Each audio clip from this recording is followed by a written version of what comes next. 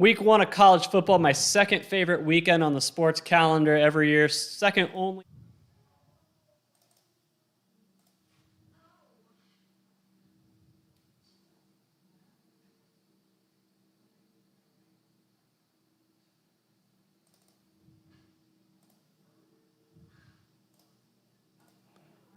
One of my favorite days on the sporting calendar of the year, we got opening Saturday, the full opening Saturday of college football, start to finish, 11 a.m. Central, all the way to probably midnight. I don't know if I'll be here that long, but I at least plan on being here till the end of the LSU-UCLA game, which starts at 7:30 Central. But either way, why should you watch my stream today in terms of college football? Well, I have a model out there that will give you live win percentage probabilities and the live probabilities of your bets covering, going over or under, and everything in between. That's why you watch this, to see how your bets are going to stand, see how games are going to play out. Anyway, stay tuned right here. Sports Truth with me. It's going to be a fun day.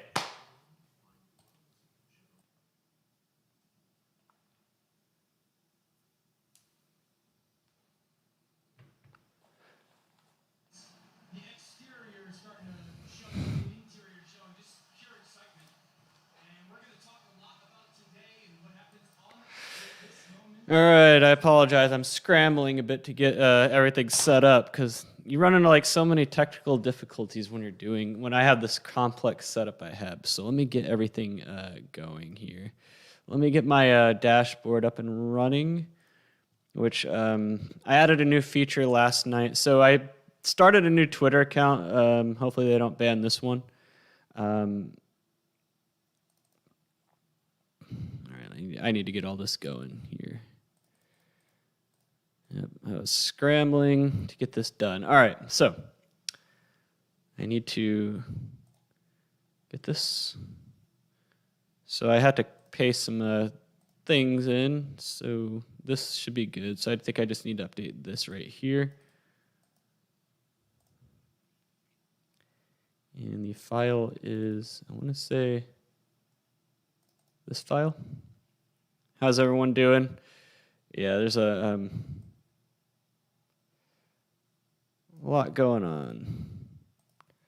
Yeah, I was having to scramble to get all this. No, it's not like I woke up. No, you just run into things you don't anticipate.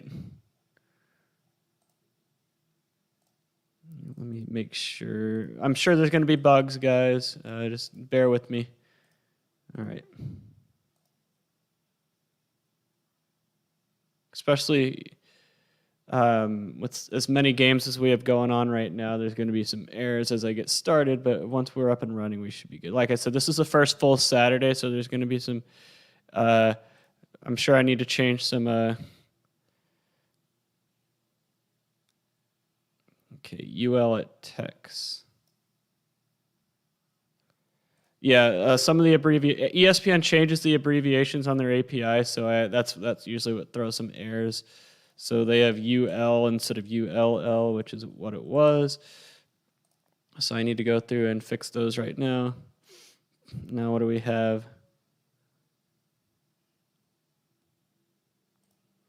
All right, we're making some progress here. We got, I want to say 1, 2, 3, 4, 5, 6. We're going to have 7 games going on for the first wave. And once we're up and running, once all these errors start, then we'll be good. But like I said, first full Saturday, there's still some more kinks that need to be worked out here. I had no issues last night during my run last night, so.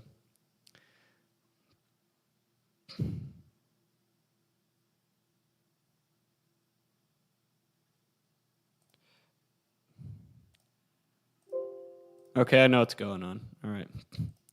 I need to get my R scripts up and running. So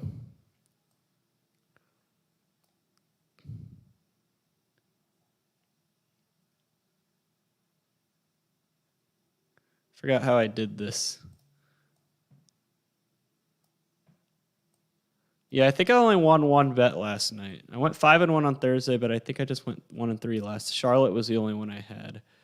All right, well, I forgot my command that I use to start my scripts, R scripts that connects to my Excel file. So bear with me here. Okay, it's that one. Okay. Here we go. Okay, yeah. I just need to get my R go between. All right, so here is where we stand. So I created a new feature last night that should be interesting. So you have my current win projections right here, like the percentage the team's going to win, but I created a feature that shows the percentage chance a team is going to cover and the percent chance the game will go over and under. So I was running this last night, as you can see right here. Yeah. With Duke Charlotte, man, this game was like back and forth. It really was. It was crazy.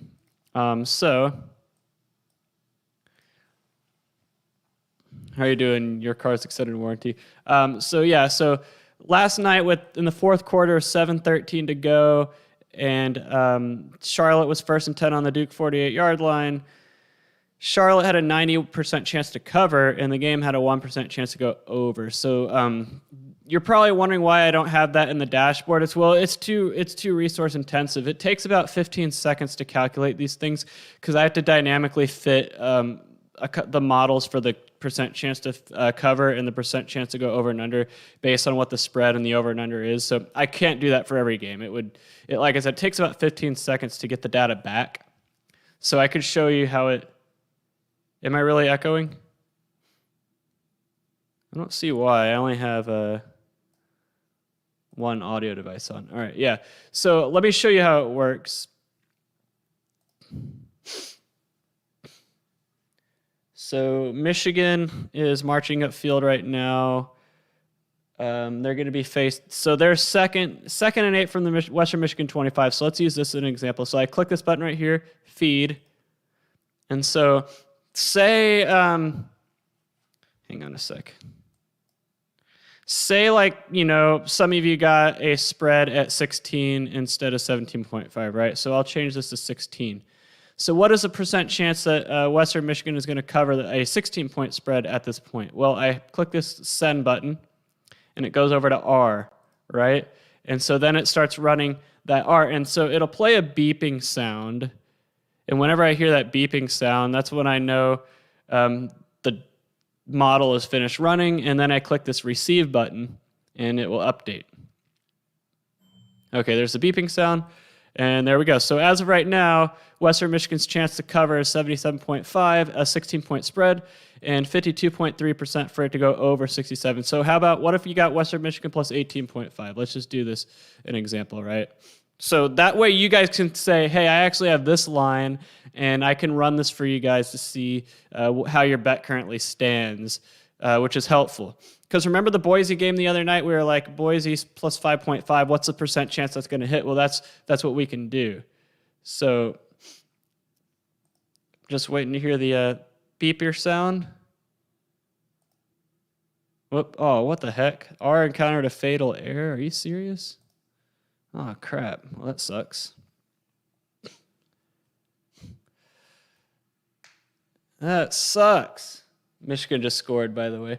Yeah, that's the only. I still need to put my other games on. But why does my R just crash? That sucks. That's a bummer. Now I have to reload all my models. I have to reload my files. Man. Okay. I'm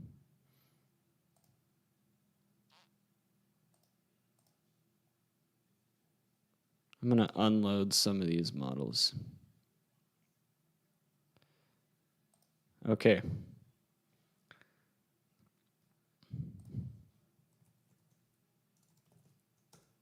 Okay. I need to rerun the script. Yeah, it's like things are going wrong right now for some reason. But I was just trying to illustrate how this works. So, okay, now I can show you what the difference is on, Michigan just scored, so we can now see what the percent chance of Western Michigan covering is, right? Now that Michigan scored a touchdown. So I wait to hear the little beeping sound, and whenever I hear that, there we go. Okay, 81.6% if you had 18.5. So now let's rerun this now that Michigan scored a TD, right?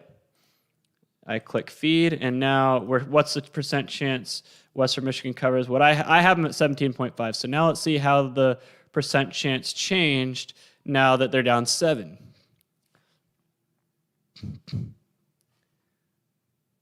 Just wait to hear the beeper sound.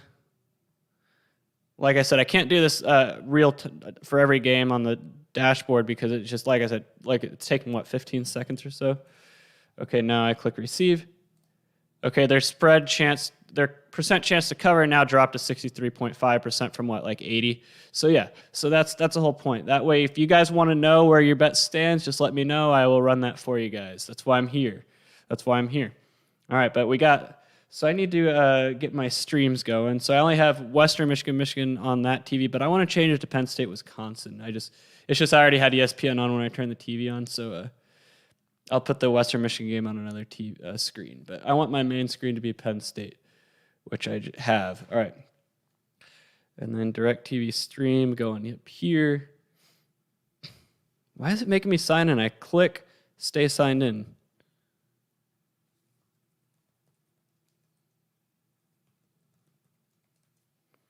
And then I got another stream going on here. Like, seriously, I click the checkbox, stay signed in.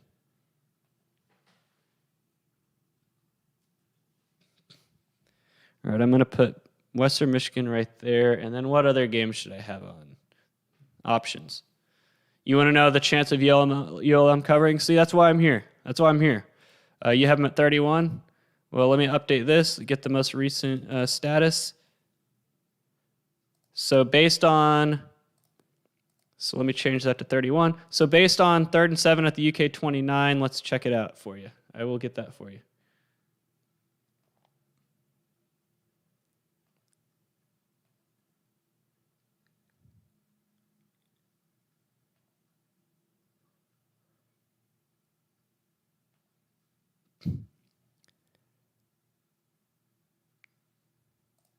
Dude, what's going on? This sucks, man. This is BS. All right, I might need to something is causing this to crash. And that's not cool. Yeah. That is not cool. It wasn't doing that last night.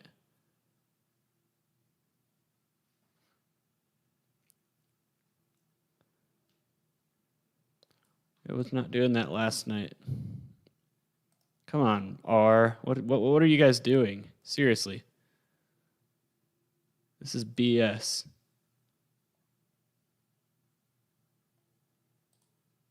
Wait, is Florida playing right now?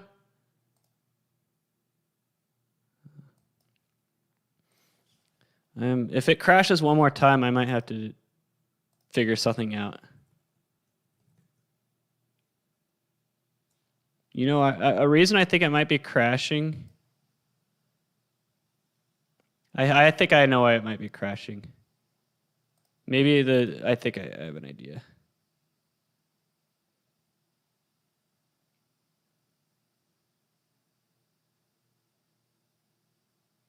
I'm gonna stop the timer and then redo the timer after it runs the thing. So let me try that and see if that keeps it from crashing.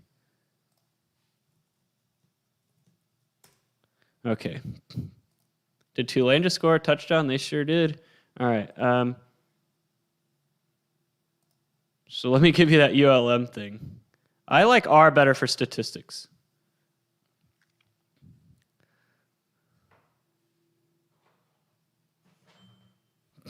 Okay.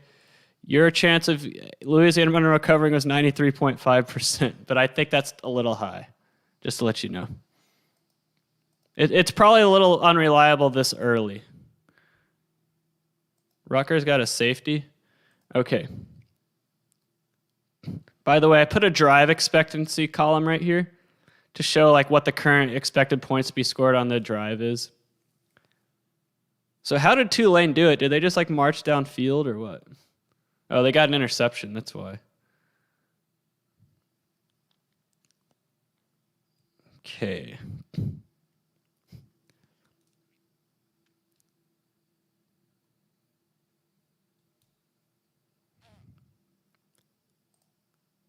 So Army is on the board. Unsportsmanlike conduct on Michigan. What was it, a late hit after the play? Yeah, he was taunting. Number 55. Come on, 55. That's not cool. You're playing a directional Michigan school. Save that for a bigger team. Is it raining at Wisconsin? I can't tell. It looks kind of foggy. Oh, yeah, I have Wisconsin as the #1 defense on my system. All right, so far I'm not having any crash. All right, so Tulane's win percentage went up to 12.5% after that touchdown.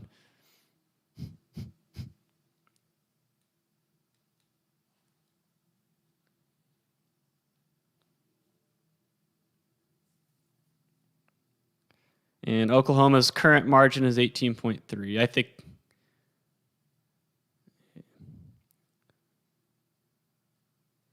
Yeah, you want to talk about a Heisman campaign that died last night, Sam Howell. You know, a lot of the Texas A&M hype coming into the year is because they beat Sam Howell in their bowl game last year. He didn't look that good. He made some dumb decisions.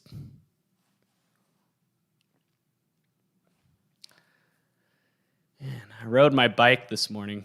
I rode it for about an hour and a half. I think I got 20 miles in. Yep.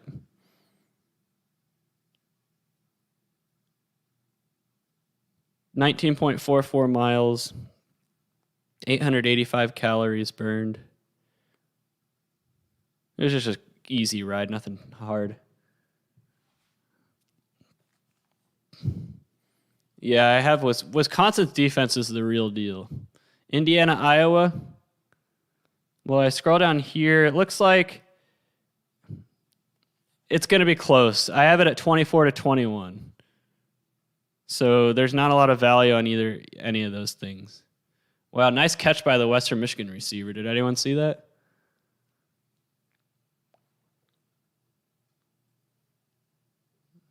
Whew.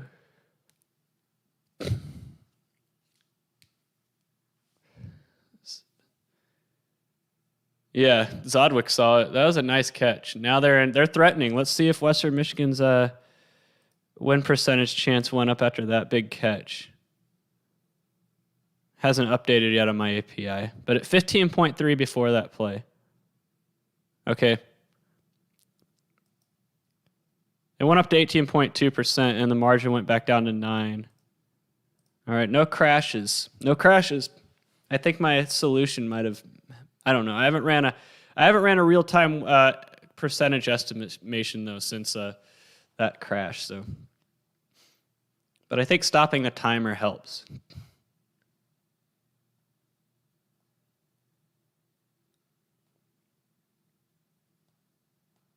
Wait, 2nd and 28 for Wisconsin. What's the drive expectancy on a 2nd and 28?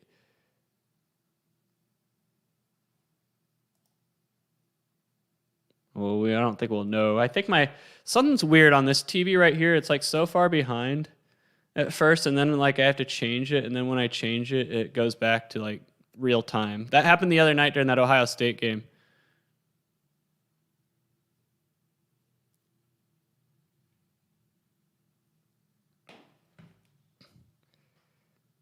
All right, there we go. So Penn State starting their drive at the 35. That has an expected points of 2.35 expectations. So they can be expected to score 2.35 points on this drive. Ooh, looks like Western Michigan. Oh, I think he was out at the 1. I told you guys, Western Michigan, if I had to come up with one play this week, it would have been Western Michigan against the spread. That would have been it. Either that or Central Michigan. One of the directional Michigan schools playing a U of M this week. Those are my top 2. If Western Michigan scores, what's the percentage for the over? Well, they're pretty much. So what my thing factors in is the drive expectancy. So once this updates, we will find out. It's going to be a high number. Let's see what it was. Let me see if I can get one more update. Okay, yeah. So I can do this. So let's see what it is at the 5-yard line. Since the drive expectancy is 5.92. And they're going to... he was short 1 yard. Did he fumble it out of the end zone?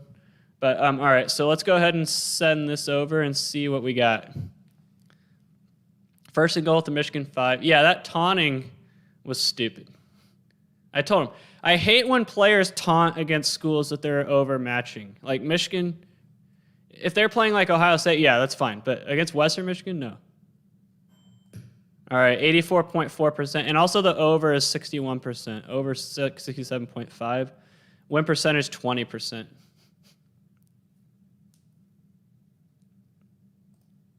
All right, no crashing. Like I said, I think my solution might have worked.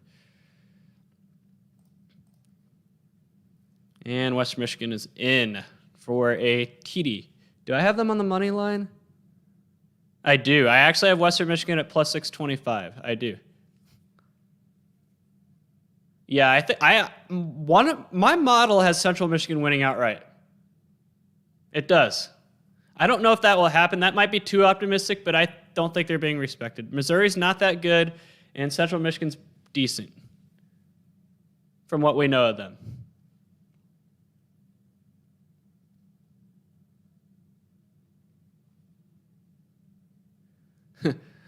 I have the AT&T fiber like the fastest possible speed. They told me, I told them when I was signing up, I was like, will I be able to stream 3 different games and do my YouTube streams and all that? They said, yeah, you'll be fine.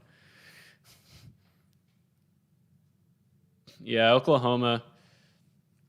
Whenever TCU plays Oklahoma, it's so frustrating. This is what drives me nuts, is the refs do not call linemen downfield against Oklahoma. That's part of why their offense is so good. It is impossible to know if they're running or passing when their lineman goes so far downfield on passing plays. The refs need to enforce that. It needs to be like the NFL. The NFL, they give them a little 3-yard cushion bull. Either the lineman is downfield or he's not on a passing play. Spare me this whole they're allowed to go 3 yards. No, that's not fair. That is not fair for defenses. Defenses are taught to read what the linemen do. So if the linemen start going downfield, they're going to think it's a run, and that's how they have receivers so open all the time. Drives me nuts. Baylor, when Art Briles was their coach, was the same way. Like, the college refs need to crack down on this crap. Anyway, that's my rant about Oklahoma's offense. Oh, ULM just scored. Okay. Their win percentage is up to 12.3%. Nice. Yeah, exactly. Thomas Dunlap knows. Okay, their linemen aren't downfield, but it's usually when they do like run-pass options, right? So on a run-pass option, it's pretty dang hard to defend that when you can't read the lineman. I think I have Baylor minus 13.5 Eagles. All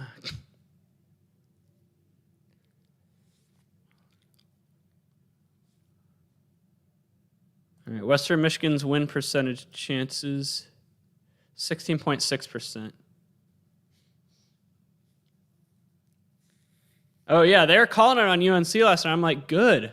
Big 12 refs need to do it, though. That's how Oklahoma gets away with it. And maybe because Oklahoma's leaving the conference now, maybe they'll stop giving them such favorable calls.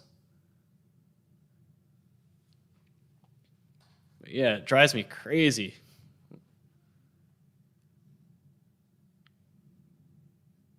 Man, Oklahoma has some false starts. Sucks for Tulane, though, that this game got moved. Like, you have a once-in-a-decade home opponent, and it gets canceled, and you get a hurricane.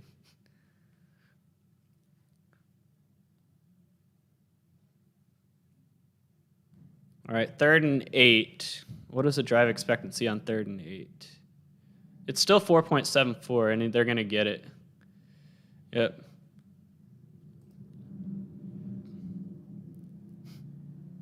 I plan on going all the way to the end of the LSU-UCLA game tonight. That's the plan. I'm going to take like a break after these first wave of games to make some food, but I have a lot of it pre-prepared, so it's not going to be like I'll be gone for an hour. And I also have the dashboard still updating when I'm off camera.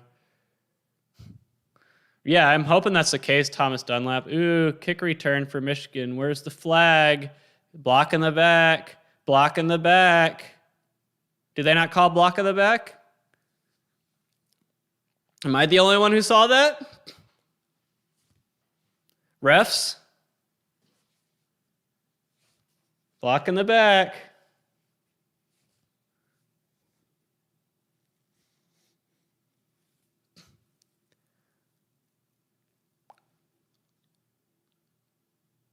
Why? Because Kentucky, what did Kentucky do? I didn't even see it. I saw they scored, though.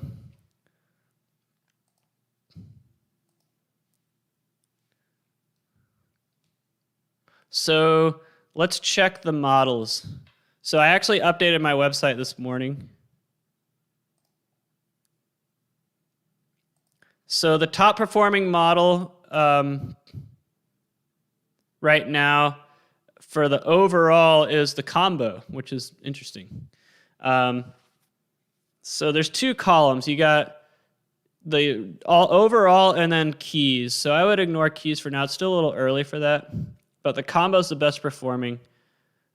This week, the combo is 17-9 overall, 7-2 on totals, 5-4 against the best against the spread model is the random forest and K nearest neighbors. The random forest is 6-3 this week. The best for totals is combo and neural network. And the best for money lines is neural network as well and random forest. So that is how the models are doing. And then on my plays, I am 9-6 overall. I'm 6-4 this week. I went 1-3 last night, though. Yeah, Northwestern, how about them? They didn't even show up. I have Penn State, Wisconsin on my TV, and then on my monitor, I have Oklahoma, Tulane, and Western Michigan, Michigan. Yep. I want to put the Kansas State game on, though, but I just don't know where. If I had a fourth monitor, I would do that. I mean, I could divide up my screen into a little bit more and have a fourth stream, but I don't know. That might be overkill. I can't stand Lincoln Riley. All right. Did Penn State just get a fumble? Yep, they sure did.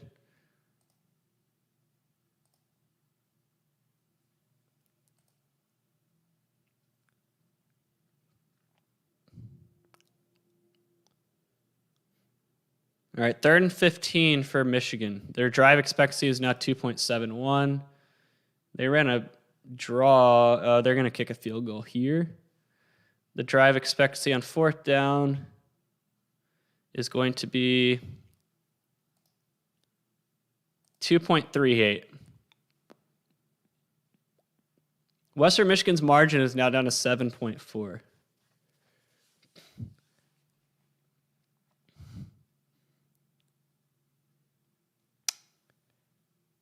All right, so Oklahoma's win percentage back up to 90.7. The margin is 19. Yeah, I'm really interested to see the UCLA LSU game. I am. Oh, he missed that field goal. Am I the only one who thinks that field goal from Michigan didn't look good? It looked like it was no good to me, but I'm not there. It looked like it was wide to me. He kicked it so high you couldn't really tell though. The dots, Rashim. Look at the dots. And then click on official plays to see what I'm actually on personally. All right, so after the field goal, Michigan, the margin is still 7.5.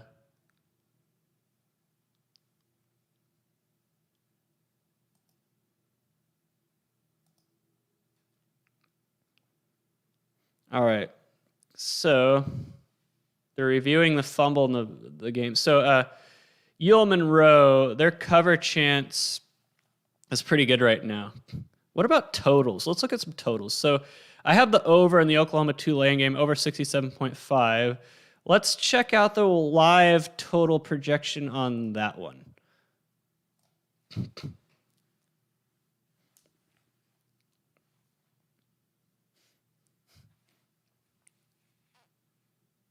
Waiting for the beep. Like I said, it takes about 10 to 15 seconds to calculate these things because you have to fit a model in real time. All right. Over is only 37.6%. That's not good. Overturn the fumble. I have the under in the Penn State-Wisconsin game. I mean, so far, no one's scored yet. Let's see if the real-time cover under percent chance is there. After about 1/8 of the way through the game.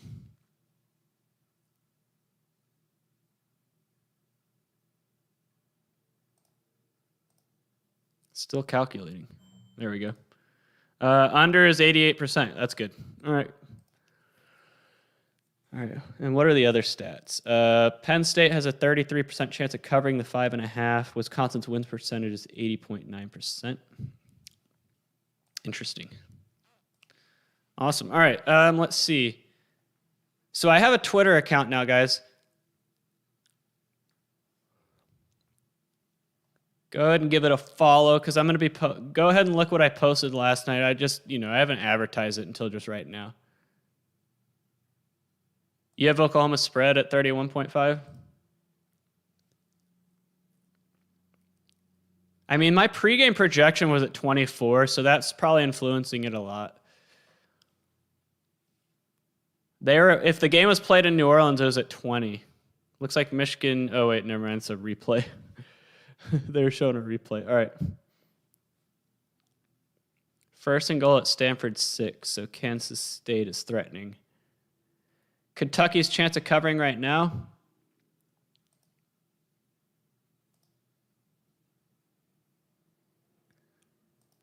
The 31.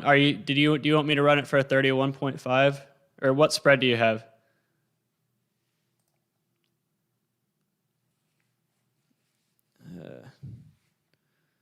At William_Lease. It's in the ticker. It's also in the description, I think, of the video. Probably. I think you gave me 31.5 earlier, so that's what I'm going to send.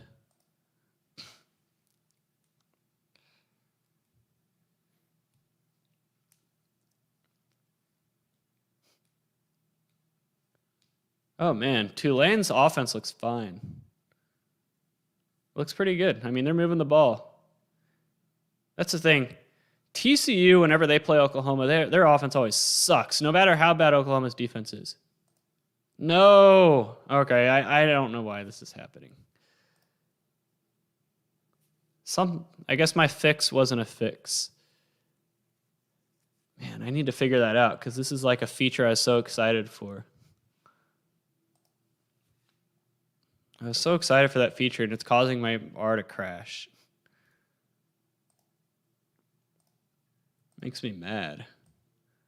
It's like, what's wrong in my code?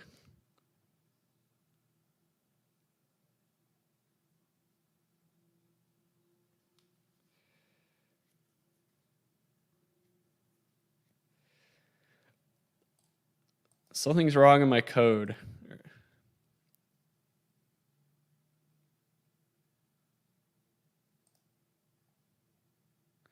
What if I move the feeder up?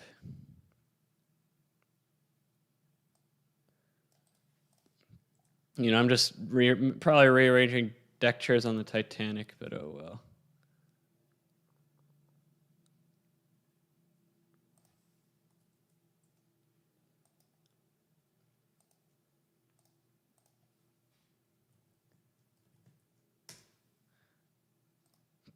Getting your stats.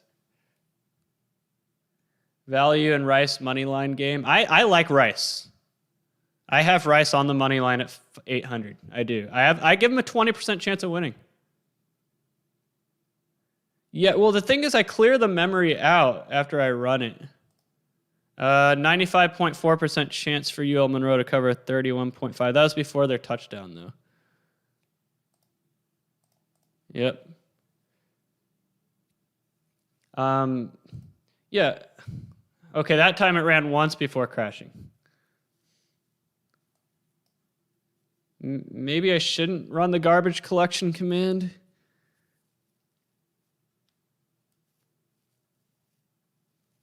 That's the thing. I don't want it's not like I'm saving the models in my workspace. I have it set up to where that's not happening, but.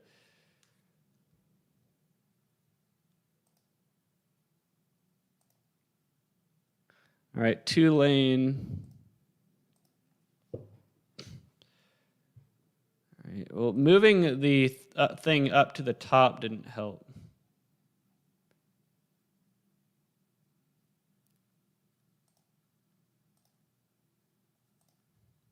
But yeah, I do think it has something to do with overloading the memory. I really do. I mean, I have 32 gigabytes of RAM.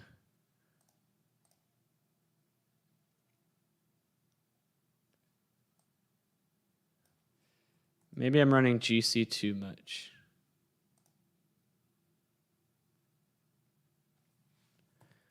What if I keep running garbage collect? Maybe it's the garbage collect command that's causing this to happen. I'll just keep an eye on the memory, but let me try to do it without garbage collection.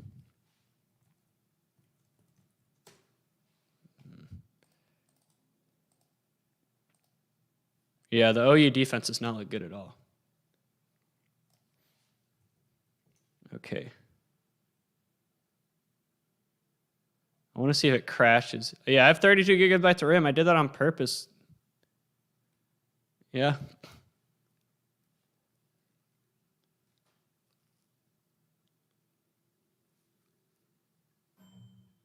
I know, that was almost an interception for Michigan. What warnings is it giving me? Maybe that has something to do with it. No, that's not it.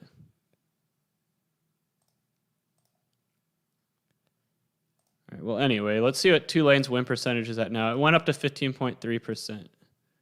16.6 after the extra point. All right, 3rd and 10 for Western Michigan. Their drive expectancy has to be bad. It's 1.19. 1.19 expected points on this drive for Western. Kansas State is up to 79.8% win. 1st down and more for Western Michigan. Nice. I told you, their offense is not bad. Western Michigan's offense is not bad. Let's take a look at what I have them at. Like, they're number 48. They're not a bad team. And number 17 offense. I think that's better than Michigan. Yeah, better offense than Michigan. Their defense is not good, number 110, but offensively, they can move the ball. They can.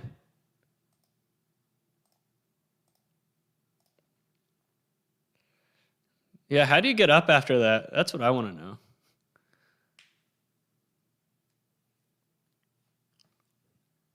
Army is up 13-0. I had them at plus 2.5.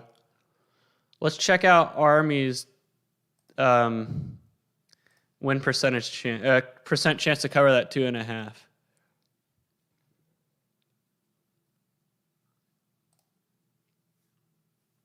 I want to see when it aborts. Like, if the R is going to abort again, I want to know like when it happens.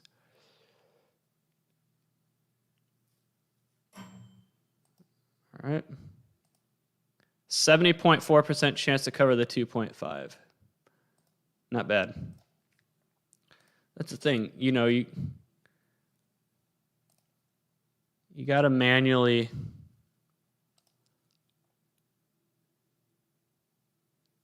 Maybe I'm running garbage collect too much. Maybe that's why it's causing it to crash.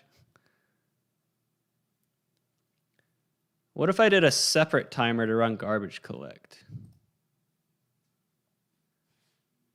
I'm going to try this.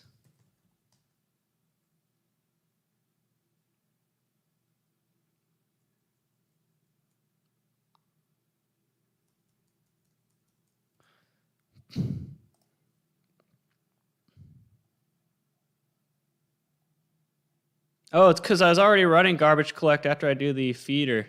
Okay, I'm going to keep that in mind. Yeah, Army being a dog was kind of suspect to me. I was kind of worried, to be honest with you.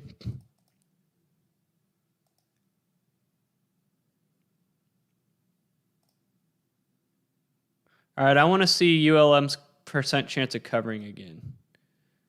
a 30. Is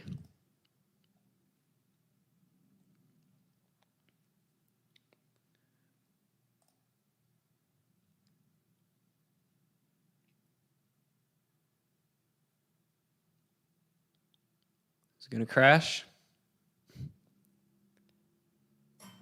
Maybe running garbage collect. Oh, it did. All right. Okay. Excellent.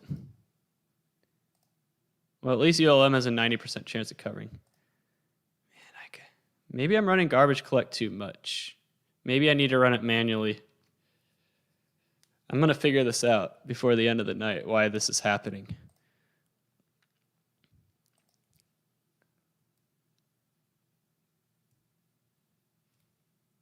What's the flag for in the two-lane game? Offsides.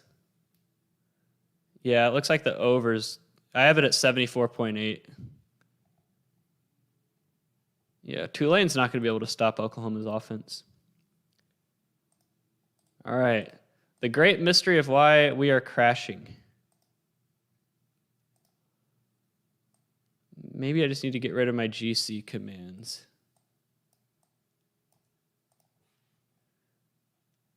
Maybe it's the beeping function that's causing it to crash.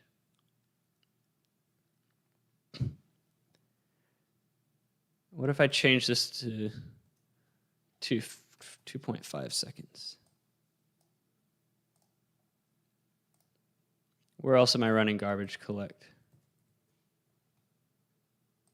I'm not. Okay, so now all garbage collection will have to be done manually.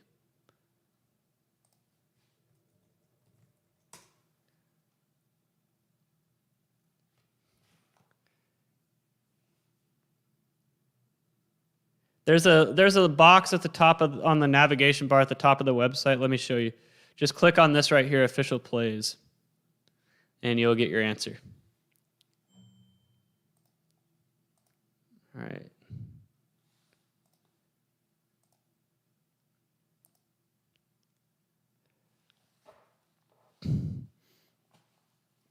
Rutgers. I had Rutgers, right? Yeah, I have them at minus 12.5. Temple's not good. And their fans don't like their coach.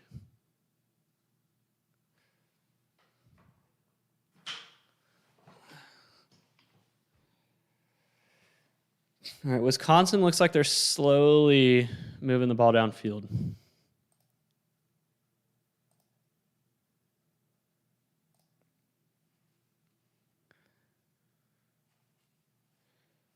All right, so Western Michigan's facing a 3rd and 7 from the 39. Their drive expectancy is 2.43.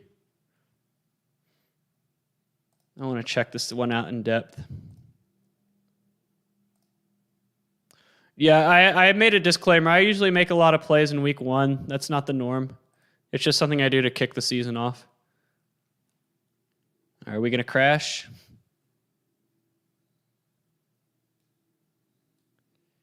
We going to crash? Didn't crash that time. But look at that. If I don't do garbage collect... So Western Michigan is at 86.7% chance to cover, 21.7% to win, and 57.1 at the end of the first quarter. Oh, he was way off. That was a bad third down pass. So guys, I have a Twitter account now. I don't know if anyone follows it, but I'm going to update.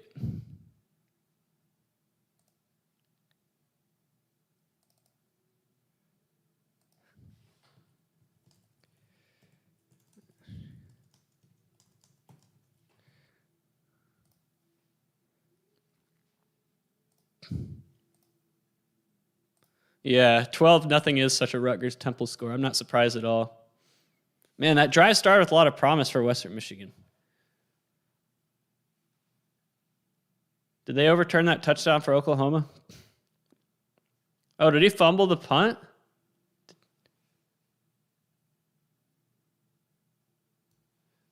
Looked like he did, but I guess not.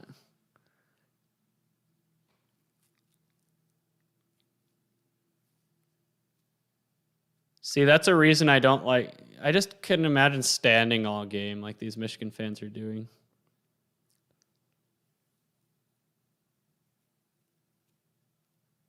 Yeah, I know Rutgers got a safety, and I know it was 5-0 at one point.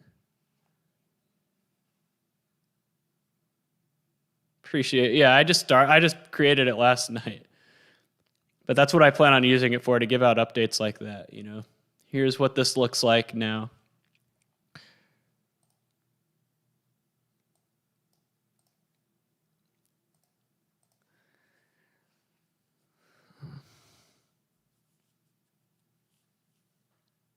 All right, Oklahoma. There they go. Okay, they just got on the board. So 28 points already. Yeah, I think that game's going to go over. And the Penn State game looks like it's going to go under. This is why I like football betting more than like basketball, because Western Michigan almost had an interception, but you pretty much know where a game stands as far as like where if they're going to cover or not based on pretty early. You don't have to like, that's why I hate basketball betting. Not that I hate it, but like the free throws and fouling at the end of games is like you never know where a bet stands.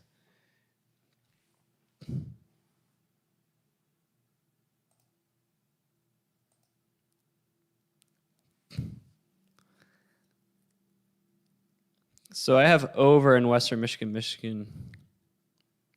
What was the percent chance of that one going over that I had? 57.1.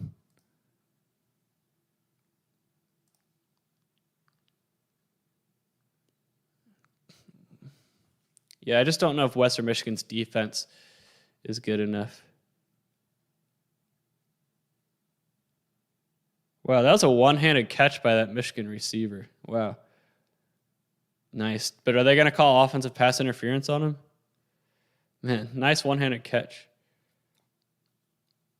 Yeah, well, in basketball, it's like, that's what I hate. Like, a lot of times your bet comes down to which teams foul and make free throws at the end of game. Drives me nuts. At William Lease. Yeah, it was offensive pass interference. I figured that was the case. It was still a good catch, though. Wisconsin's threatening. What is their drive expectancy? 5.19. Yeah, that's pretty good. 87% win percent chance for Wisconsin. 24-14 a projected score.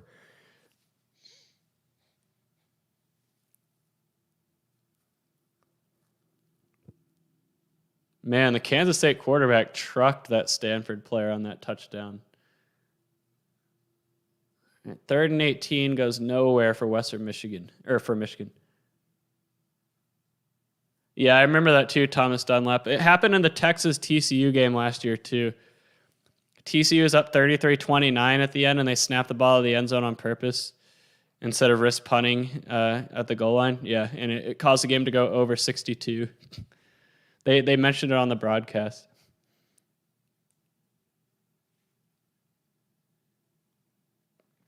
The thing with Oklahoma's defense is they play like a very aggressive style. But sometimes you can be too aggressive. Michigan is punting. Western Michigan is going to get pretty decent field position here. They're going to get the ball at midfield. Ooh. Not a good read by the Western Michigan punt returner. He's lucky he didn't fumble that. All right.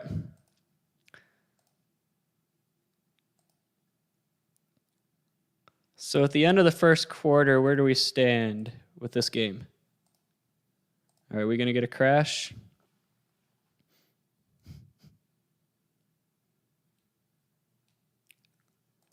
We going to get a crash?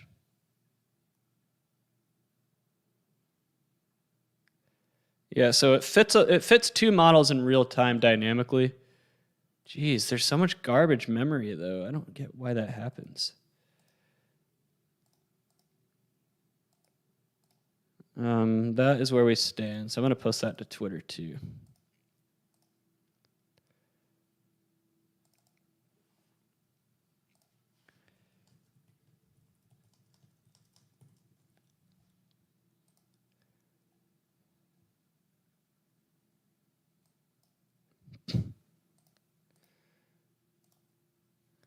Yeah, Oklahoma.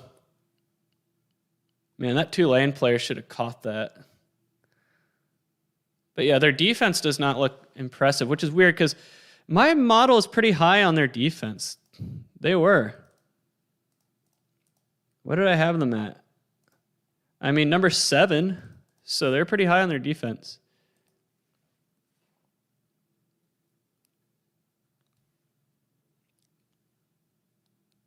Yeah, there's too many commercials in football games. There really are. That's an issue. Like, when I was a player, I just hated all the commercial breaks. It kills the momentum of the game. Like, and you see the guy standing on the field, like looking at his watch, and that's, how you know there's a TV timeout, and it just drives me nuts, especially when the weather's bad.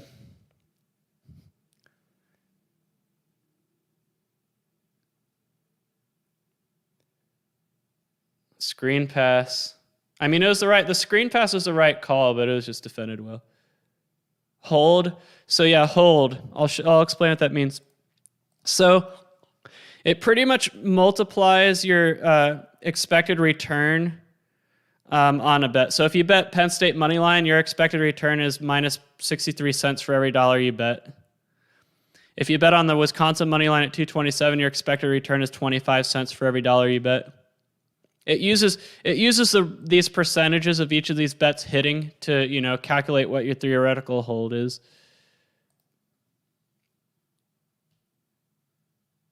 I should call this moneyline return. ATS return. Or MLROI, let's call it that. Yeah, it's a return on investment. Why did my first Twitter get banned? I don't even know. I didn't even post anything like political or anything on there. It was all sports betting stuff.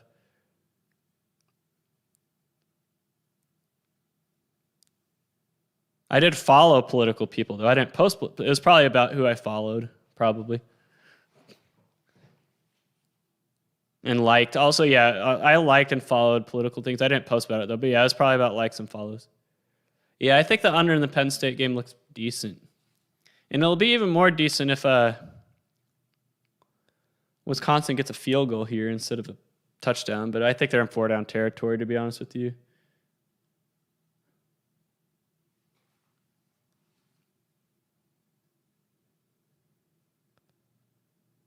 $24 cramping up. Looks like it.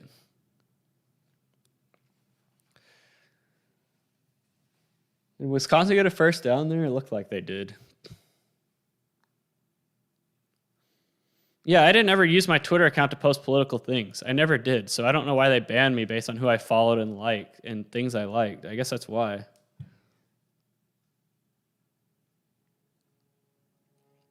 Just run for it. Yeah.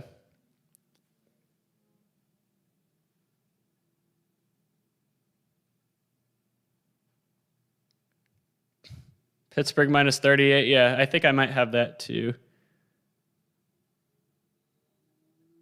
Wait, this API isn't going down. That's weird. I wonder why it's... Well, it's only giving me those many games.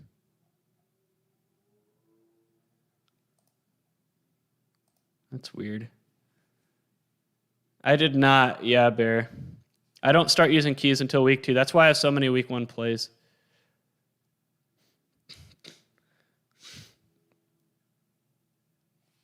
That third down play went nowhere for Western Michigan.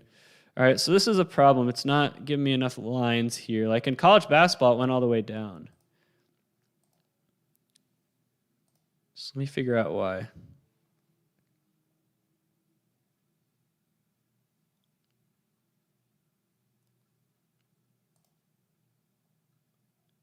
I wonder why it's only giving me 50 results.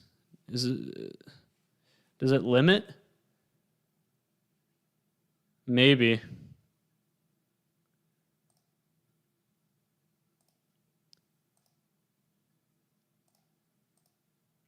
I want every single game on the day to be on here. But it's only giving me 50. I wonder if there's...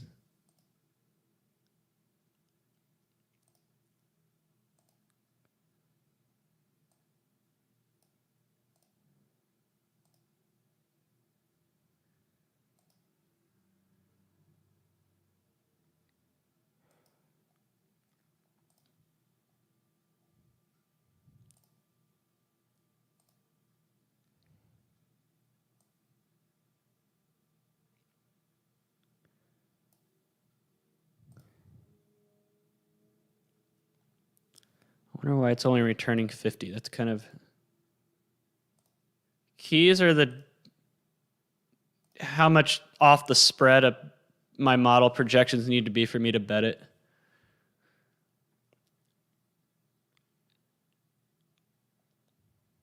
I wonder why.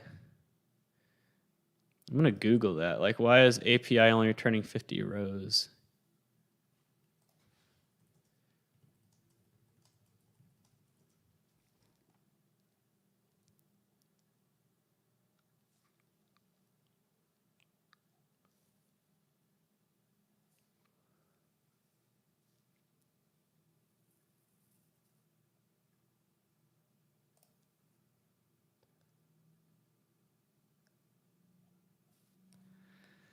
I mean, it's not the biggest deal in the world, but it'll make my records up here not be accurate because it won't have every game on there.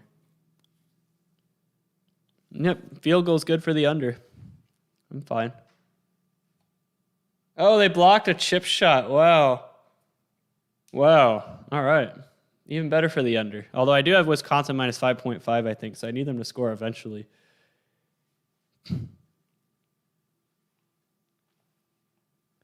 Yeah, in college basketball, so my college basketball thing returned every row. Yeah, Temple is so bad. I was trying to tell people that 12.5, I know it's Rutgers, I get it, it's Rutgers, but that 12.5 spread, guys. So my college basketball dashboard returned every row. You guys haven't seen this in a while. But let me see if I can figure it out.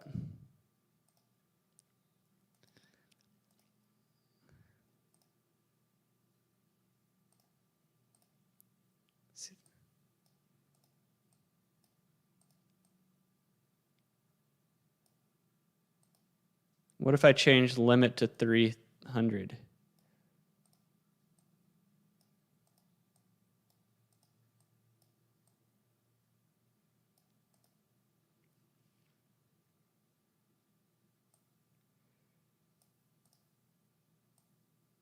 I'm going to try that. Maybe that's it right there.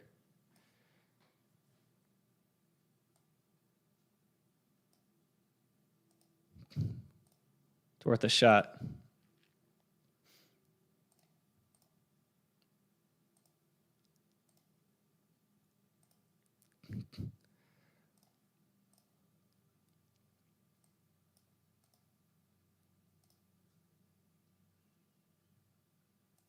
I don't know. I'm going to try that and see if it works.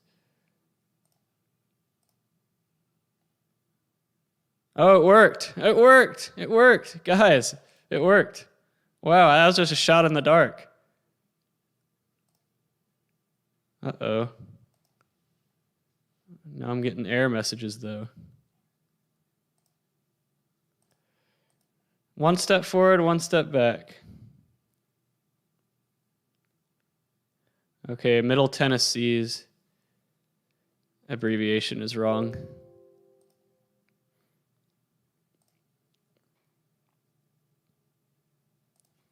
They have MTU. Okay, whose abbreviation is wrong now? Arkansas State.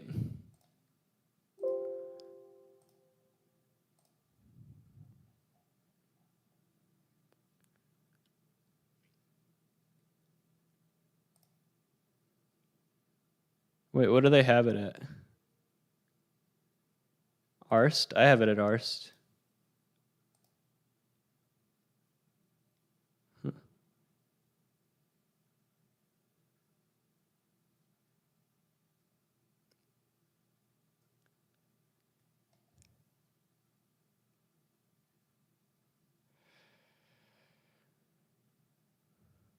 Wow, Michigan just scored a long touchdown.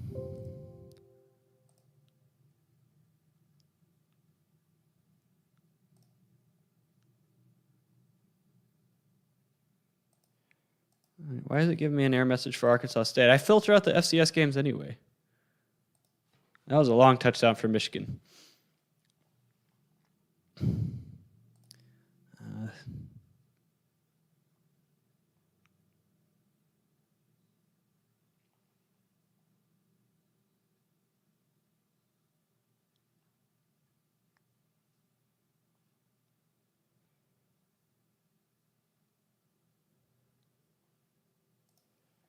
Okay, why is this happening now?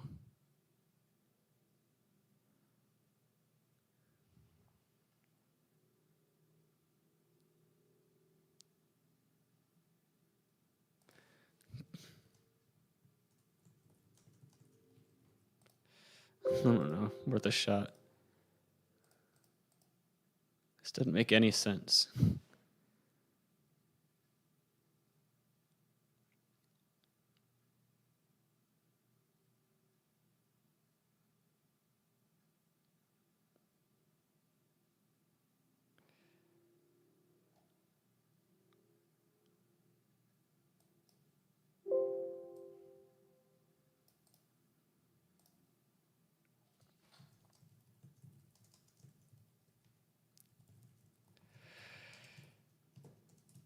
I don't know.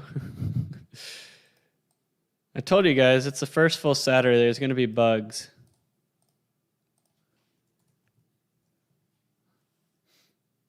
I just don't get why it's happening with that game. I have plenty of SCS games in there.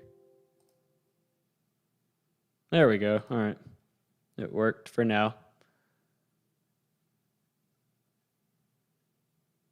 UConn and Holy Cross. You must have a bet on that. Otherwise, I wouldn't watch that. Wow, did Tulane make a goal line stand? Tulane making a goal line stand here? What's Oklahoma's power rate? Because that's what's going on right there.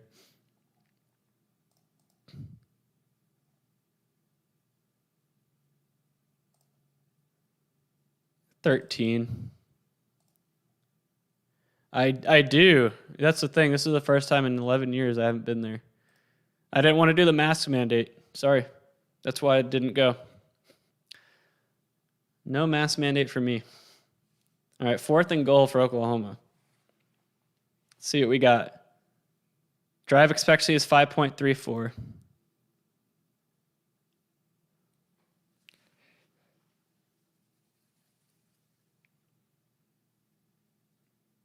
Temple is so bad. I was trying to tell people that.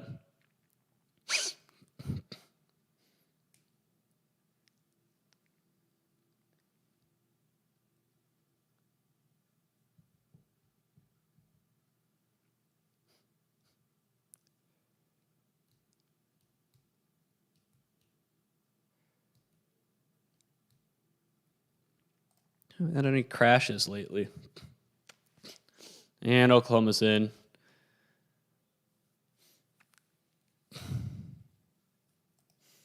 All right, now that Western Michigan is down 10, let's assess their chances of covering.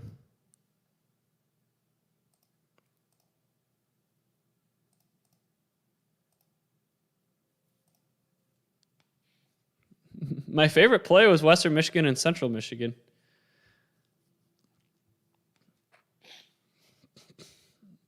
But we're trying to assess where we stand with Western Michigan now they're down 10.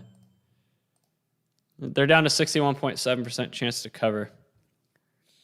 8% chance to win.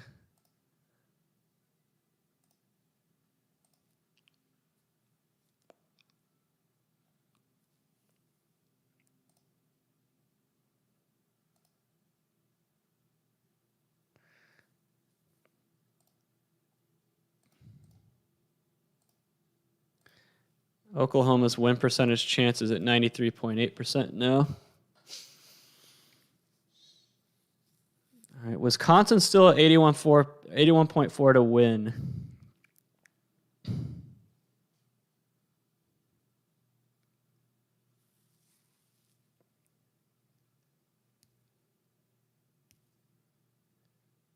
Western Michigan running back almost broke one.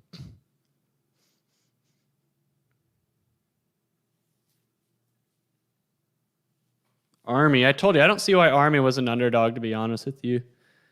Let's see what their chance of covering the 2.5 is now that they're up 21. Remember, 21-point lead the other night, almost ended up losing. Boise State. Can't forget that. No crashes. Yeah, I do think running the garbage collect command was causing it to crash.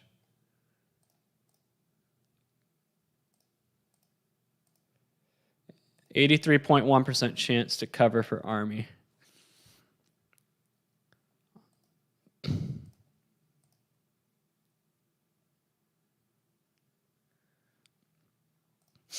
I'm going to post that on Twitter.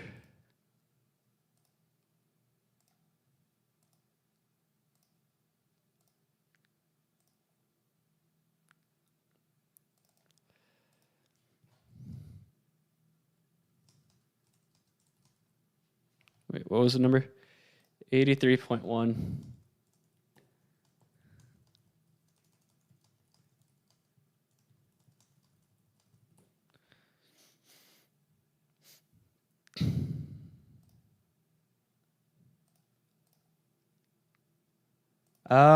Miami. Let's talk about them. Five of my 7 metrics and the 2 most accurate so far, the random forest and combo, have Miami at 19.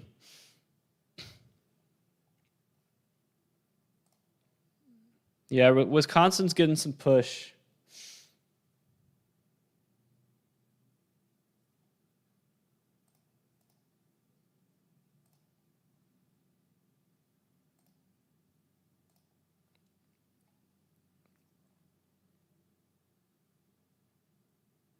Was Western Michigan trying to fake it there? It doesn't matter because I got to delay a game, but it looks like they're maybe running a fake.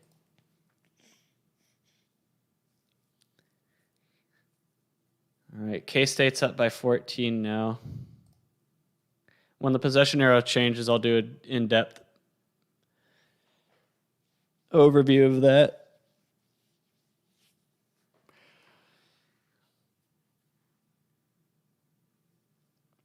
All of my spread plays right now. Interesting. That was almost blocked. That punt was almost blocked. And it was a line drive punt, too. Line drive punts mean big return, which is what we're seeing. That was a big return for Michigan.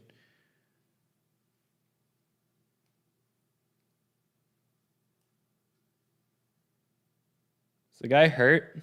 The punt returner hurt for Michigan? Looks like it. He's cramping, I think. Cramps are so painful.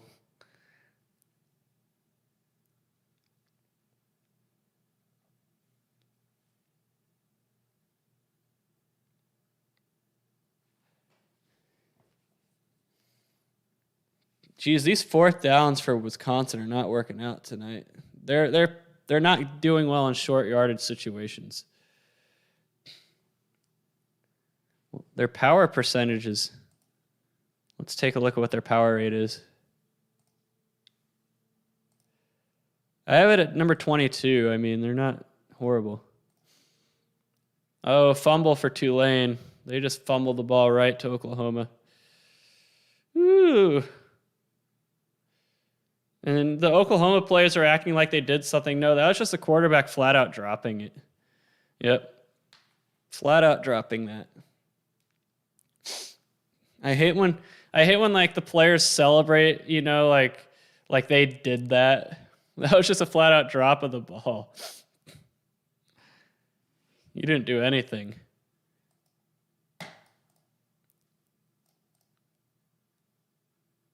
All right, when the possession arrow changes in the Stanford game, I will do an in-depth one on that. Ooh, Temple got a touchdown. Good for them.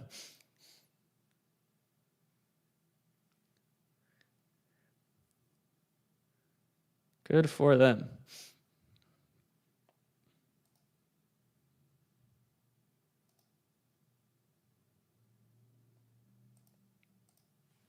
You know, Kentucky isn't that impressive. Given the opponent they're playing, they're not looking that impressive so far.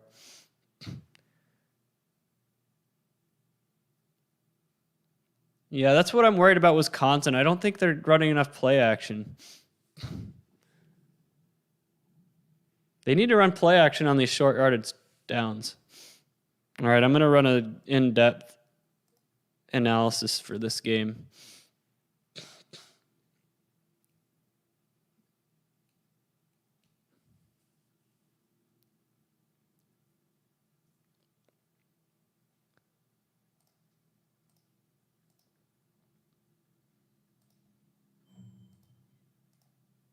All right. Not looking good for Stanford. Like I said, we talked about this on Wednesday, but Stanford in my model, I mean, talk about a program that has fallen very far. Where's Stanford? Like, I was stunned. I mean, I knew they had been taking some steps back, but seeing their projected record in my model, I was like, wow. Yep, I haven't. Look at that, 1-11, 1-11. Vanderbilt being their only win. So I'm honestly not surprised.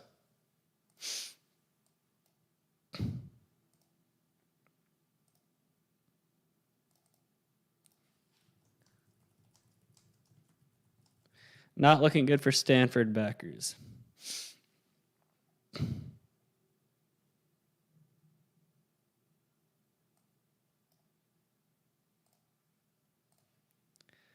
So Oklahoma has to line up for a field. That's a win. After fumbling the ball that deep in territory, that's a win for Tulane forcing a field goal here.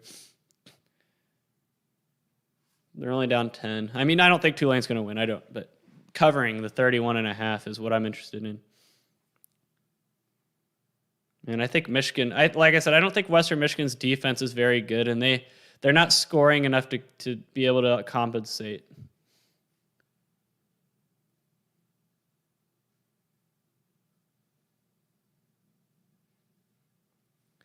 You know, honestly, I expected Western Michigan's offense to do a little bit more than what we're seeing.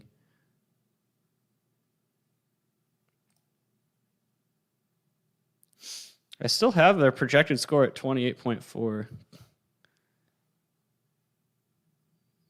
I mean, that was a nice stop for Western Michigan there, but it was second down.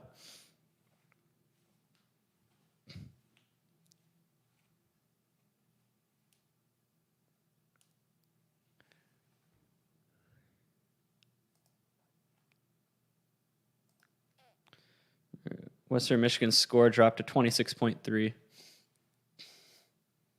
All right, can Wisconsin finish this drive?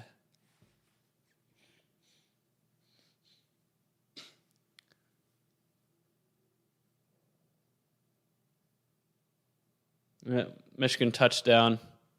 He broke through the first level, and there's nobody there.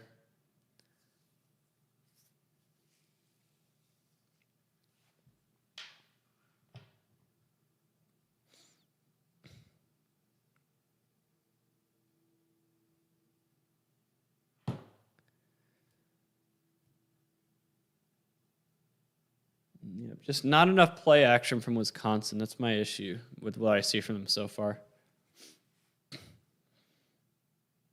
All right, now that Western Michigan is down by 17, we need to rerun the analysis for that.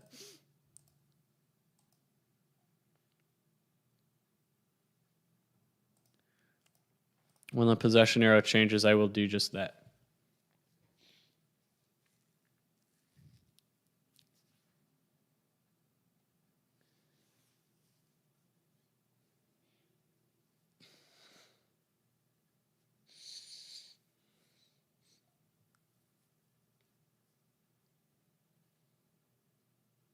Yeah, last year's college football was horrible. I remember I was doing a stream last year, and I said, like, college football sucks right now. And someone was like, why should I watch your stream then if you think college football sucks? And I'm like, because the season sucks. You know, no fans, games are being canceled.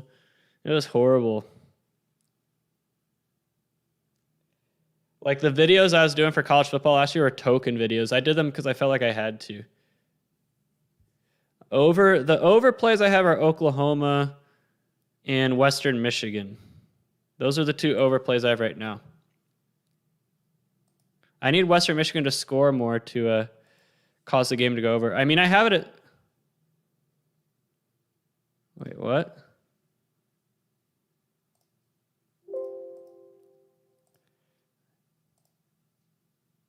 That was a random error. But yeah, I mean, I have the total of the Michigan game at 74 right now, so it looks like it's in good shape. But Western Michigan needs to... Geez, Wisconsin. Jeez. What are you guys doing? I mean, I'm fine for the under, but I need you to score eventually to cover and win the money line bet that I have on you guys. But...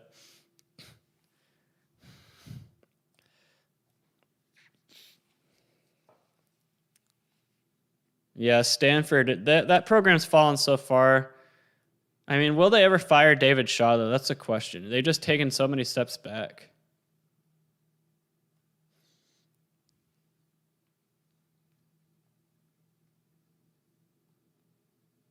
I want to check to see how some of these FCS games are going.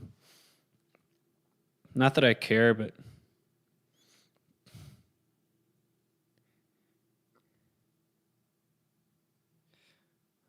Holy Cross is up on UConn. BC's up 20-0 on Colgate. Nebraska's up 23-7 on Fordham.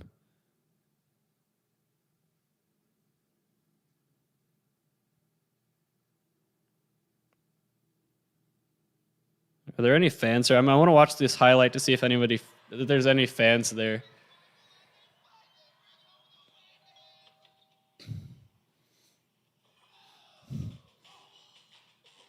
Yeah, ultimately, I think Wisconsin's going to win this game. Oh, did Tulane fumble again?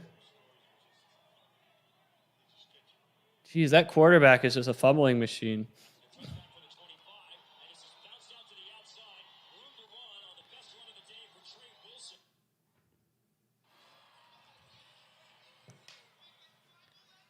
Oh, wow, number 8 for Michigan getting carted off. I thought he had his cramping.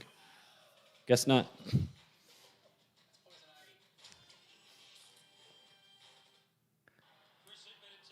What about the Oregon Ducks? I had that game going under. There are fans in the Nebraska game, and they were loud. Yeah, I had the Oregon-Fresno game going under. That's it. It's the only play I have there.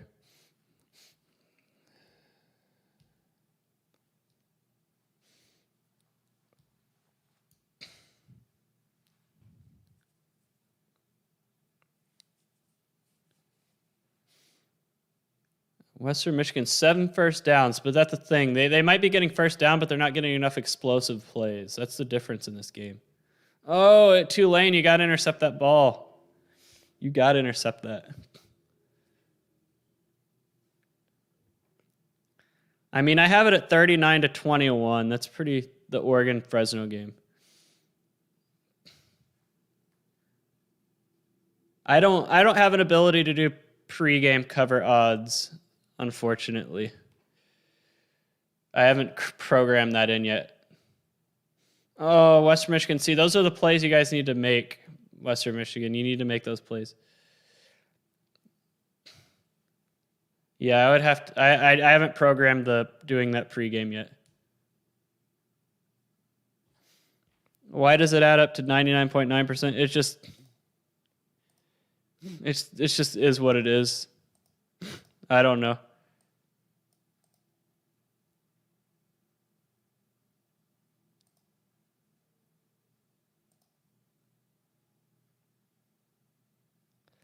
All right, let's see what Western Michigan's cover chances are on 2nd and 10.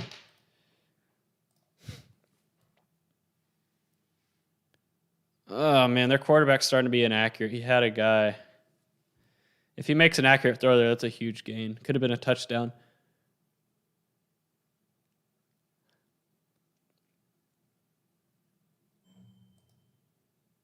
Ooh, they're down to 52.2%. Remember, they were at like 83% at one point.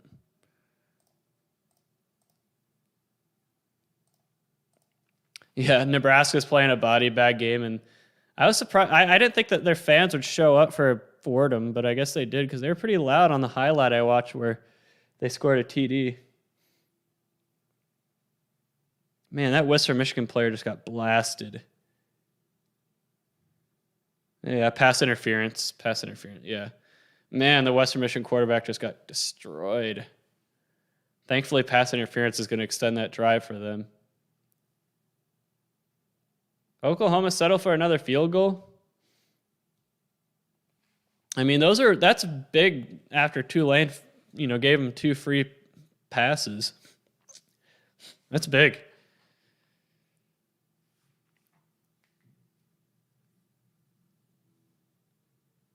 Did they wave off the pass interference? Oh, how do you wave that off? He pulled his jersey. And then he pulled his face mask. Are they going to say because it was tipped? It wasn't tipped. How do you wave that off? How do you wave that off? Come on, refs. That's ridiculous. Absolutely ridiculous. I mean, if that's not pass interference, then what is? That was a horrible punt from Western Michigan. Hi, I'm looking to get into sports modeling. I watched your beginning linear regression video. It's pretty basic, yeah. Do I have any courses on more advanced tutorials?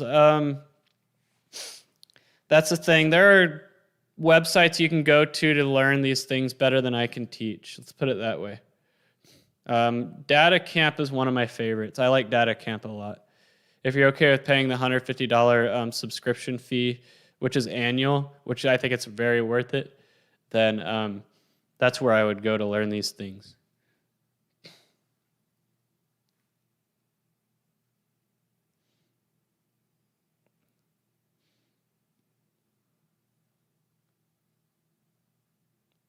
Wait, they called that offensive pass interference on Western Michigan? How? How? They got his jersey pulled. Jeez. Man, at the halftime of these games, I'm probably going to get my food going. I'm hungry. I didn't eat anything after my bike ride this morning.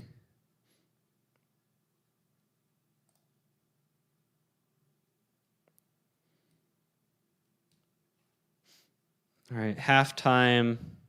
Stanford has nothing. At what point does Stanford make a change, coaching change? Yeah, Data Camp is what I recommend. I used to not say that because I wanted them to sponsor me, but I don't care anymore. I don't care about sponsors. That's not why I do this. Yeah, 28-7. Let me look for you.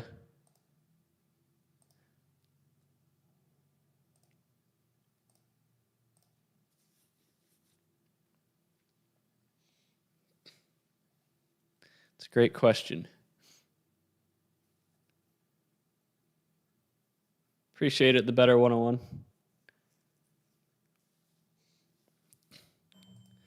Uh, 67.2% for ULM.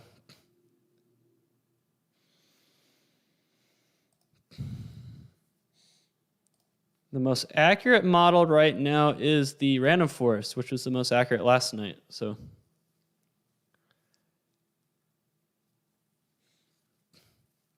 least squares is also doing pretty good. No, I'm gonna make chili dogs in my. I already have the. I'm gonna make chili dogs and cheese fries, but I already have the cheese fries, or I already have the cheese sauce made. I just need to heat it up. Same with the chili. I already have all that made. I already have the onions sauteed, so I just need to put it all together and heat things up. I should only be gone for about 10-15 minutes. You should have seen me a couple weeks ago, though. I ate two 16-inch pizzas from this New York pizza place. I went to Wendy's and got like 5 burgers and 2 of the cheese fries and some chicken nuggets. But yeah, crazy stuff. Yeah. Like I said, I don't do this to make money or anything. I do this for fun. Does anyone think this Penn State game is going to go under?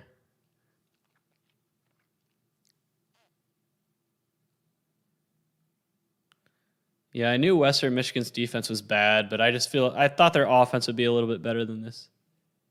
Yeah, it's $150. Data Camp's $150 for a year, and I think it's worth it. That's where I would send my employees to learn these things.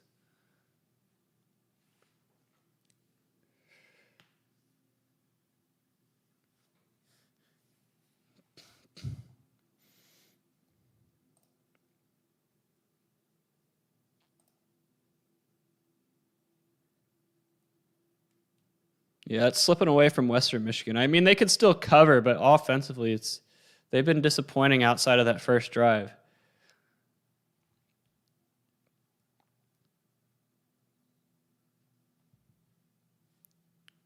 Data Camp.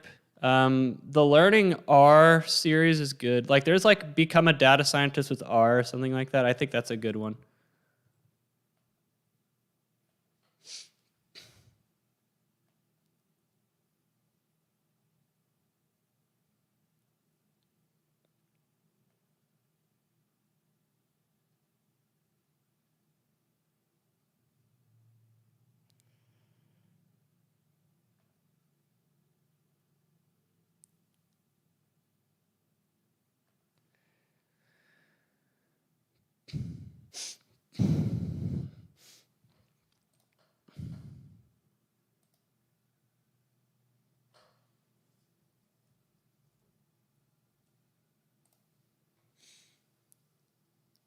And Western Michigan is not a good tackling team.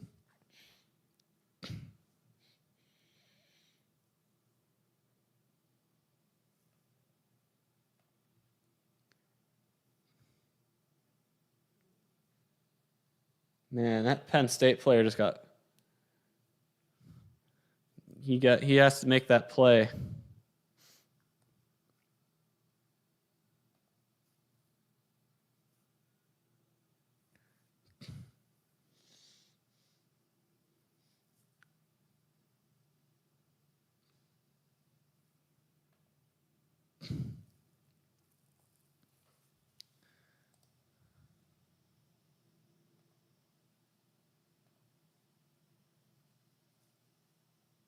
If which team scores here? My system does factor in the drive expectancy, which is at 5.5 for Michigan.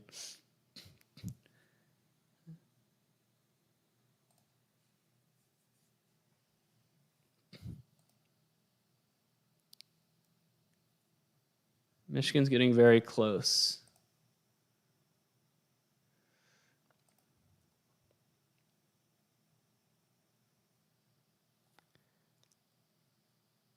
Oh, they stopped him. They stopped him short. Michigan needs to call timeout. What do you do if you're Michigan here? Do you kick a field goal? I think you do. I would kick, but that's me.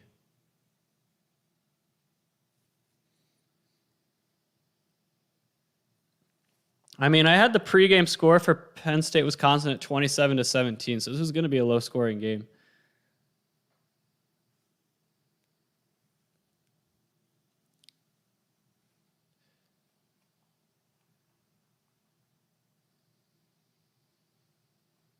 Man, that coach for Western Michigan reminds me of a Mark Mangino. I would kick if I were Michigan, but I'm like that.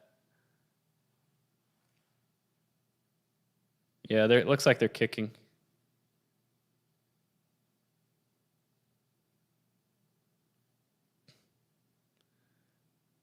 There's no need to go for it when you're up by 17 against a team you're expected to beat by a lot. You don't want to give them momentum going into the locker room at halftime if they stop. All right, I will rerun the projection for that game when it updates, which it did. When halftime comes, I'll update it. Army scored again right before half. Nice. I wonder how they did it, because they didn't have a lot of time. And they're not a team that passes the ball, so I wonder, maybe they got a kick return?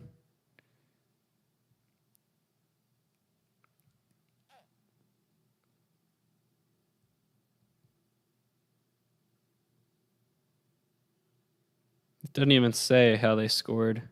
I don't think Army did score, to be honest with you, based on what I see on the play-by-play. Unless they had a kick return.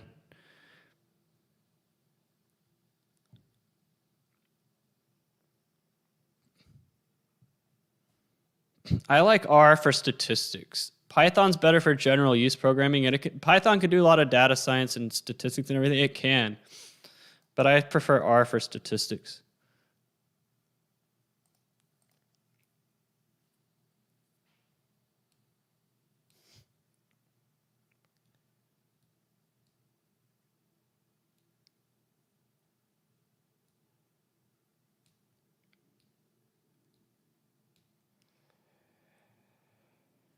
right, once all these games are at halftime, I will start preparing my food.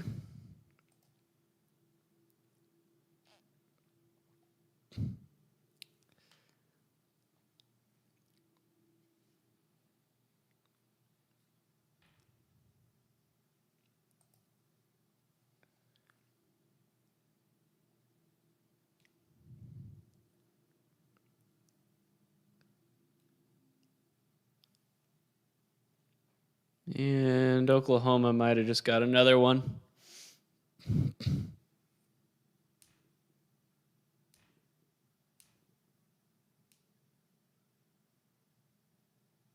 Is the English Division 6 soccer big, or like, is that a big deal or not a big deal?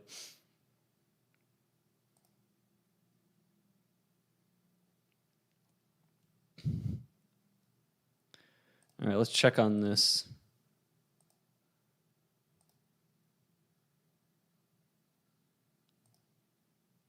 They haven't changed the possession arrow. How long did it take me to learn all this? I mean, many years. This isn't something I just learned in a month or two. I mean, I'm not saying if you can learn this stuff in a few months, but I would say it's less about watching videos and taking classes and everything, and more about actually doing the things and learning the ins and outs. That's the best way to get experience, is by experience. I'm guessing college football is not a big deal in Europe. I'm sure NFL's a decent deal there. Yes, I will. Let me do that for you.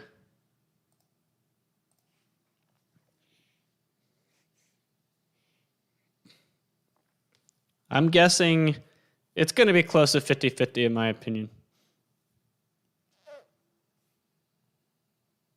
Yeah, Penn State's QB doesn't look good.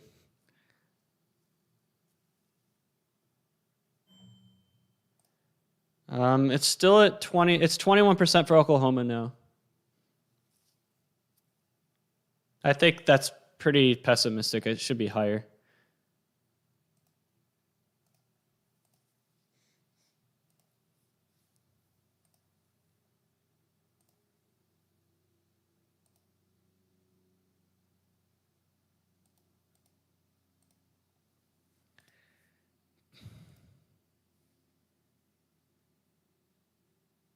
Exactly. Thomas Dunlap's right.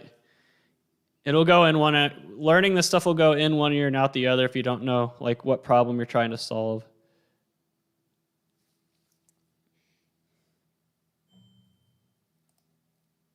All right, Michigan's up to 70%. Post this to Twitter.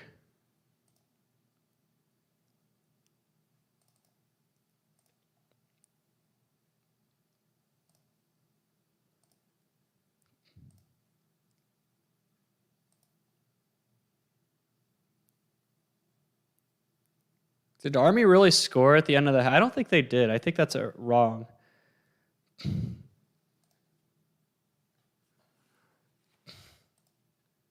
All right, here's the deal. I like 11 o'clock games. I do. I don't see why people have such a problem with them.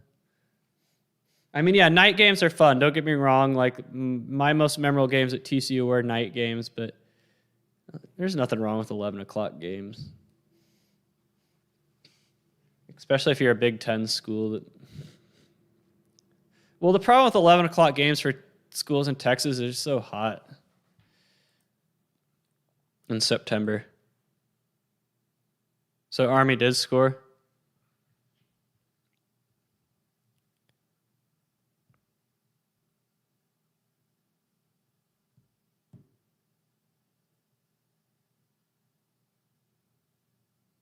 Oh, so they blocked the extra point. All right.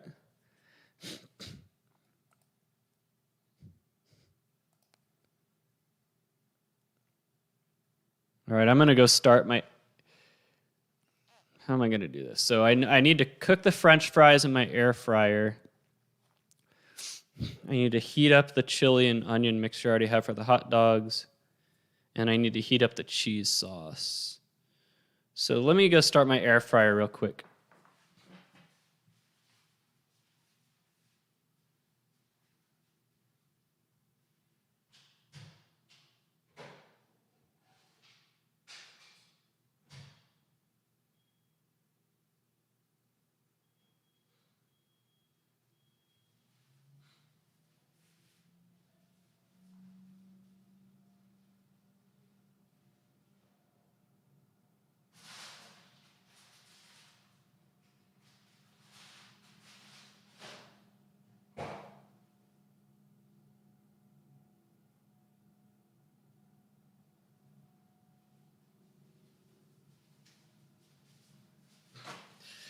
You know, I was surprised that TCU was only favored by 42. The team we're playing has played one game against an FBS school in the past 5 years, and they lost 63-15. I saw that we were only favored by 42. I'm like, that's really low. I would bet TCU. If you have the ability to bet on TCU, I would do it. The only way we don't cover is if like Patterson just doesn't like play the starters past like the first quarter. Well, that's the thing. I have 8, and I'm going to try to eat all 8, but we'll see.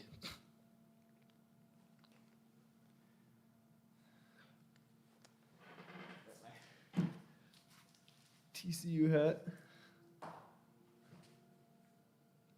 And I'm also going to eat those cheese fries as well. I haven't eaten since Thursday, guys. You guys got to remember that. I've fasted for the past, according to my fasting app, the past 42 hours.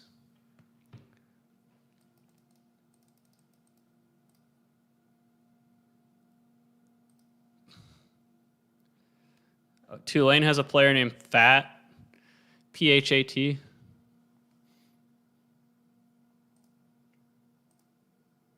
Let's check this one out.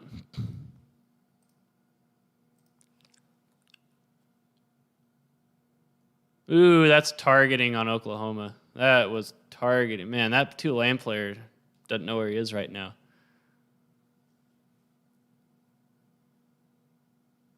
The only thing I have on Oregon Fresno State is the under, I think.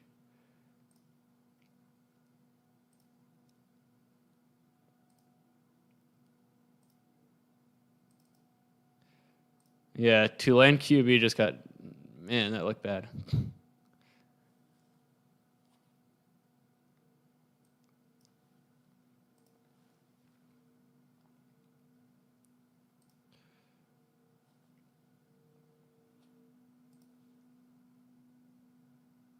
I have the projected score at 15-10 for this game.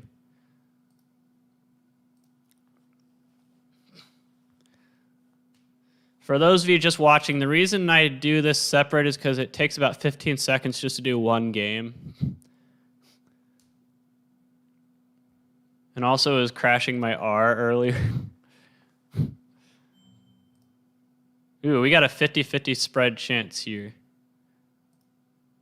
But Penn State's win percentage chances have risen.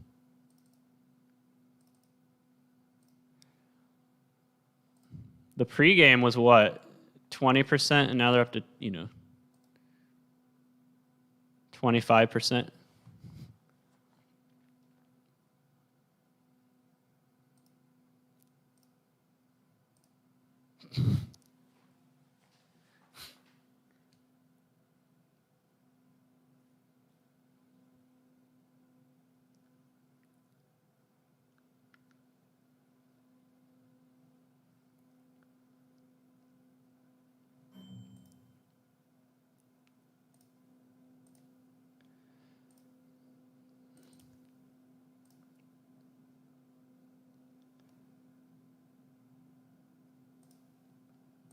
All right.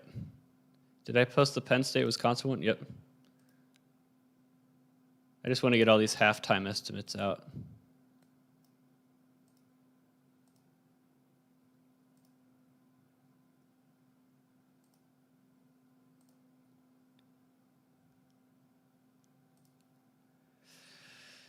Oh, man, I like this feature a lot. I just, too bad it's... But the reason it's slow is because, like I said, you have to dynamically fit a couple models to get the projections. You're fitting models on... you're fitting models on, like, data sets of, like, 300,000 rows. The Air Force game? I don't think I have one because I don't do FCS games. And I'm pretty sure Air Force always opens the season with FCS every year. All right, my air fryer is ready. I will be right back. Hang on. I want to do this. All right. I'll be right back.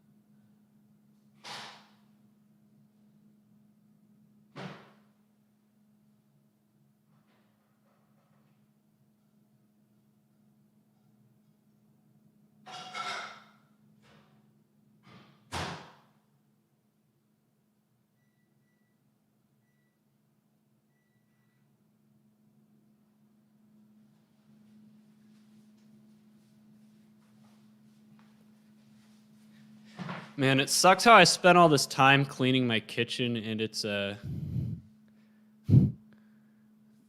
get all dirty again.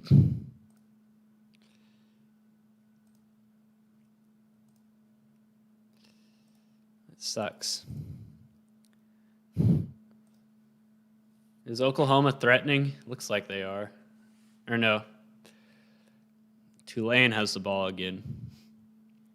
Yeah, UConn's losing to Holy Cross right now. Yeah, I would not. I just have a play on the under. That's all. I do think there is some value in the fact that Fresno State has played and might have worked some kinks out, but we'll see. We will see.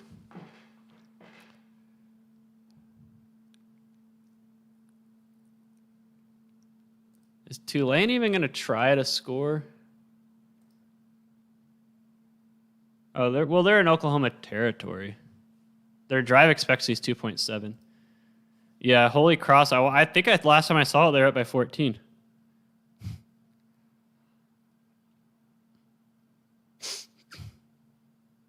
No, they're up by 3. Holy Cross is up by 3 now, but it was 14. Fordham and Nebraska.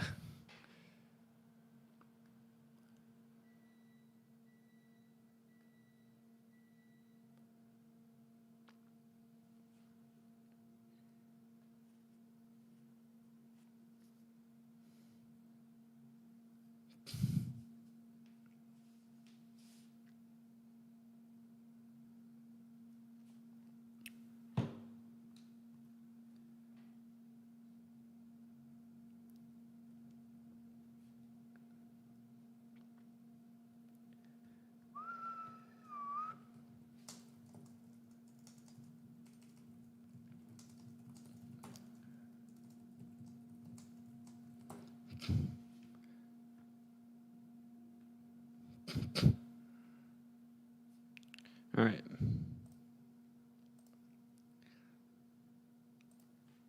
What does Tulane do here? Are they going to go for it? I wouldn't. Are they really going for it?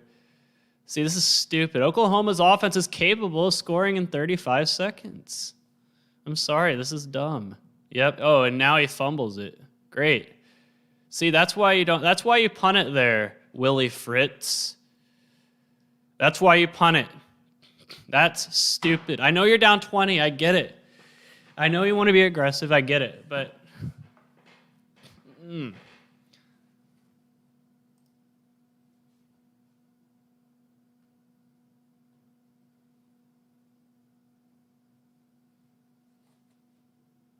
Iowa game looking like? I know it's going to be low scoring. I have it at 24-21.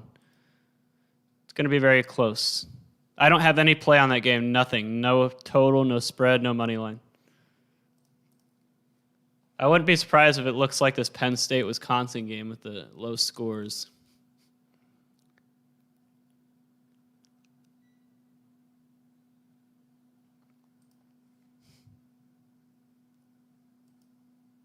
All right, looks like the Kansas State game is coming back. Nice defense by Tulane there. I don't know what Oklahoma's doing.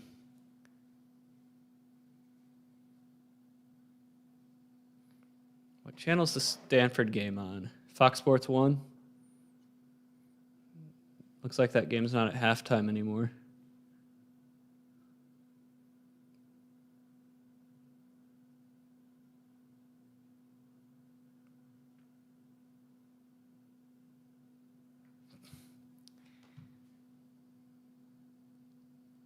Yeah, I think Fox has the best production values when it comes to college football broadcasts. I'm not going to disagree with you there.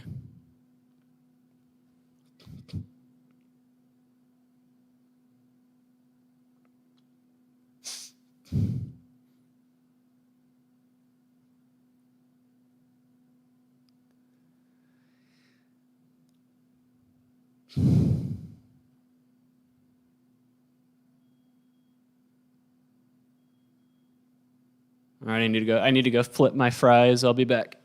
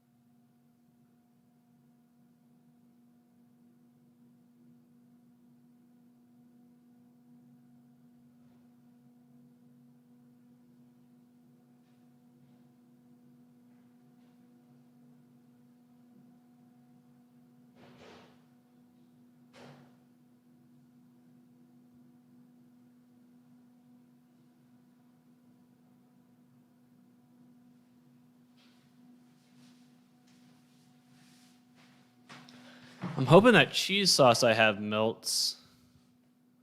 I made it on Thursday, and I had plenty left over.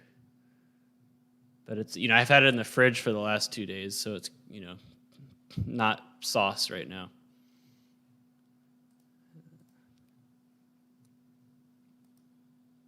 All right, is Stanford coming out of the locker room, moving the ball?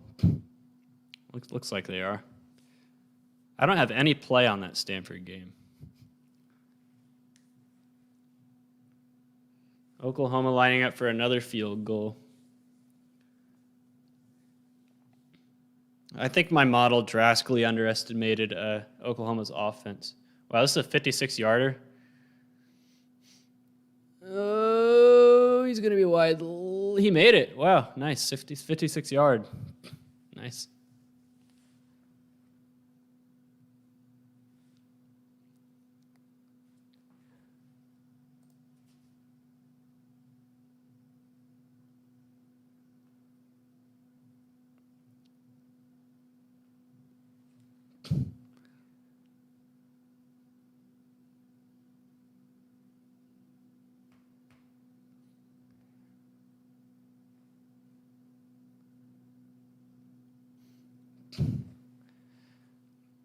Yep, that stupid decision to go for it on 4th down led to 3 points.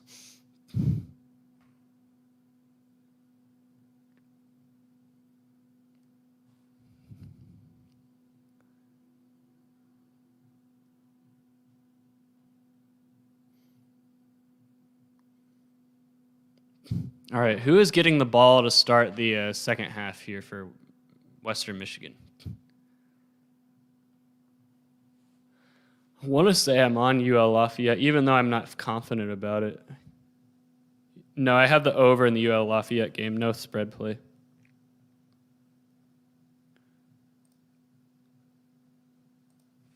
We'll see what happens with Penn State here.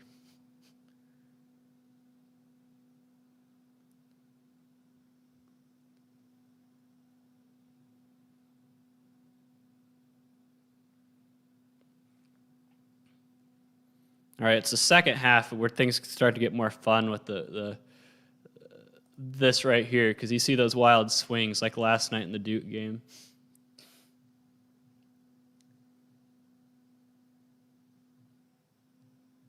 Yeah, that was some bad clock management for Oklahoma.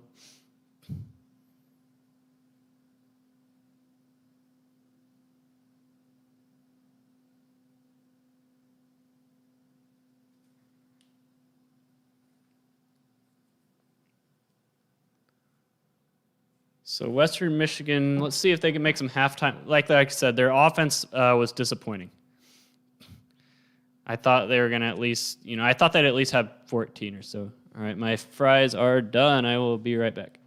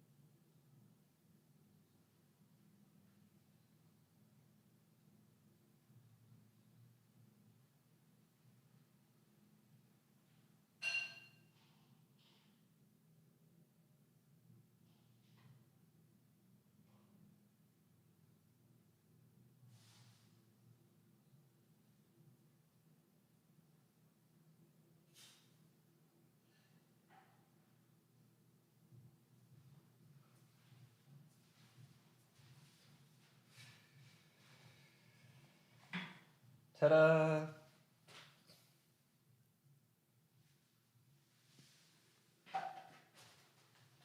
I need like a table or something. I don't have any room on my desk to put this food on. I need to like get...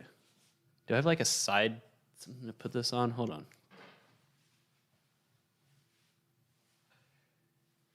Look at these cheese fries, by the way.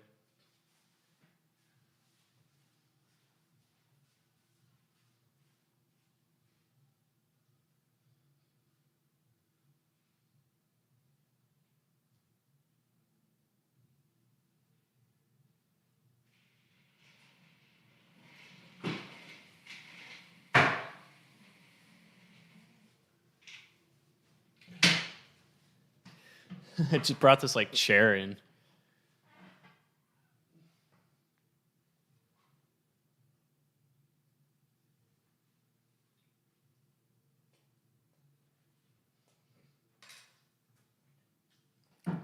This is going to be very messy.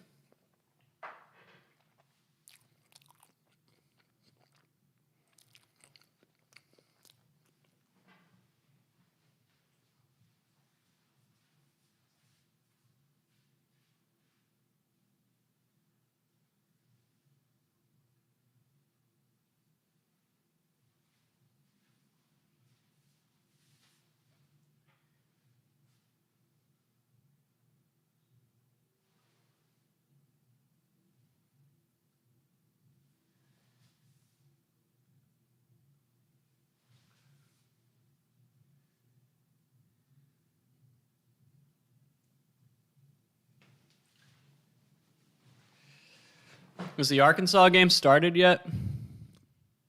Oh, yeah, it just did. I want to turn that on because I'm interested in that game a lot.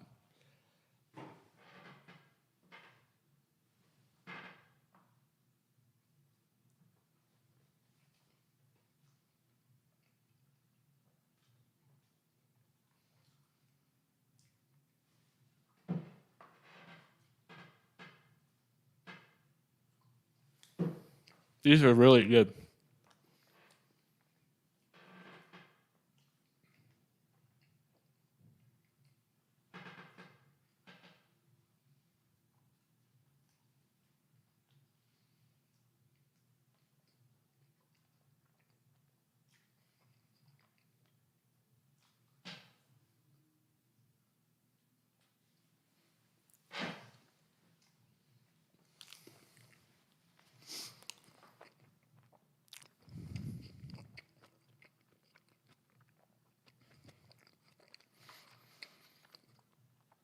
So the Stanford drive must have petered out.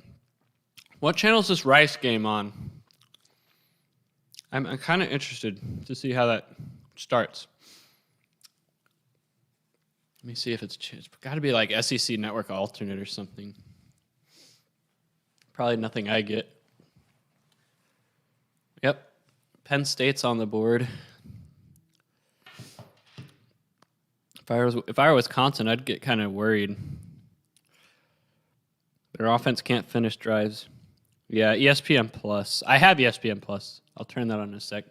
Michigan just scored again. I think the Western spread is in a lot of trouble.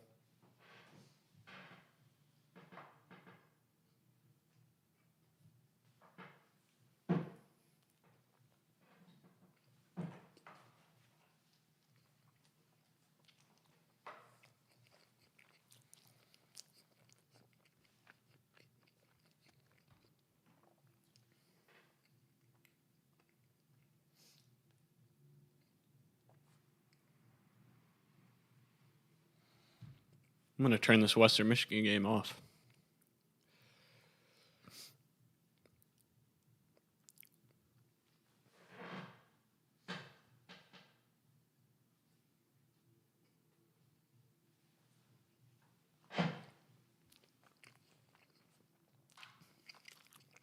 Did Michigan miss the extra point? Looks like they did.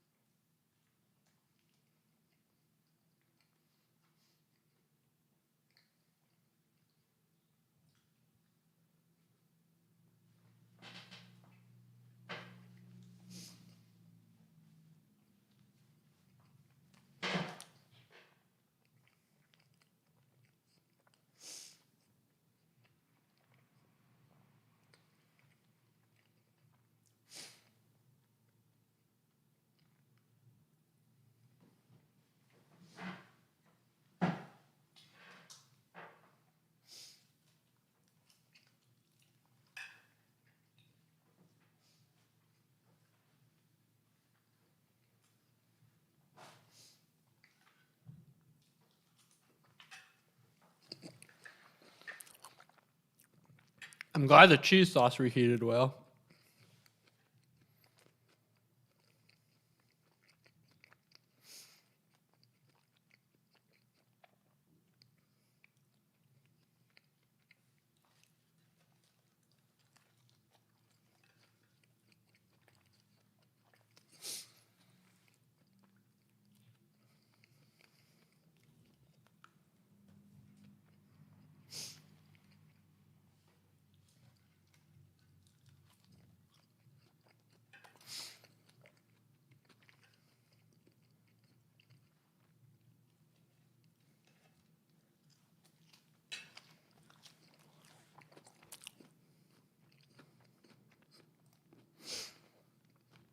Ooh, Rice. He had one man to beat.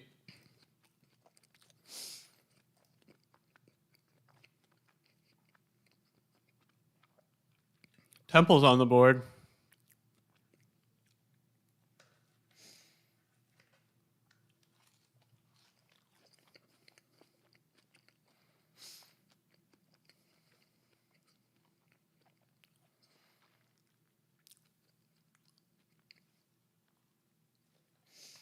Great question, Nick Papa Georgia.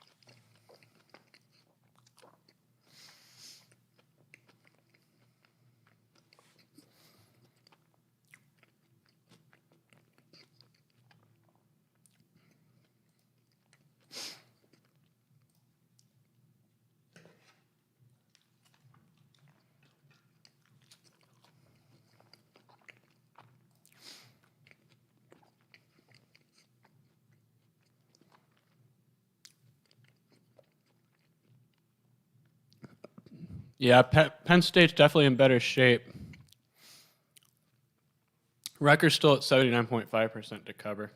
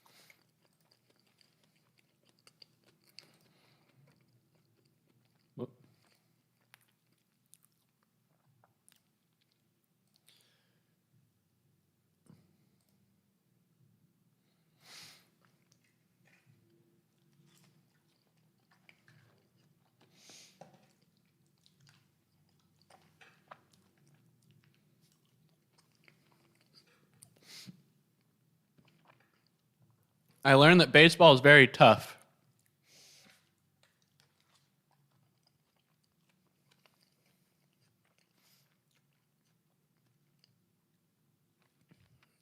You know, if I do baseball again next year, I might go back to the drawing board.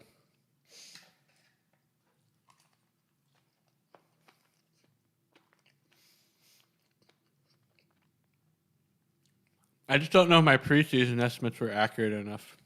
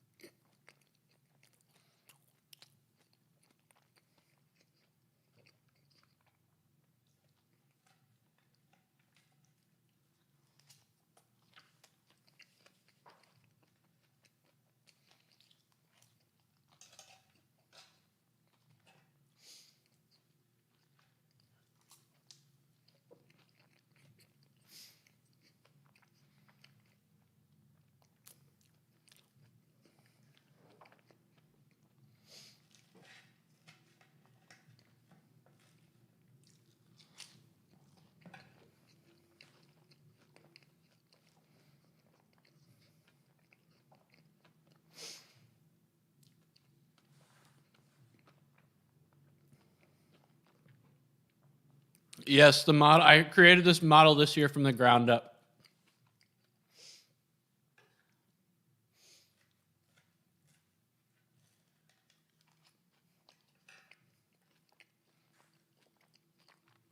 The only thing that carried over from last year is the K nearest neighbors model.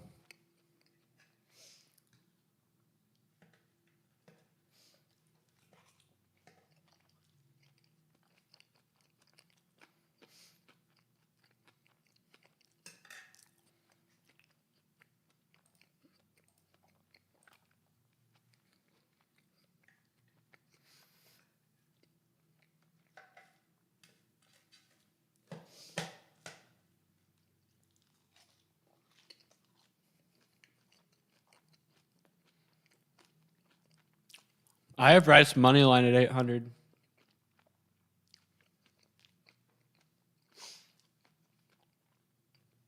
I also have Rice spread at 19.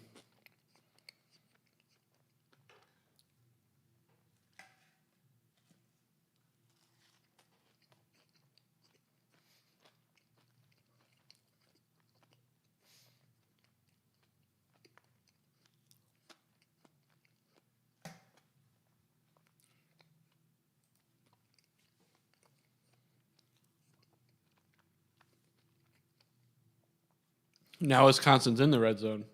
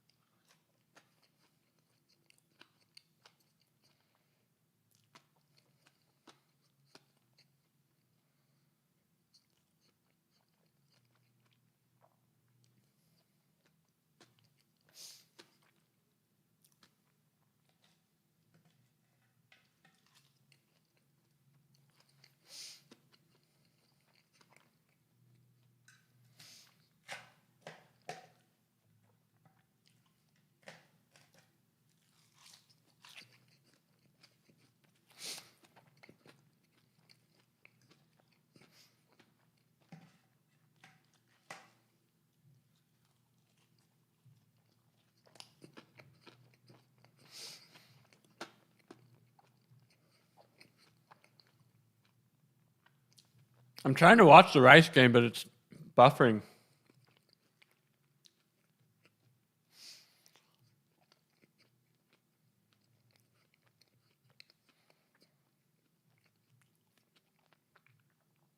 Is number one for Arkansas their quarterback, or is he a running back? The guy who just scored.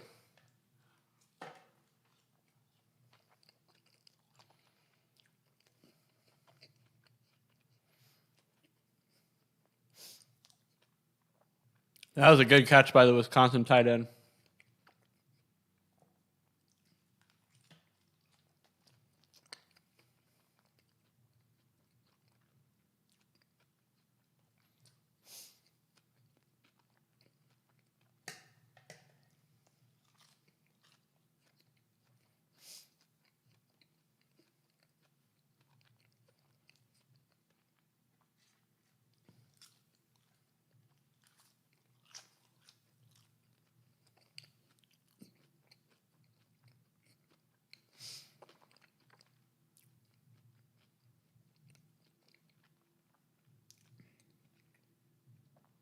All right, tie game.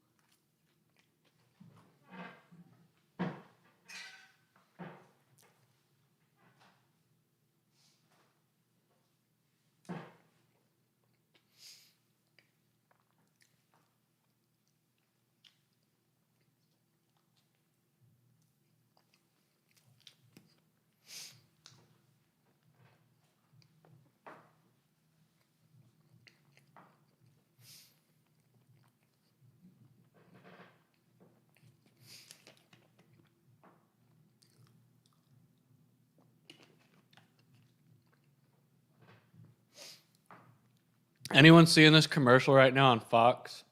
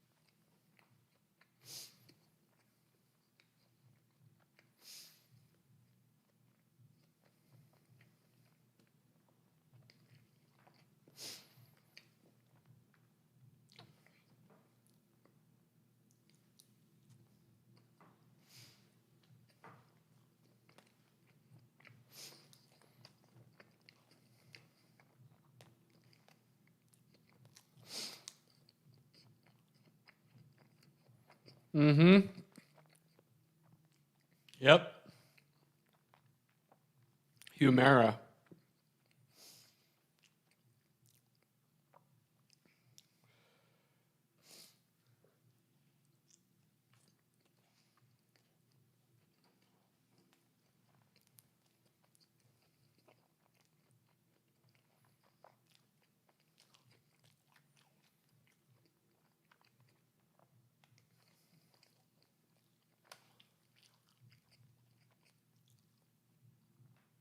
Man, what is with all these commercials?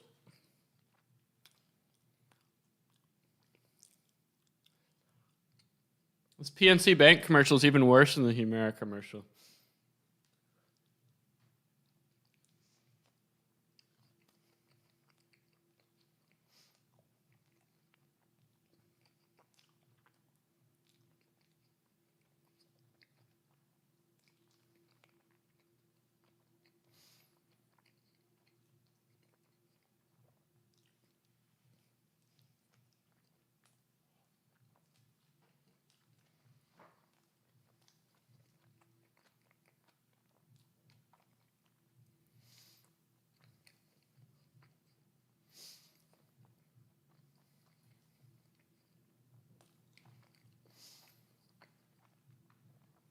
I wonder if Tom Brady is actually a T-Mobile customer.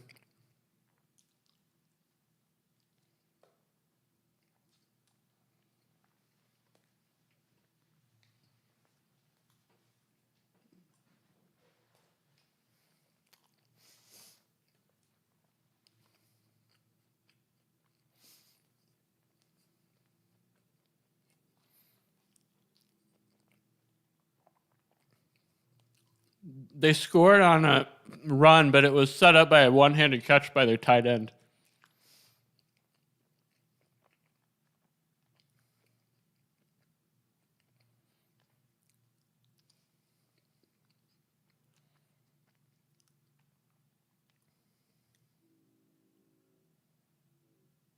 All right, I think I'm going to have 2 more hot dogs.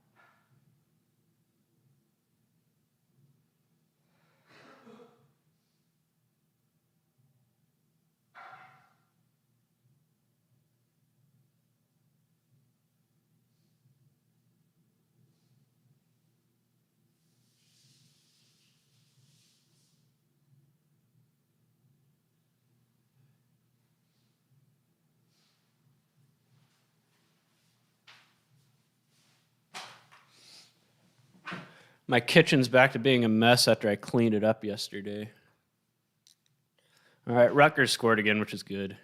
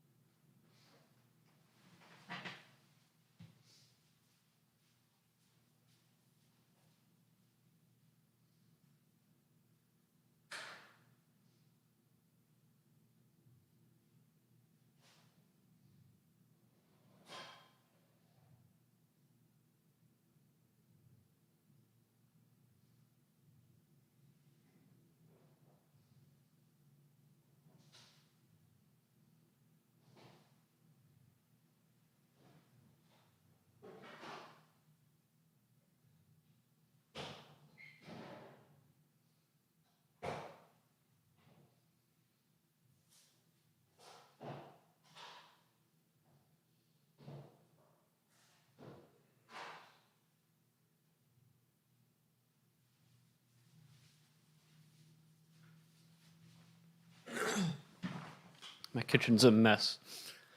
So for those of you counting, I ate 6 hot dogs, and I ate the entire 2-pound bag of French fries with cheese sauce on it. I'm about to have some ice cream.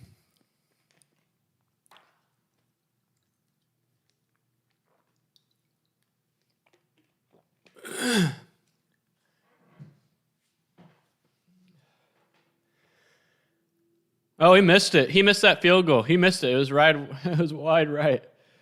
So that's 2 chip shots missed in this game. If I was an over better in this game, I'd be so mad.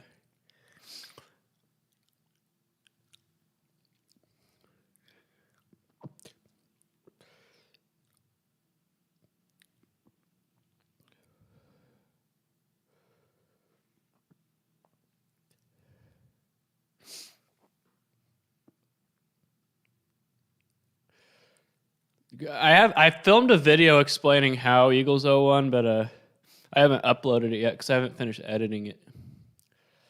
But pretty much I'm very active, so I like run and bike a lot. But also I fast as well. Like 2 days a week I don't eat anything, and I only eat like this 2 or 3 times a week. And also I only eat once a day when I do. On days I do eat, I eat once a day. And I have to eat everything I plan on eating in that day within an hour time frame. So it's a combination. And then on the 2 days a week I eat but don't eat what I want, I eat low carb, like steak and eggs or a salad or something. So really only 3 times a week I spike my insulin. 2 days a week I fast. 2 days a week I eat very low carb or zero carb, like I said, steak and eggs. And 3 days 3 days a week I eat whatever I want, but it's I only eat in an hour window in that day. So everything has to go in my stomach in an hour, and I already started the timer. I still have 28 minutes. No, I still have 32 minutes.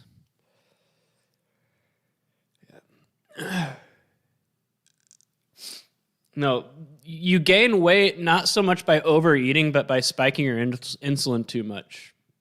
So you spike your insulin when you eat carbs and protein. Like carbs are the main things that spike your insulin, and protein kind of spikes your insulin a little bit, and fat doesn't spike your insulin at all.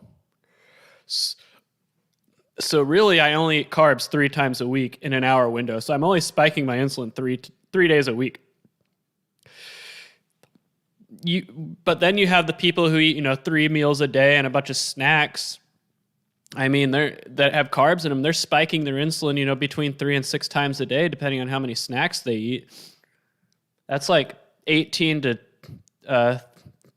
40, 20 to 40 insulin spikes a week. The presence of insulin in your blood is what causes you to gain weight.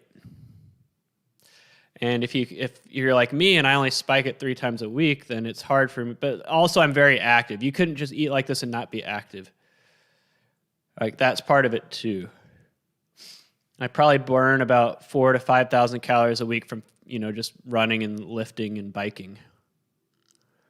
No, I don't get a headache. Fasting becomes very easy when you're used to it. Did I come up with this plan? No. I mean, I watched a lot of videos from people on YouTube like Dr. Jason Fung and Sten Ekberg and other doctors that promote, that are like dietitian doctors.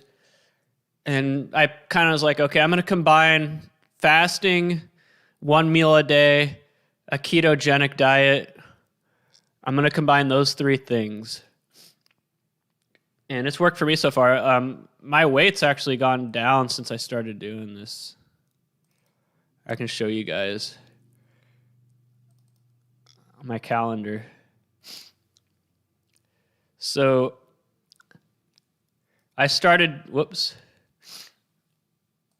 I need to get that. Oh, crap. Hang on. So I started doing this diet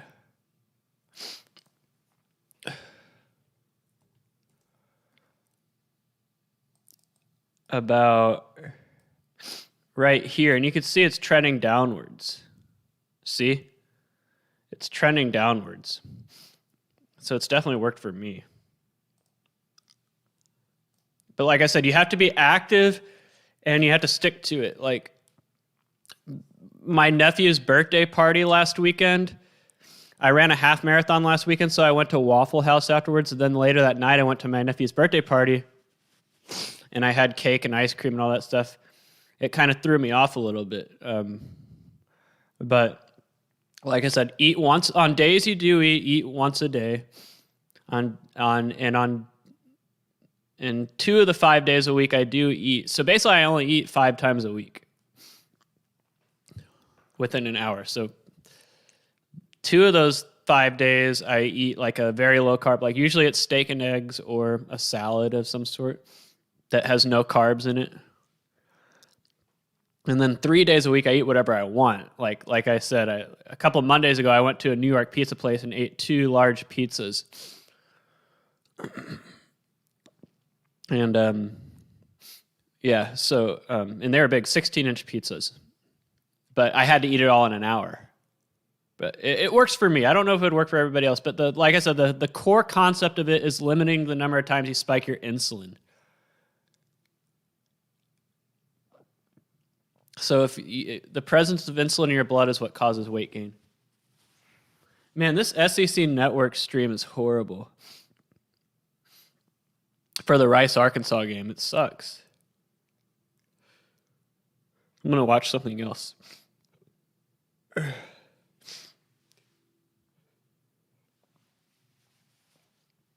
right, the ice cream should be soft.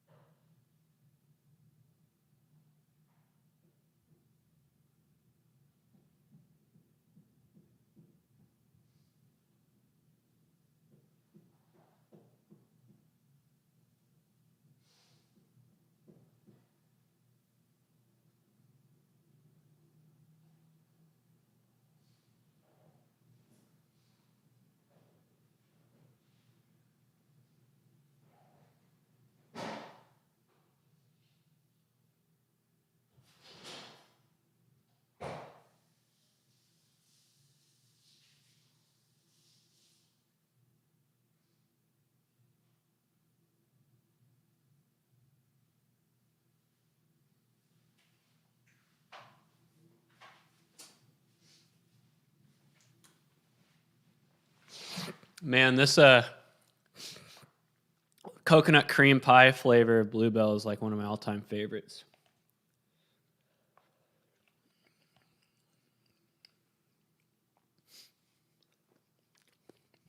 I'm going to be sad when they discontinue it.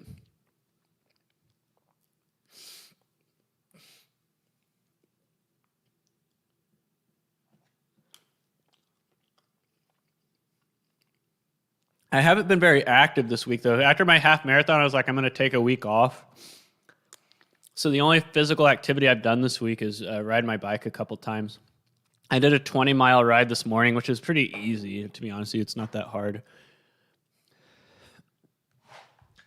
I haven't gone to the gym at all to lift weights, but when I lift weights, I don't jerk around.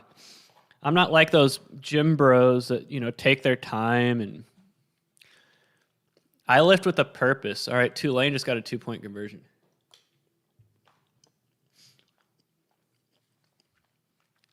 Great point, Eagles 0-1. So, for example, Saturdays are always my long cardio days, which usually featured my longest running days of the week and my longest bike rides of the week. So usually on Fridays,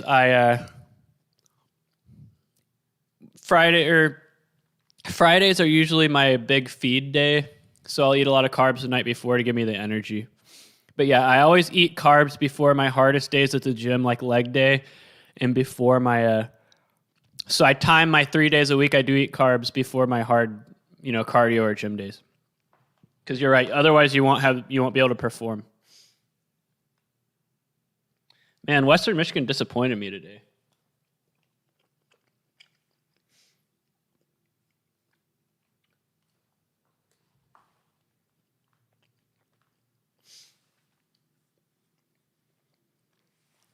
It took an hour and 30 minutes. I'll give you the exact time. I basically rode down to East Loop 820 and back. According to my Garmin, it took me 1 hour, 30 minutes, and 43 seconds. But I wasn't riding that hard. It's.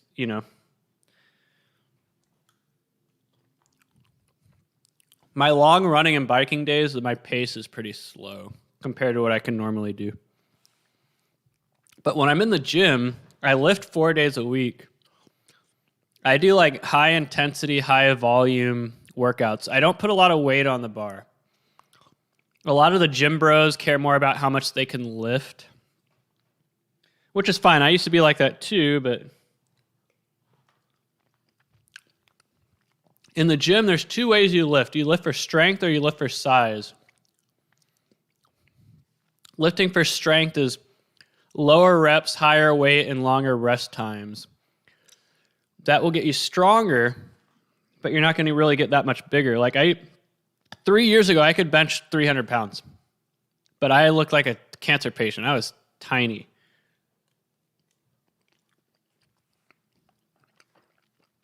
So I switched over to lifting for size and started to get a little bit bigger. So when you lift for size, it's low weight, high reps, and low rest times. So my rest times are usually only a minute between sets. And I'll do things like 10 sets of 10, or sometimes I'll do 8 sets of 8 with 30 seconds of rest.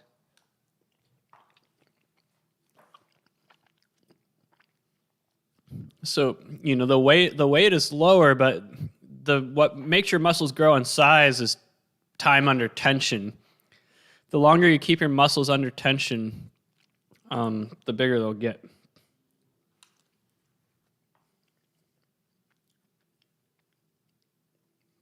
So like I said, I'll go to the gym and do 10 sets of 10 squats. That's a man's workout right there.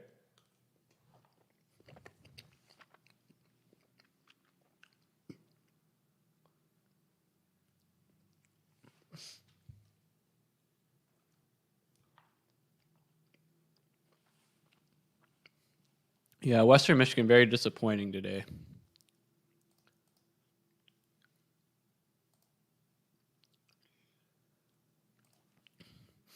K-State has this.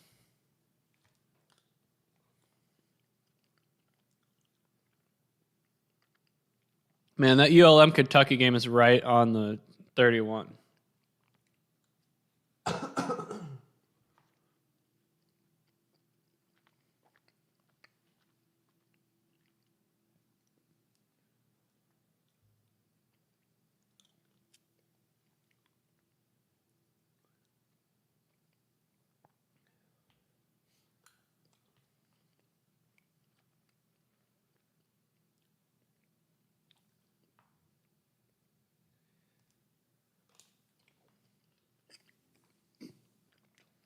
The Sugar Bowl,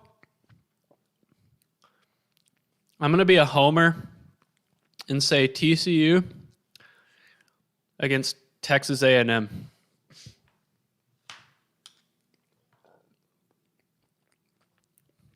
I mean, second place in the Big 12 is up for grabs. A lot of people say Iowa State, but I'm going to be a homer and say TCU.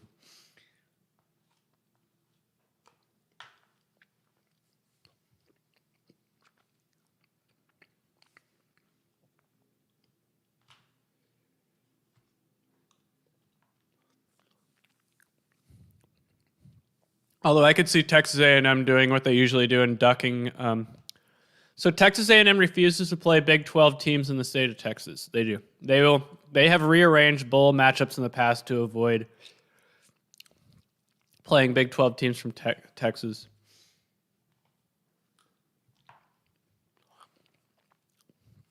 The SEC rigs their bowl matchups.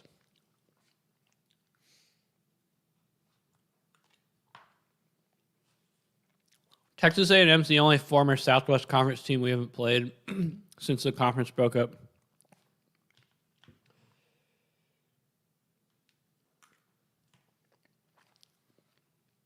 Yep, Texas A&M ducks us like crazy.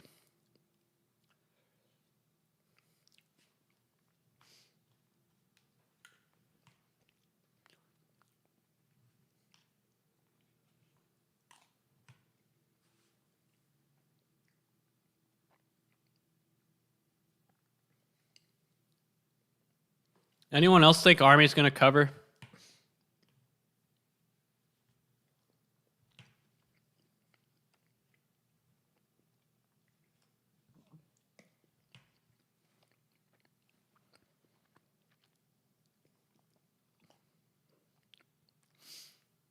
All right, the next wave of games start in about 45 minutes.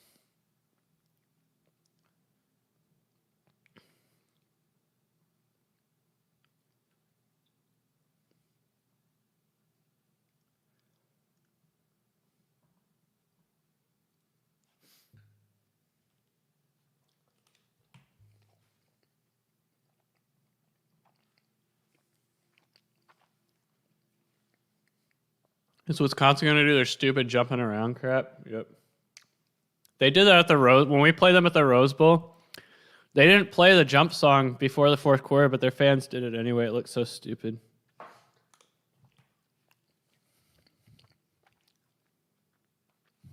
Yeah, SEC on CBS is still a thing for another year or two, but I don't think they do. They usually don't do it week 1, though. They usually don't start until like week 2 or 3.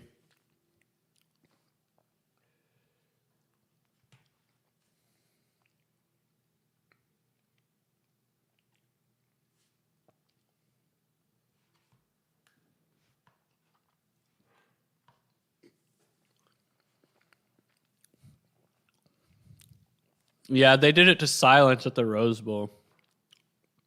I remember them doing it.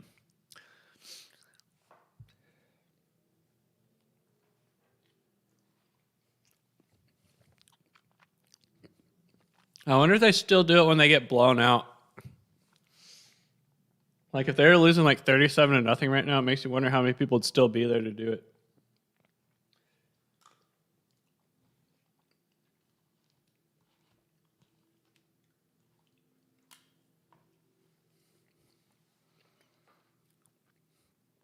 After the Rose Bowl, to get back to our bus, we had to walk through like the fans to get to our bus after the game. So we had to walk through a ton of Wisconsin fans, and they were all drunk and mad and weird.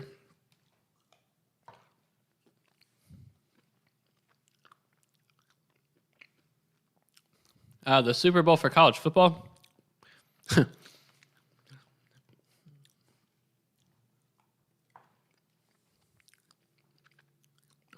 I'm trying to watch this Rice game, but I couldn't get it to work on my computer. I have ESPN Plus.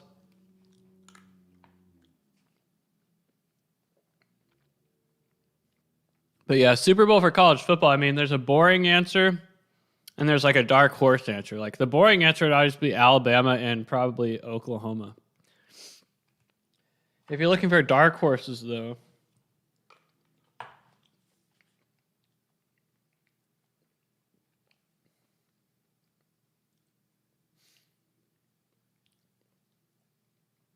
I would keep an eye on Washington.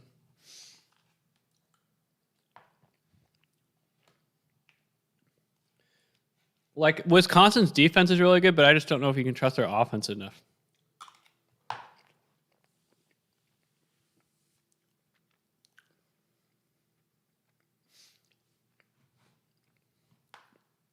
Yeah, I see this Rice player.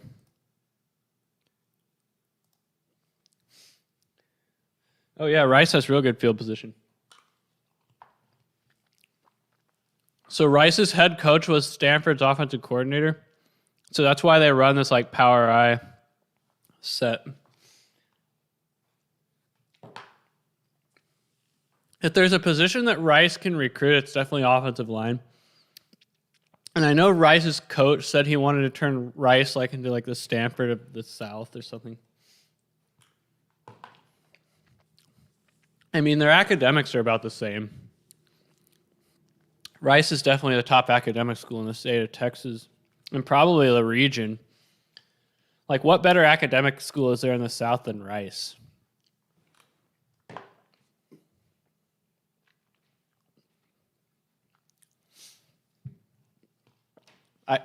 So the only other school I applied to other than TCU was Rice. Not because I was going to go there, but I wanted to see if I could get in. I was always going to go to TCU. Like, that was never in doubt. But I just wanted to see where I could get into, so I did apply to Rice, and they did accept me.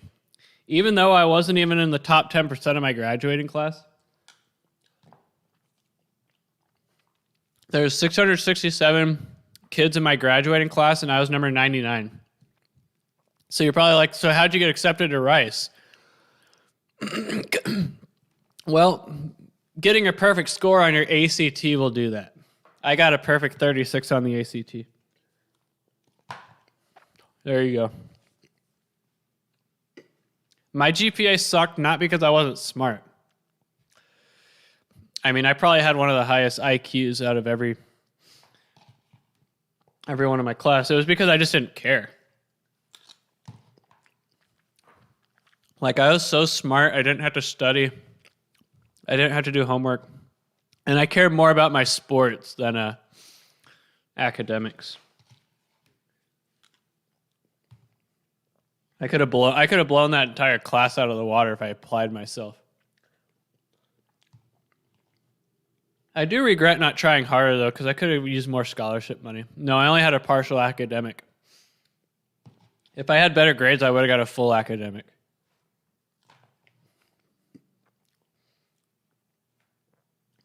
I double majored in broadcast journalism, and business.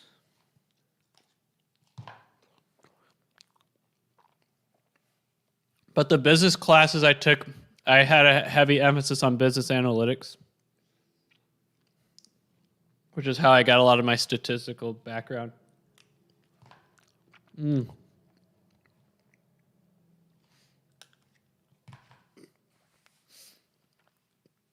Yeah, my TCU scholarship was 25% academic.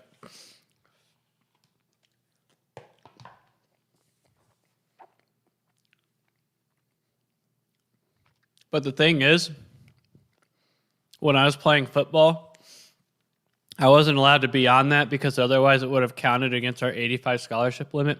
So I had to defer it all. So I deferred my entire scholarship to my last semester, and then they refunded me.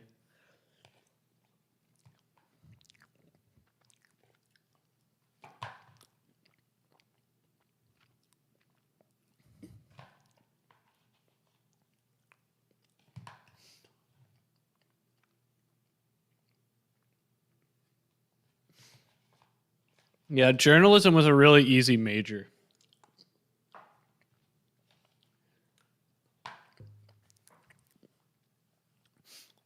Yeah, if I could go back and do it again, I would have majored in computer science. But that's the thing.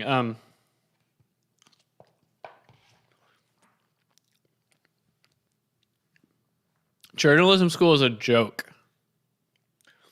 It's no wonder like Americans' trust in the media and journalism, everything is so low.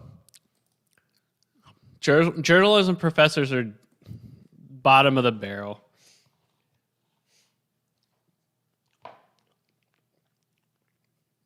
Because I don't do FCS games.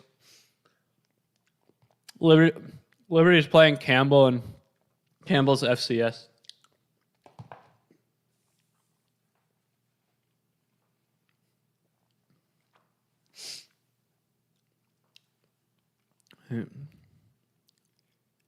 Oh, this Western Michigan total. Remember it looked like it was going over? Not anymore.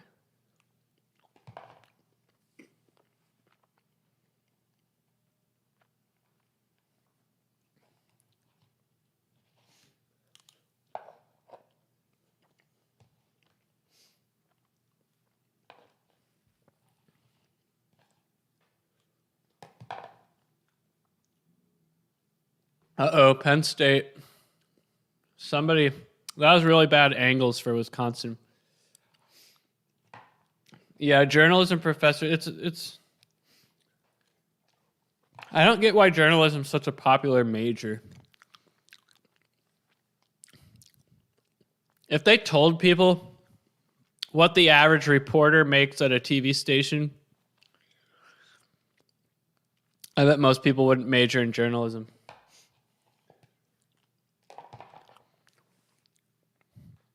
I mean, depending on your market, if you're a reporter for a TV station, you're going to be making between $20,000 and $40,000 a year.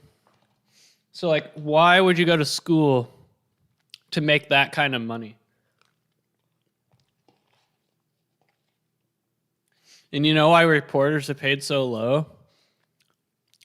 Because A, they don't bring in a lot of revenue for the station, and B, you have all these journalism graduates cranked out from these schools every year competing for these jobs, and so it drives the wages down. There's this demand for journalism jobs way outstrips the supply.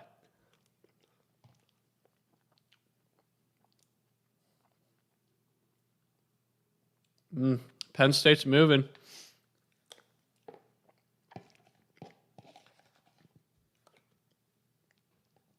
Overtime could ruin this Penn State-Wisconsin under.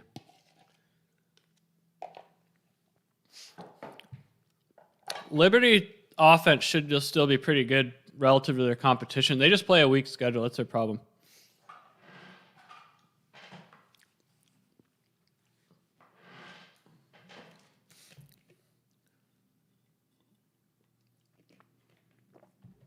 Yeah, my GM at the TV station I worked at in Cedar Rapids was a Missouri graduate. He was a really cool guy, though. His name is Glenn. He was really cool for a GM. Like, pretty much all the GMs at the TV stations I worked at were fine. It's the news directors that are the problem. But, yeah. Missouri cranks out. So, yeah, you understand Matthew Brown. They crank out a bunch of journalism graduates. And there's only so many jobs in that field. That Arkansas receiver is out of bounds, by the way. But, yeah, like, there's only so many, like, reporting jobs available. So whenever we would have an opening at one of the TV stations that I worked at, you get like hundreds of applicants for a job that pays $40,000 a year. Like in San Diego, they paid like, I want to say $45,000 a year.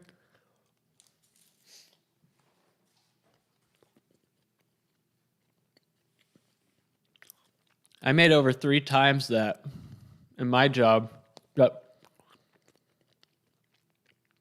So people are like, well, how can these reporters afford to live in San Diego on $45,000 a year? And I'm like, you can't. But a lot of our reporters were women that were married or had boyfriends who were able to help pay their bills.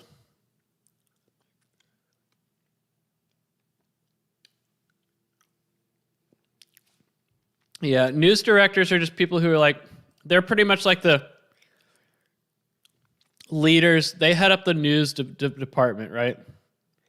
So a GM at a TV station, he oversees everything, like the sales team, the news team, the weather team, the creative team and marketing team. So the GM oversees it all, but the news director only oversees the news department.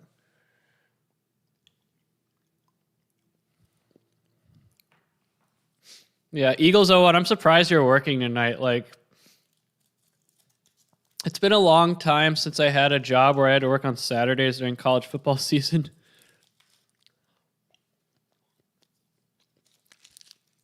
But I'd always make sure to have the Saturdays during college football season off.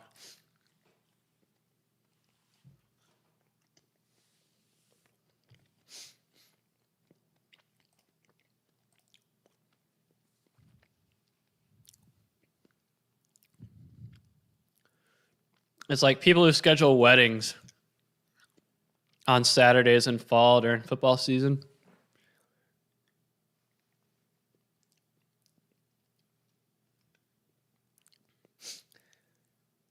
I see. Yeah.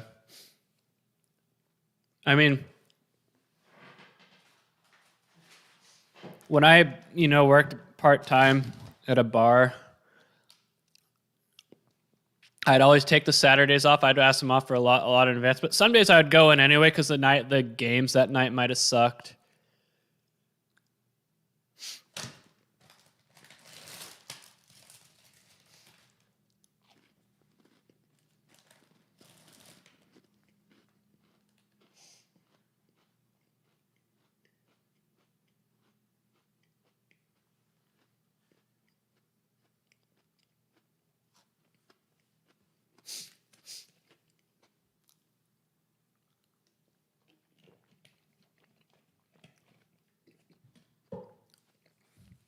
Yeah, when your offense is as high-powered as Oklahoma's, I feel like they let that get to their head almost. And so a guy like Spencer Rattlers will think that they're, invincible. Oh, Louisiana Monroe got a field goal. All right. So who was the guy betting tips? Did he have Louisiana Monroe or Kentucky? I'm going to do a live projection here.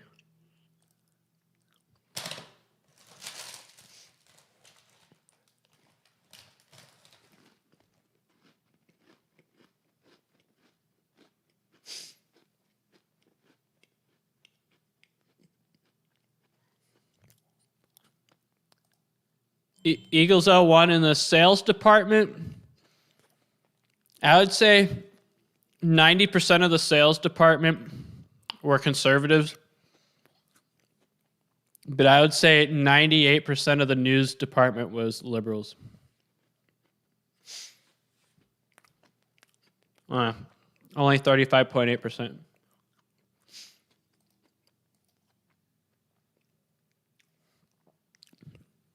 Like, sales departments and news departments at a TV station could not be more culturally different. Like, sales departments were very, I don't know how you'd put it. A lot more grounded. Suit and tie types, family men but think of your standard office environment, that was your sales department. But the news department was a lot more. Yes. In fact, I purposely set up my desk or office in the sales wing of every TV station I've worked at.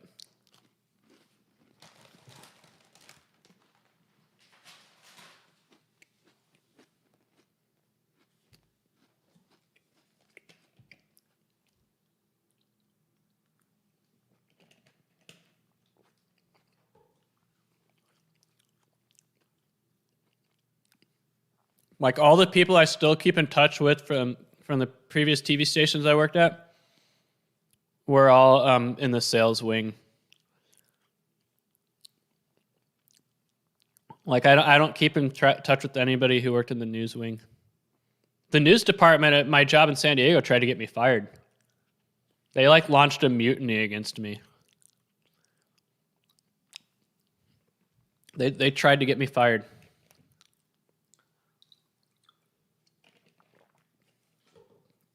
Because when those people doxed me and were calling the station saying, why do you employ somebody who supports rape and opposes women's rights?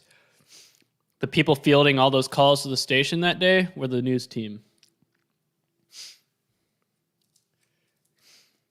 So a bunch of Reddit posters went through my posting history and took posts I made in 2018 and called the station that I worked at. And they're like, why do you employ somebody who supports rape and doesn't believe women?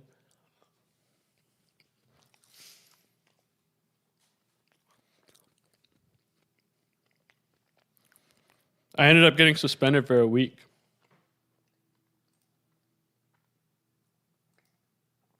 But when I didn't get fired, the news department was really mad. Because HR did an investigation and found that I did nothing wrong. Duh. I didn't do anything wrong. Me getting suspended was a joke, but when the news team found I didn't get fired, they were mad. How good of a baseball player was I? Oh, man. So me and one of my really good friends from high school believe that one of the reasons why my high school's football team is so bad these days is because the baseball coach who was there when we were there is still their baseball coach. So the baseball coach at my high school does not allow you to play both football and baseball. He forces you to make a decision. And so I was a good baseball player, but he gave me the ultimatum. He was like, you can either play football or baseball. And I was like, F you, I'm playing football. And a lot of other people did the same. And he still does that to this day. In baseball, I was a good hitter. I believe I could hit with the best of them. Defensively, I was an outfielder, but I was not, I didn't have the strongest arm. I didn't have the best coverage,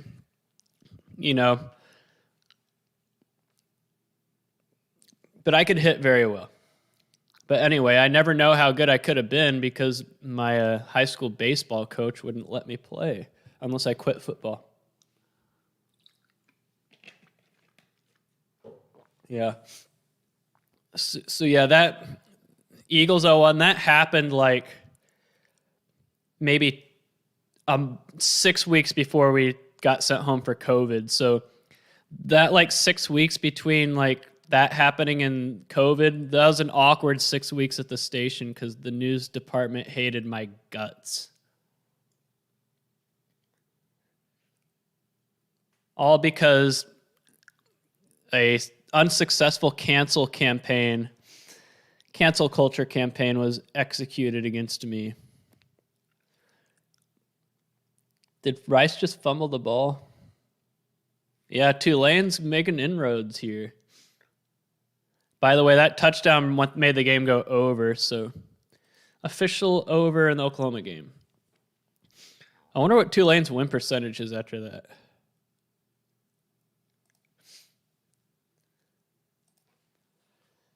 Oh no, Kentucky's gonna score. I told you guys. The ULM only had a 1 in 3 chance.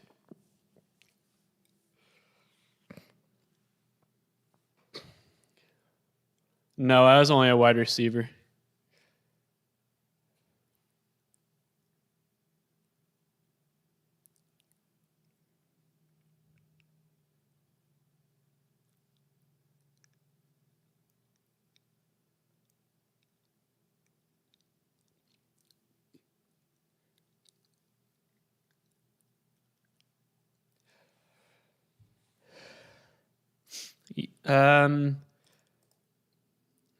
I believe the people working in modern news departments do not have. I believe the people working in modern news departments would rather report on a story and tell you what to think rather than report on a story and then leave it up to you on what to think. Does that make sense? Like, it's like, here's the story and here's what you should think about it is what they do. Not, here's the story and we'll leave what you think about it up to you. That's not it. It's all about narrative engineering these days.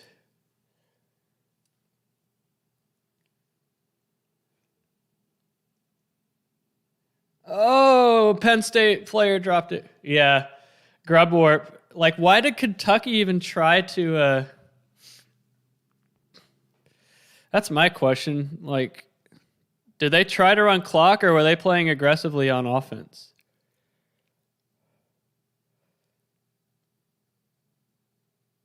Let me look at the play-by-play. But yeah, that was a tough one for ULM.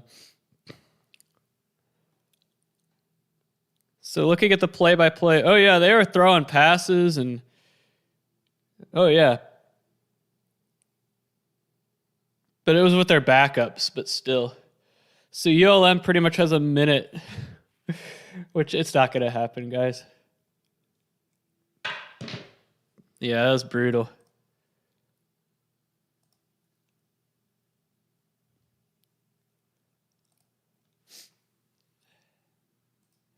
Do I think any sports rigged? I think the NBA is to an extent. The NBA is an easy sport to rig because they can instruct the officials to call a game a certain way.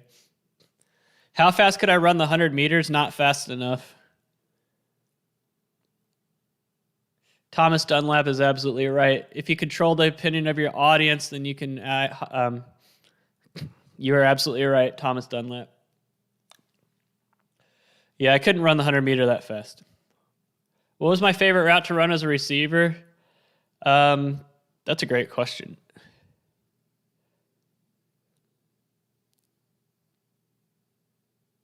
I used to like to run drag routes. Yep, drag route.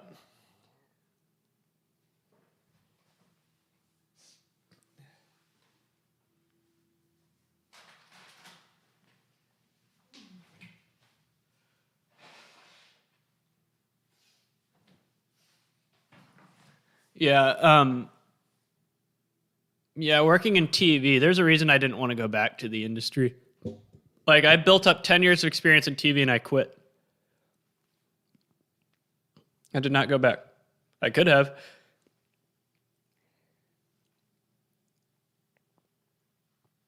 But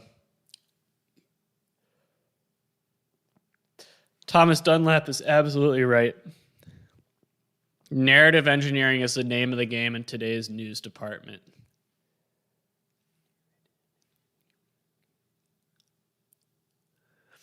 They exist to sell narratives. They don't exist to report the news. Yeah, I think my Wisconsin money line bet is dead in the water.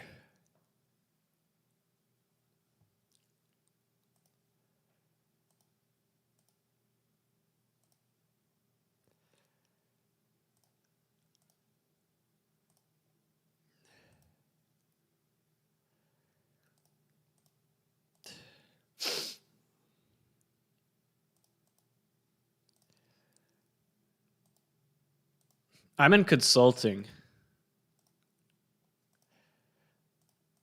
I'm a analytics and data science consultant. So I work with a bunch of, companies around the world, and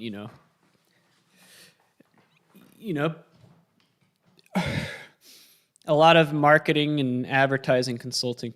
Well, in my old job at TV stations, what I did is I did data science for TV stations. So, forecasting audiences, analyzing audiences, primary research was a major part of it.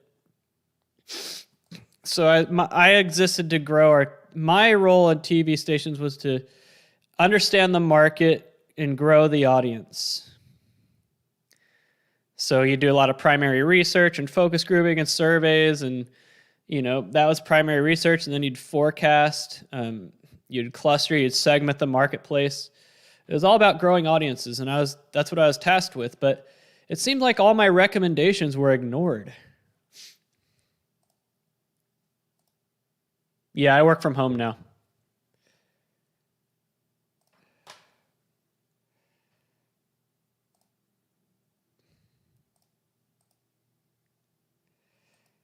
My Rice and Arkansas game has been buffering the entire time. I'm trying to watch it on ESPN Plus, and it's just like my DirecTV stream is fine, but my Rice and Arkansas game on ESPN Plus is horrible.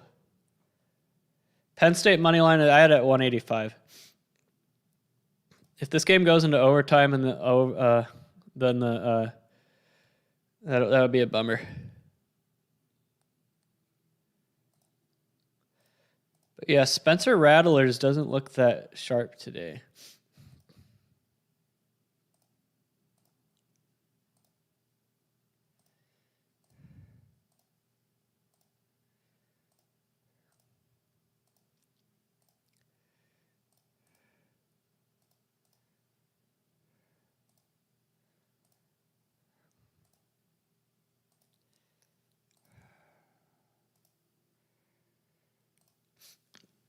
Well, that's annoying.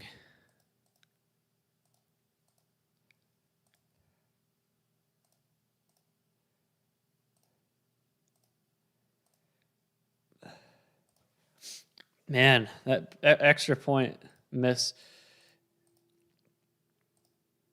Yeah, he missed a chip shot too.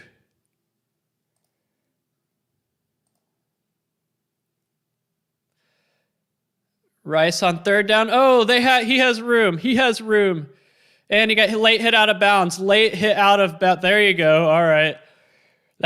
He tackled him on past the second line, not the first. All right, Rice is going to probably be like first and goal here.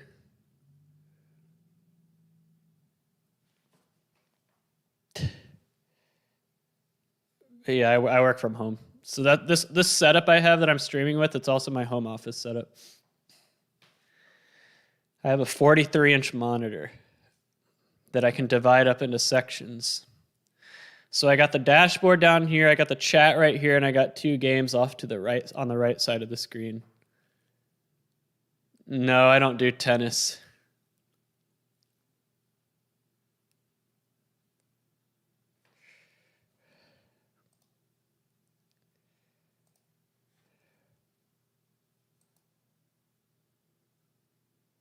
Yeah, man, that Louisiana Monroe one was a bummer, though.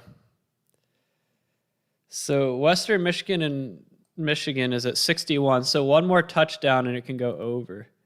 I don't think it will, though.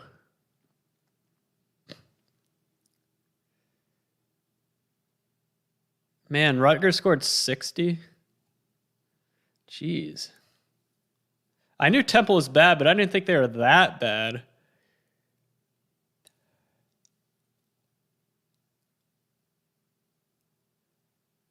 Wait, I didn't know I had Stanford. I did?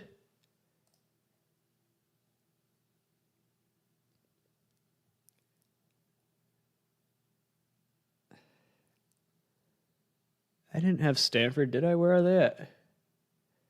If I did, they would be in here. I don't see them.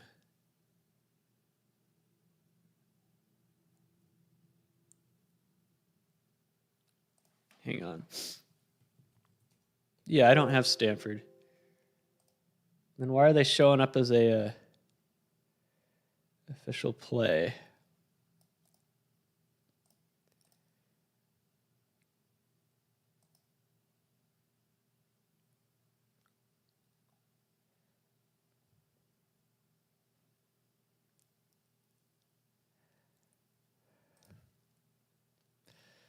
Rice really needs to convert this. Oh, he missed him. Yeah, pass interference. All right. Rice is going to have first and goal from the 2.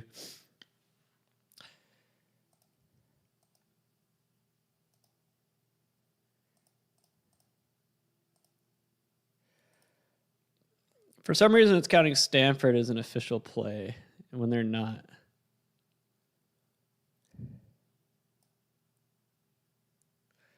I flat bet because there's really no...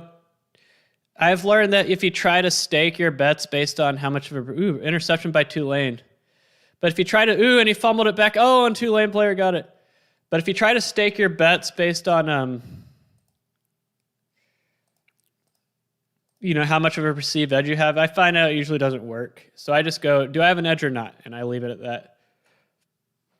I don't make it harder than it needs to be.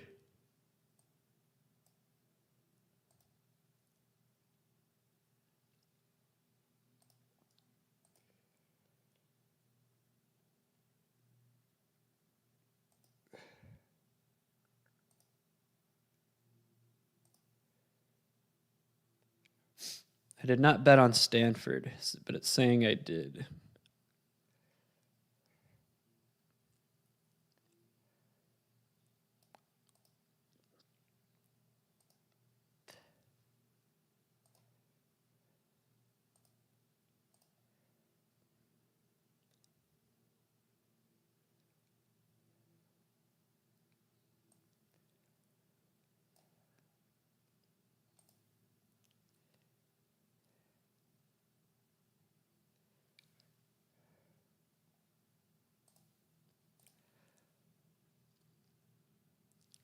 So what was the penalty?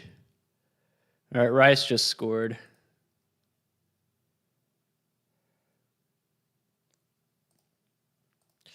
Time to investigate why it's saying I'm on Stanford.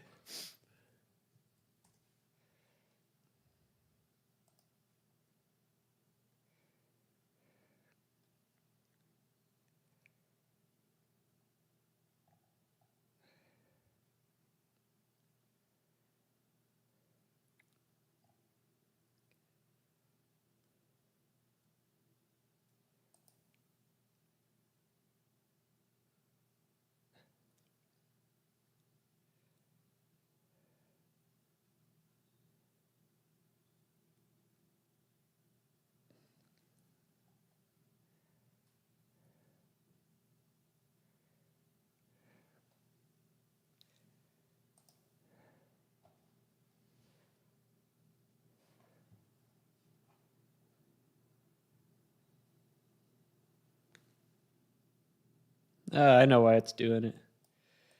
My investigation is complete.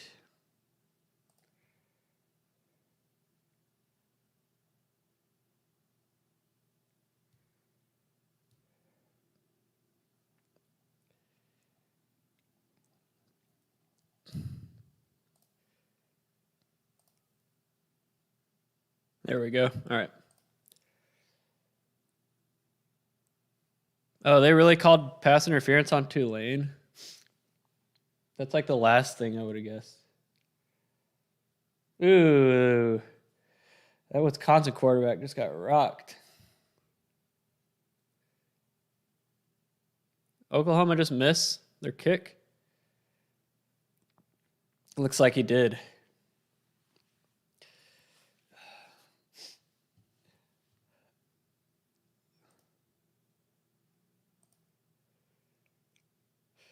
All right, let's assess our chances.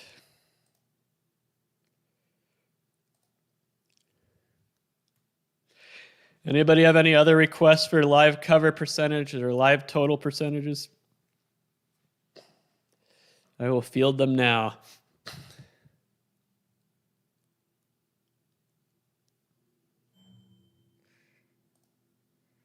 So Penn State has a 94% chance to cover. Really only Wisconsin will only be able to cover if it goes to overtime.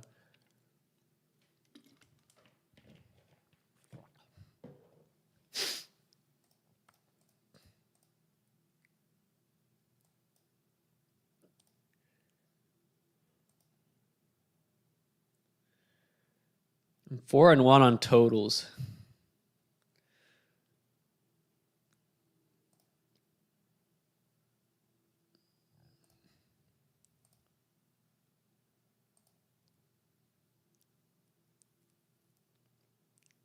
Well, Oklahoma's kicker made a 56-yarder earlier, but he misses a 31-yarder. So Wisconsin going to go for it here? Yeah, that was the biggest question mark for Wisconsin coming into the year, was their offense, and they have not won me over today.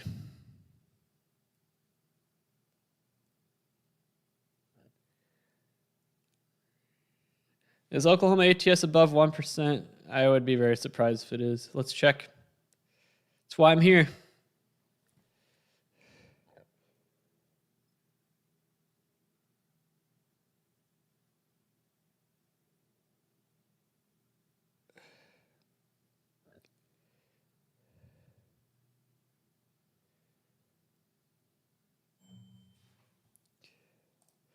Nope, it's 0. 0%.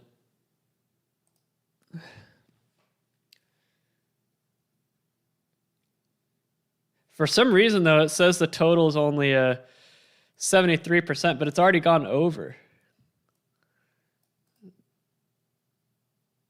That's weird. I don't know why it's doing that.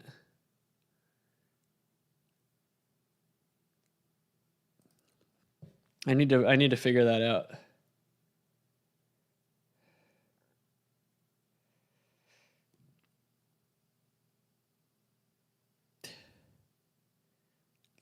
Yeah, it makes you wonder if the model's being fit properly.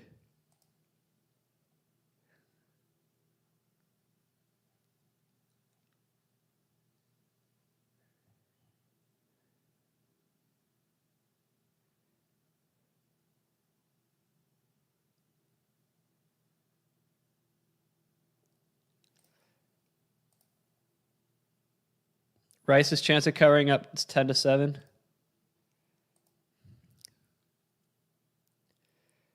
Rice, like I said, I would not discount Rice. All right, here comes Wisconsin's 4th down play. I mean, I know every Division I school and probably every FCS school as well. Rice is at 91.6.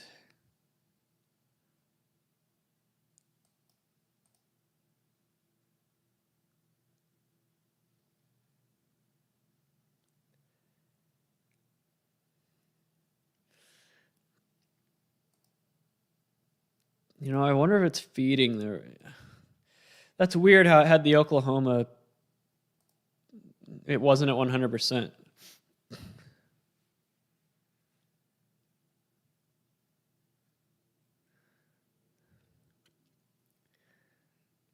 That's weird.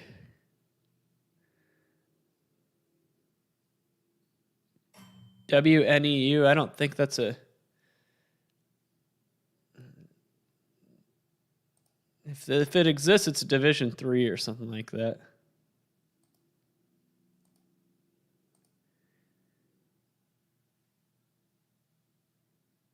Oh, so they did call targeting on the quarterback? Yeah, I was about to say, that looked pretty. That was a rough hit.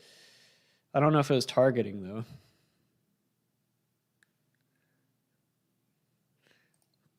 I need to figure out why my model, though, is.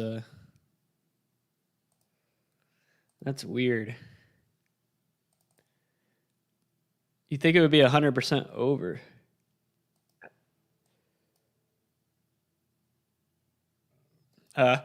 No, I haven't heard of it.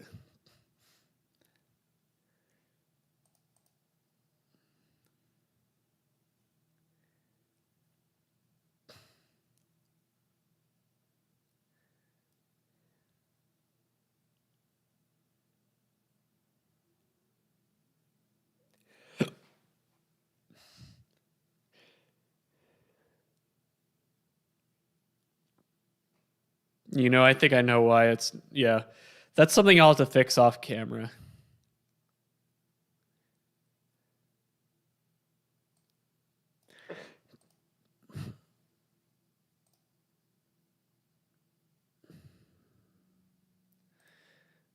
Maybe I can fix it on camera. Let me try this.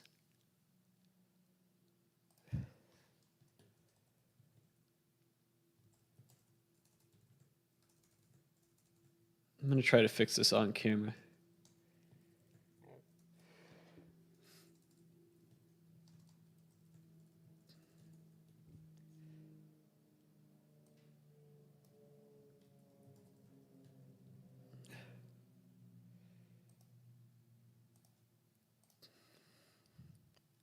This is going to be really interesting to see if this works.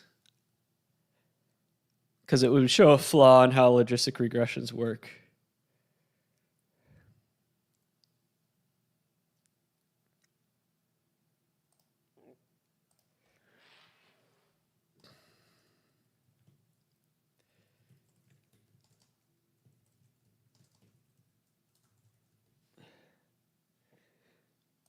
If this works, then it means that logistic regression has a drawback to it. Because all these percentages are based off of logistic regression. All right, here goes nothing.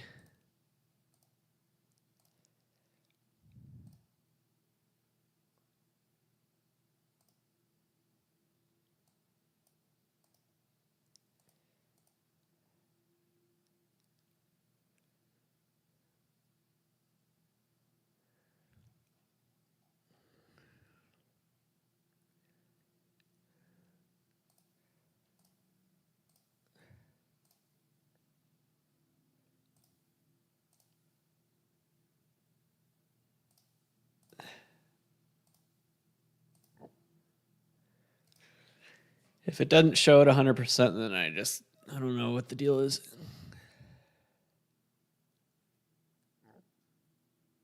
Why my models hate Missouri so much? Great question. I don't know. That's a good question.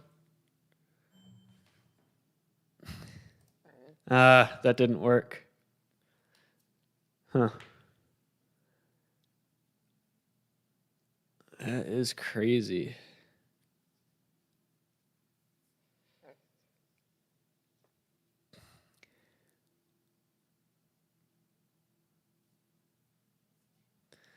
I'll have to do some more research into that.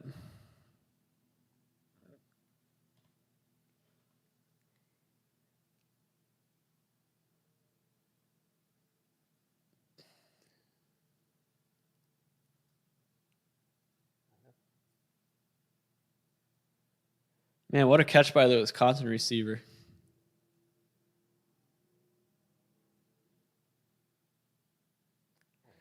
That was a great catch.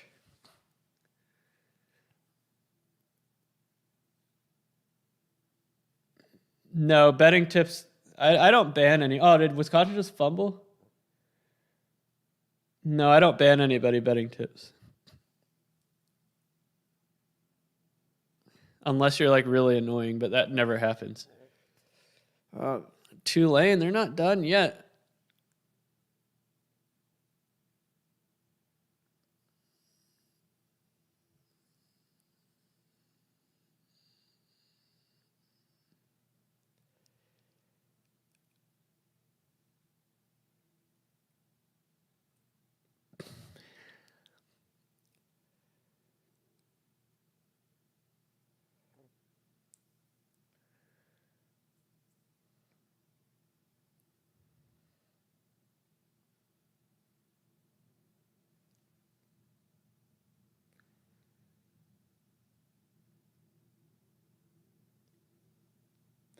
You know, what if I filtered the data frame down to only regress on games that had a standard deviation?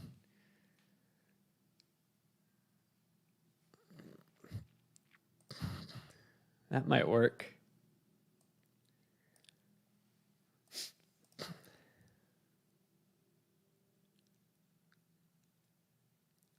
I'm going to try that. No. I'm going to try this.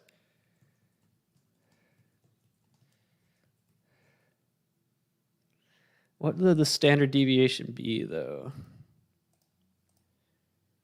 Huh.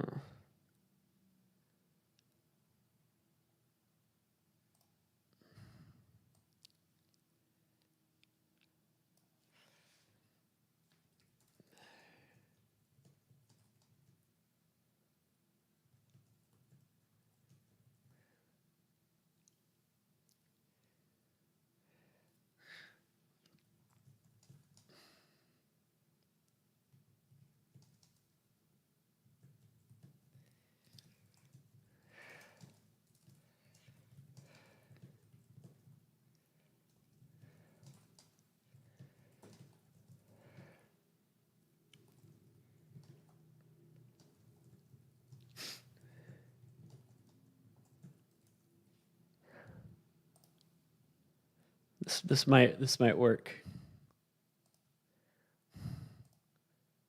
I want to see if this will fix that 100% error. This is going to be a very interesting approach, but it just might be it.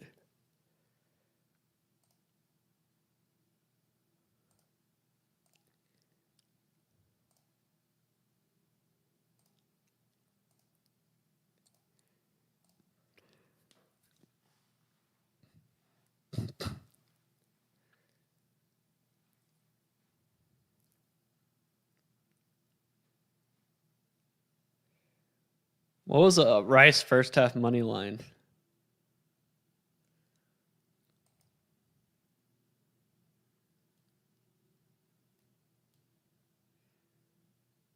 Whoops, my bad.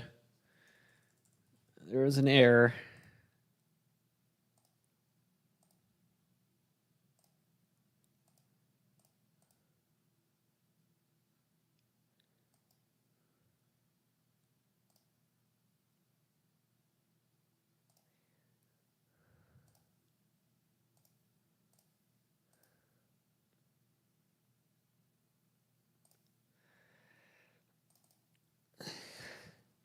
No, I do not watch UFC.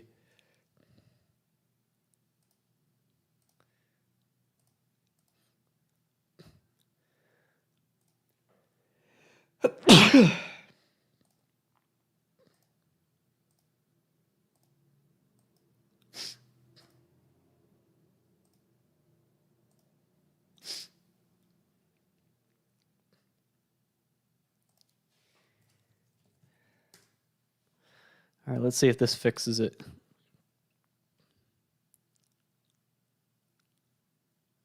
Fourth and goal. Oh, intercepted. Intercepted. He had a man, but he just didn't throw it high enough. Okay, another error message.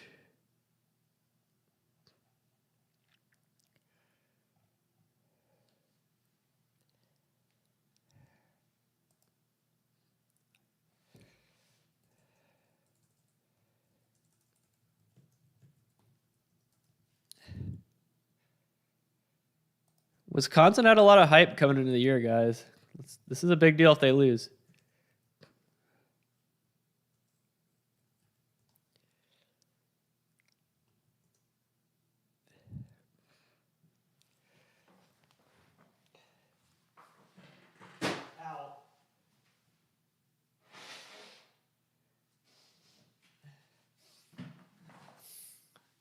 Over Preds.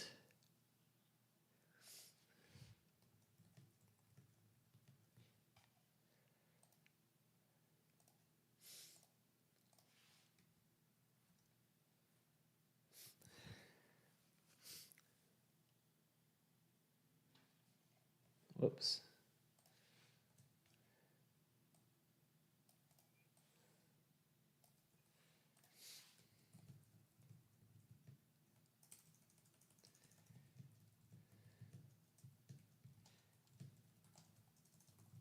So what I'm trying to do is for the regression that I use to calculate the percent chance of a game going over or under, what I'm trying to do is filter down the regression file to only include games with the projected pregame total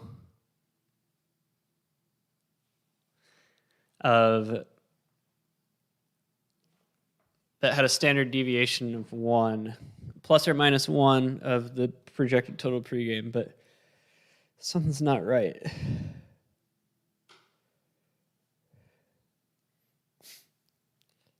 The standard deviation is too small.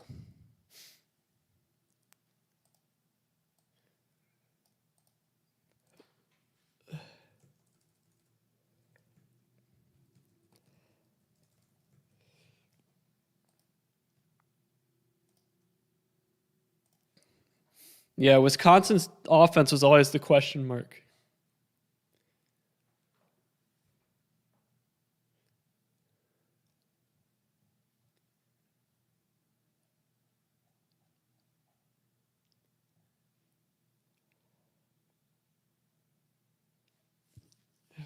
Ah, I see.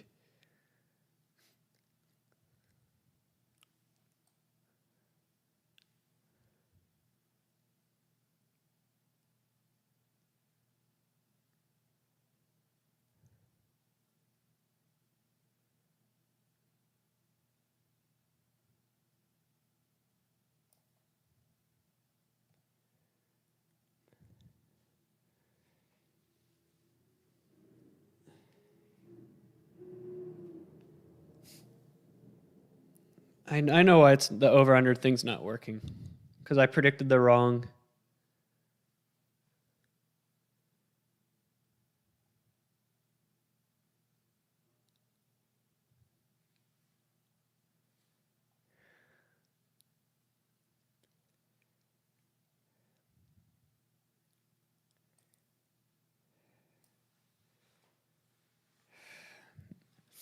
I get it.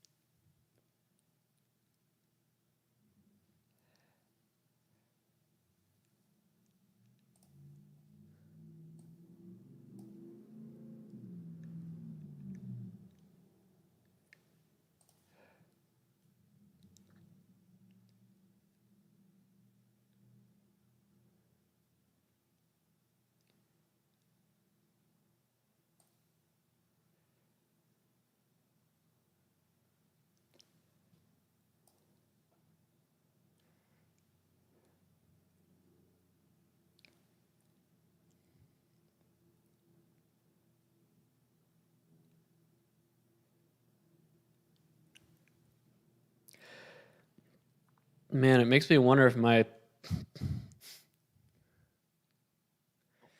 think we learned that Wisconsin offensively has a lot of problems.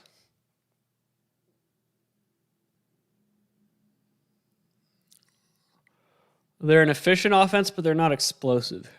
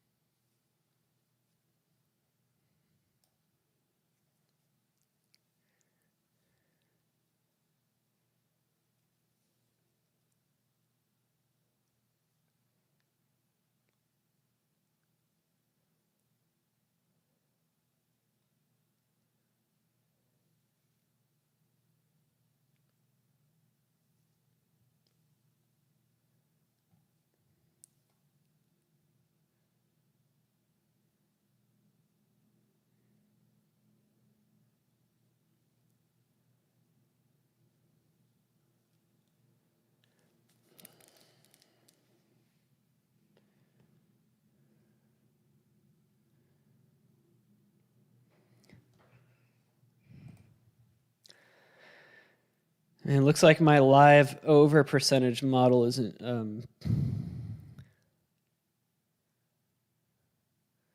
doing it what I want it to do.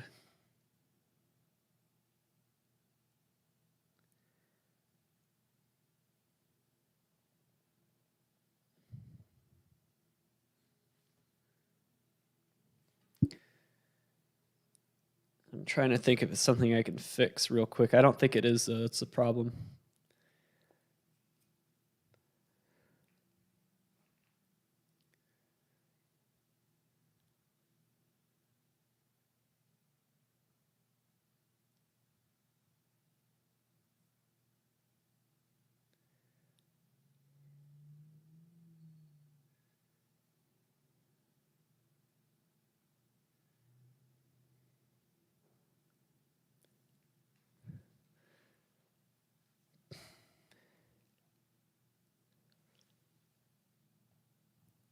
So Wisconsin got the ball back.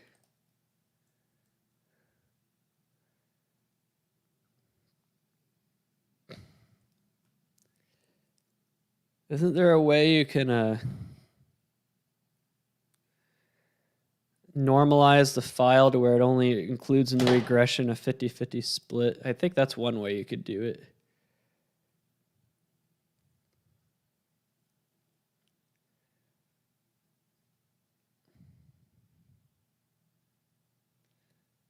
Yeah, that's one way you could do it.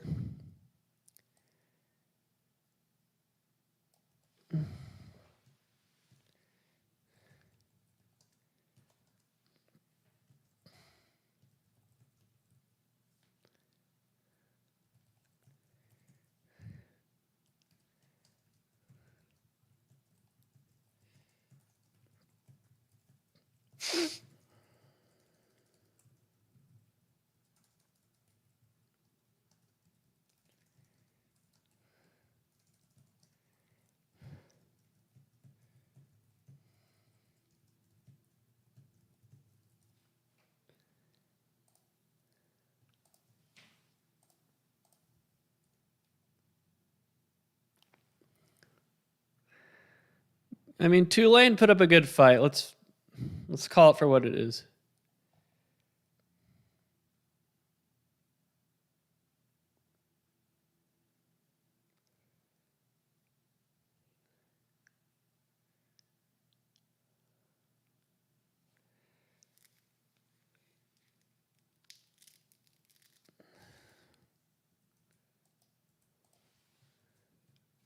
All right.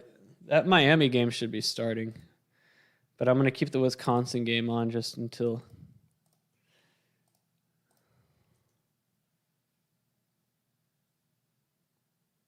Oh, he had a man. The Wisconsin quarterback had a man. Man, he is not accurate today at all.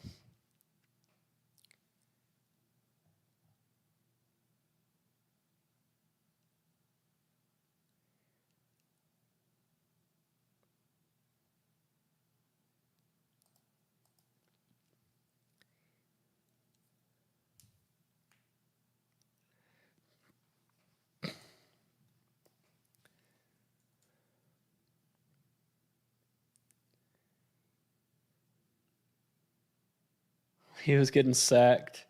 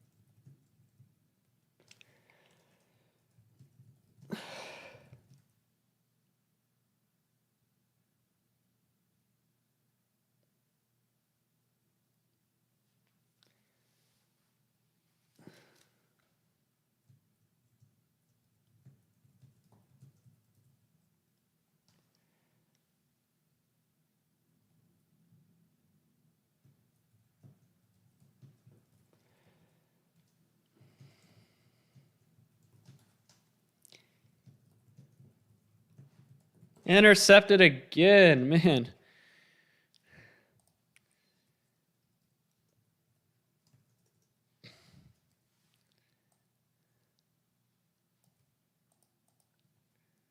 Good job. Congratulations, Rasheem Hudson.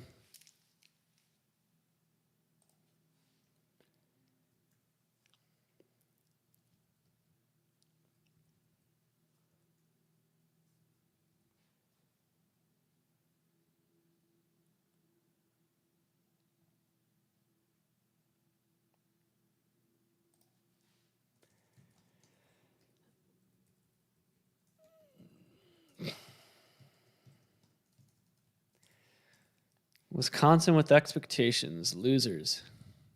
All right. Alabama already scored, so we didn't see it because the Tulane game went over.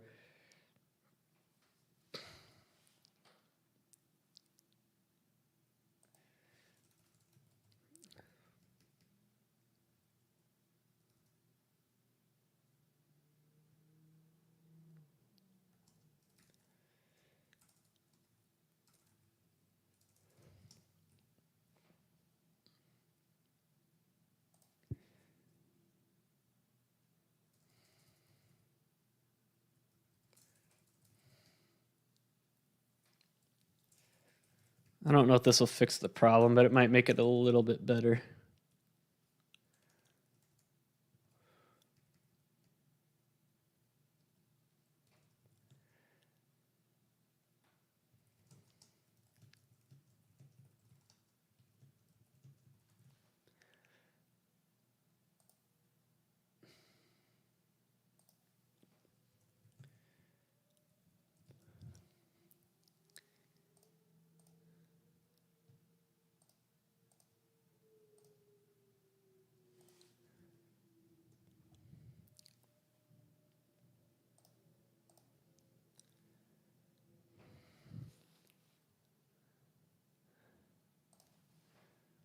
Whoops.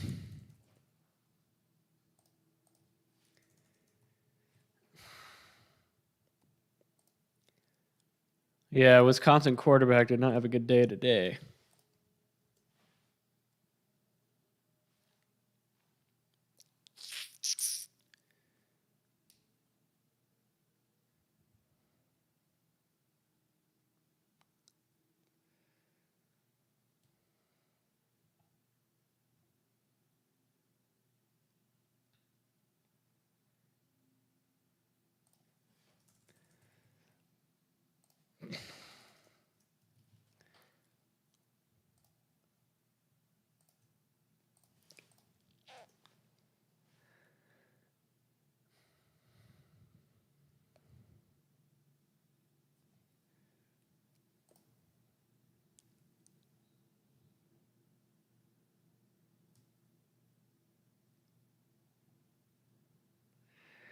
Oh man, this is annoying.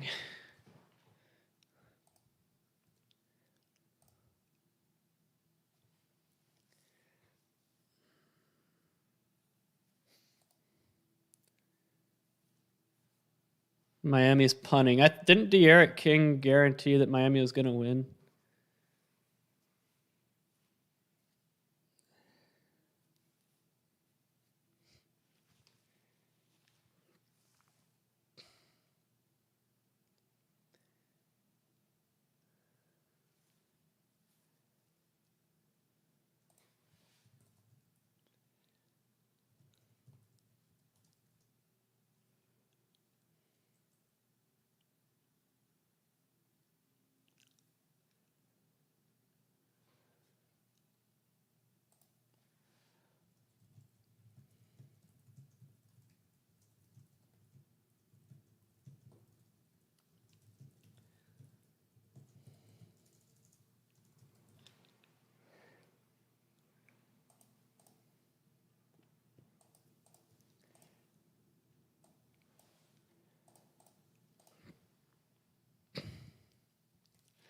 Man, I want to stop messing with this so I can go back to the board. But otherwise, if I don't fix it, then my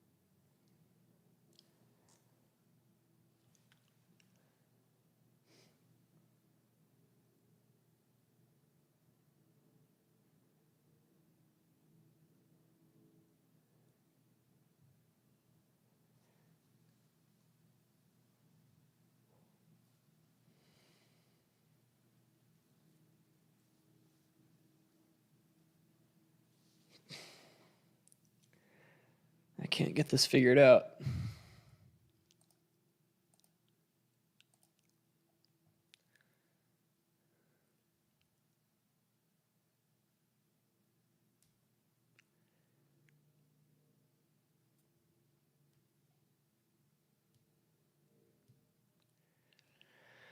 Ay, ay, ay.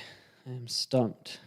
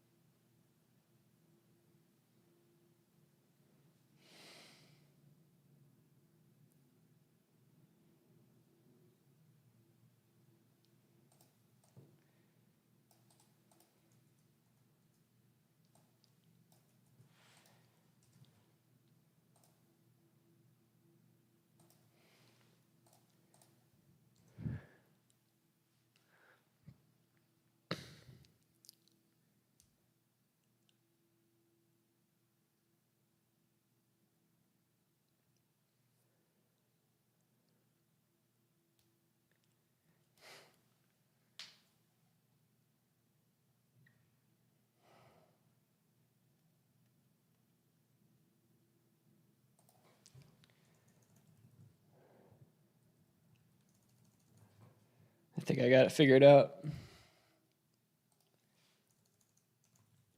Yeah, all these games have started, and I'm sitting here trying to fix this because otherwise my real-time estimates aren't going to be accurate.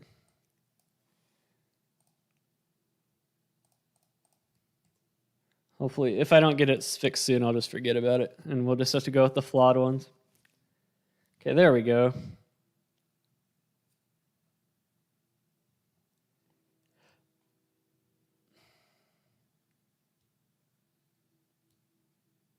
That's not it either, though.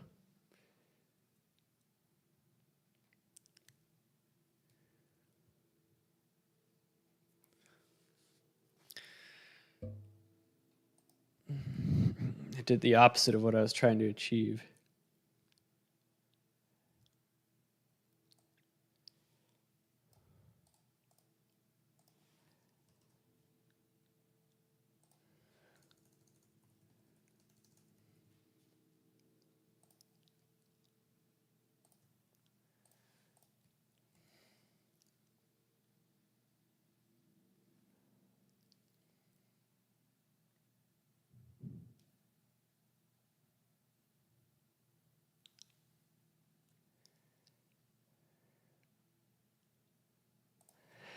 Why isn't my sample command working?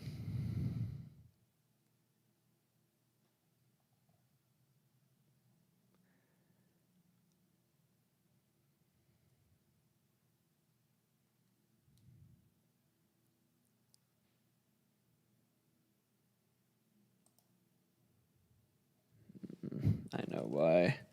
Because I had that backwards.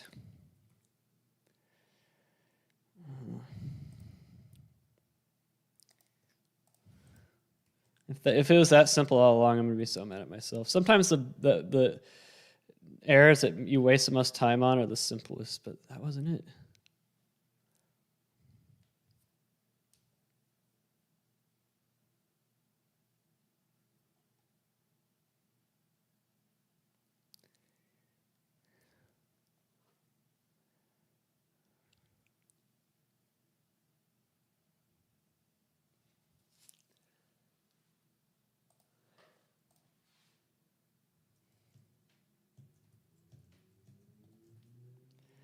This is so frustrating.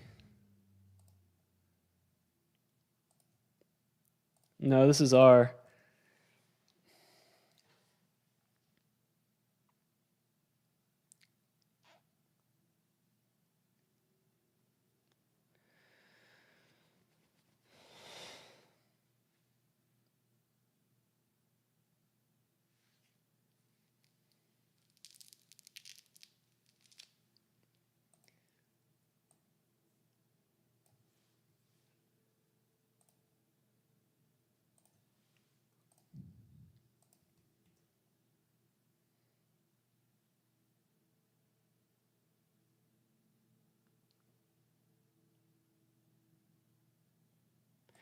I think I know what. Oh man, if it was the parentheses, I'm gonna be so mad.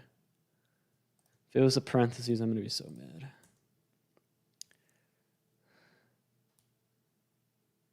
And it was. Crap.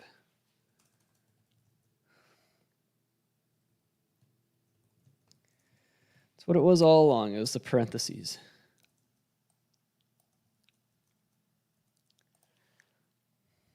I had one shifted over to the wrong side. Something that simple.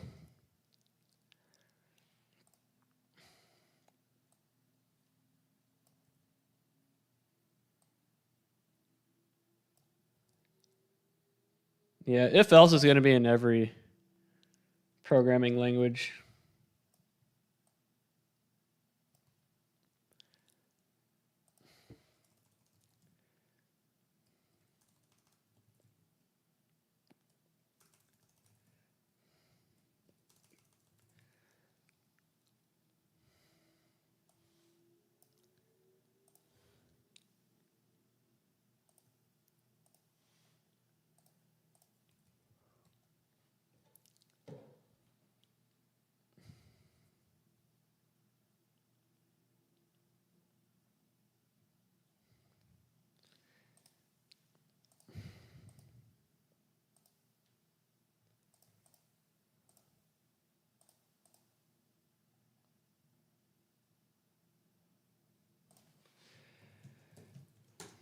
Let's see if that made any difference. It's going to be funny if I did all that for nothing.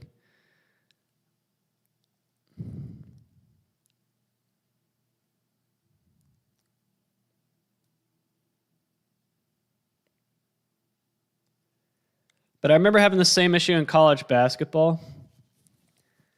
So maybe that made it worse. It dropped to 64.8.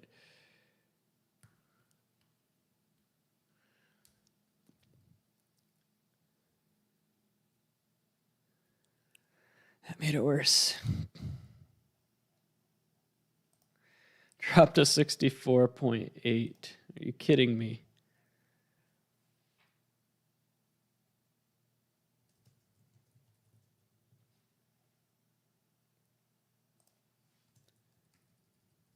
I know why it dropped. Dang it,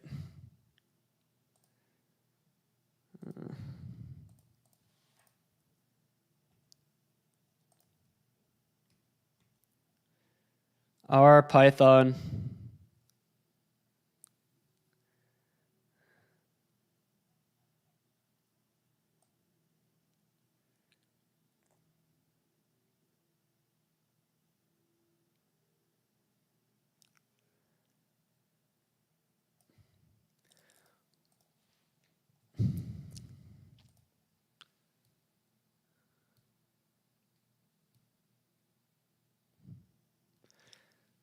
I applied the cutoff too soon.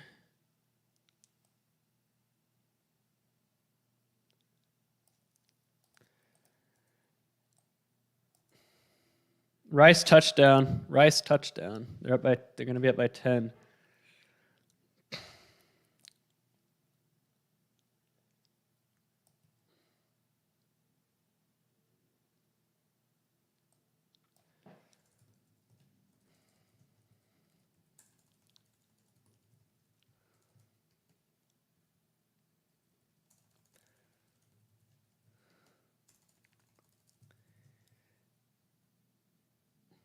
It was definitely one of them. I don't remember it that well just because it was so stressful.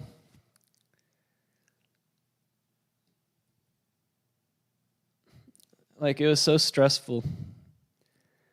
You know, because it was my last ever game. We didn't want to go out as a loser. It was all kind of one blur. I remember after the game though. Once we had the game won, it was different. But during the game was, you know, very stressful. Would have loved to have had a heart rate monitor for that one.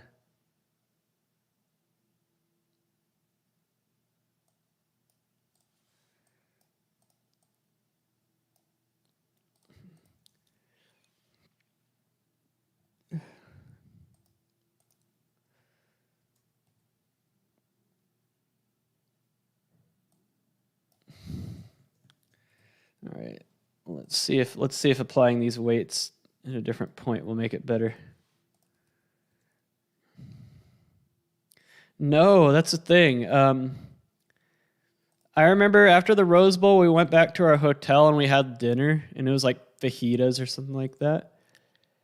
And everyone was going to celebrate and everything, but I remember I went back to my hotel room, and I laid on my bed to watch, you know, Sports Center to see highlights of our games, and I fell asleep.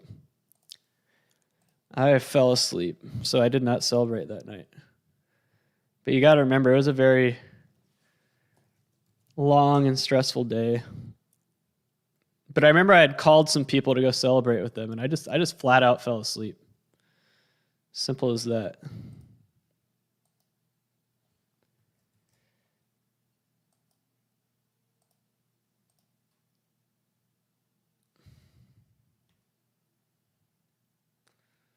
All right, my script's not working.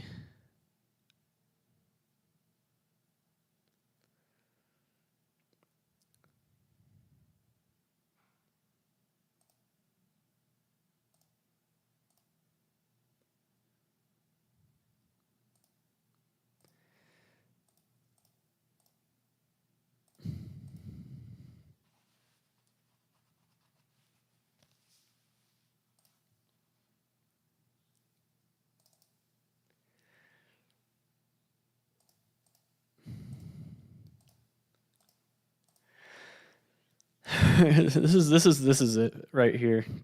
If this doesn't work,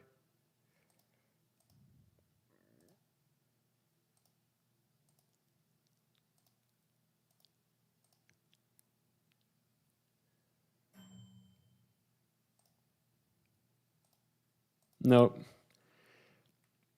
Still at 75%. So I think the variable of pregame predictions is really causing it to sink. So logistic regression.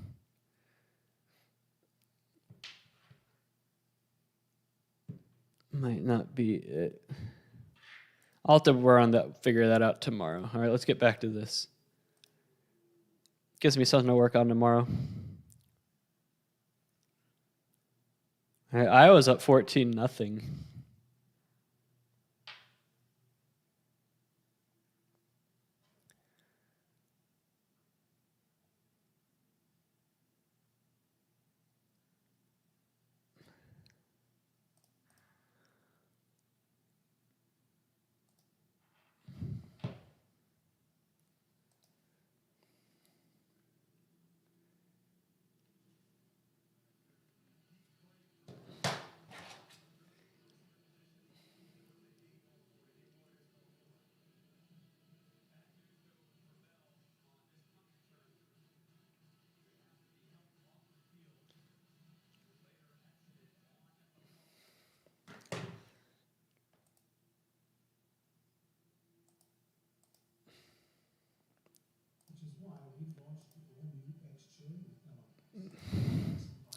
What channel is the Central Michigan game on? Oh, it's 7-7. I don't have a play on the total. I have Central Michigan spread and money line. I'm going to go get some water real quick. I'll be right back.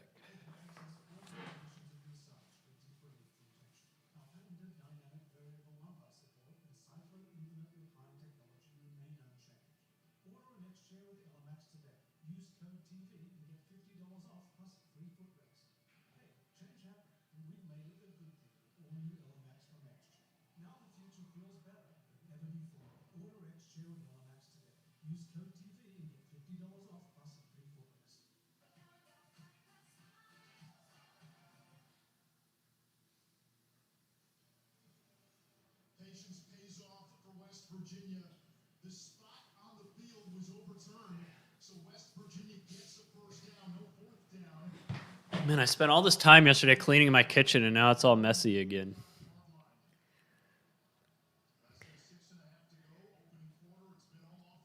Ooh, how did Arkansas get up the field so fast? They're going to be... Did they get the first down? It looks like a second effort got it.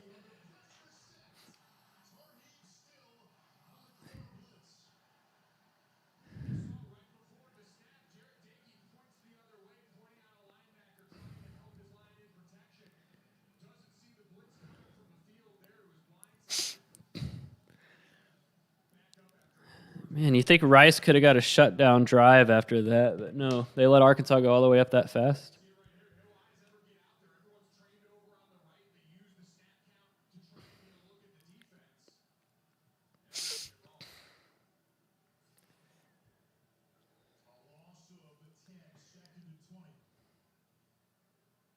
And Arkansas scores.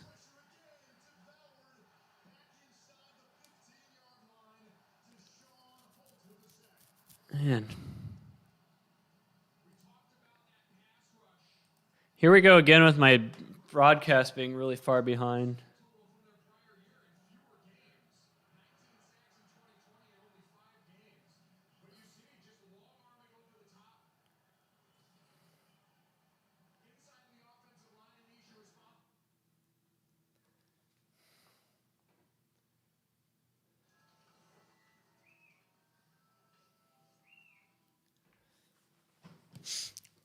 I want to know how Arkansas got up the field so quick.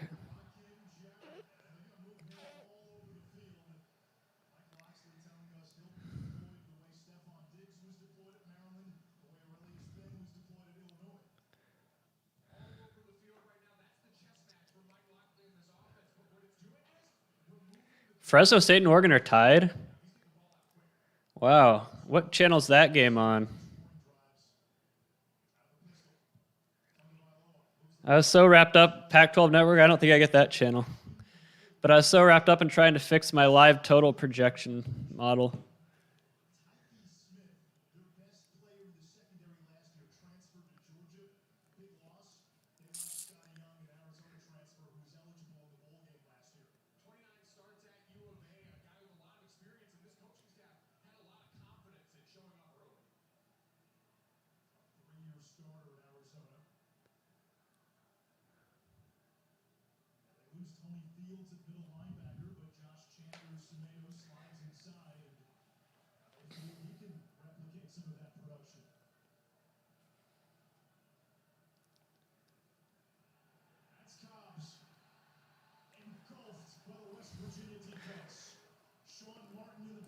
Yeah. Cincinnati might. They're already up. But Miami of Ohio is not that good of a team, though. But I do have Miami of Ohio on the spread, sadly. Looks like my live win percentage calculations, at least for this right here, the way I do it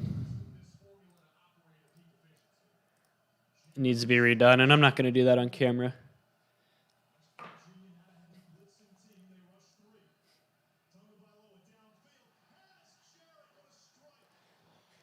Nice third down conversion by Maryland.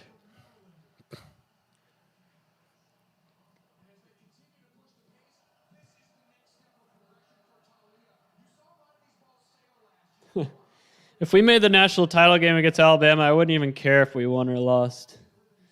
I'd be happy just to be there.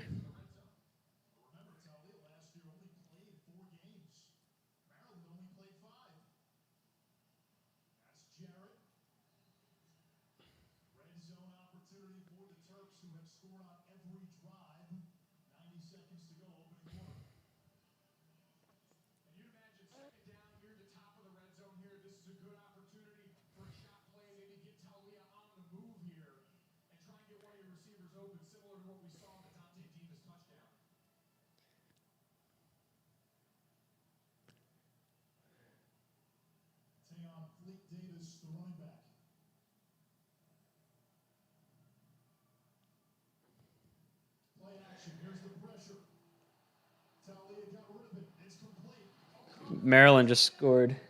So it's going to be 17-7. I have the over in that game, which is fine for me. And I have Maryland plus 3.5.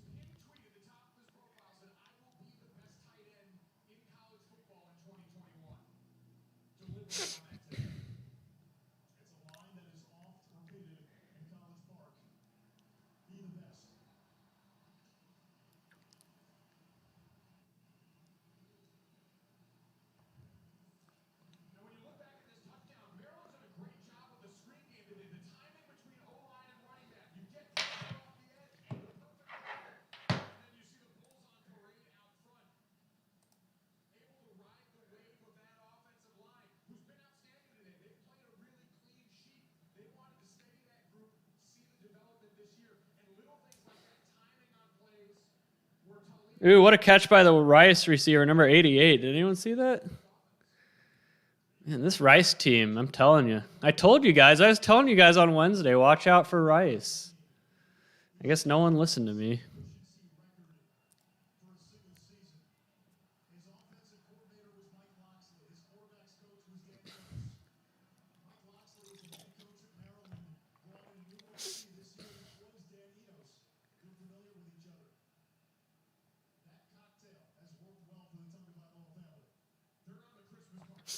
You know, I think I know how I can fix this. I'll work on it tomorrow, but I have an idea of what I can do.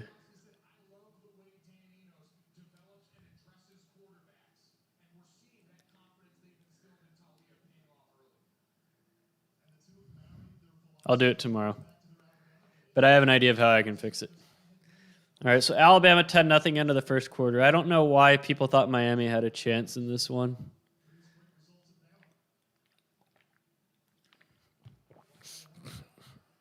Ooh, Rice player just got his helmet knocked off, but West Virginia might be scoring here. He got tackled at the 3. Man, good thing I took the over in this one. What was the total? 56? We might get to 31 by the end of the first quarter. But yeah, I remember Rice last year was pretty decent.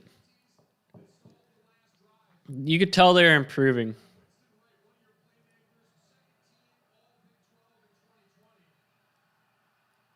But yeah, this ESPN Plus broadcast of the Rice game has been horrible compared to ESPN Plus, or compared to DirecTV Stream. So the top performing model right now is the Random Forest. I'd love to use a Random Forest for my real-time projections, but it takes too long to fit one of those.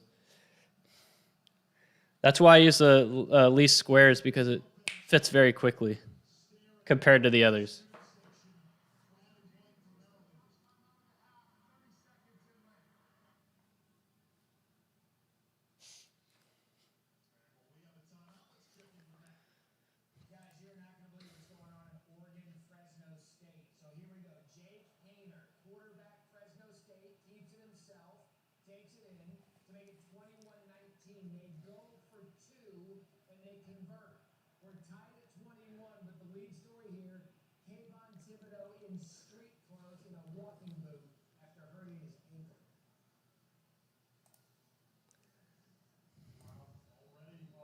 So someone got hurt for Oregon?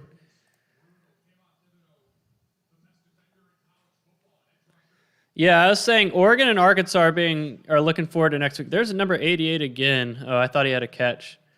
But yeah, Oregon, Arkansas, a couple teams looking forward to next week.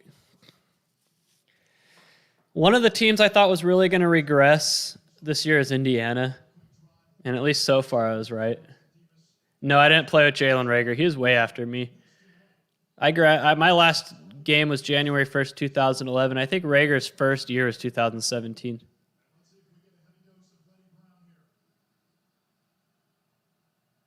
Here comes West Virginia.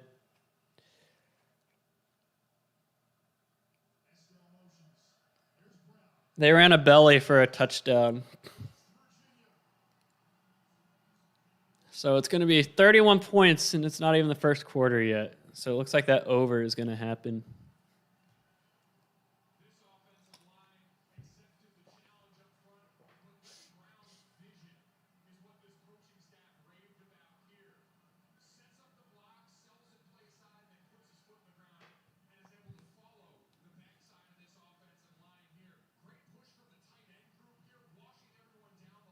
All right, 4th and 1 for Rice. Oh, he's not going to get it. He didn't get it. Credit to Arkansas for blowing that one up.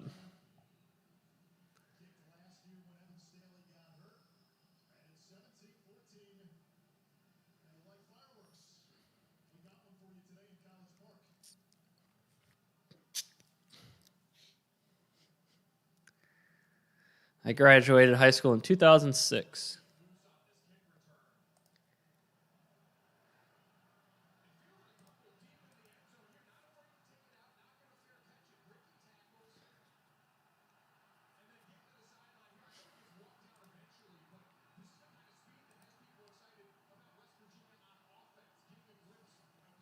So Rice's win percentage went down to 21.5% after that 3rd down stop.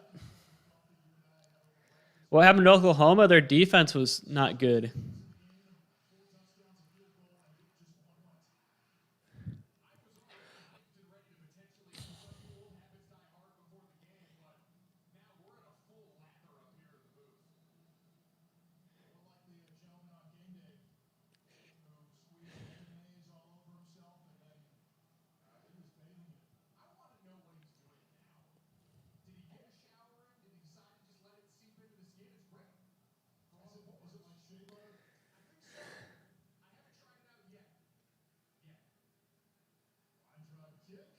Out of bounds kick for West Virginia. Nice.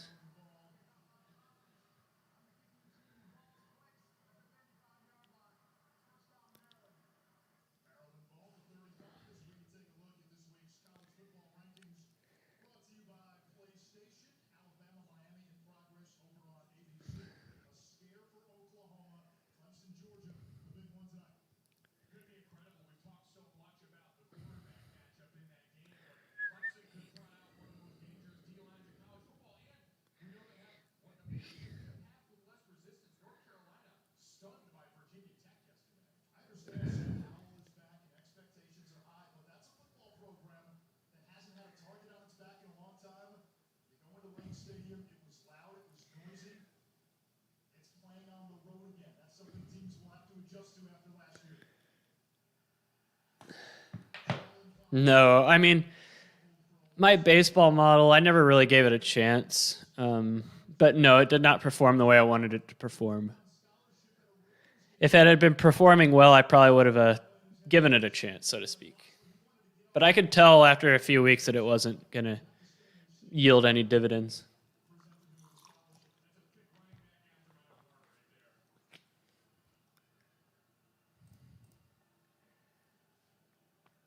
So Fresno State's getting the ball back. I wish I had Pac-12 Network so I could watch that.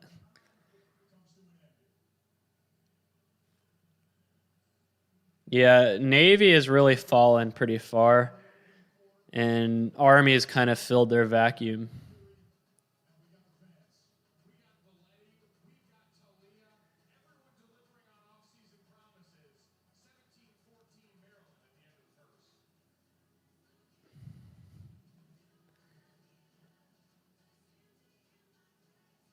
I wonder if I can find like the Pac-12 Network on a bootleg stream.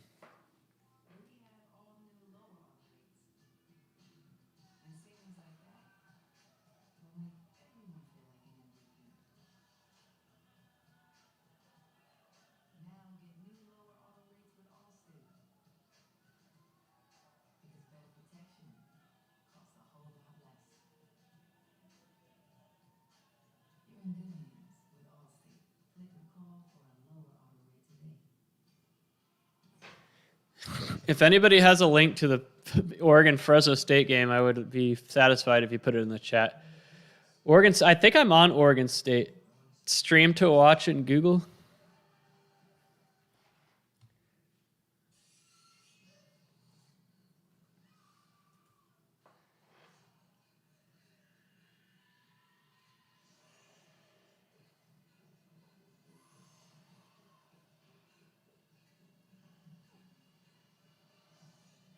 Whoops. I don't know why it gives me that error every now and then.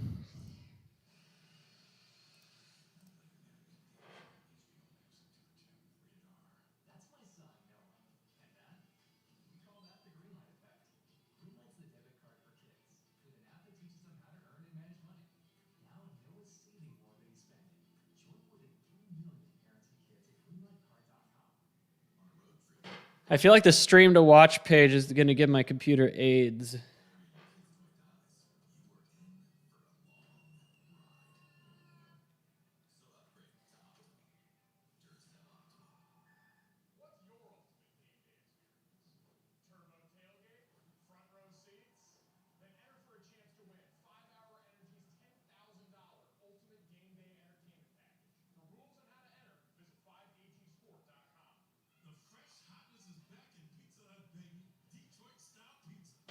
Hey, the Fresno State game came on. Stream to watch. I appreciate it, Saeed Odeh. And the first play I see is Fresno State catching a pass over the middle on 2nd and 8.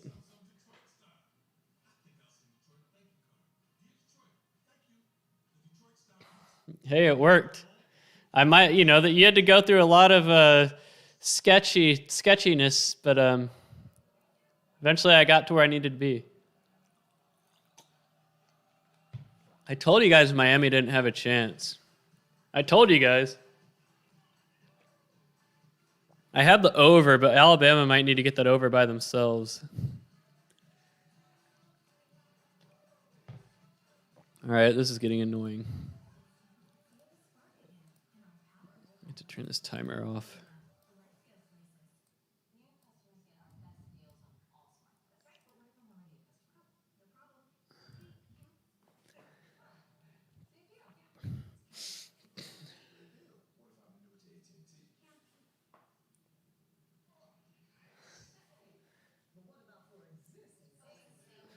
Yeah, it's doing better than my Rice game stream.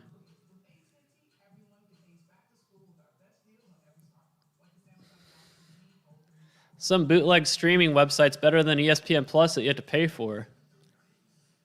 Reverse. Fresno State just ran a reverse. They got 8 yards out of it. Not bad.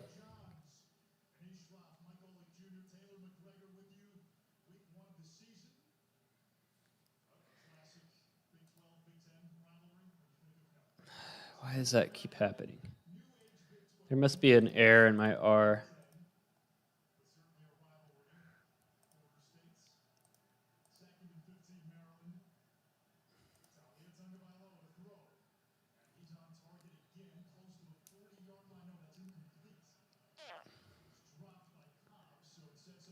First down, Fresno State. They fumbled it.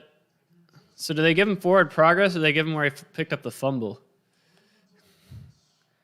That's a good question. All right. Let's talk about what's going on. Fresno State and Oregon are tied.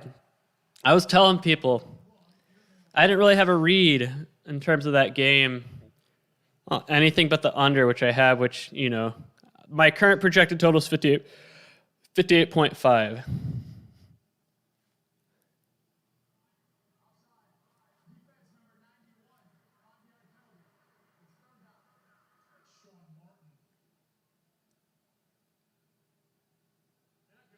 Okay, now the bootleg streaming starting to buffer a little bit. But although that could be because I'm streaming so much right now. Yeah, I have over on Texas U Lafayette. I have Oregon State +7. I think I have Clemson along with you. Where's Oregon State? Where's... I think all those are plays I have that you just listed. Do I have the over in the Oregon State game? I do, yeah. Wait, how did Alabama get the ball back already? Did Miami turn the ball over again?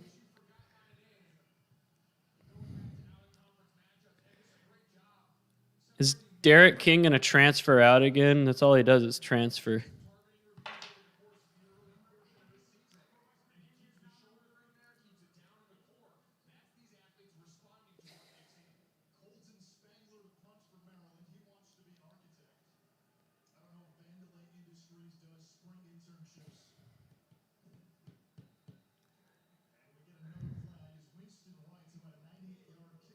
Yeah, Derek King fumbled on a sack. All right, my Fresno State stream is frozen.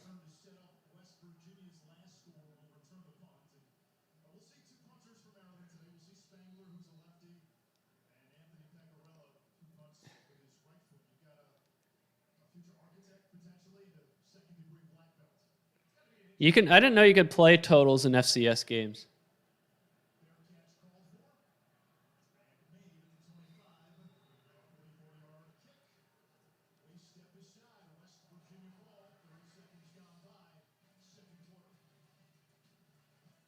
All right, so Fresno State punted.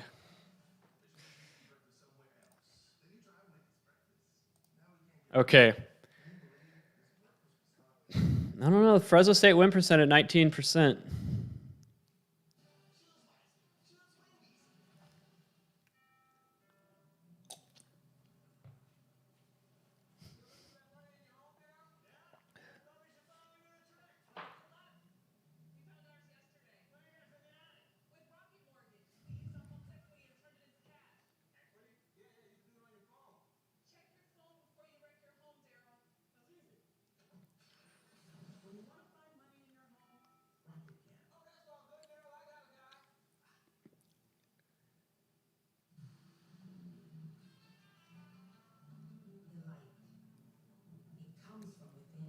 Arkansas is going to have to kick a field goal.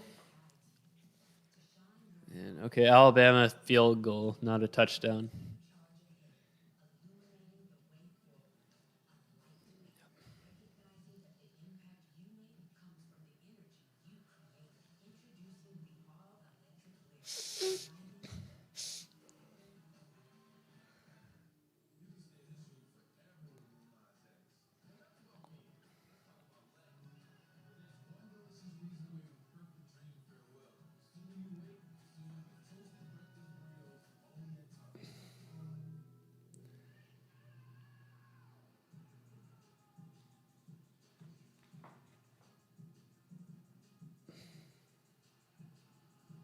Tie game, Rice, Arkansas. Having Rice hit the plus 800 would be a big deal, though. Let's be real.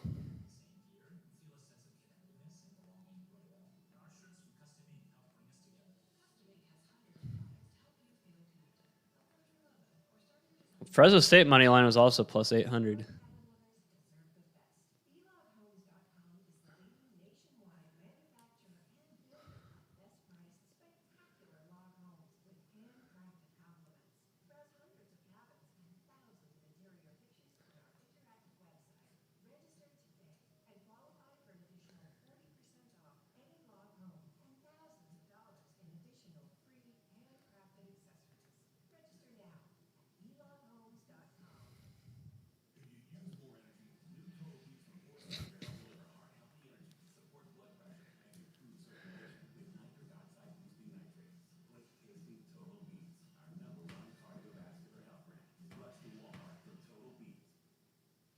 Matt Berry with a studio update, and it has been all Alabama early against Miami here. Bryce Young to Cameron Latu right now.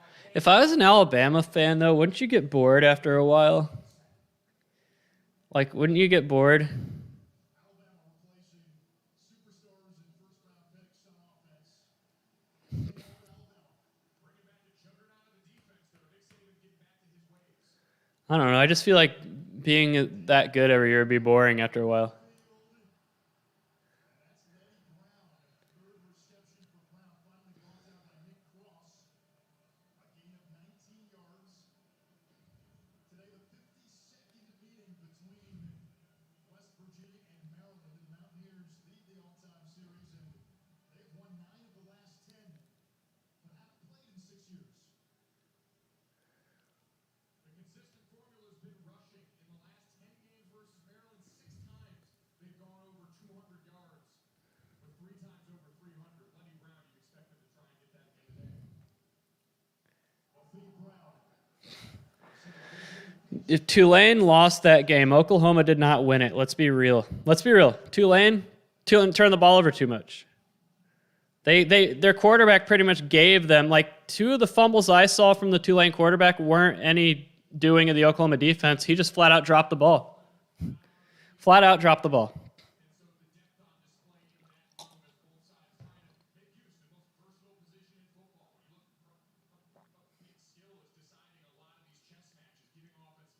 Virginia a little short-handed in the backfield. Tony Mathis Jr., we were told, a game-time decision. He has not played yet.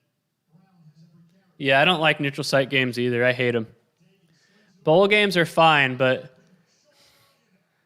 regular season games, I don't like neutral site. No. Unless it's a historic neutral site like the Cotton Bowl with Texas, Oklahoma, or Jacksonville, Florida, and Georgia. But no neutral site games.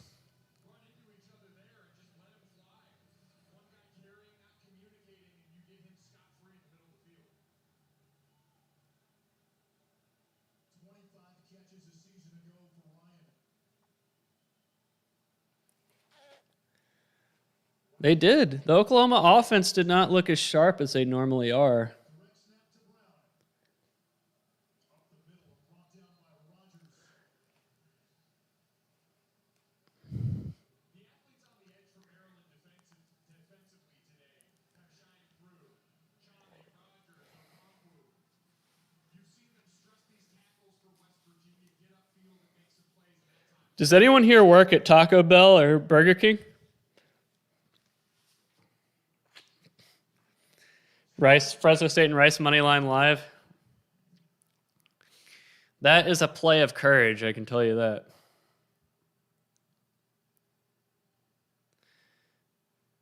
I'm just going to let my Rice money line ride. Empty set. Diggy looking for right. Jacory Bennett got in there. Man, the Alabama defensive line gets off the line so quickly. Like, how can you block that if you're an offensive lineman from Miami? Jeez, it's ridiculous how quickly they explode off the line of scrimmage.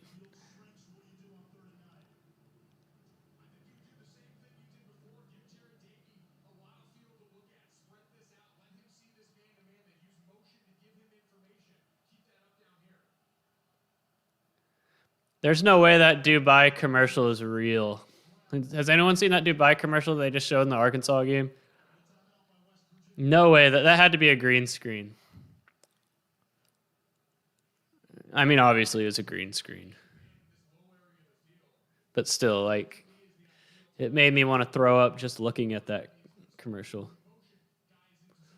Did any Miami fans even show up to this game? It looks like the crowd is all red.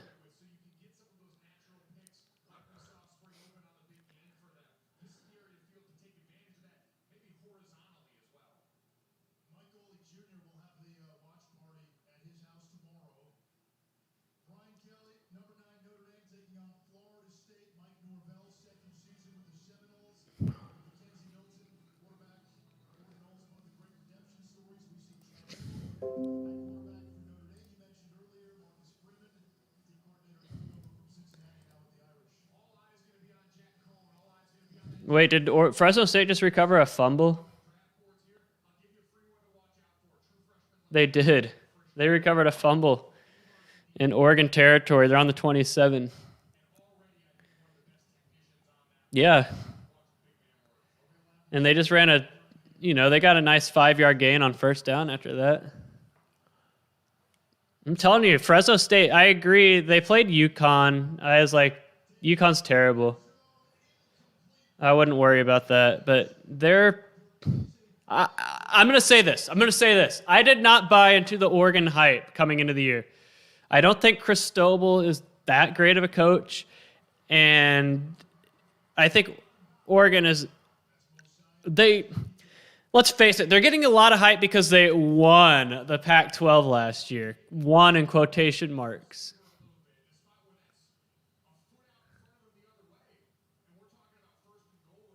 So, and Oregon just got an unnecessary roughness flag.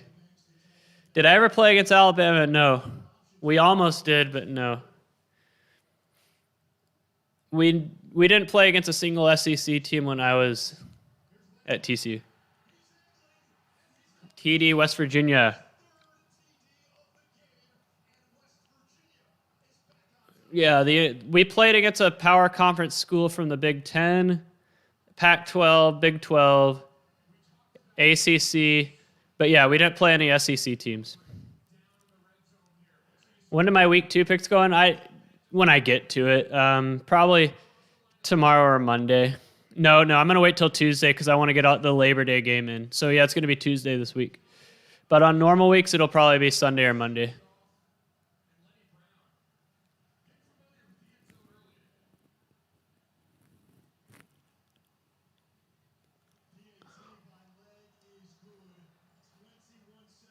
Fresno State down to the 5-yard line, but they're going to face a 3rd and 4 here.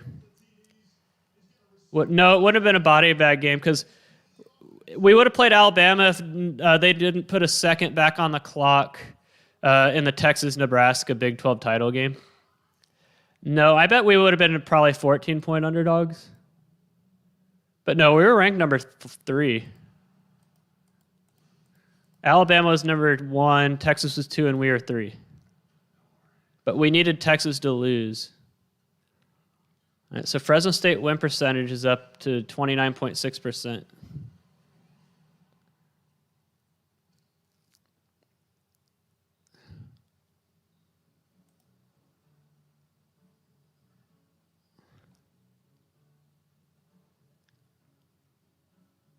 The Texas game has started. I'm going to put that on.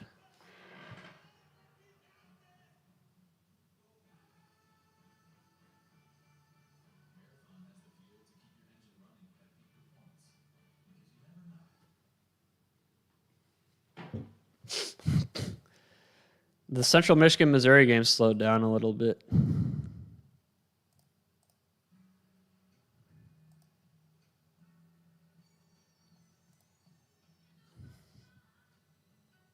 Live bets? I don't have anything right now.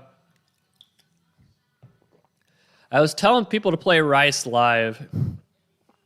Somebody played Fresno State live. Good for him. Whoever did, he was ahead of the curve on that. The thing is, my system that estimates live is I need to reprogram it, and I'm going to do that off stream tomorrow. but it's still useful for some things. So Fresno State's current win percentage is 17.8, even though they're up.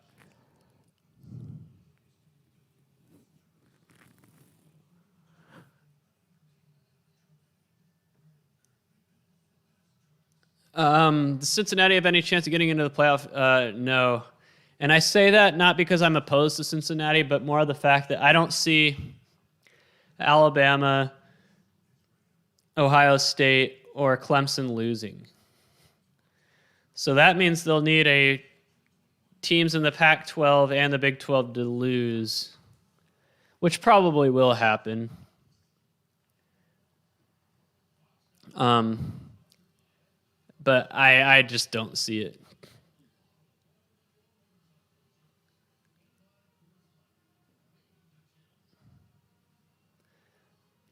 I have Rice at 20.3% right now.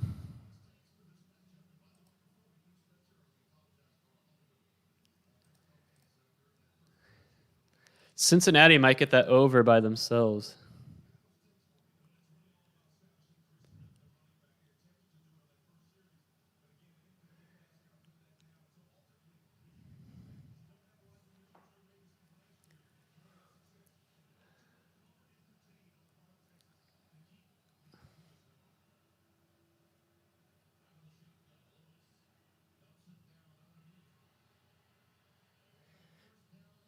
Indiana is one of my picks to regress this year.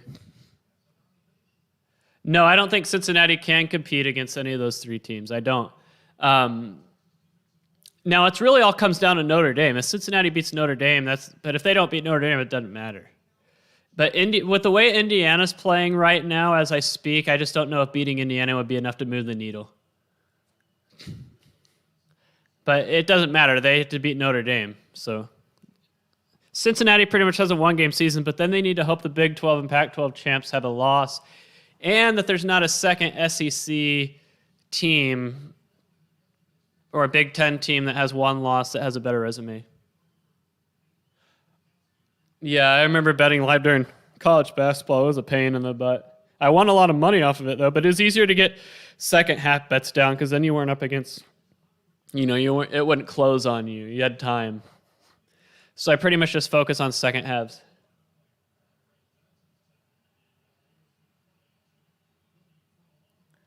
Louisiana's getting close to the red zone.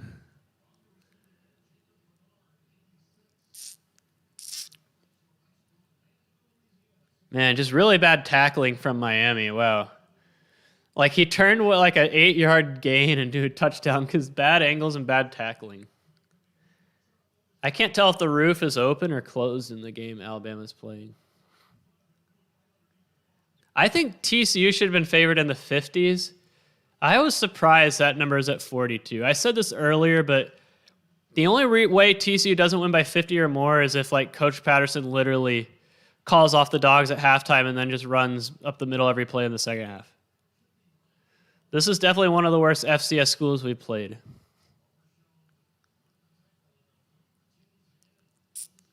Memphis is average. I think I have them in the 70s.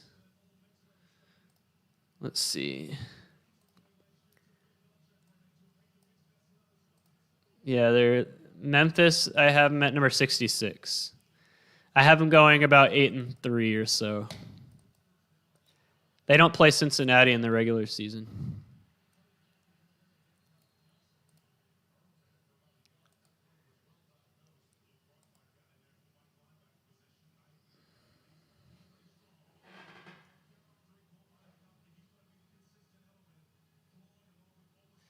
Arkansas is a 3rd and goal from the 8-yard line. Let's see what happens.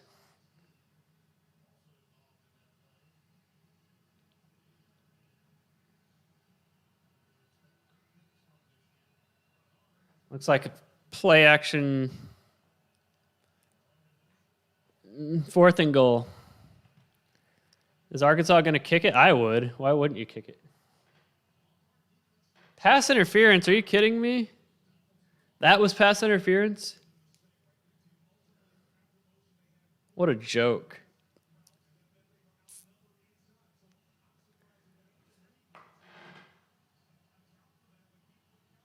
He wasn't grabbing him at all. That's horrible. That's not pass interference. I'm sorry. West Virginia, Maryland.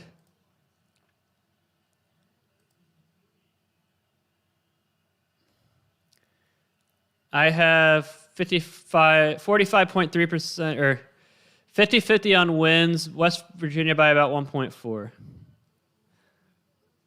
Yeah, that Arkansas pass interference was a joke. A joke.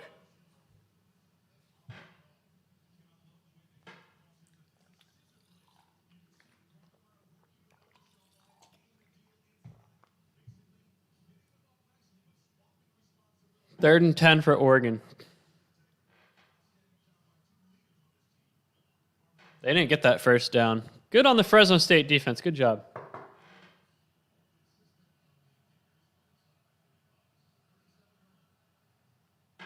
All right, so Louisiana's on the board.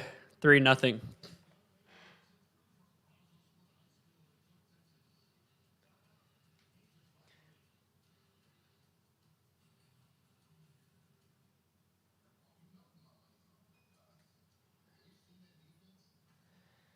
So does Fresno State have the ability to drain the clock? That's the question. Don't turn the ball over first. I wouldn't even try to set up a punt return here.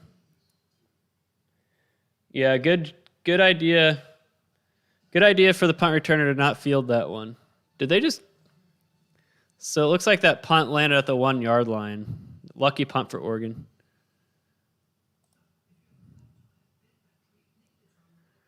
4 yard line.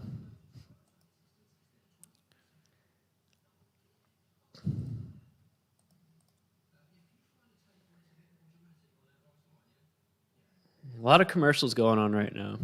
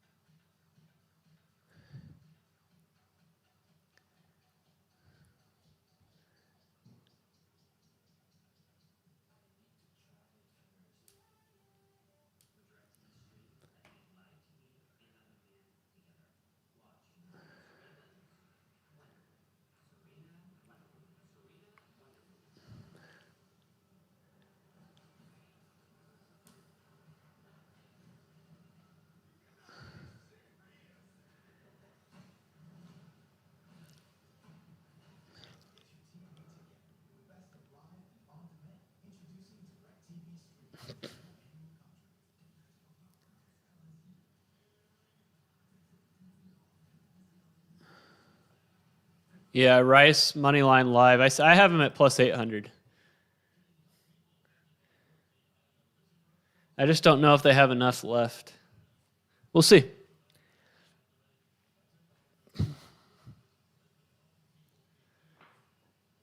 Man, Alabama's defensive line gets off the line of scrimmage so fast. It's ridiculous.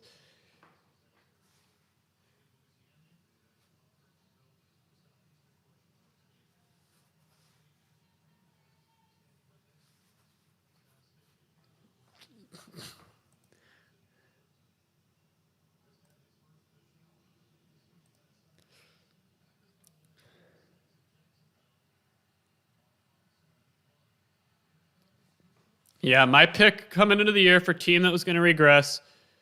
Man, Derek King got sacked again. But my pick for the team that was going to regress was Indiana. And so far I am being proven right.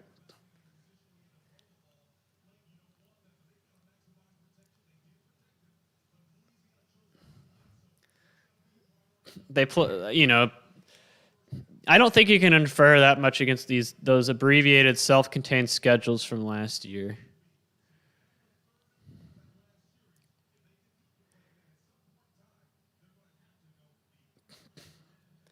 Like, watch how fast these defensive linemen get off the ball for Alabama.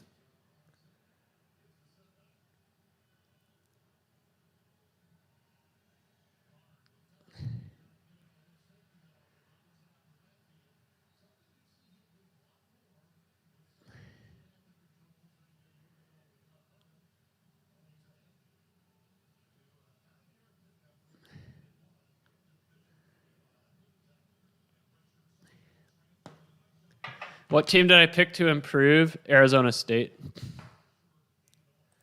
Not even a question. Arizona State.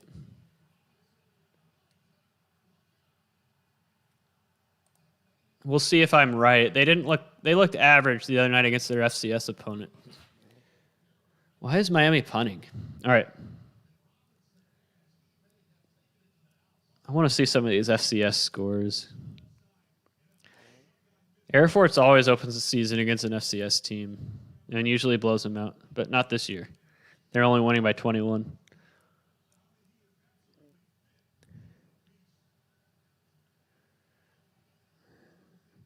Wyoming's such a bad offensive team. They're such a good defensive team. It's a shame.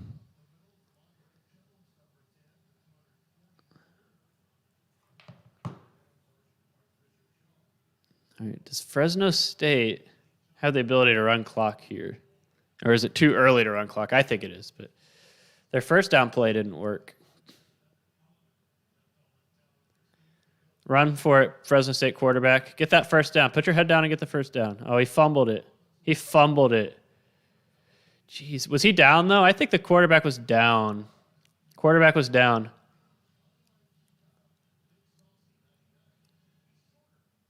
They call him down? They better have.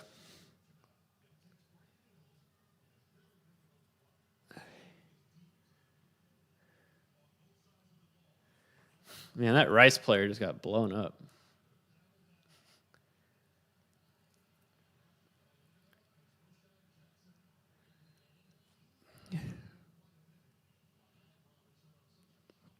All right, was the Fresno State player down? Is the question. I think he was. The ground caused the fumble.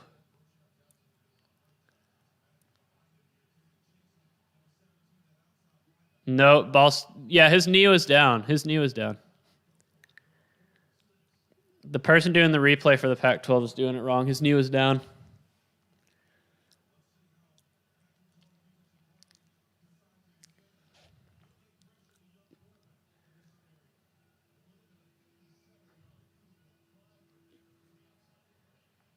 They're not going to review that? Are they not going to review that fumble? His knee was down. Come on.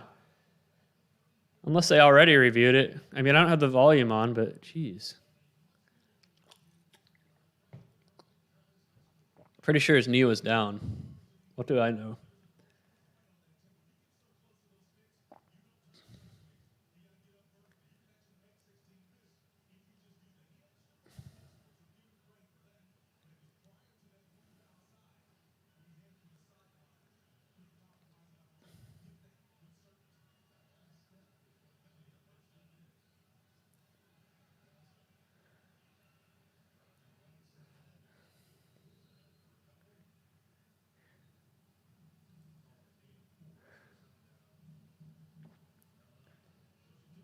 Ooh, what a sack for Rice. All right. 3rd and 3 for Oregon. That could have easily been a delay of game on Oregon right there.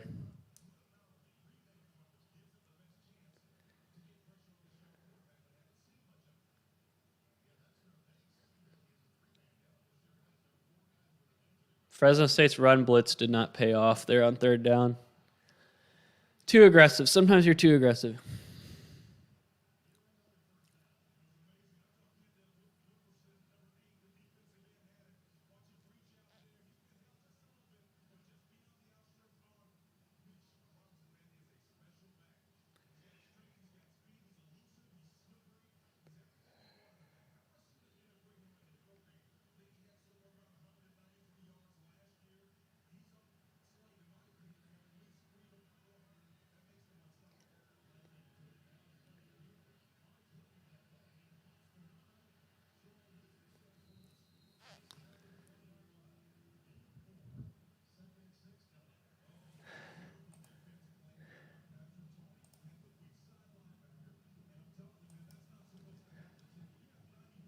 All right, Louisiana Tech tied the game with Mississippi State.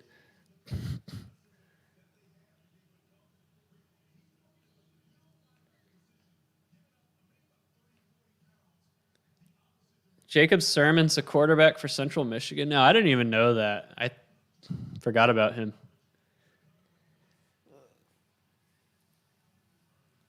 I mean, it's Miami of Ohio. I wouldn't put too much stock into it. Like I said, we'll know all about them after they play Notre Dame.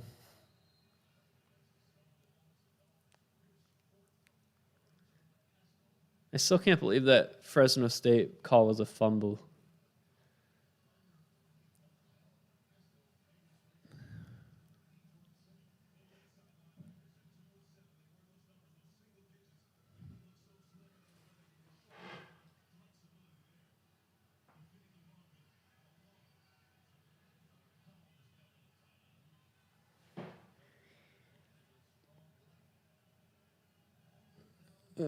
I thought that Oregon had an outdoor mask mandate, but based on the crowd shots, I don't see a lot of mask wearing.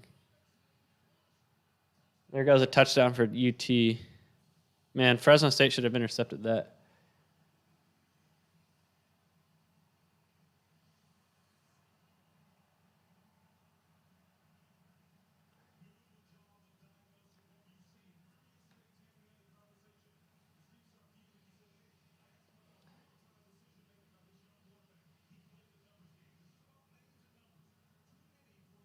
All right, Oregon has to kick a field goal here, so Fresno State held. Fresno State held.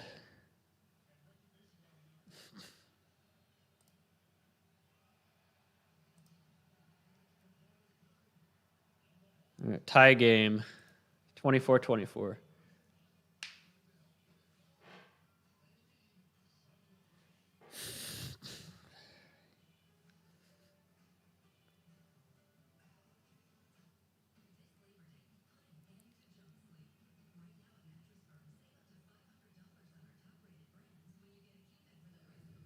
All right, the most accurate model right now is the Random Forest,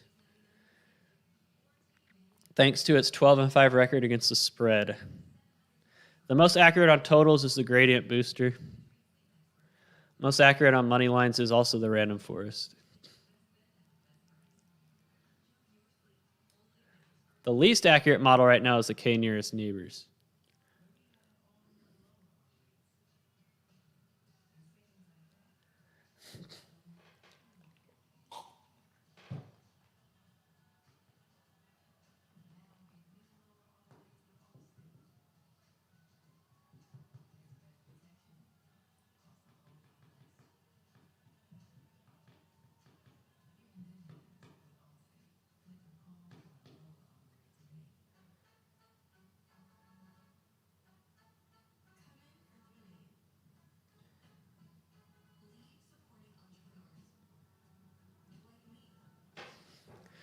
All right, since every game's in a commercial right now, I'm going to take a quick bathroom break.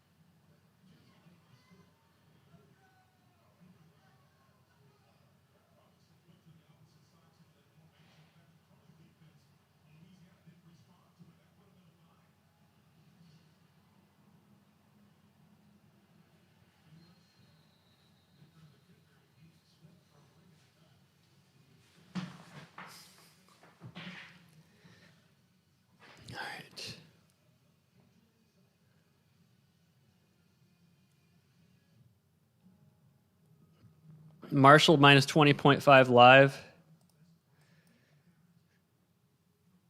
It'll be close.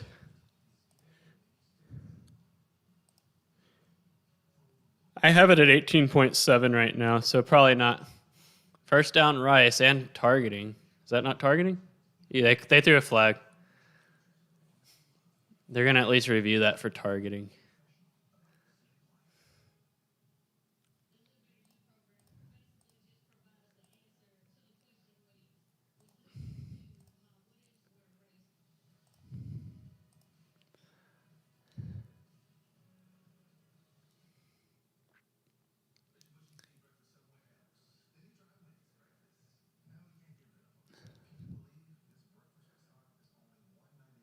Who's number 10 for Arkansas? Is that Bumper Pool? I think it is.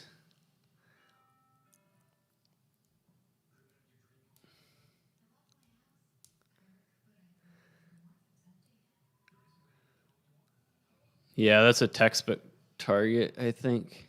Keep your head up. If he keeps his head up, that's not targeting.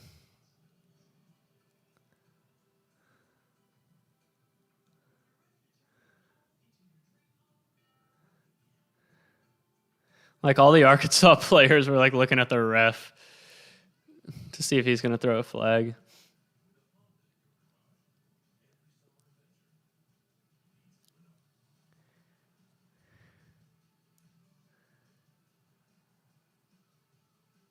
Ooh. Alabama player drops a wide open pass.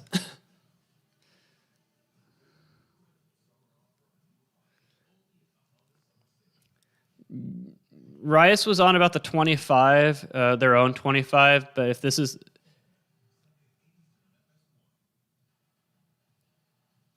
Yeah, so the targeting penalty will move them up 15 more yards, and number 10 got ejected for Arkansas.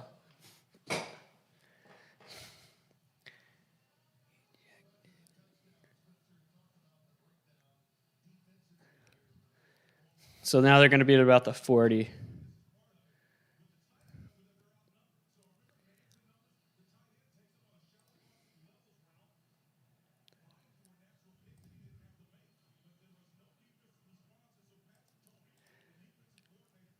Central Michigan's on top.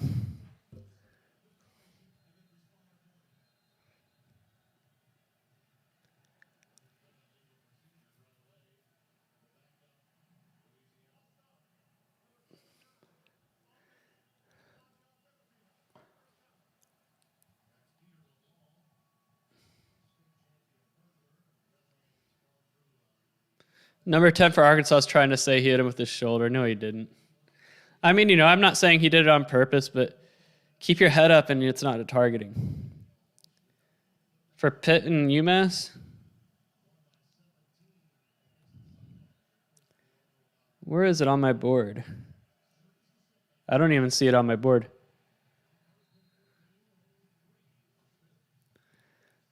It's weird.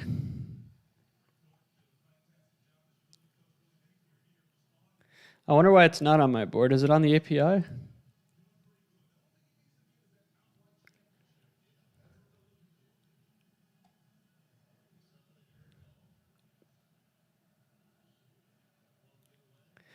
Well, the problem is that it's not on the API. So if Pitt UMass isn't on the API, here it is. You know why it's not getting picked up?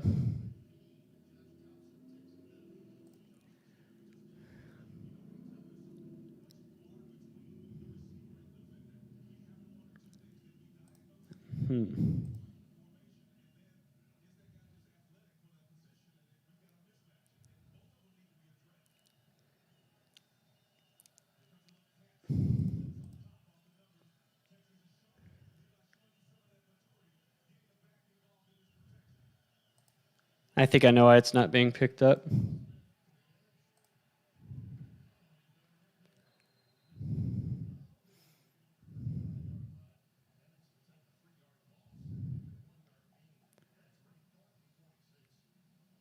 Here's why. This should be UMass right here. Now it'll come in. ESPN changes the names on the API. There we go. Okay. I have it at Pitt 49-10. So Pitt by 39, right on what the spread is. I mean, Central Michigan was my big underdog play of the 2:30 kickoffs.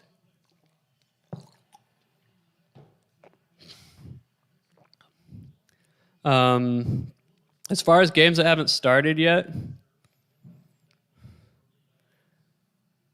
I think Kent State might be able to keep it close for a half, so if you want to play in first half. Apart from that, though, I don't really like any underdogs. I mean, maybe Nevada.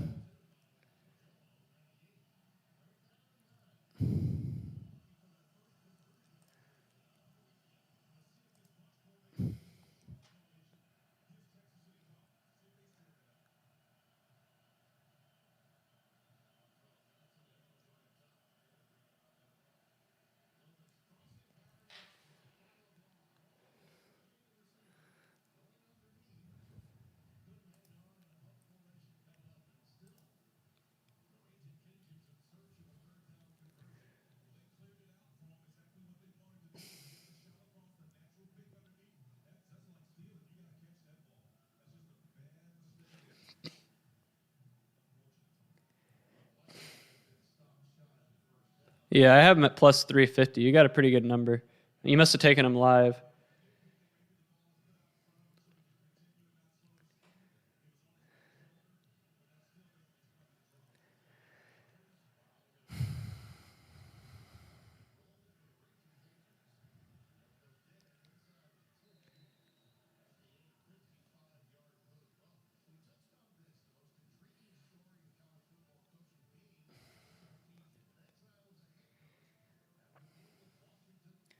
All right, so decision time for Oregon. What do they do here? 4th and 2 on the 30-yard line. Do you kick it?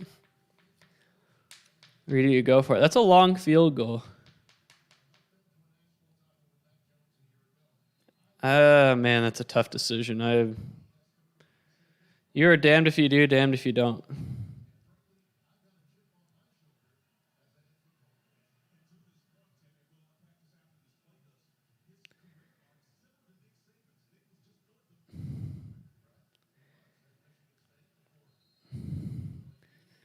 They went for it and got it, and then some. Might be a touchdown. Yep, touchdown Oregon. Went for it on 4th and 2, and Fresno State sold out. Could not get there. Once he was past the second level, it was over.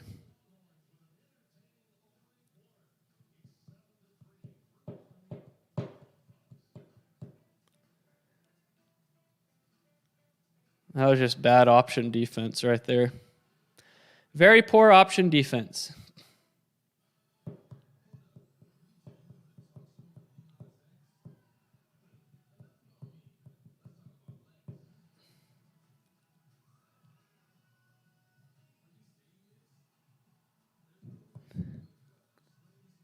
All right, how does Fresno State respond?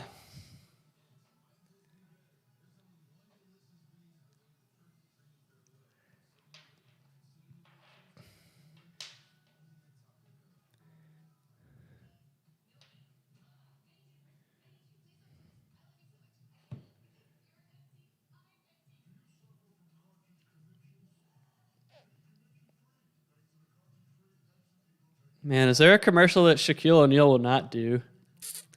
So I see him do auto insurance commercials, ink toner commercials, pizza commercials. I mean, I just don't know. Shaq for the Epson ink tank commercial, I don't know about that. I don't know where he fits in that brand.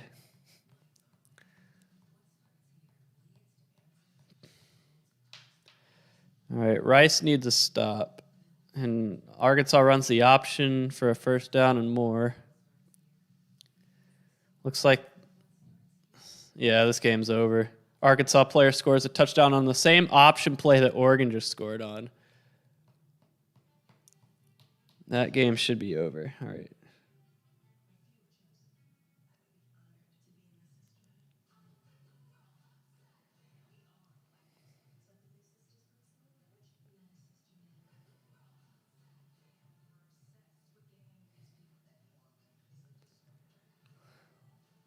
Yeah, he does Frosted Flakes. Yep.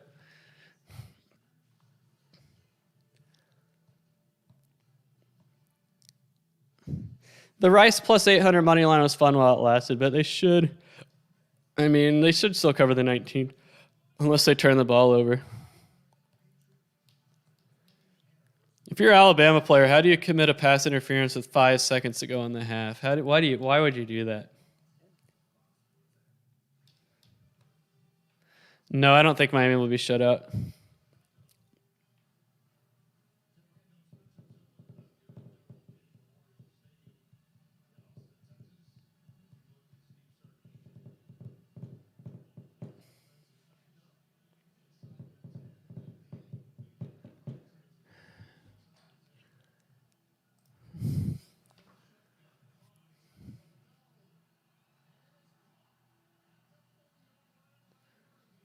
Am I on record yet for saying I did not buy into the Louisiana Lafayette hype? I just want to make sure everyone knows I was on record saying that.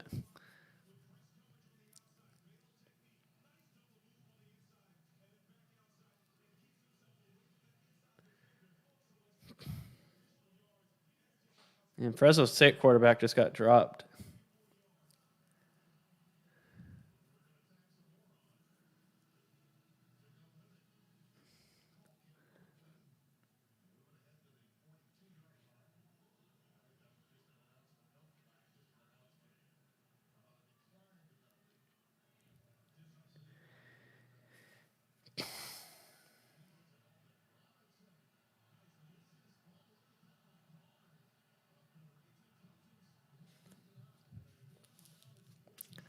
I'm surprised Pitt hasn't scored more against UMass yet.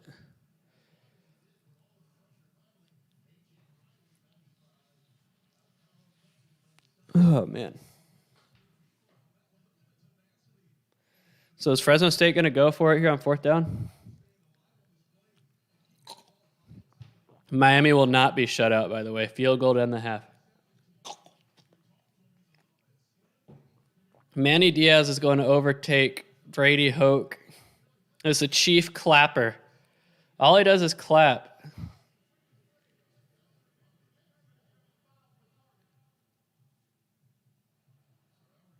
All right, 4th down for Fresno State. 4th and 10. And timeout.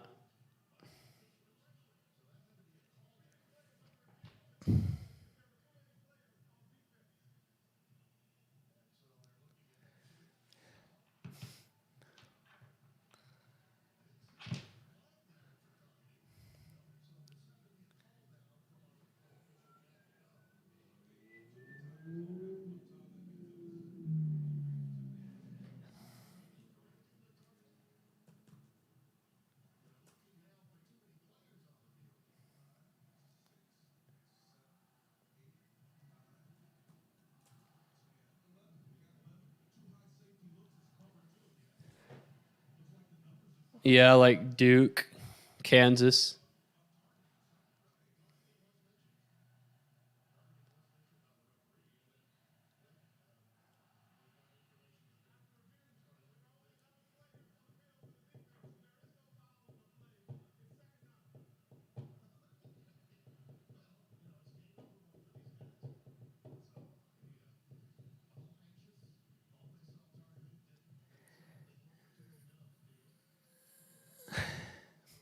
Yeah, UCLA, last I saw, they were 3 or 4 point underdogs. Northern Illinois. I was telling people on my stream to take them against the spread at 17.5. I also have on the money line at 600. Yep.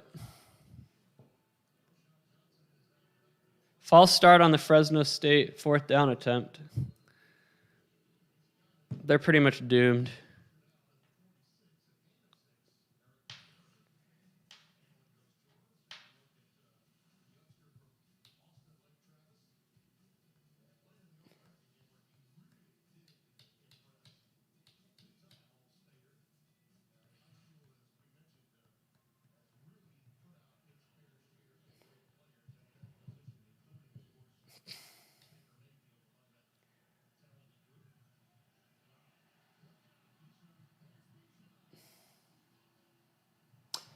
And Fresno State is a couple yards short. That's just a lack of awareness. I'm sorry that you got to get to the first down marker on fourth down. Number 5.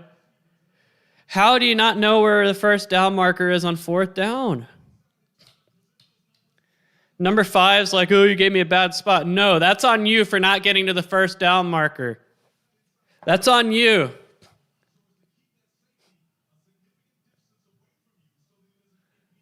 You need to get to the first down marker on fourth down. I'm sorry. No excuses for that. Fundamentals. Yeah, I don't know if Rice spread's going to hit. They've just totally fallen apart since they took the 17-7 lead.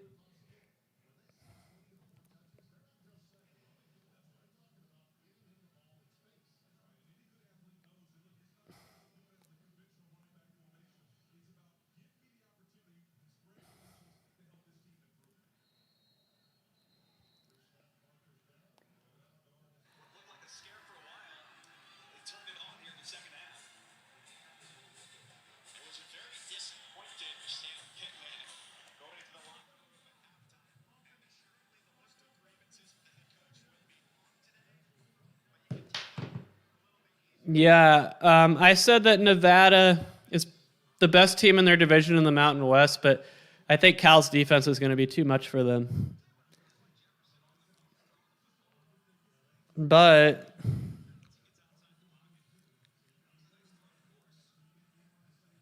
yeah, I have no play on that game at all.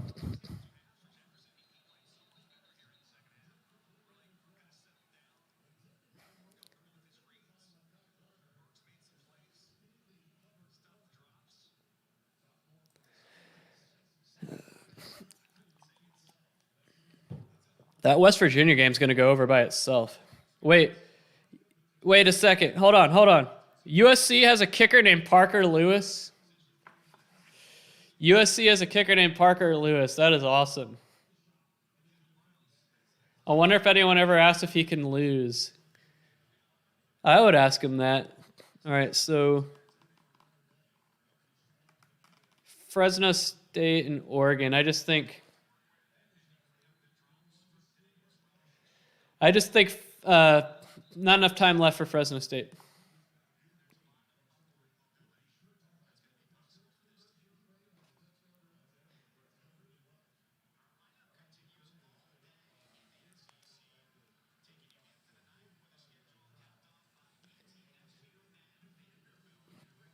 Yeah, Parker Lewis can't lose. One of my biggest regrets of when I lived in Cedar Rapids was never going to a University of Iowa football game, even though I lived like 20 minutes away. I never did.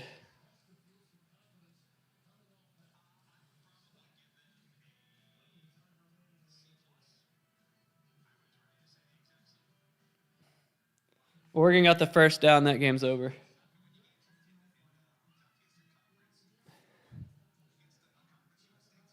So I won the under bet on that game. Ooh, Northern Iowa. Oh wait, it's a replay, my bad. But I'm about to say they're still winning. It was a replay, but yeah, they scored on a long touchdown.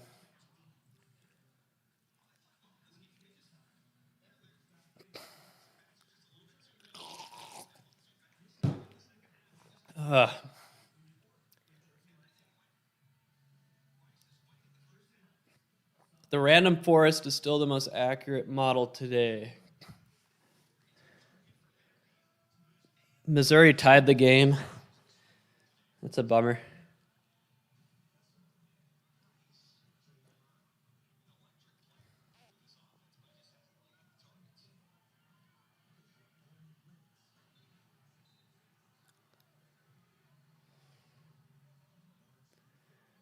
Parker Lewis can't lose. All right.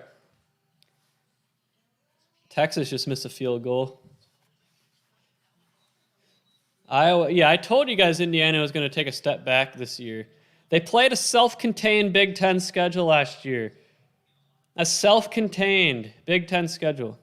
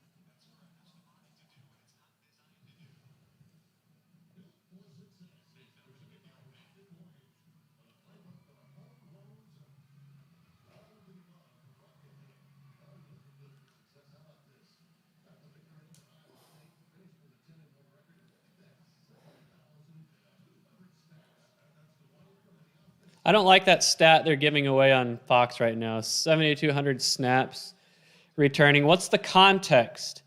Like, what's the average number of snaps a team returns? Is 7,200 good or bad? Nobody knows. That's poor statistics right there. No context at all.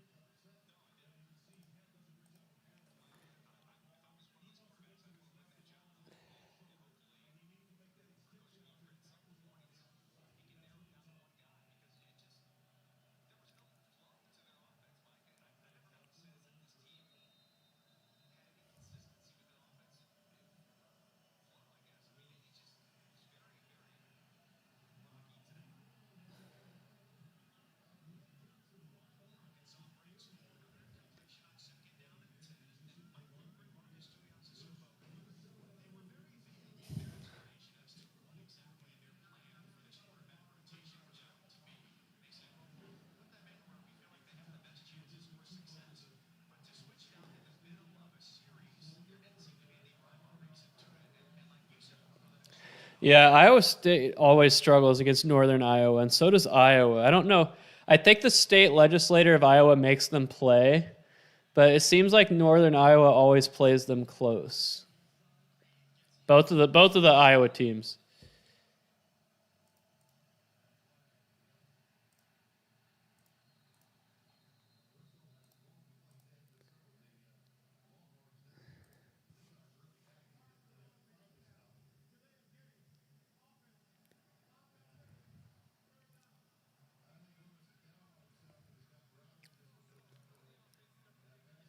Appreciate it, Michael Whitford.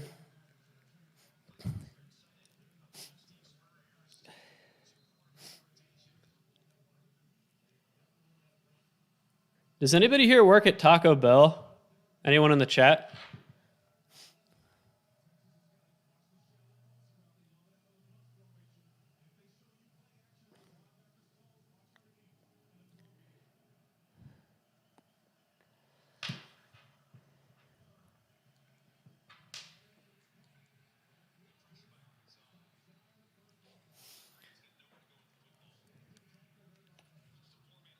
Navy is really... Ooh, Louisiana Tech just took the lead on Mississippi State. I have Louisiana Tech plus 23.5. I don't have them on the money line, though. Even the 4 metrics. Oh, man, Arkansas just got an interception. Crap. But there's a flag. What's the flag for?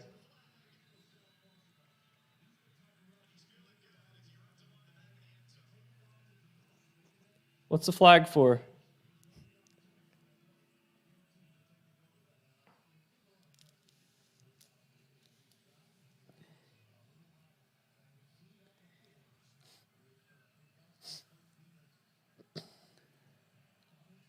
Depends on the flag.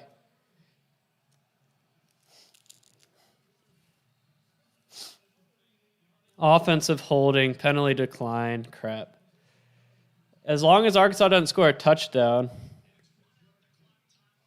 Man, they're up by 10. Right, Mark Spagnola? That's what I said. I was like, I'm not buying into the Indiana hype.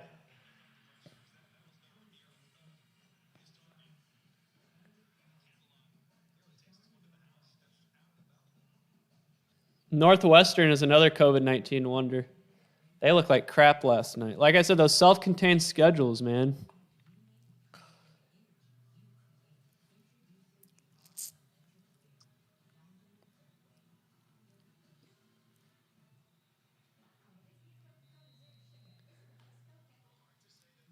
If they can hold them to a field goal.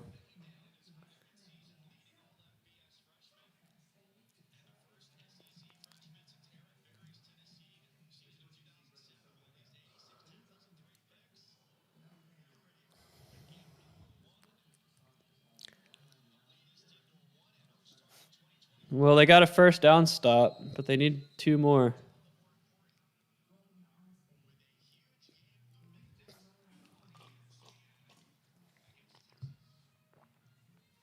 Does Oregon count as a COVID-19 wonder because they won the Pac-12 even though they finished 3rd in their own division? Do they count? San Jose State was 1, and they're down 10-0.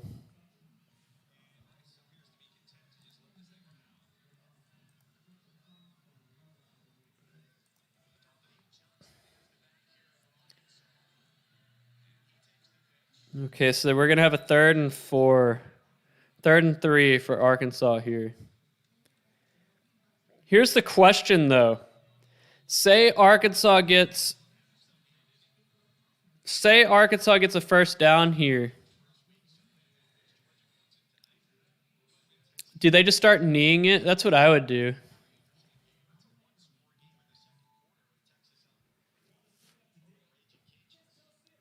There's no guarantee that Arkansas is going to try to score a touchdown and run it up, especially when they don't need to, unless Rice starts using all their timeouts.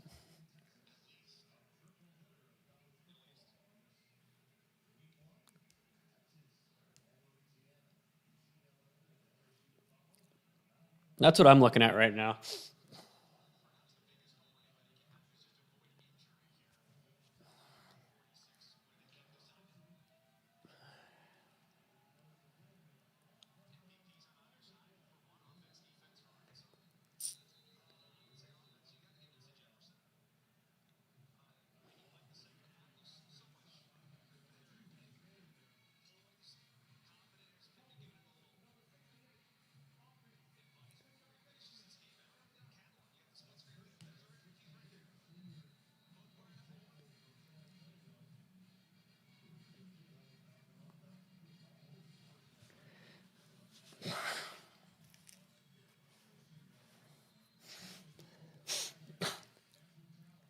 Iowa State's back ahead.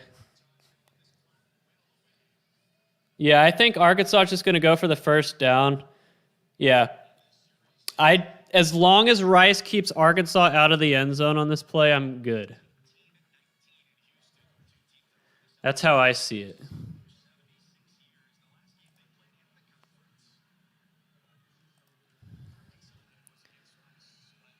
And he's out of bounds. So as long as Arkansas just knees the ball here, which they should do if they're good sports. Please knee the ball. Please knee the ball. They should knee the ball. That's what you do if you're a good sport here. Yeah, the commentators are even telling him to take a knee.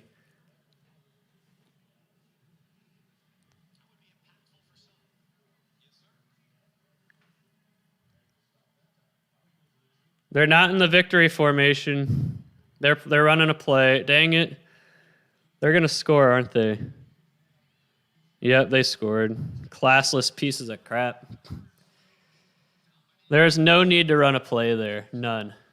Oh, well, it is what it is. I don't care.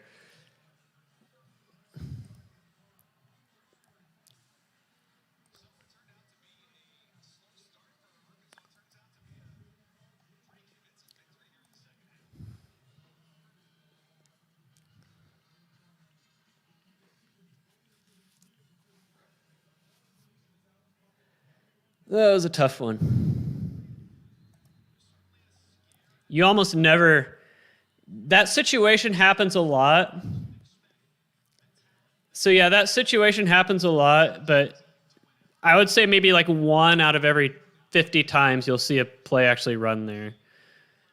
That is something that a coach that is insecure about his team does right there.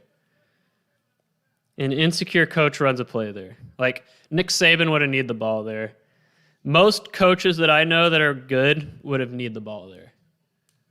I think that speaks volumes about the type of coach you are, the type of program you are. And I'm not saying that because of sour grapes or anything. It's just that's just how it is, you know.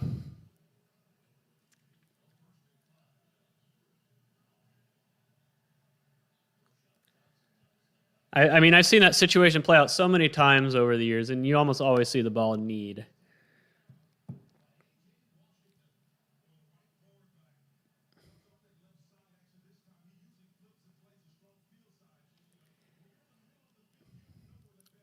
Even Art Briles would have needed the ball there.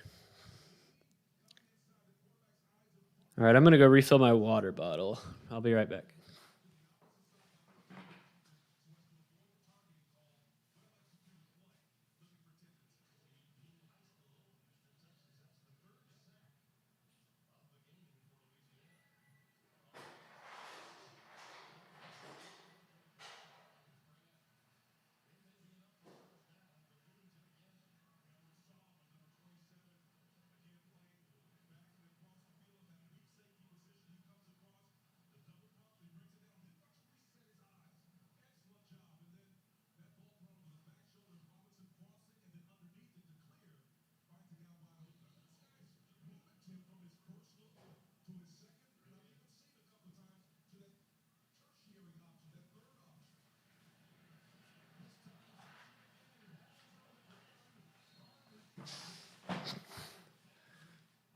Yeah, no, I'm just saying, like, I'm not saying these things about Arkansas because I'm salty about them covering. It's more the fact that, like, I've seen that situation dozens of times where a team can just knee the ball and end the game. The only time you'll ever really see a team run a play in that situation is if they have their backups in and they're trying to get them reps. But Arkansas didn't have their backups in. That was their first stringers. Very rarely do you see a team run a play there, and that just reeks, in my opinion, of insecurity. It does.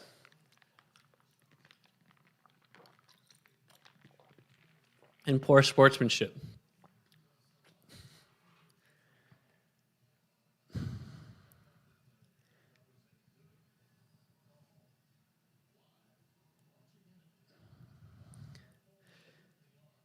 I mean, returning punts in a non-conference game, absolutely, yeah. You need to get reps returning punts in live game situations. Injuries don't really happen on punt returns.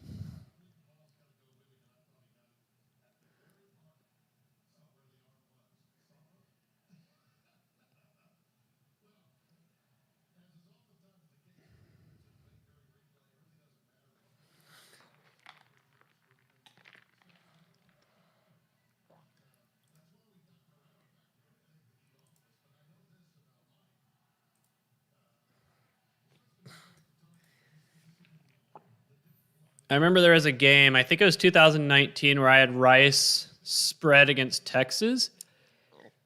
And Rice scored a very late touchdown with like 45 seconds left in the game to cover. And I was like, I'm good. And then Texas runs back the kickoff for a touchdown to get the cover back. But what I'm trying to say here is that Rice lets you down.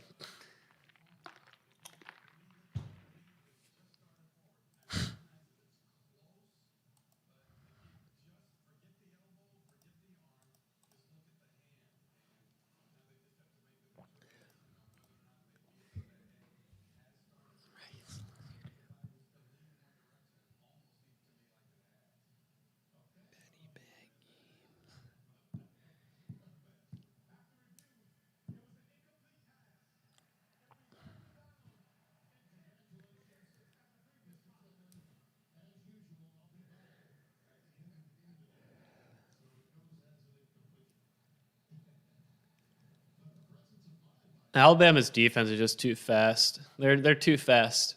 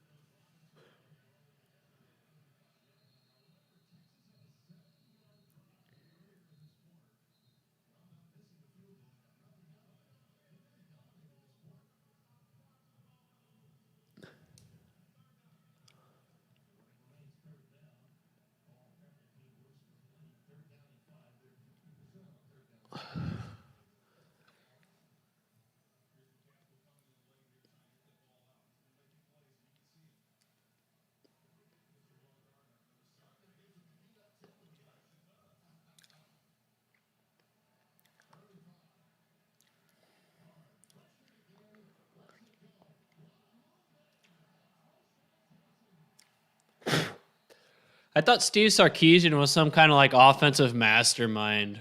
How come Texas isn't doing much yet? Where is this offensive mastermind that I was told about?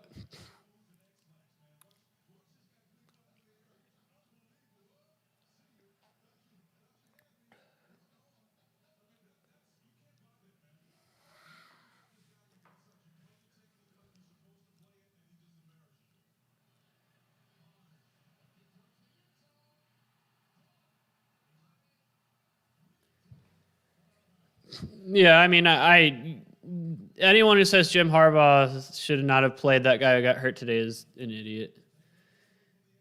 You play guys, and if they get hurt, they get hurt. You want to sit them out of scrimmages and practice and fall camp, that's fine. But you don't sit out of games, especially games that are still competitive. Now, if that injury happened in garbage time, then yeah, I'd have a problem. But I remember seeing him get carted off when the game was still somewhat close.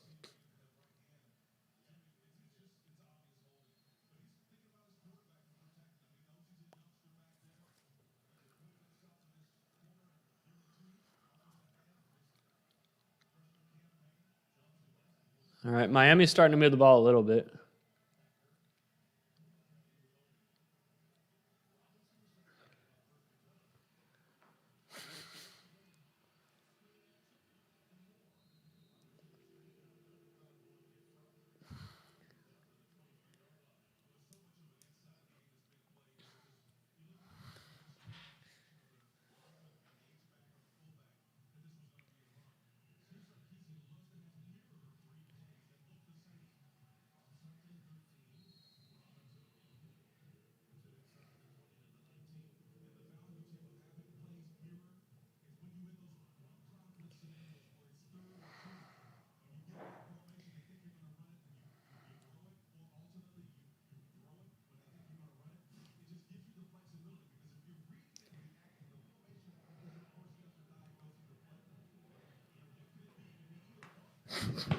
Yeah, Iowa develops tight ends and offensive linemen pretty good. They do.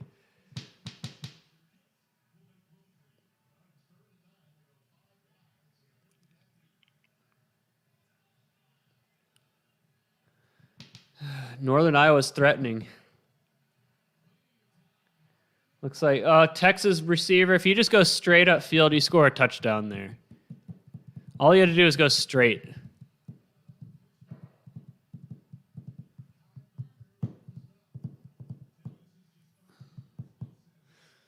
First and goal for Miami.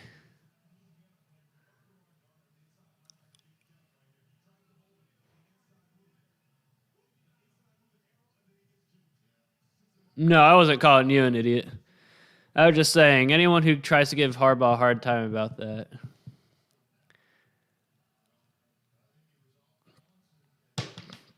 Yeah, like I said, if it happened in garbage time, then yeah, give him a hard time. Like if an Arkansas player got hurt today on that play that they ran when they should have needed the ball, then rightfully so, that coach should have been called an idiot. Lineman blocking downfield on that pass play for Miami. Where you guys at, refs? Not that I care.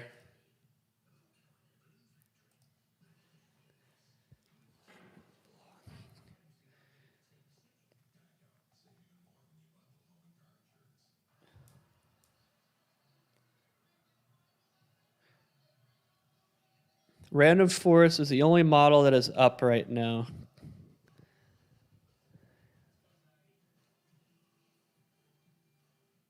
Looks like Miami just got in the end zone. They rolled him down short.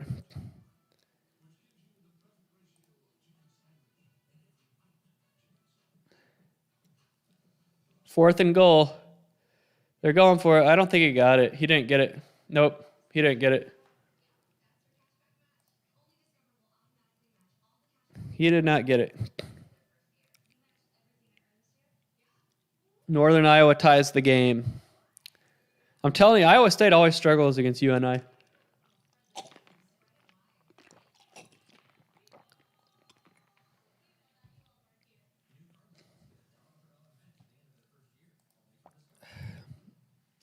Yeah, he was down. Not even close. His knee was down before he got over the goal line.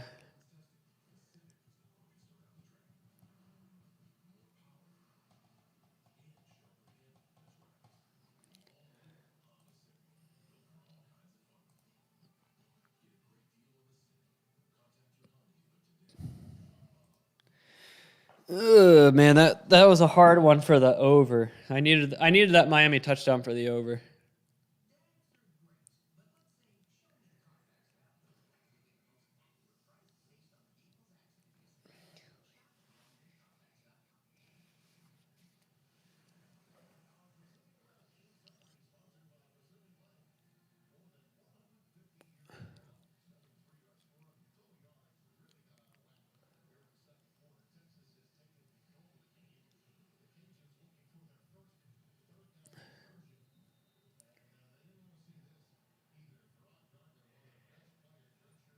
That Taco Bell commercial is the stupidest commercial I've ever seen.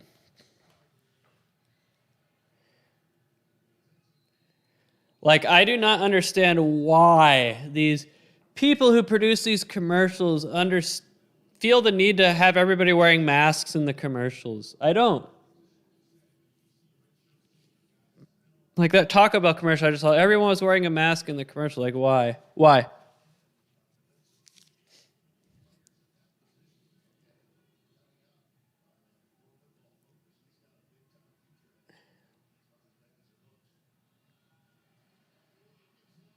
I don't know if Texas is going to get a touchdown here.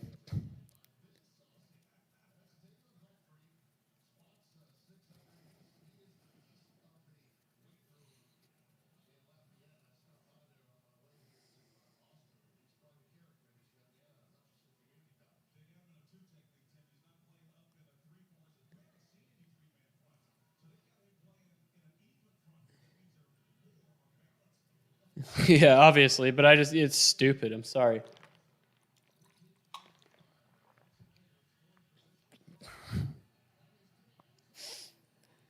They call that a touchdown? He looks short to me. Yeah, Miami, well, they're trying to catch the Alabama defense off guard, but they didn't get their own line set. That's the problem. Alabama knew it was coming.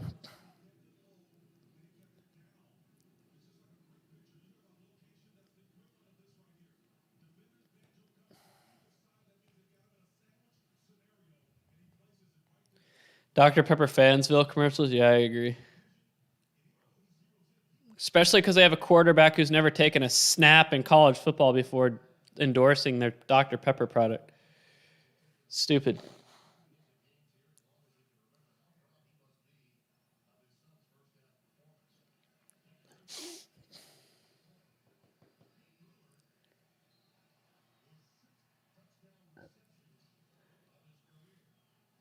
Why are they reviewing this Miami play? He wasn't close.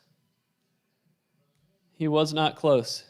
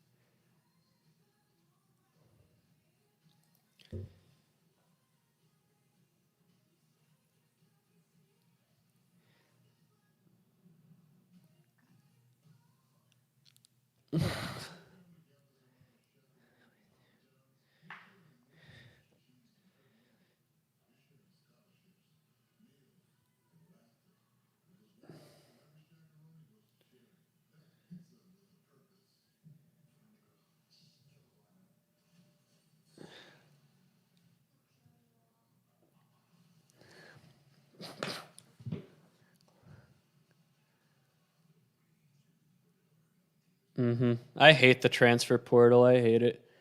I don't like all these changes going on to college sport. Like, college basketball has turned into a total free-for-all every offseason. Like, TCU basketball roster has been completely different like every season the past 3 or 4 years.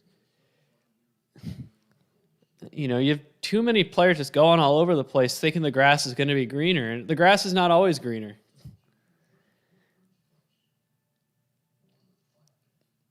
It's essentially free agency in college basketball now, and college football isn't that far behind.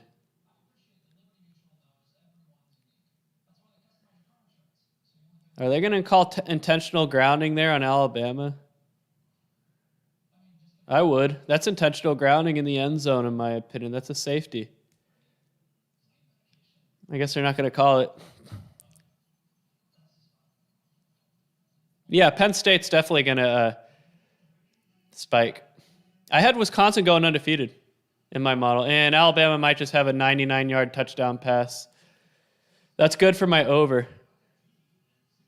99-yard touchdown for Alabama. Yeah, I thought that was a safety too. I thought he intentional grounded in the end zone. Wait, 94-yard touchdown reception. I thought it was 99. I mean, the quarterback threw it from the end zone.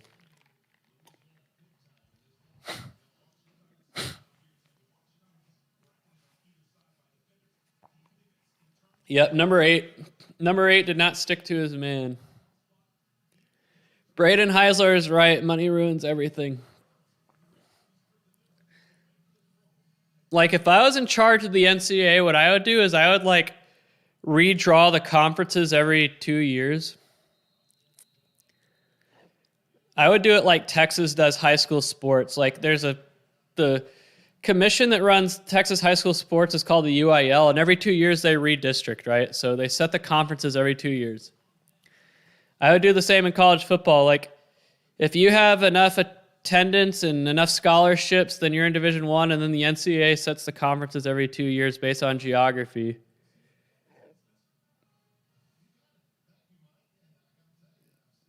I mean, it'll never happen, but, you know. I mean, the thing with NIL is that I understand the legal argument for it, but anybody with a brain could see that NIL is going to do more harm than good.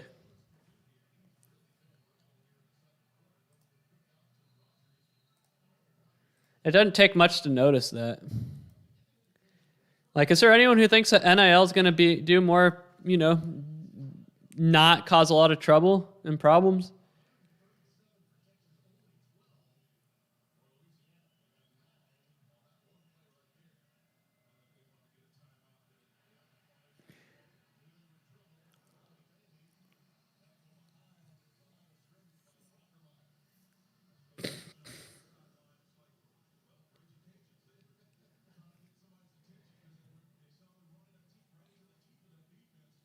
The number one thing I have an issue with NIL is that it's going to cause a lot of locker room conflict.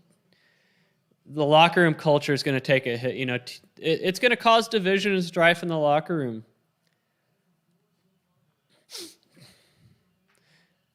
Players are going to be mad that such and such player is getting a bigger endorsement deal, even though he contributes less or doesn't work as hard or skips practices and meetings and all that. Nice third down sack for Northern Iowa there. Nice.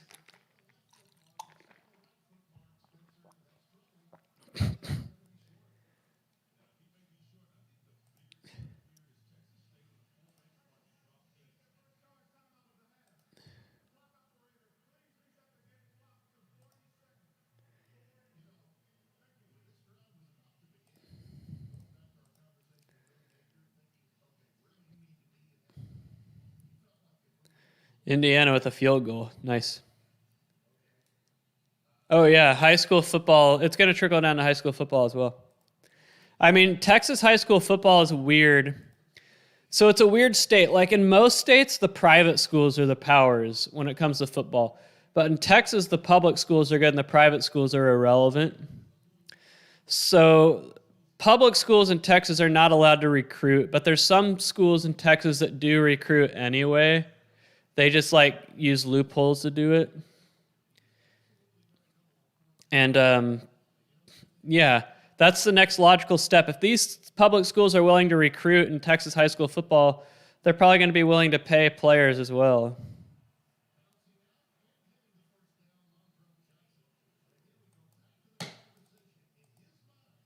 Well, not just that, Rasheem Hudson. Rasheem Hudson, you have a quarterback for Ohio State who's not even going to play this year, who's getting $1 million endorsement deal. What about all the players for Ohio State that have been there for 2 or 3 years who have nothing? You know, they're going to get mad at stuff like that. It's like, and let's be real, these companies are not the ones fronting the money. These NIL deals are being run by the boosters in schools. Quinn Ewers for Ohio State probably already got paid millions of dollars to go to Ohio State. They're just laundering it through that autograph company. Let's be real, that's exactly what's happening. Anyone who thinks Quinn Ewers hasn't already gotten paid by Ohio State is an idiot.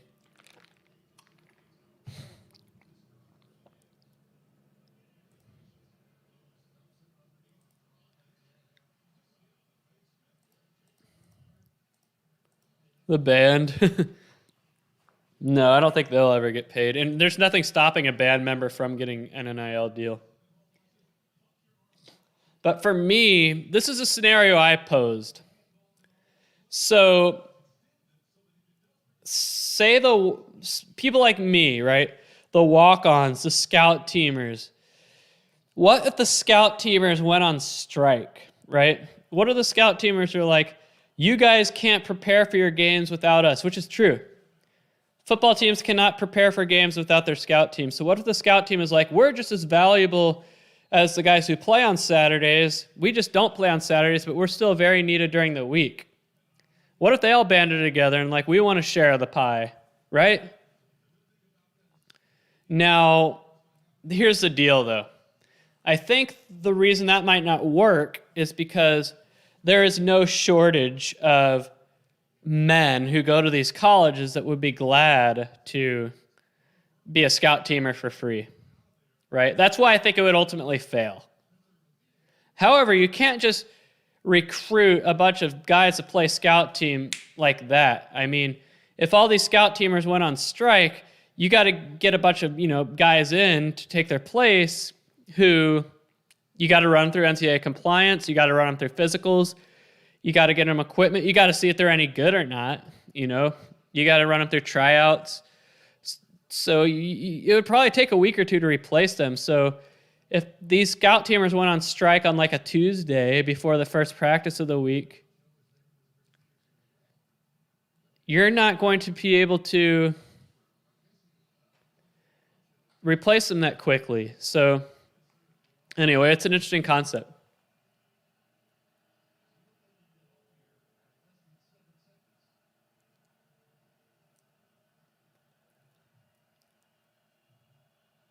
Oh, interception for Alabama. But yeah, the way I see it is there's no shortage of guys who would be a walk-on scout teamer for free. There's not. But it's still an interesting concept.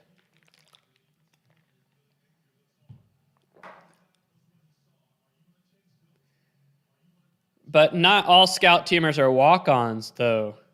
What if scholarship scout teamers, there's plenty of scholarship scout teamers, redshirt freshmen, there were scholarship players who were scout teamers at TCU until their junior year. So what if the scholarship scout teamers wanted to boycott? That's a good question. You can't replace them.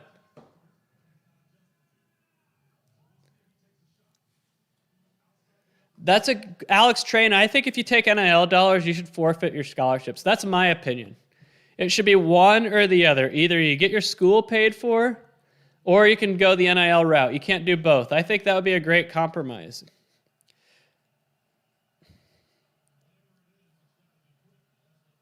If you're going to take NIL money, you need to pay your own way. The problem with that, though, is that would be a way to get around scholarship limits, which is another interesting thing. So what if the schools encourage guys to go NIL and pay their own way to get around scholarship limits? Here's another thing. The BYU story about players, the walk-ons getting NIL deals to pay for their tuition. That's another way to skirt scholarship limits. The reason I don't think it'll work, though, is that players are just too self-centered. They want to play. So it's not like you could stockpile 150 players, sign 95 of them to scholarship and the other sorry, I have hiccups. The other 55 players to an NIL walk-on scholarship type of thing. Because ultimately you're going to have a bunch of guys riding the bench and not playing, and they're not going to like that. They're going to transfer out to somewhere they can play. Because ultimately all these guys want to make the NFL. You're not going to be able to make the NFL unless you play, right? So that's why ultimately I think you're not going to be able to get around scholarship limits, because it's a fine line. There's only so much talent you could stockpile before they bail out and decide to go elsewhere. It's to where they can play.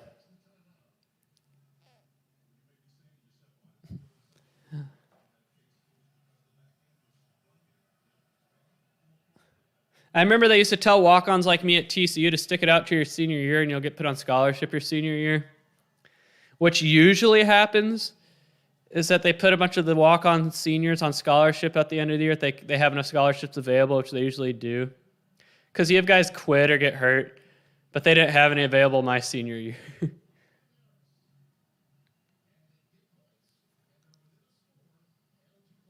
Yeah. That's another thing we haven't even scratched the surface of, women's sports, lower tier sports. I think NIL is a way that these schools try to get around Title IX and everything, but there's going to be a time where the women's sports start to stomp their feet and demand a piece of the pie. It's going to happen. I was just a scout team wide receiver.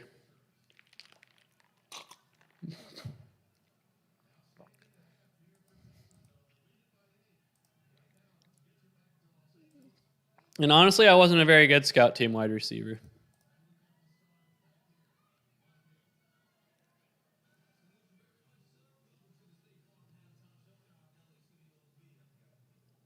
All right, what channel is this Central Michigan game on?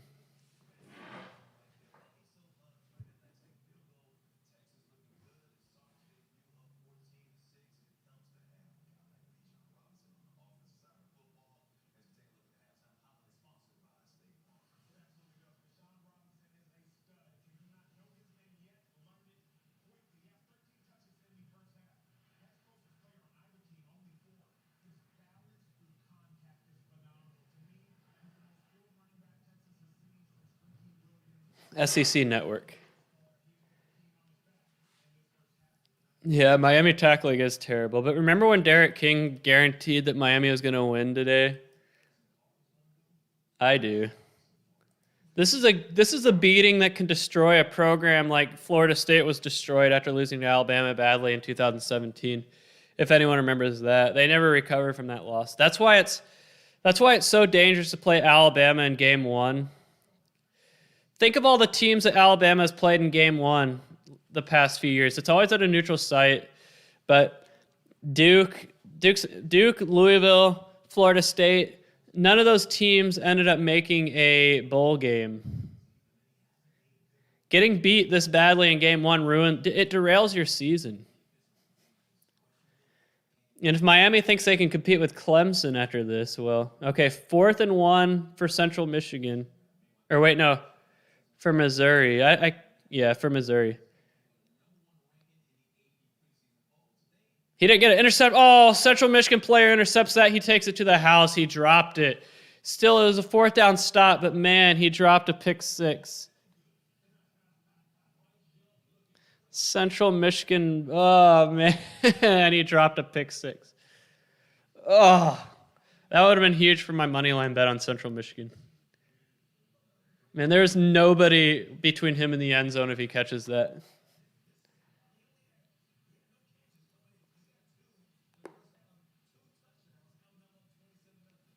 I'm surprised Pitt's only up 23.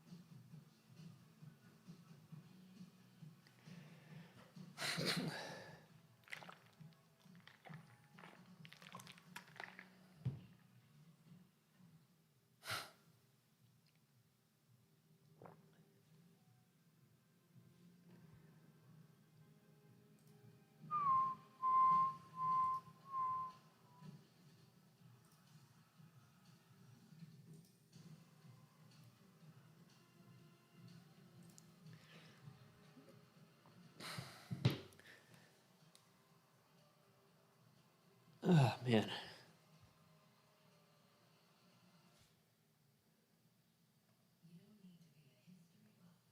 I think I have Clemson. Yeah, Clemson. If Clemson loses tonight, I don't see a path to the playoff for the ACC. I don't. I mean, nothing exists in a vacuum. So when I say that, I mean, you never know.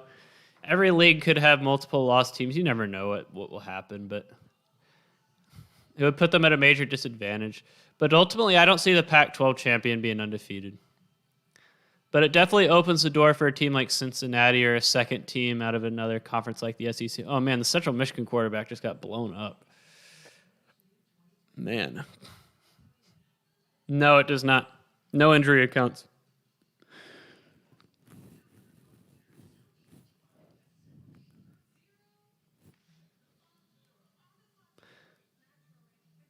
You can't really account for injuries in a football model.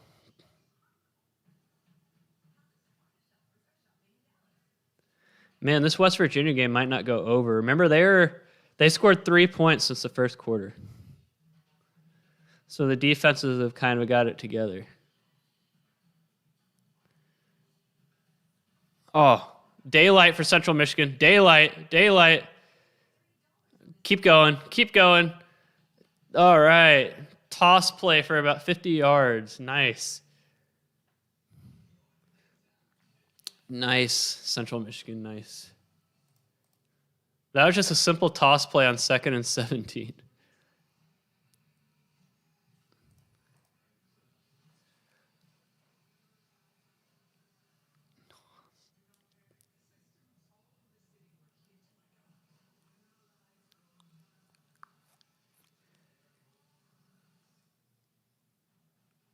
Okay, now they're going into the bag of tricks.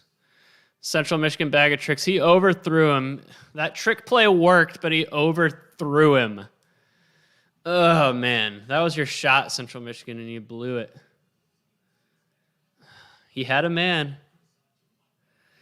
Because there's so much randomness in baseball. That's the issue. There's just too much randomness.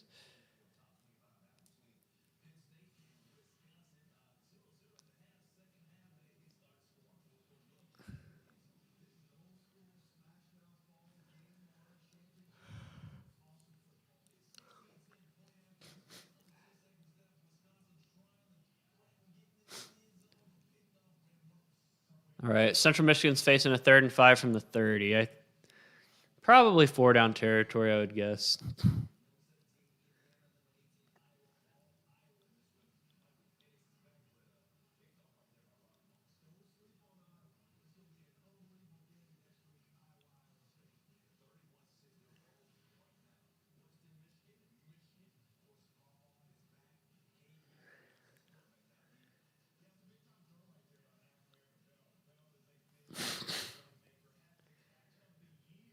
Oh, Central Michigan threw an interception.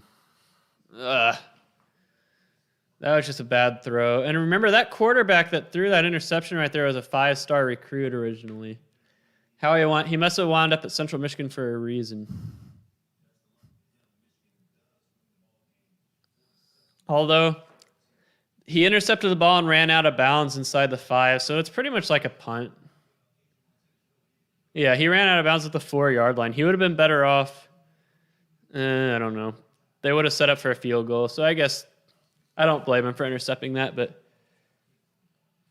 I'm sure you could use some sort of a Bayesian model or the problem is in baseball, I run a Monte Carlo model, and I just don't know if that's something that you can. I don't know if you can win with that. You would have to redo it to maybe use a different kind of model. What's it called? Poisson distribution. Yep, but if I revisit baseball next year, I'm going to go back to the drawing board, but I don't know if I will.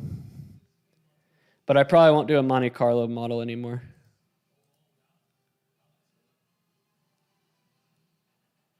Miami just scored a TD.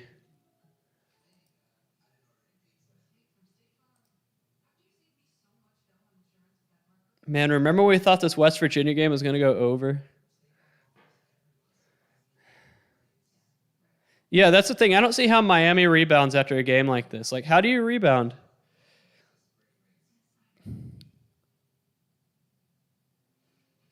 Like, a close loss, fine, but getting blown out?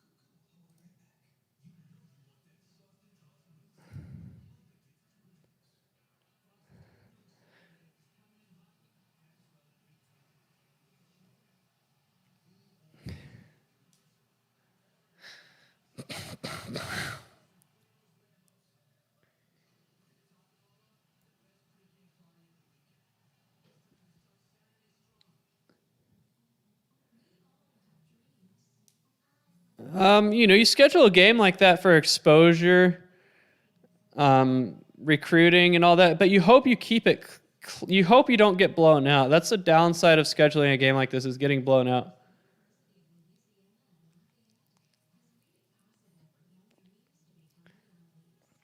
Like, TCU scheduled a couple neutral site games against Ohio State and LSU. We didn't get blown out in them. We played them close. Had a chance to win both of them. Had leads in both of them.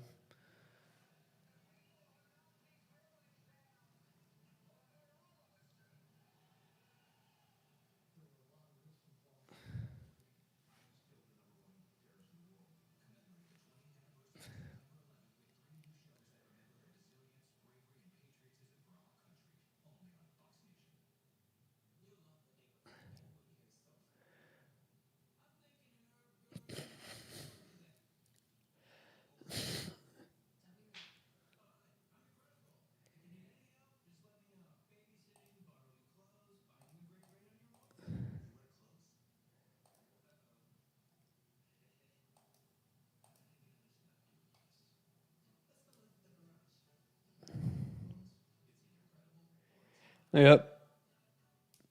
Yeah. Miami.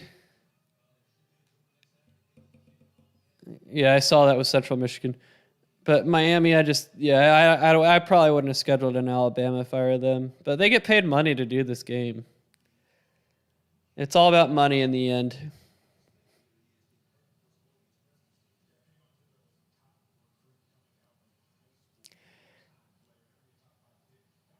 West Virginia total keeps going down and down and down.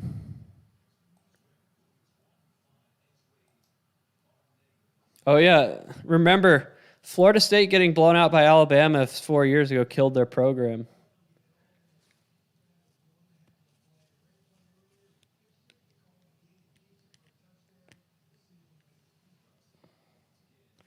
I never had to deal with a opening season loss at TCU. We only lost 3 games when I was there. But yeah, it just kills the momentum. Like, you lose, and the thing with college is that if you lose once, you're pretty much out of title contention for the most part. So it's like, it's hard to stay motivated. What kind of commercial is this? What the hell am I watching? It's like a commercial of a bunch of guys putting on makeup. Like, what is this? Anyway, I remember we had some pretty tough openers when I was at TCU. All 3 of our season openers were not easy, at least when I was there. we won them all, but like I always wondered, like, what would it be like if we lost? Like, how would guys stay motivated? How do guys continue to buy in? Because ultimately, being successful in sports is getting the players on the team to buy in. And it's hard to buy in when you lose your opening game by 30-1. Especially a game that you've been looking forward to all off season. You've had it circled on the calendar.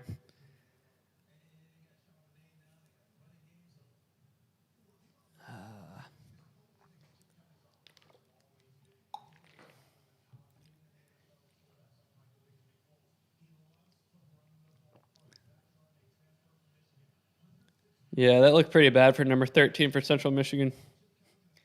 They don't have him in the 10th, though, so I'm guessing it's not too big of a deal.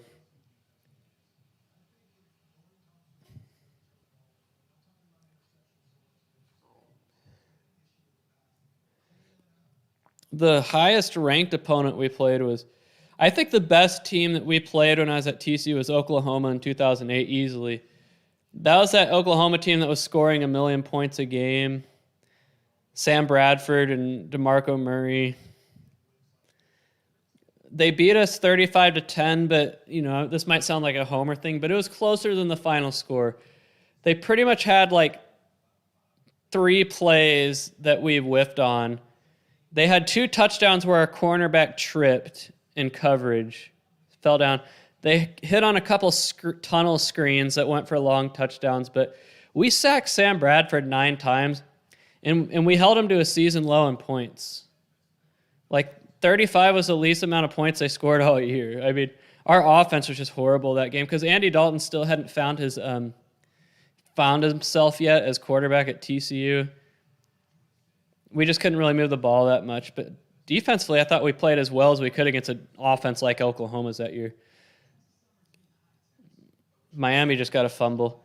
But that Boise State team we played in the Fiesta Bowl is really good. And then the Wisconsin team we played in the Rose Bowl, they were good. I don't think they were as good as the Boise State team that beat us, though. I think Boise State in 2009 was better than the Wisconsin team we beat. Ooh, Central Michigan might have just fumbled the punt. But the Clemson team we beat my junior year was not that great. That was Dabo's first year. Yeah, Central Michigan just fumbled a punt. That sucks.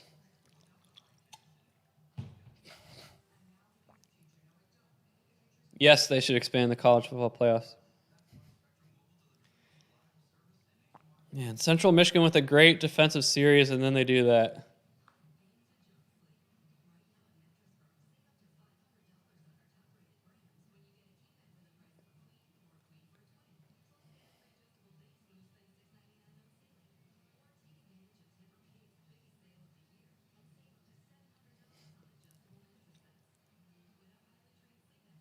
Yep. Did I ever play against anyone who went to the NFL? Of course. I mean, there's NFL guys on my own team.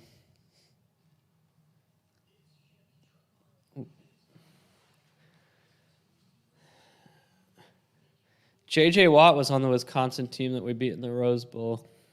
He was a little crybaby after the game.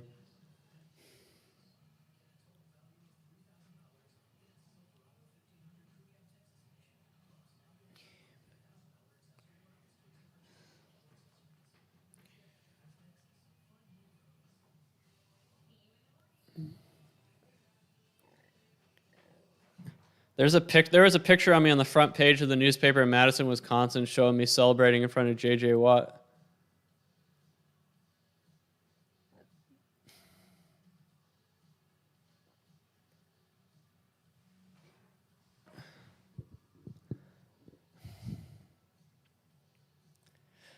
But yes, I said they should expand the college football playoffs for years. Of course.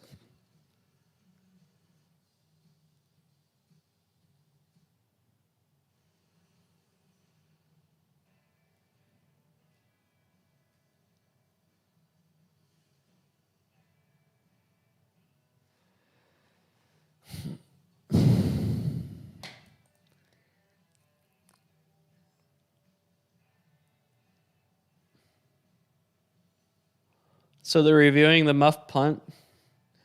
What's there to review? I thought it was a pretty cut and dry fumble to me.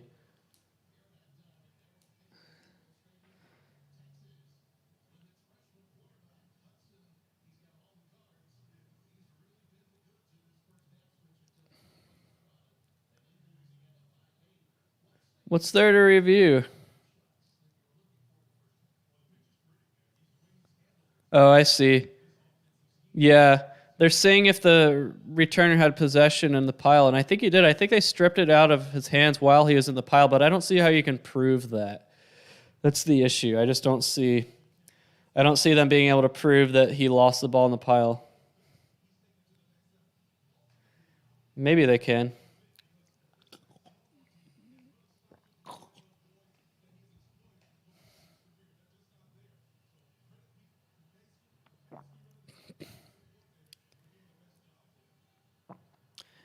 If Miami scores here, I can see the moral victory train. Nope, interception in the end zone. Unless they call it defensive holding on that. But I was like, I could see the moral victory drumbeat getting started. Oh, we outplayed them in the second half.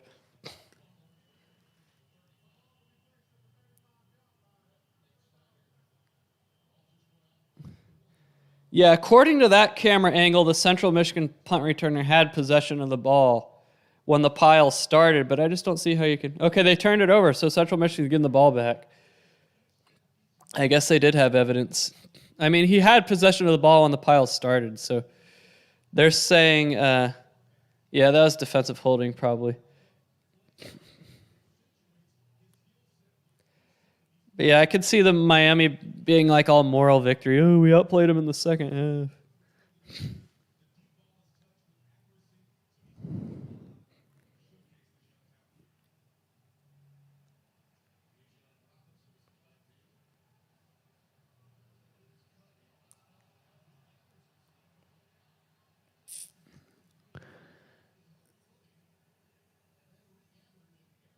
Oh, Alabama almost picked it off again.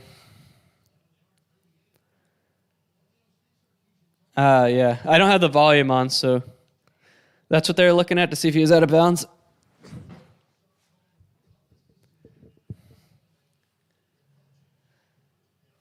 The volume I have is for the Texas-Louisiana game to my left.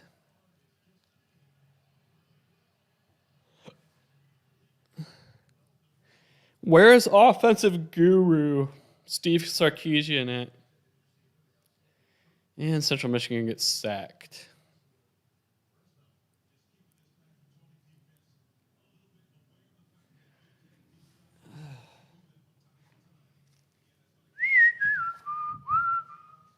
I know there's a way to make this chair lean back. How do I do it?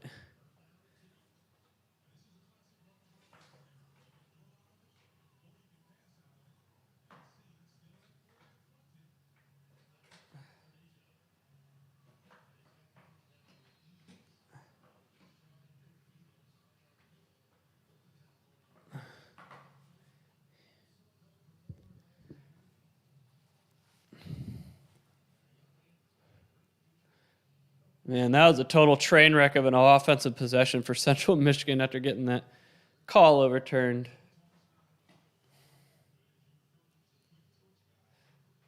Yep, no, that's the thing is Alabama's defensive line gets off the ball so fast.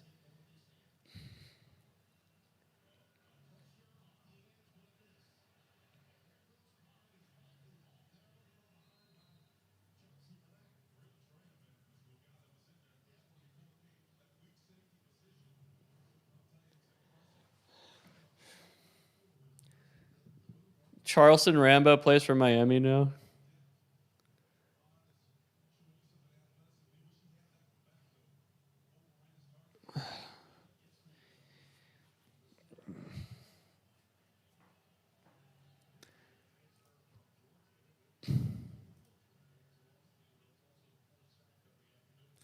Man, I still can't believe this West Virginia game might not go over after the way the game started.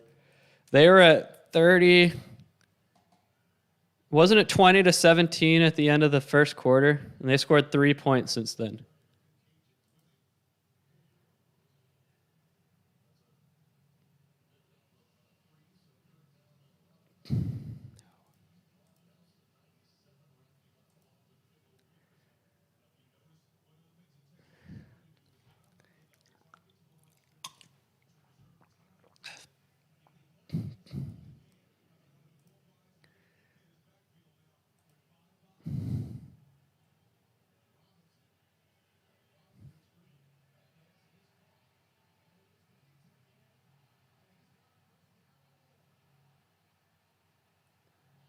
Man, I don't know how that Texas player held on to that ball.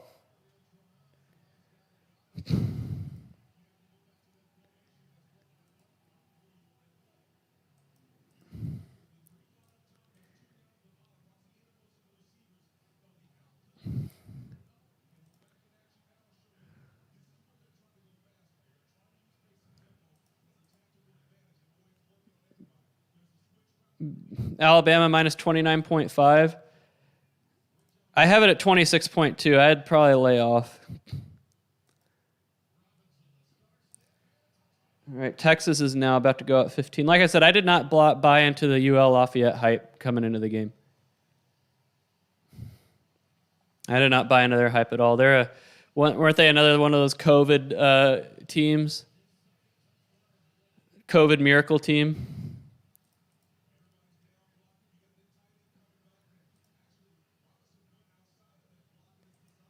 Does anyone here work at Taco Bell?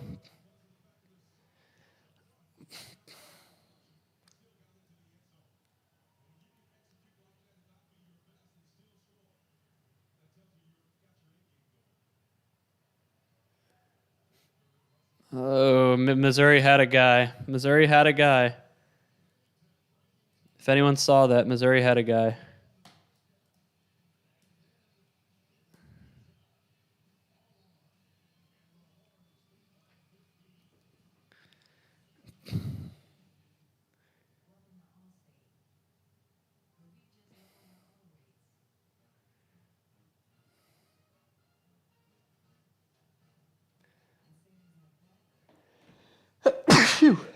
All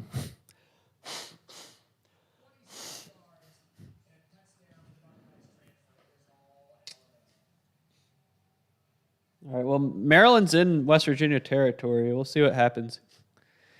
We need 15 points for it to go over. I don't know.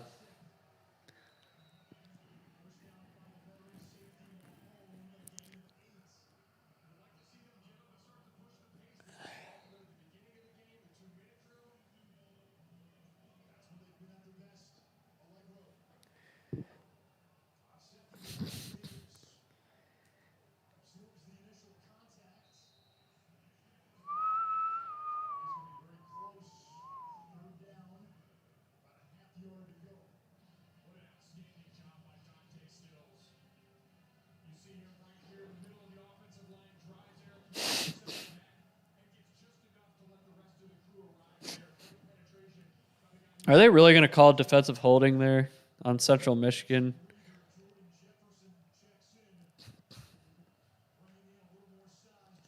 That could have gone either way.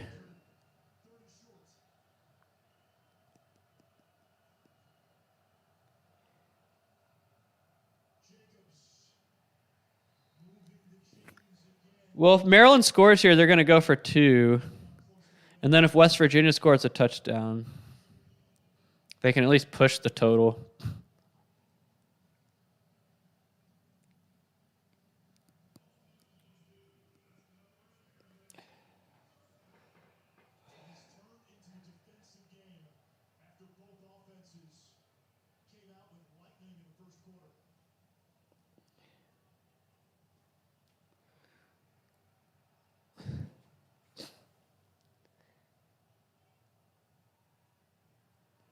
Every week? Yeah, I'm going to do it every week. I just won't do it all day every week. I'll probably pick like a block of games to do it for. Well, I don't think Cincinnati's going to pass Oklahoma. They're playing a body bag game. If Oklahoma played Miami of Ohio, it probably would have been the same deal. I would wait to judge Cincinnati until they play better teams. Like Notre Dame. If Cincinnati beats Notre Dame, yeah, slide them ahead of Oklahoma.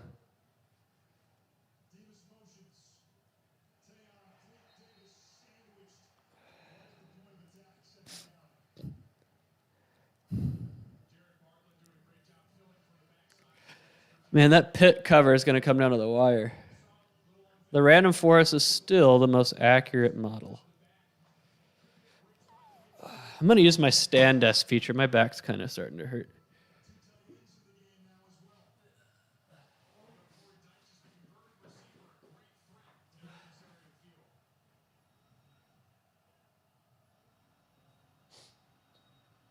Man, Missouri just scored a touchdown. That's not good.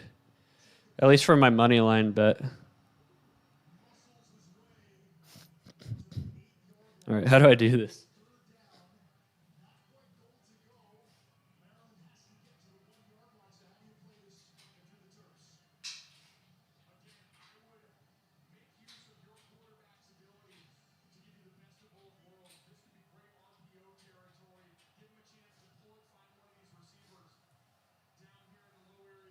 All right. I need to make my camera go higher.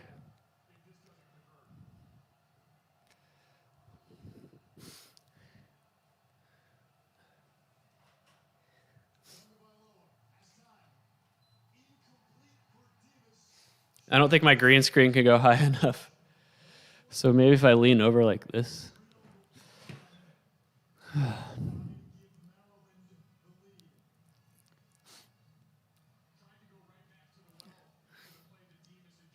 You know what? I'm just going to put it down. I need one of those chairs that can go high.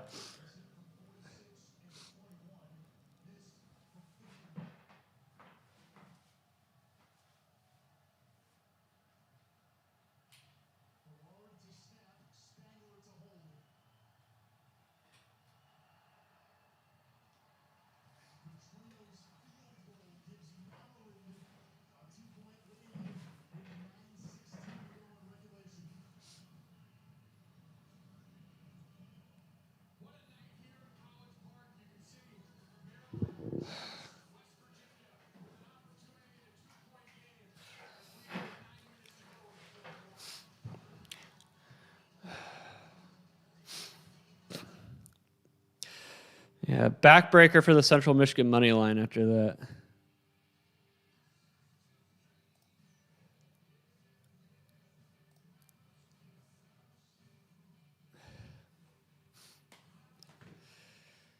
Man, here's that makeup commercial again.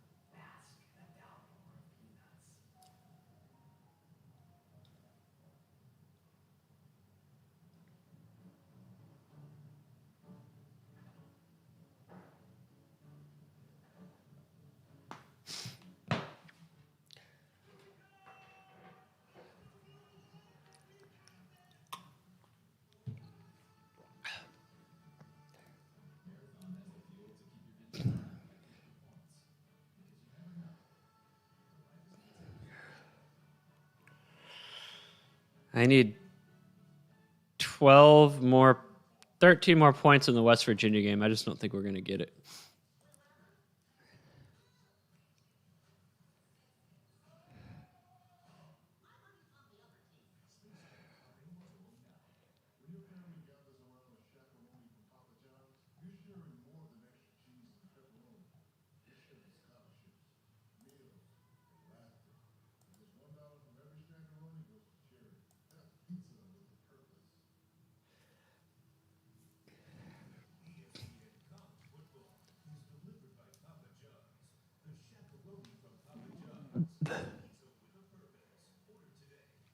All my models are good on totals today, but not so good against the spread or money lines. I mean, only K nearest neighbors and support vector machine are down.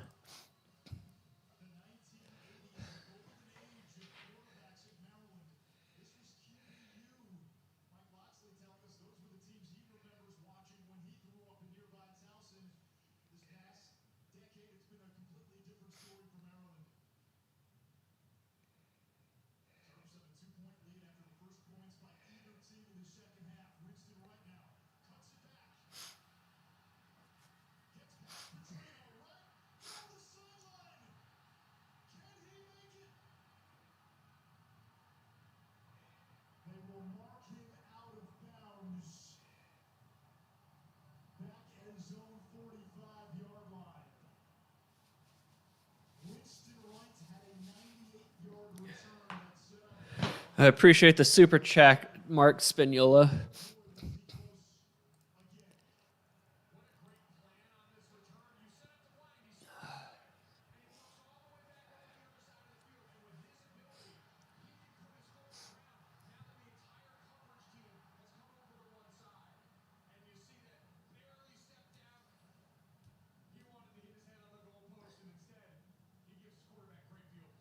Just inside the 50. West Virginia looking to get on the board in this second half. Down 2. Low snap. Davey recovers. He'll heat it downfield. All right, West Virginia's moving the ball now.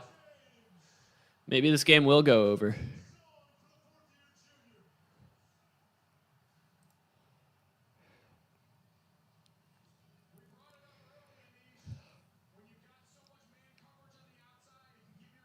All right, Central Michigan, you gotta. Oh man, he had one man to beat. Online betting, I haven't done it in a long time.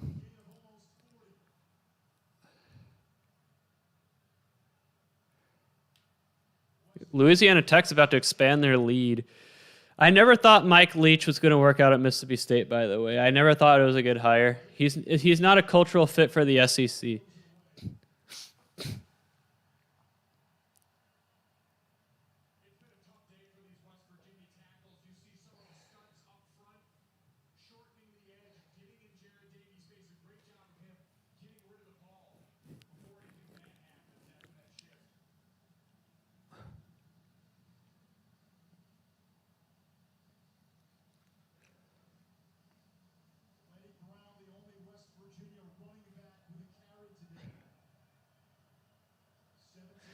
I don't know if this Alabama game will go over now.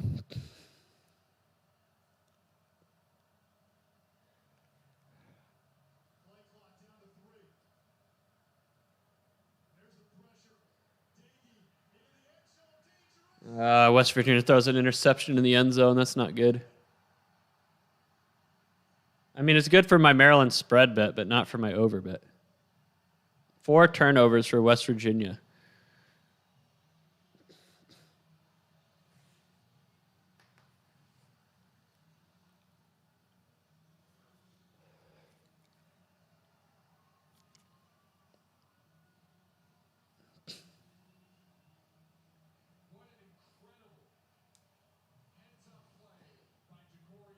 I wish I knew what you meant by online betting.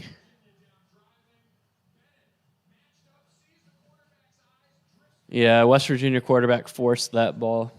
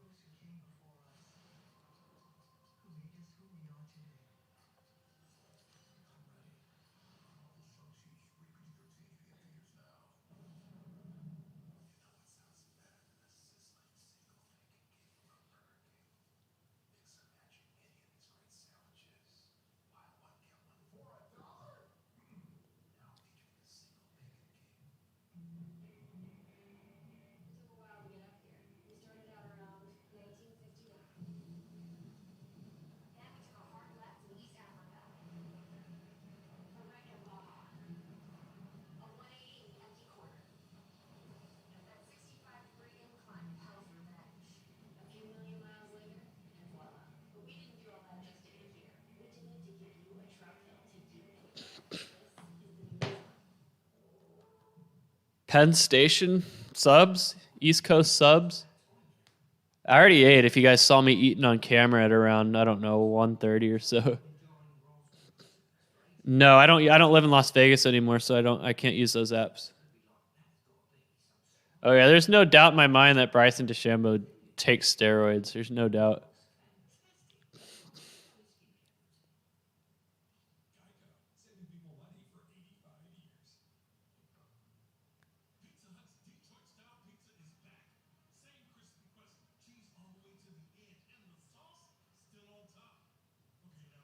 I mean, it's all day discussion of today's football games. No point in talking about things the day after. I mean, I plan on doing a post-mortem video at some point.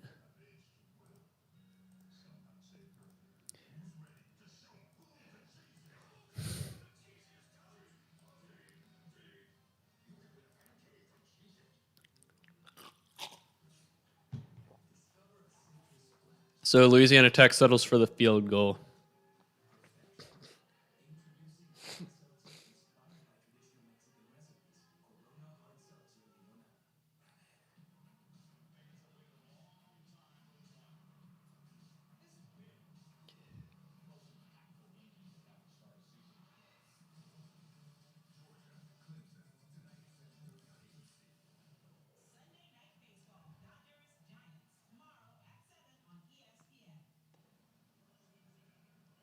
Ja'Cory Bennett's first career interception gives the ball back to Maryland. His own 20. Ja'Shawn Jones in motion. Tayon Fleet Davis with a nice pickup. Let's go back to the interception. An outstanding job by Grant. Manned up on the outside on Bryce Ford Wheater's eyes are outside. And when the route goes in, he puts his eyes up and sees the quarterback's throwing it. And because we're down in the red zone, because space is tight, he drifts back and makes an outstanding jump ball play in the corner of the end zone. The story of this game, both teams have had chances to pull away. 4 turnovers by West Virginia. Maryland just 1 touchdown and 4 red zone trips as Fleet Davis spikes ahead for a first down. Having trouble in the defenses that we've lauded, that have really taken over since the second quarter. When you get down there, the linebackers don't have to run as far to keep up with these wideouts. You saw the corners can stand up and read a little more with their eyes. It benefits the defense so much. All right, Central Michigan's threatening here. Well, can they finish a drive? They haven't been able to finish drives lately. So Alabama kicks another field goal. I don't know if that game's going to go over, guys. I need one more touchdown. Right now, Anish, is when we need to see that maturity from Talia. What they talked about, Danny and I, taking care of the football, eliminating the gray area. Ooh, he had a man. Threw it a little bit too late. Wow, UL had Louisiana Lafayette had their PAT blocked.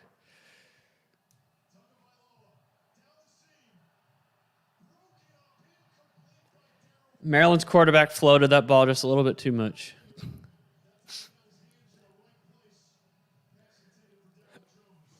Yeah, he definitely does steroids. You can tell by his demeanor. His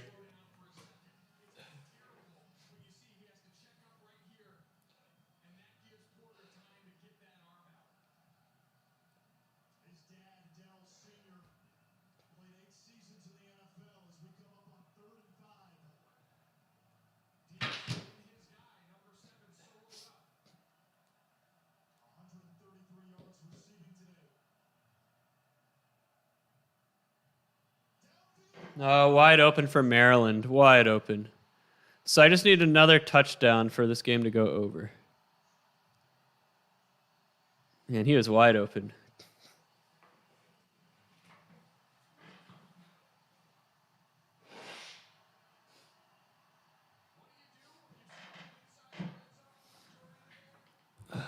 Central Michigan is 1st and 10 on the 28.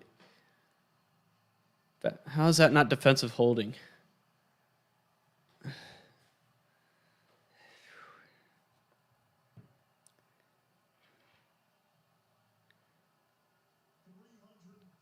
++ yards passing for Talia Tagovailoa.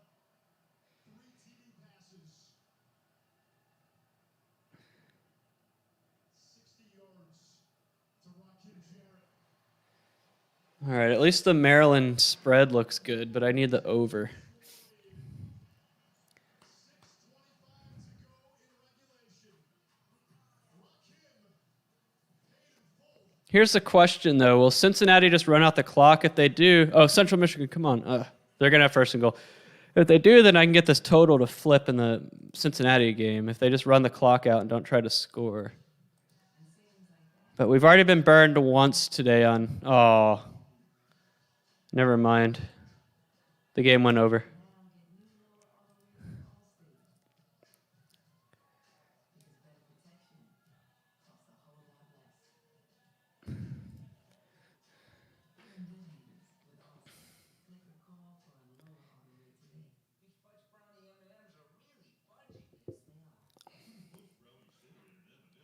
Central Michigan's going to blow this, aren't they?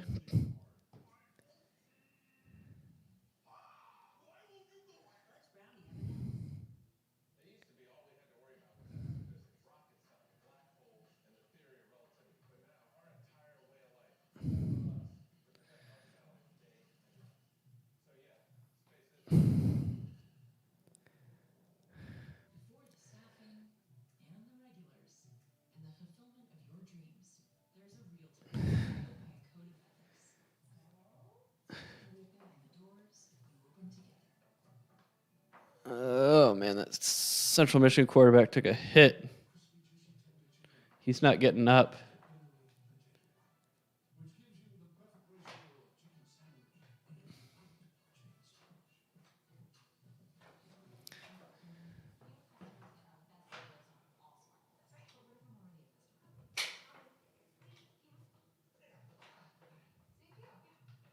There we go. I was trying to figure out how to make that go backward. Now I did it. Did Alabama just get an interception?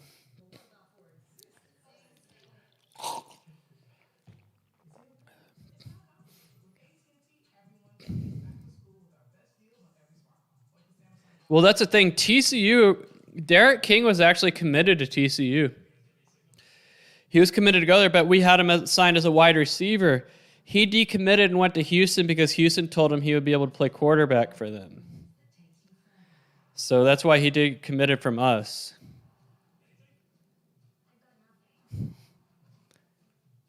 Although he would have been a better quarterback than the guys we had signed over him as quarterback, for sure. He would have been better than Sean Robinson and Justin Rogers. That's our problem at TCU is we've missed on quarterback recruits. The only good quarterback we've had since Trevon Boykin has been Kenny Hill, but he was a transfer. We didn't recruit him. So Max Duggan might work out. I mean, he's been decent. Waiting for him to get to that next level. We'll see. All right, Central Michigan's facing a 3rd and goal here. 3rd and goal from the 6. They're going to run a 3-receiver set, bunch tight to the left. Actually, it's 2 receivers and a fullback. No receivers to the right. Fullback's in motion to the right, coming back to the left. The snap. Quarterback, he has a man. Was he in? They say he was out. I think he might have been out. I don't think he was in. He caught it, but I just don't think he had both feet in, or 1 foot in. Replay shows. Nope, he is up. Unless he got that left foot in, which I don't think he did. The camera angle doesn't show his left foot.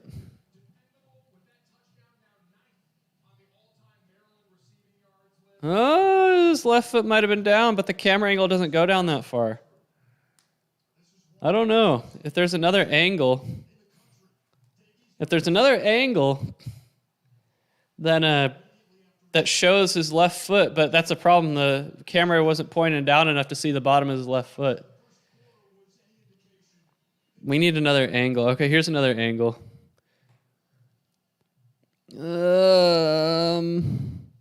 You can't tell the player's blocking his foot from that angle. I don't know if there's a camera angle that'll give him that touchdown. Yep, this angle.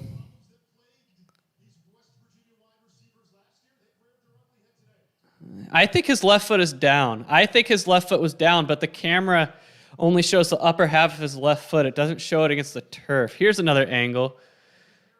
Here's an angle. Yeah, his foot is down. That's a touchdown for Central Michigan. That's a touchdown. His foot's down. Yep. If they don't give him a touchdown there, it's not going to be confirmed. It'll be the play stands. I think he has a touchdown. Yeah, his foot is down. His left foot is down.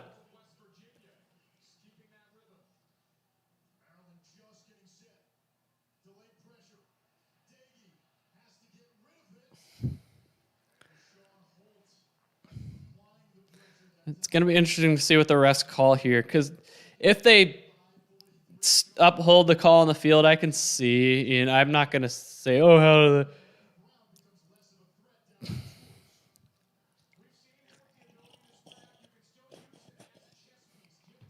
if you could bet on this, I would say they make the call stand, to be honest with you, but I think he was in.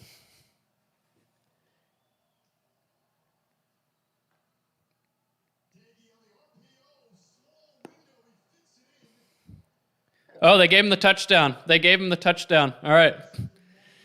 They gave Central Michigan the touchdown. Good. No, that was the right call. His foot was in.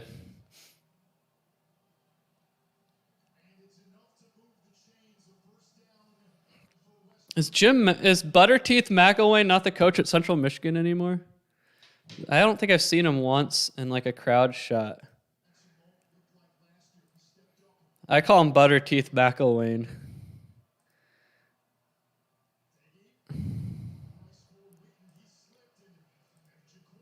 No, he is. I just haven't seen him in any sideline shots, unless he's like out and for COVID or something. How are you doing, MXG Wolfen? Yeah, that was the right call. Giving him that touchdown is the right call.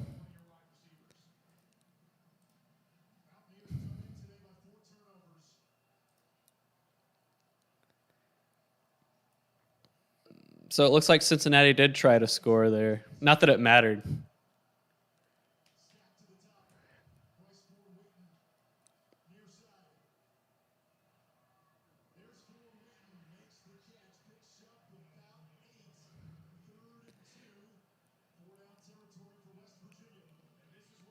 Man, I really need another touchdown in the Alabama game.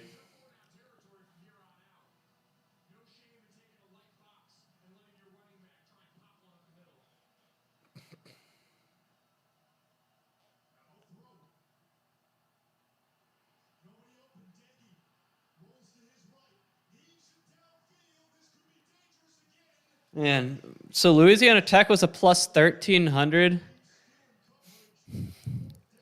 4 of my models had Louisiana Tech. I didn't play them on the money line, but geez. Maybe I should have.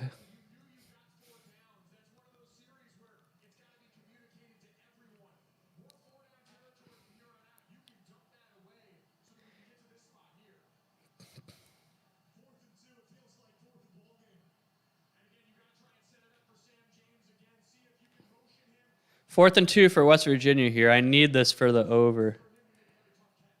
I need a first down. Central Michigan moneyline parlay. Oh, we got the first down. What a catch. That is a tough catch. That was a tough catch that West Virginia receiver just made. Wow, I am impressed. Oh, Louisiana Tech's up by 7 now. Okay. Like I said, I don't think Mike Leach is working out at Mississippi State. He is not working out. Yeah, that was a big deal giving Central Michigan that touchdown. It really was.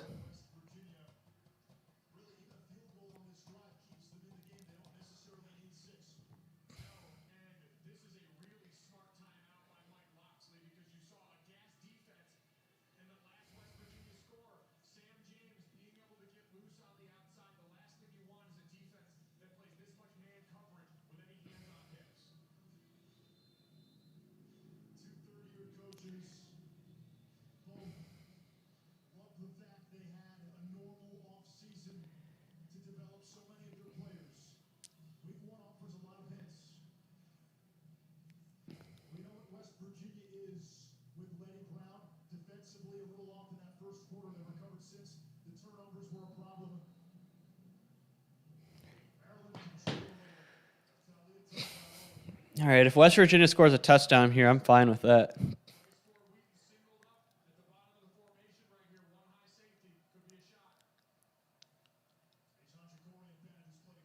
Oh, that might be a TD. Oh, he needed to break one tackle. He didn't do it.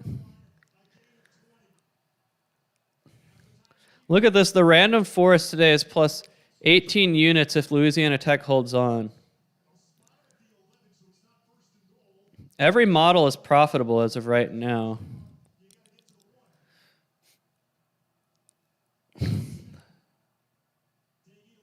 That was a terrible play on first down for West Virginia.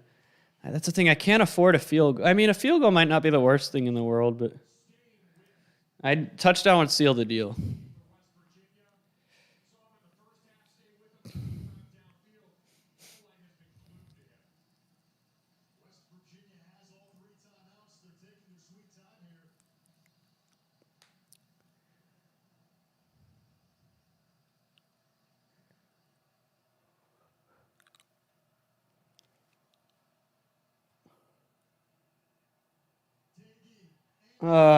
Receiver just couldn't adjust. I'm probably going to get a field goal here. And that'll be all she wrote.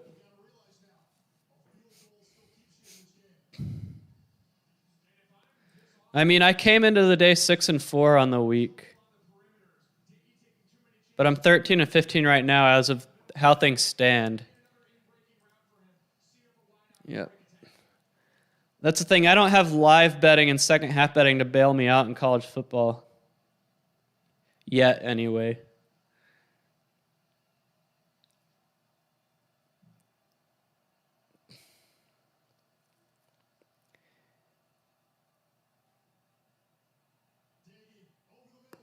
You got to kick a field goal here for your West Virginia.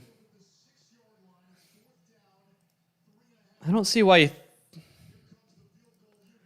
I don't think that was a good choice by the West Virginia quarterback to throw that ball. All right, so Miami has their backups in, so I don't think I'm going to get another touchdown.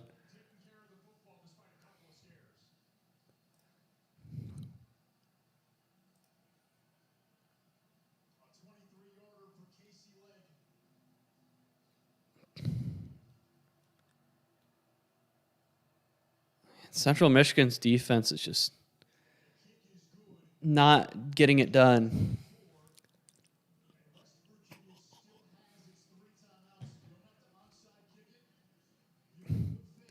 The betting market in the United States, I don't live in Las Vegas anymore, so I don't have any legal avenues here in Texas. Outside of daily fantasy, which I don't play.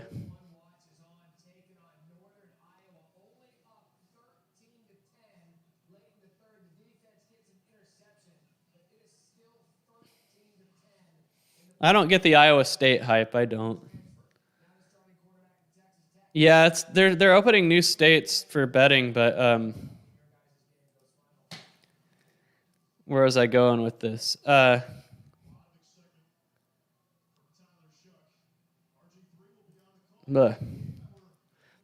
opened new states of betting, but not Texas.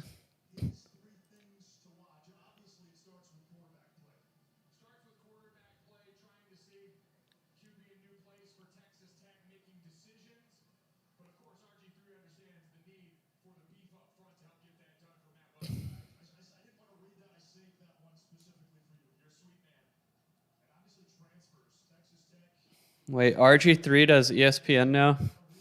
Ugh. No, thank you.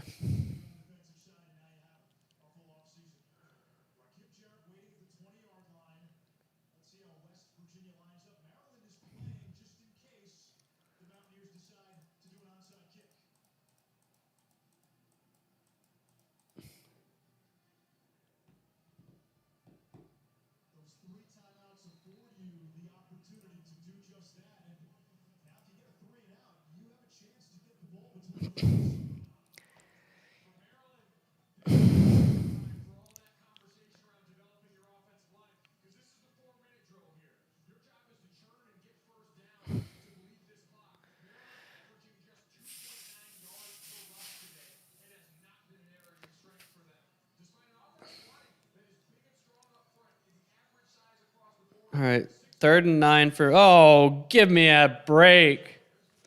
Late pass interference flag against Central Michigan. That's just horrible.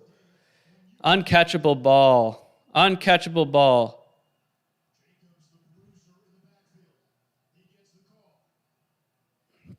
Are they going to turn it off because it's uncatchable? That was a very late flag, first of all. Uncatchable. Oh, give me a break. Get out of here. That's one of the weaker pass interference calls you'll see.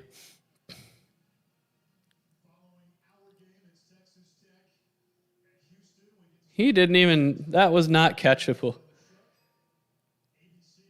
That was horrible. And now Missouri gets the ball first and goal at the 2 after that gift. And they score a touchdown on the play after. Oh, man. That's just stupid.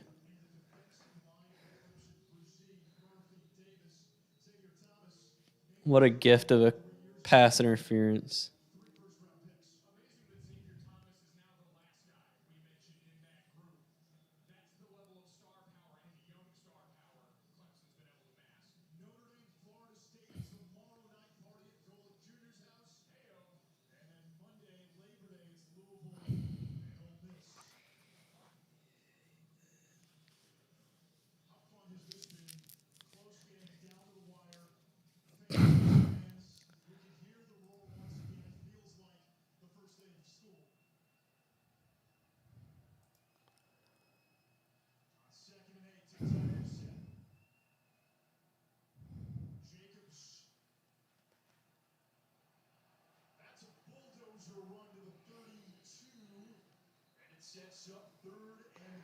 So 3rd and 3 for West Virginia and Maryland.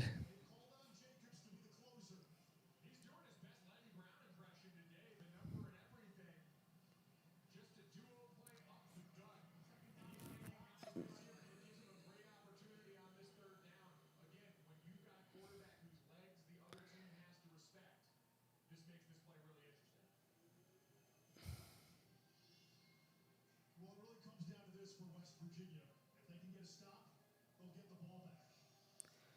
We know the innovation that Mike Loxley and Dan Enos bring to the table here.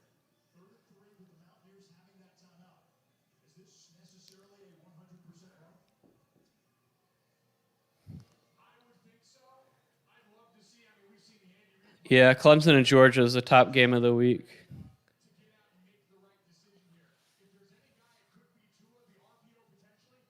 I'd love to see a design run for Talia Tagovailoa. So much money in the fine Talia made. I apologize, Talia. You made I think I have Houston by a little. Yeah, Houston by a little bit.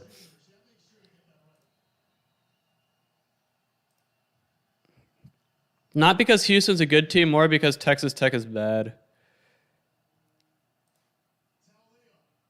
Maryland got the first down, and that should do it. That should do it. No over there. No over in that game. Bummer.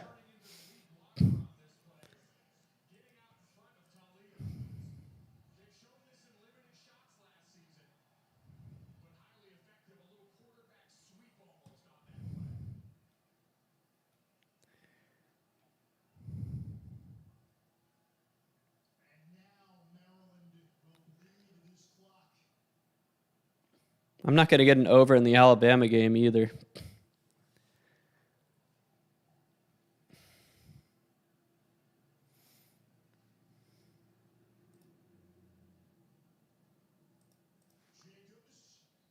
for a couple. West Virginia defensively stripping. If you wanted to talk about the sneaky play call, Maryland's hit a couple of nice screens. You see West Virginia starting to load up. They've got to play high-risk games.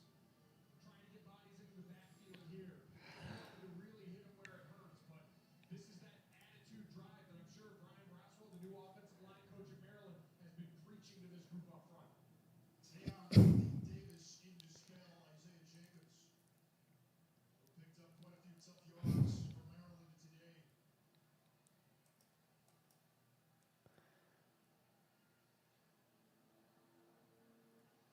Play clock at 1. Flea Davis busted open. Oh, get a touchdown, Maryland. Oh, man. Now they're going to need the ball. If they got a touchdown there, I could have... it would have gone over. Now they're just going to knee it out. I would have let him score if I was West Virginia.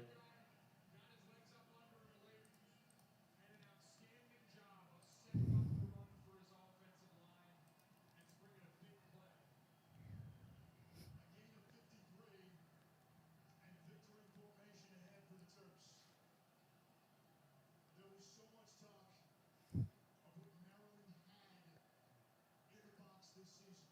The most talented roster we've seen in College Park really since Ralph Friedgen left town.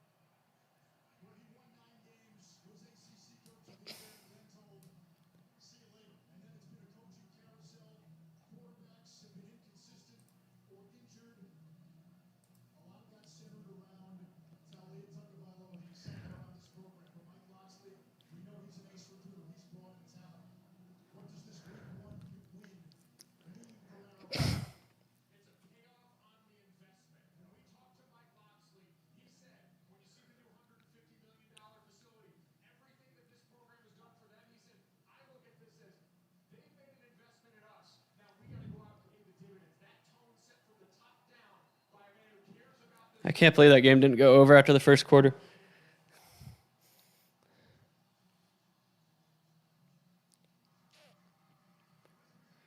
Watch Miami score like a meaningless touchdown here.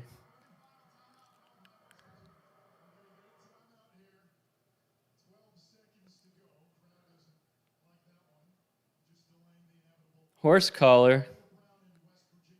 Do they not call horse collar tackles anymore in college football?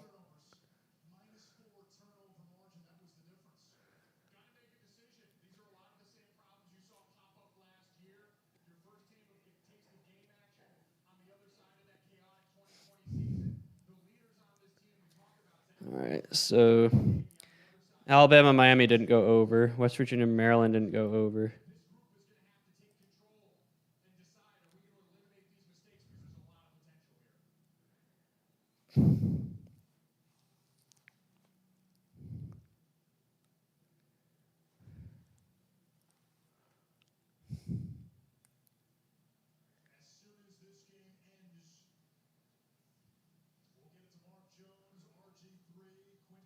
RG3, Quint Kesnick for Texas Tech and Houston. So Clemson and Georgia doesn't kick off for another 30 minutes. So what else can I watch until then? I have Central Michigan on.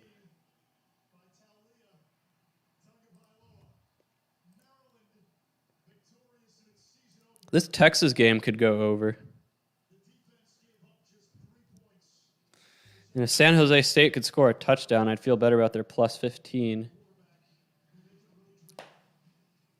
Is Pitt on the... Oh, I see. They're on the 8-yard line. I think they'll get in.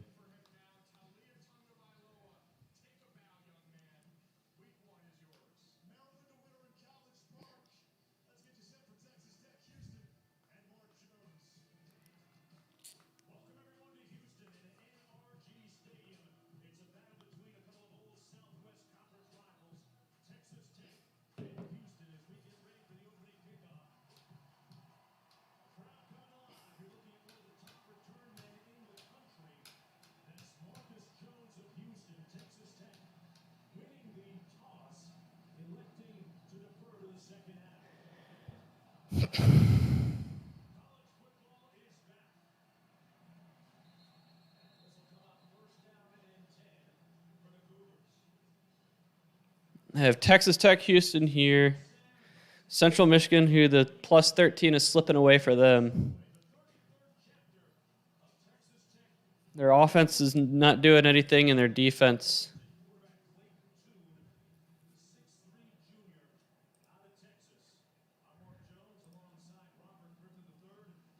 Yeah. Is soccer really corrupt in Europe? I'm sure it is.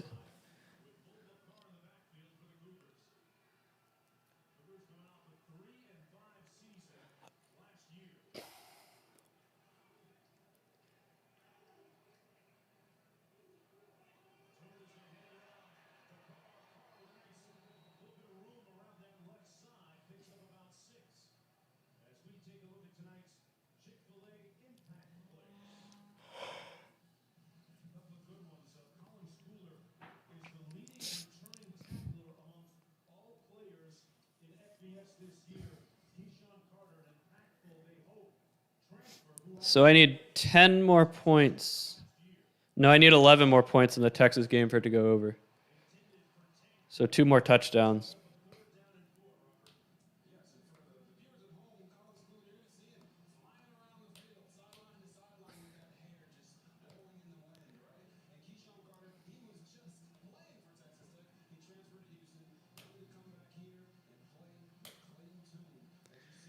Yep, I'm sure.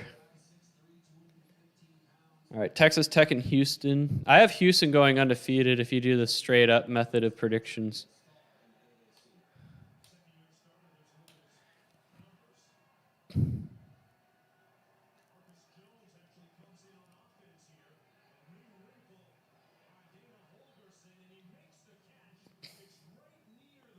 Houston has to punt. You missed a bad pass interference call in the Central Michigan game that gave Missouri a touchdown. That's something you missed.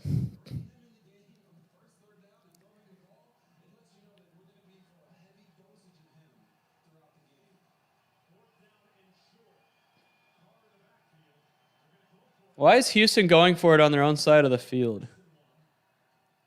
They got it, but that was dumb. That was dumb. That was dumb.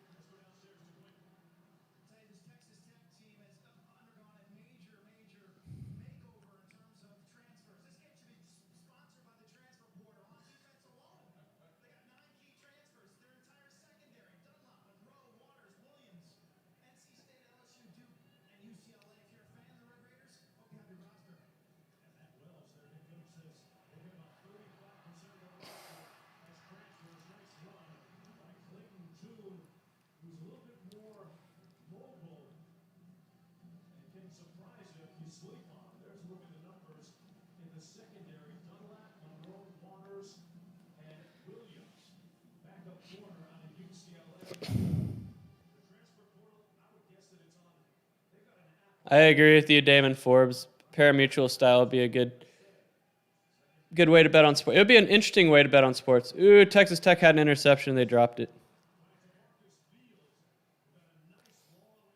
That would be a very interesting way to bet on sports, Damon Forbes. But I feel like the public would influence. I feel like the public would generate a lot of value for non-public plays.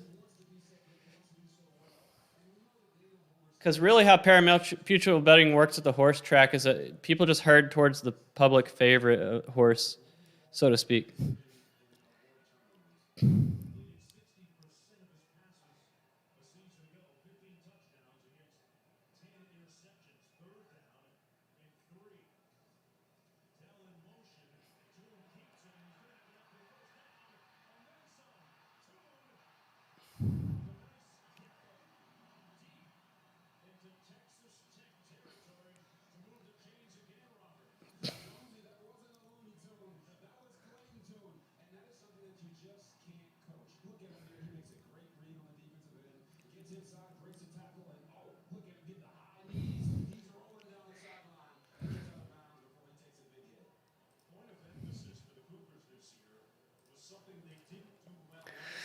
All right, Baylor's on the board. I'm not surprised. I think they're going to blow out Texas State. They're not good. Texas State's not a good team. Is Pitt not going to get a touchdown there? All right. 3rd and 14 for Michigan, and he's short. He's not going to get it. Or Missouri, my bad. Okay, where we stand. Syracuse is on the board against Ohio. It would be really nice if UL Lafayette could get in the end zone here. It really would be a good thing.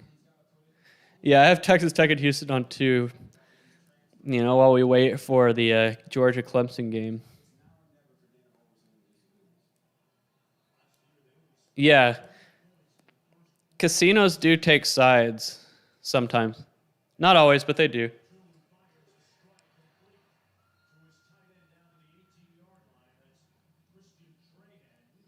Yeah, I would love to see a sports book that does parimutuel betting. It would be very interesting.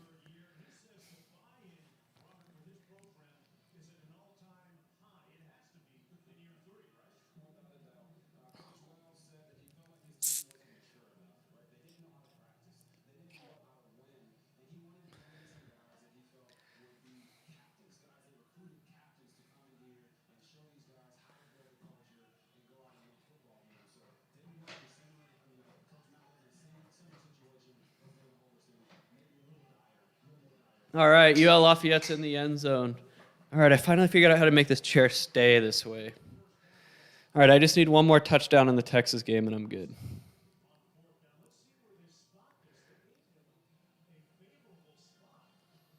Houston going to go for it again?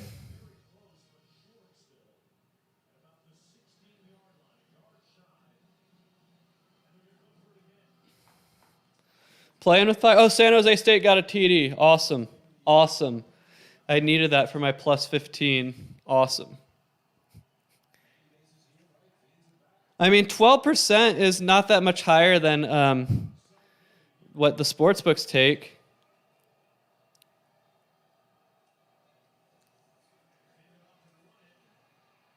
So that's the play that UL Lafayette ran for a 2-point conversion. Of all plays in their playbook, they went with that.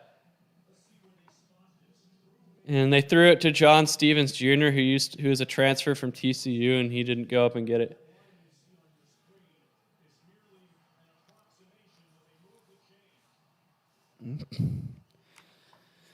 I feel like if there's betting exchanges for NCAA sports, you'd see panic selling and panic buying. It would be interesting to see how that dynamic would shape up.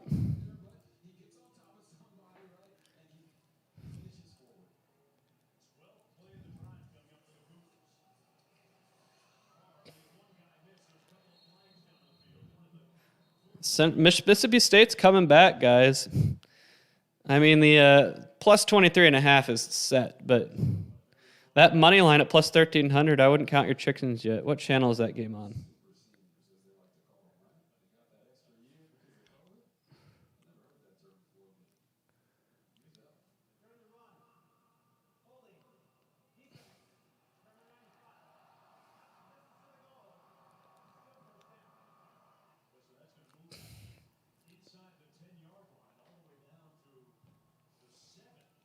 Does anyone here work at Taco Bell or something like that?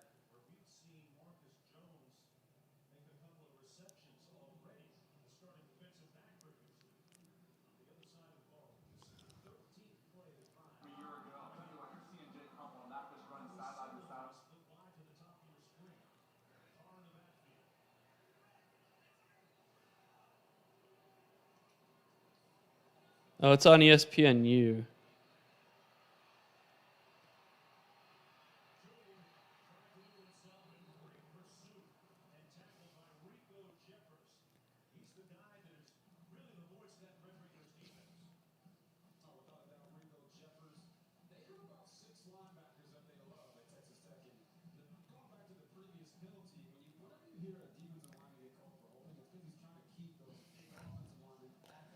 All right, so Louisiana Tech 6-point lead. Mississippi State has all the momentum right now. See how this game winds up. Justin Penn, do you work at a Taco Bell? Young Phillip, do you work at Taco Bell? Houston looks like they're about to score. That's the Texas Tech defense I know and love.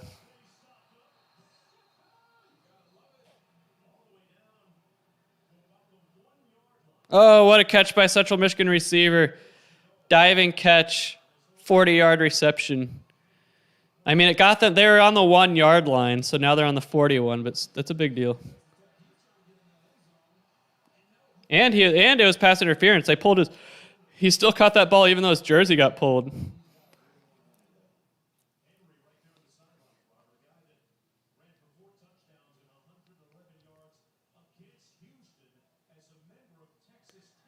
Isaiah Graham still plays for Louisiana. So, I'm seeing a lot of TCU transfers on the TV tonight.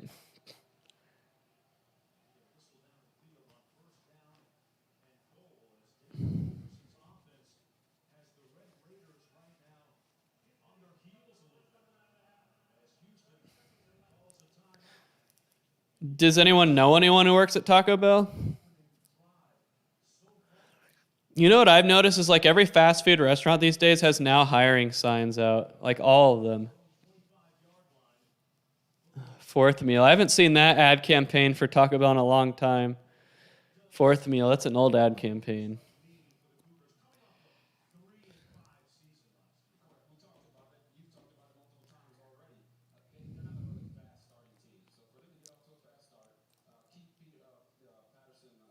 Mississippi State win percentage at 60.8% now. It was at only 13% earlier.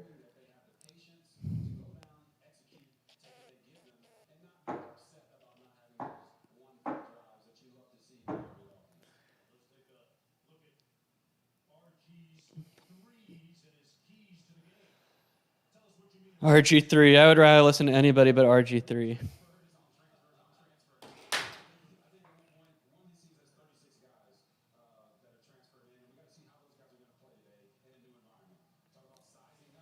How old is that fourth meal ad campaign? It's got to be at least 5 years old now.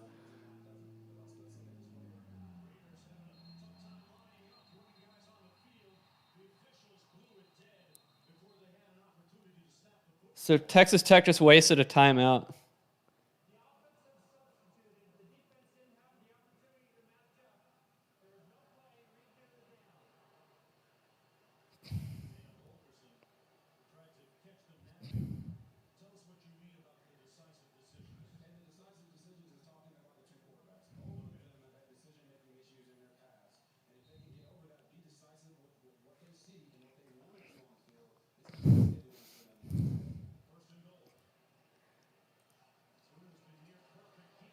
Nope.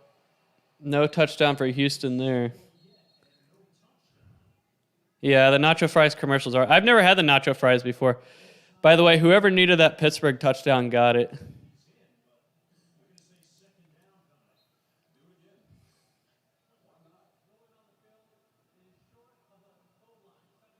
All right, Central Michigan converted a 4th and 9, which is a big deal because I was worried about Missouri getting the ball back. Getting the ball back on their side of the field.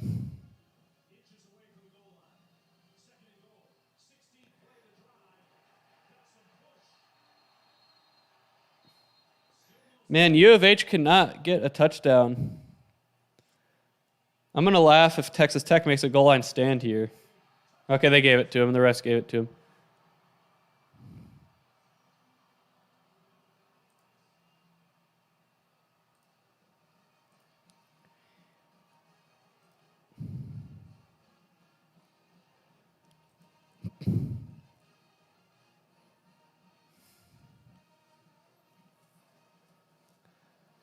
So how did Mississippi State get such good field position?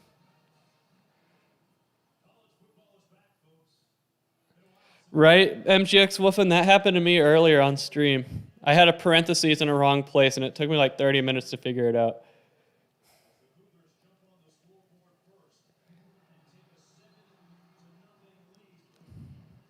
Oh, they're bringing out the chains in the Central Michigan game. He had the first down. Are they really not? Come on. Yeah, I need another touchdown in the Texas game, too.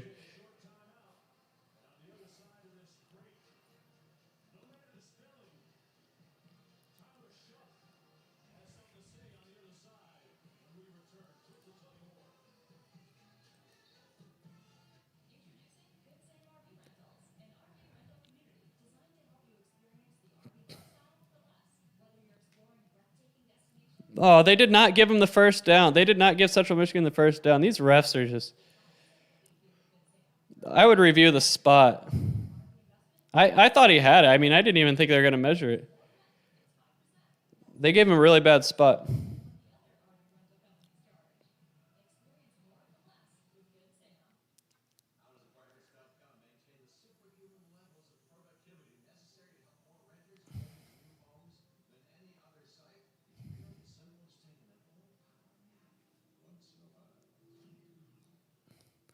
I think Louisiana Tech might not get this.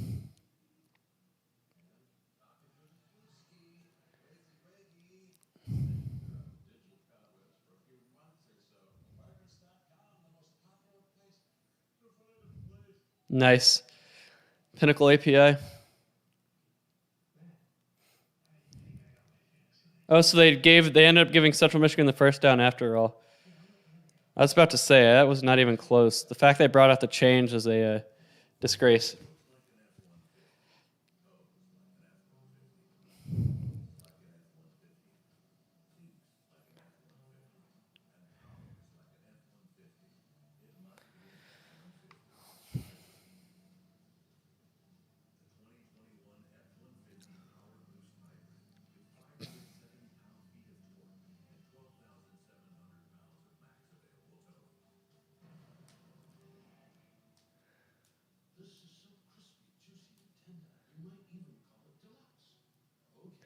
And Mississippi State just scored a touchdown. 3:37 left.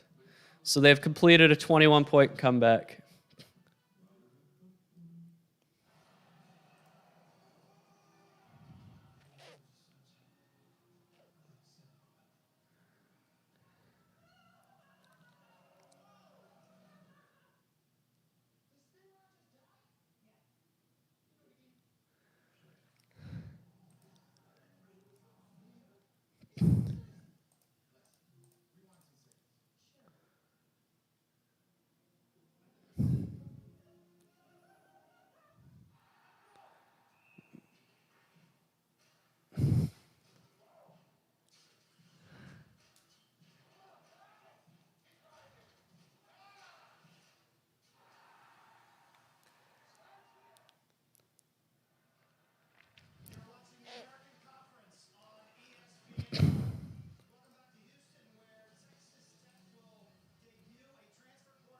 So Louisiana Tech had a win percentage of 83%. It's down to 6.9%.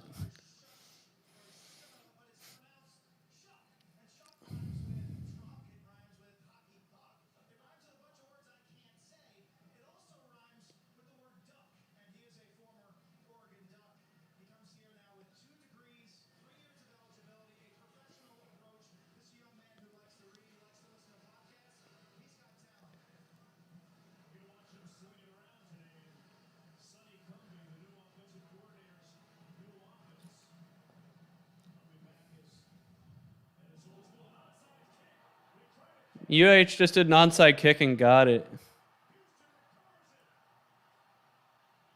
Onside kick and got it.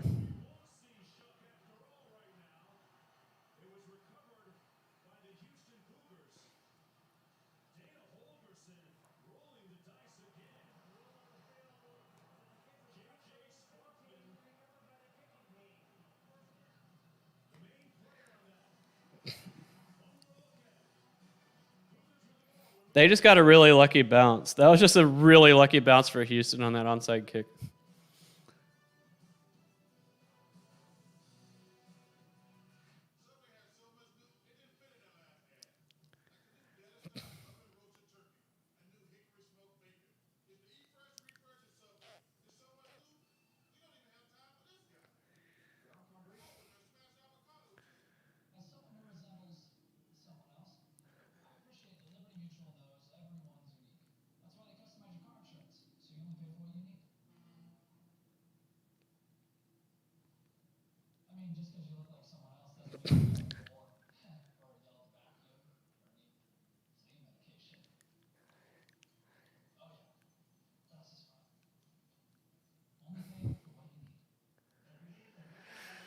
Oi.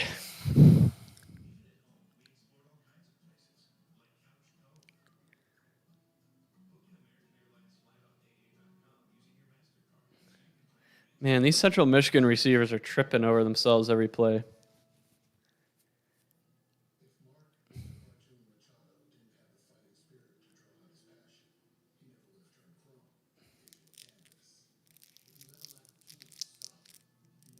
Oregon State's on the board.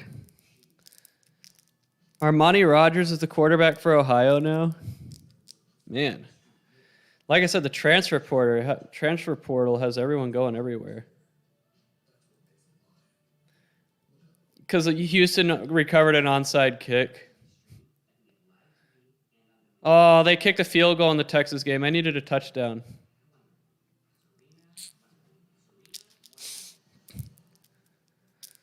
I mean, there's still time for one more score.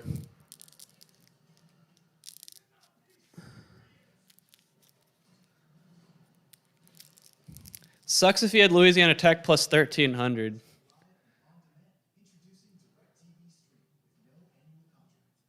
Okay, technical difficulties on the ESPN Plus broadcast of the Northern Iowa game. Nice.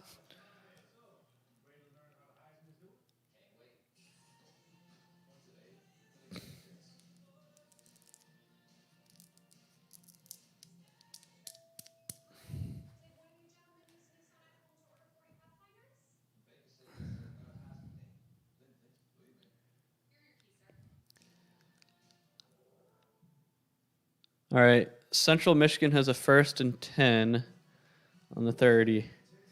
Never say never. I remember Central Michigan in 2012 was down by 10 at Michigan State or Iowa. It was one of the two teams. And rallied, got an onside kick and won. That's when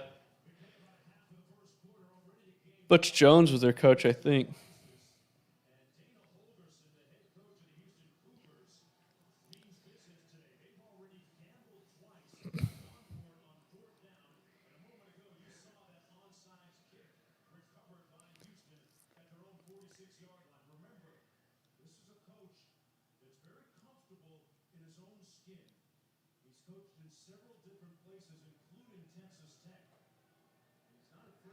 Are they going to call intentional grounding on Central Michigan there? All right. Texas Tech just looks slow on defense. Wait, young Phil, do you remember? You know the game I'm talking about? When Central Michigan was down by like 10 or 13 or something like that with 2 minutes to go. I think it was Iowa was their opponent. It was Iowa or Michigan State. But yeah, they got an onside kick, and then I want to say they kicked a field goal as time expired and won. Yep, it was Iowa or Michigan State, one of the two. It was in 2012. I remember watching it at Mandalay Bay. Central Michigan ran a reverse pass, and he threw it out of bounds.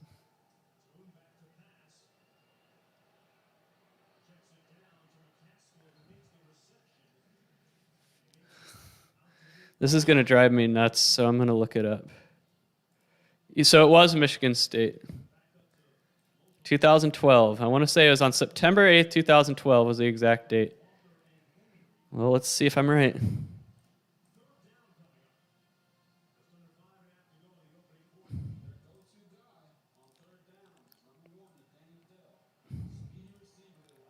There it is. No, they beat Central Michigan. It was Iowa. It was Iowa. Here it is, yeah. September 22nd, 2012. Yeah. They scored a touchdown with 45 seconds left and then got an onside kick and kicked a field goal with 3 seconds left. So you're saying it happened to Michigan State in 2009?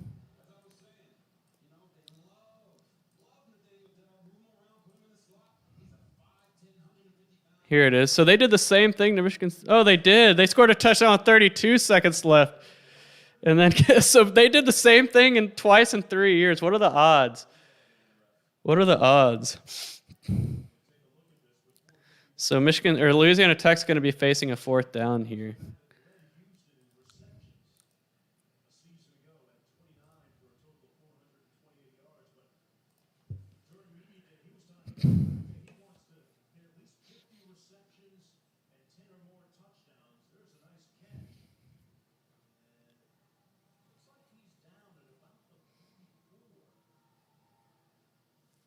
Good luck, Big Short 08.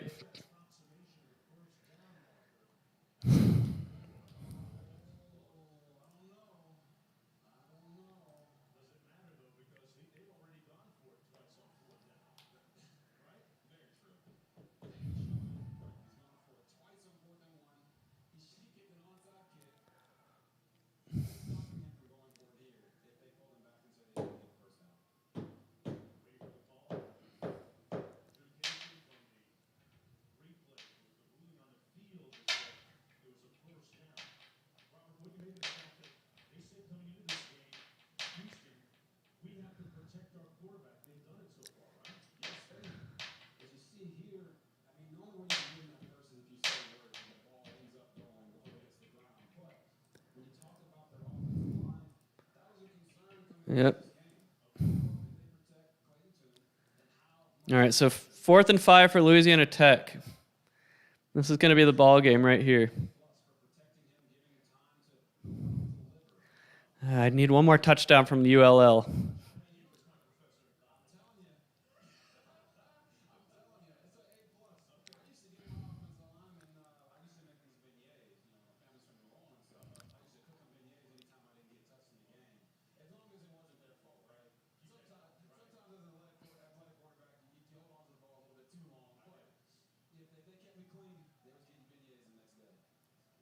Man, Missouri with the jailhouse blitz on 3rd down. And they got there. Yeah, I use the ESPN API, and it's free for me for now. I just had, so Louisiana Tech's going to kick a 55-yard field goal here to take the lead. I don't know. I would fake it if I were them. Yeah, I feel like one day the ESPN API will no longer be free. That's something I kind of fear.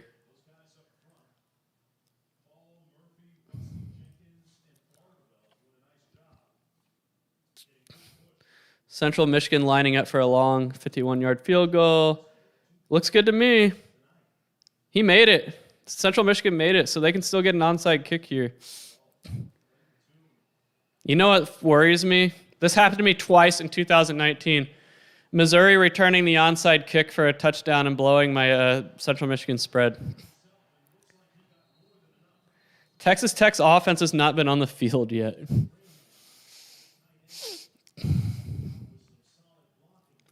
I would fake this field goal if I were Louisiana Tech.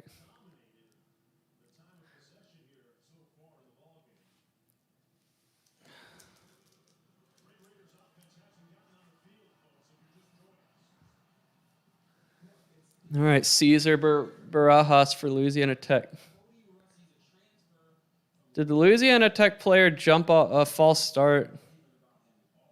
Yep. Oh, God. You got to be kidding me. You got to be kidding me.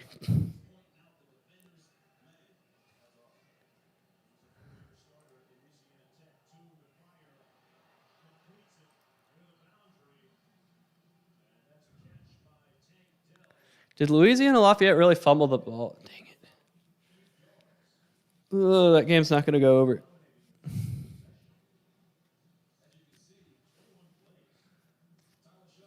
A lot of blue balls today with over bets.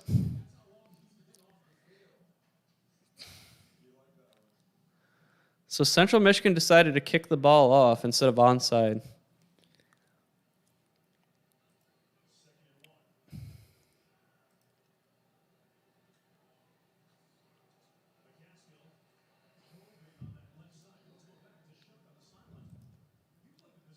I'm on Clemson, guys. I don't want to be, but I am.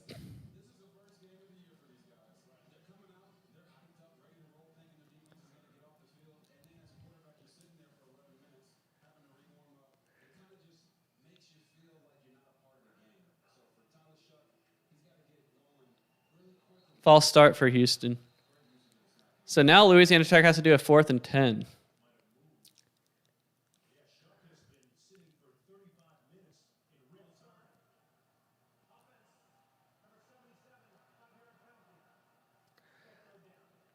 Oh, Missouri took it to the house. Get him. Please tackle him. Please tackle him.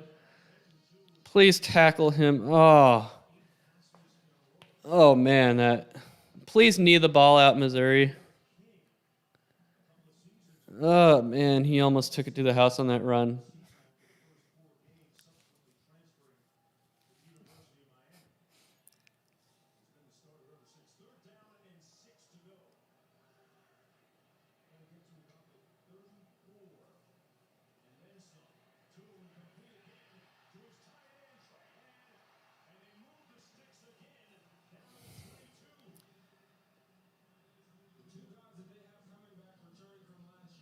Oh, Louisiana Tech got the first down. They got it. First down. They converted the 4th and 10. Maybe that false start wasn't a bad thing.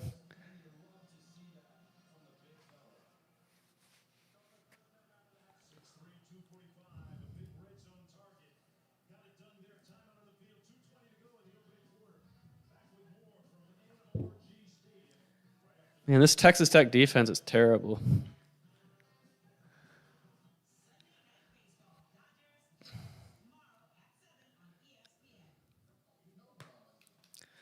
That's what I don't get. How do you not like? I think they were selling out on a run blitz, which is why they had no cutback defender, but still.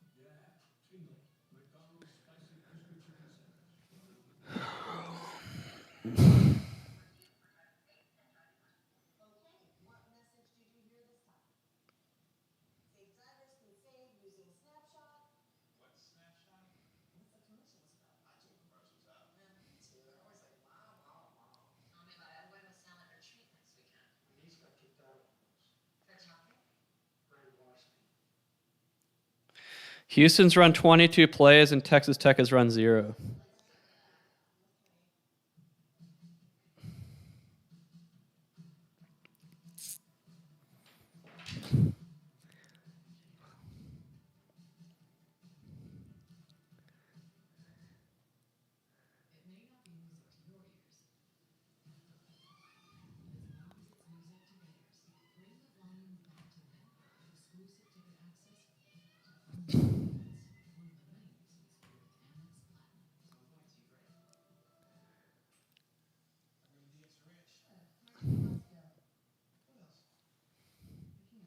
So Louisiana Tech has a different kicker. They were running a different kicker out earlier. Man, they're having to cart this Louisiana Tech guy off the field. Is that Isaiah Graham? I think it is. He was a TCU receiver who transferred. Isaiah Graham being carted off the field. I remember Isaiah Graham in 2016. That's how long he's been around. 2016, so 5 years ago. We were playing Oklahoma, and we were down by like 24, but we rallied back. We roared back to come within 6, and we had the ball. And then Isaiah Graham was wide open on a post route, and Kenny Hill gave him the perfect ball, and the ball went right off his mitts. And then we did not get a first down after that, and the game was over. But that's what I remember Isaiah Graham for.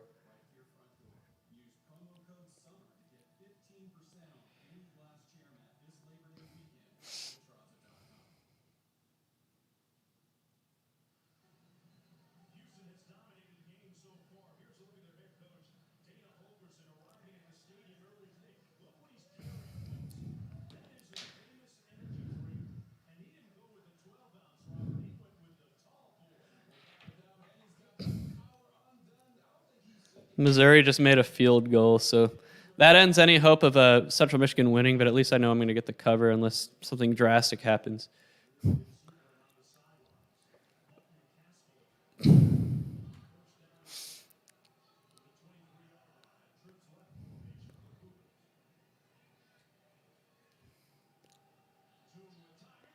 Wide open receiver for Houston. Nobody covered him. Nobody covered him. Like, nobody was on him. All the Texas Tech fans I know do not like their coaching staff, but they're just not a well-coached team.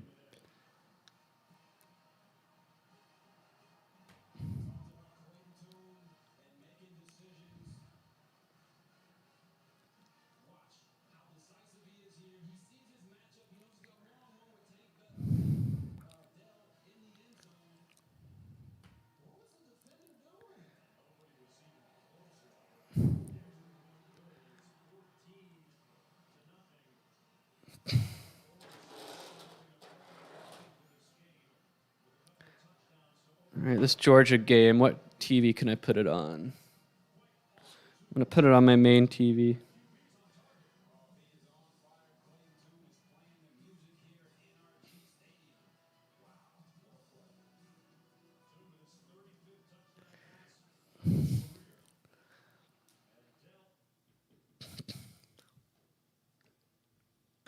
I told you guys Louisiana Tech settling for those field goals earlier was going to backfire on them, but now they're playing too conservative, in my opinion.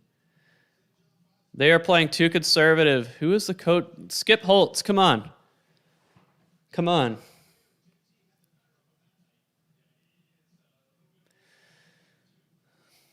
The Louisiana Tech's coach acts like they have a chip shot field goal. They don't. What are they doing? If they miss this field goal, that is all on Louisiana Tech's coach.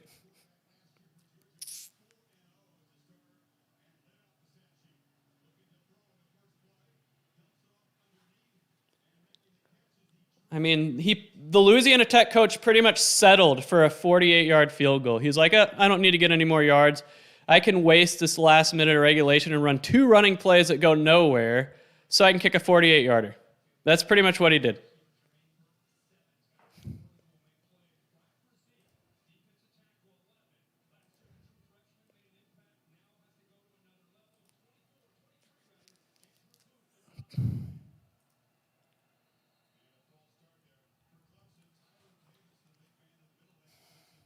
I mean, come on. I hate when coaches do that in the NFL, but at least in the NFL, you know you have pretty good kickers. So Skip Holtz must really trust his kicker here.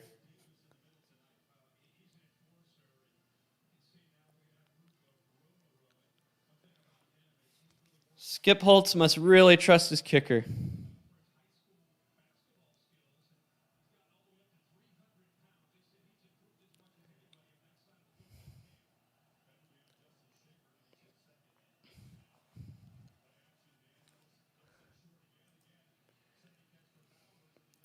Settled for a 46-yard attempt, and he missed it. Stupid Skip Holtz. Settling for a 46-yard field goal. You had a minute to run more offense and get closer, and he was short. He was short, and the Mississippi State players are celebrating like they just won the SEC.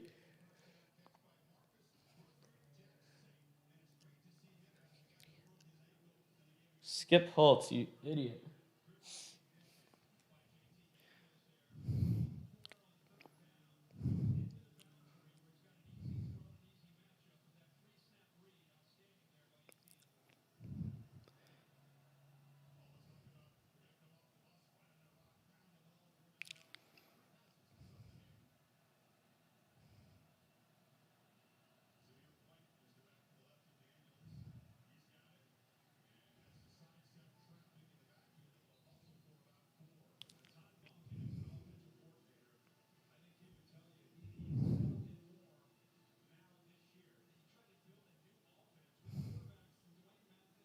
What an idiot. He had a minute to run more offense. And he ran 2 running plays up the middle that went nowhere. Ran the clock all the way down and kicked a 46-yarder with a college kicker. Stupid. Why does it make me log back into DirecTV? That is really being annoying.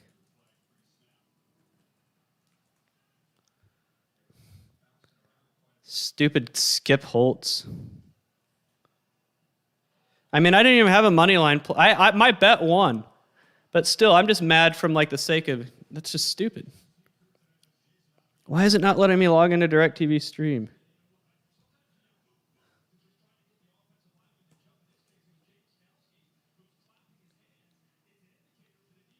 It keeps kicking me out and making me log back in, even though I check the stay logged in box.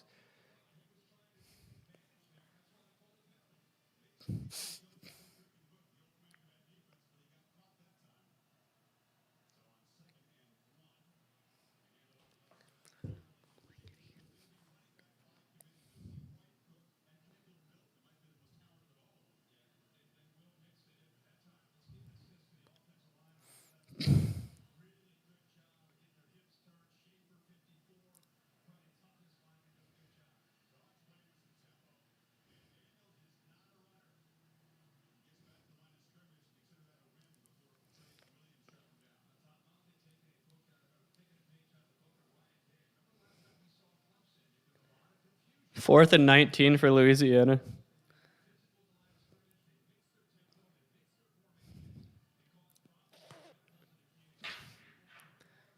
Man, a lot of blue balls on these overs tonight. Holding me back. So what's Louisiana going to do on this 4th and 19?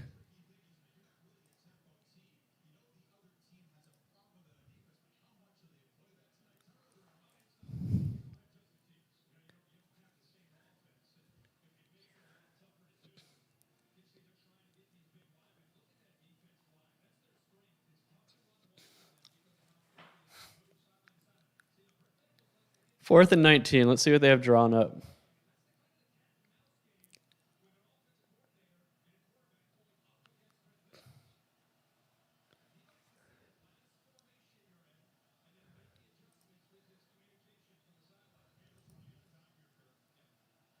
Well, that's a bummer.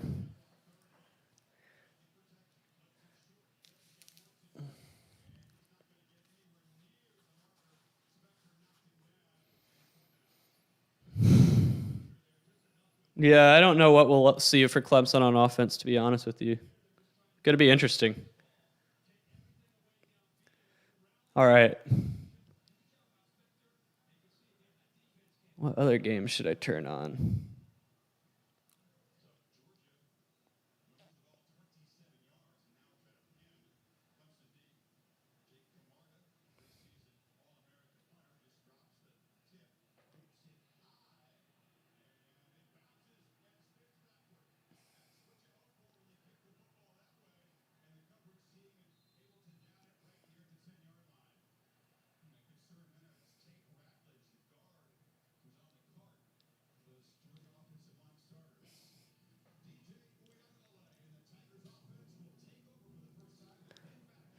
All right, time to see Clemson on offense. Oh, no, San Jose State. No. I thought you guys were going to cover the 15. Guess not anymore.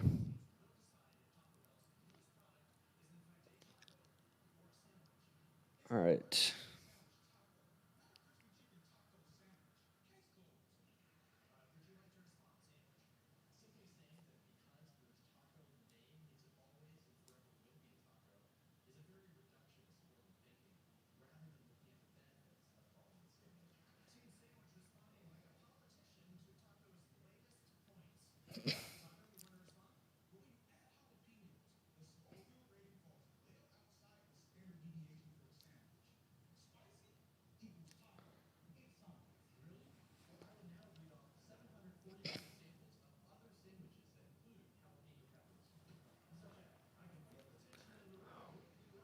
All right, I am going to go refill my water bottle. Be right back.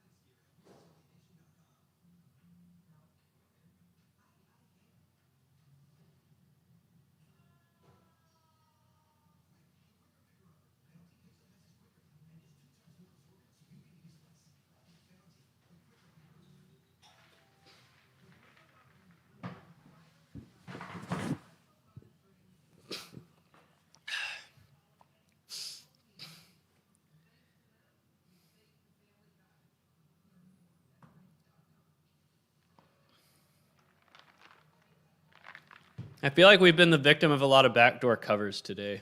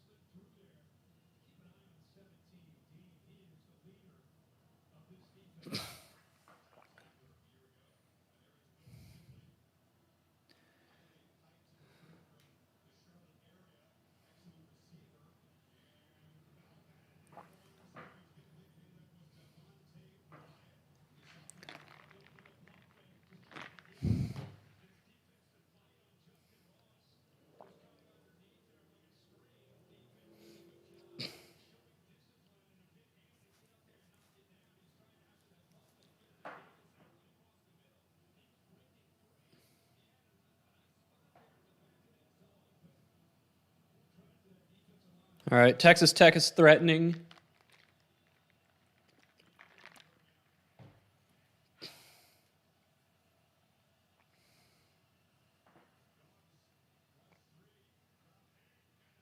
Oop. Wait, who's number 5 for Clemson? Is that Ugalele?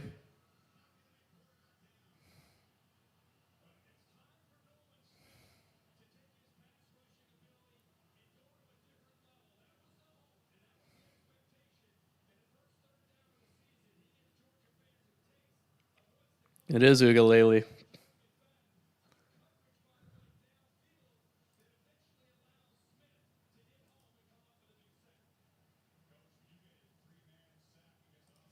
Man, every time I change channels on my main TV, it's like way behind.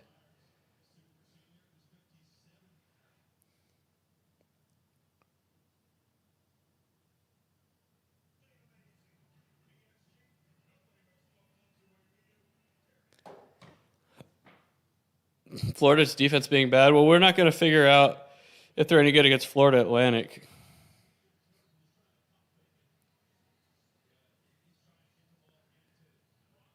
Man, did Texas Tech just fumble the ball on the 2-yard line? They sure did. They sure did.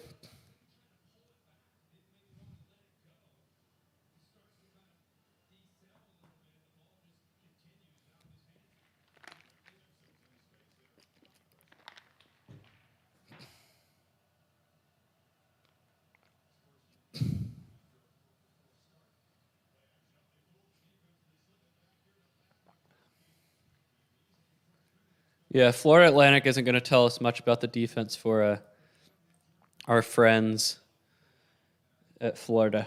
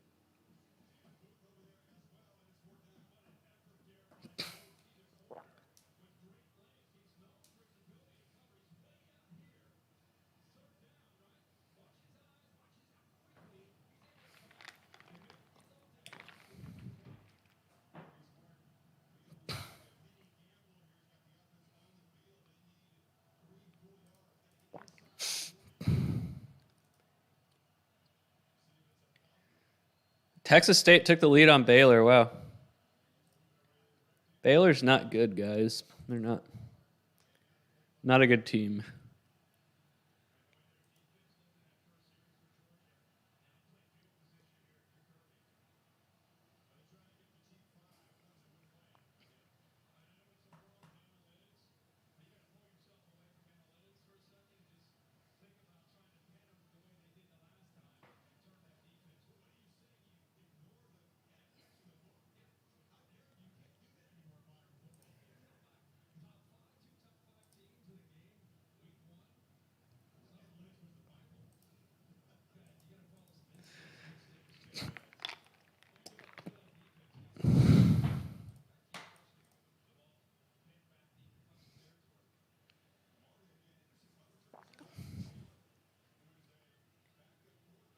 Oop, Georgia got the pin.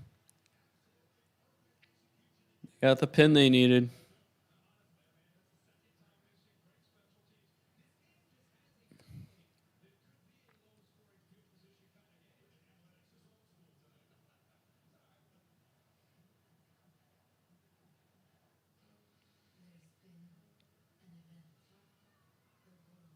All right, Northern Illinois is on the board. We need them. I don't get why they were 600 underdogs. I really don't.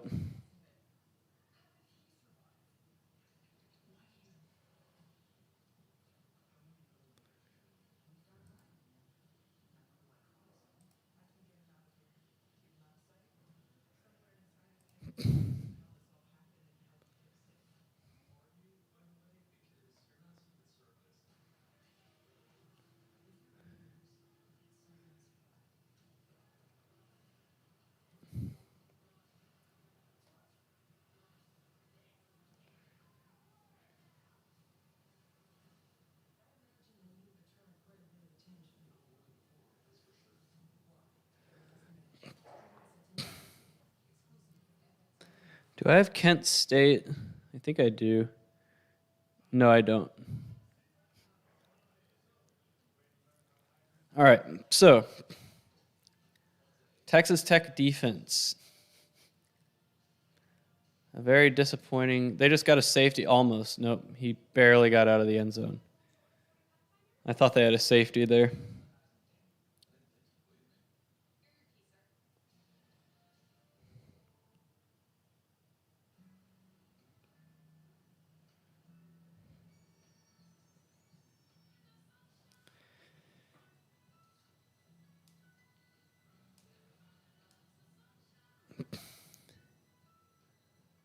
Does anyone here work at Taco Bell? Okay, 3rd and 11 for Houston, but Texas Tech hasn't stopped them all night. But it's on like the half-yard line. 3-man rush out of the end zone and almost intercepted. Almost intercepted. Houston has to punt now.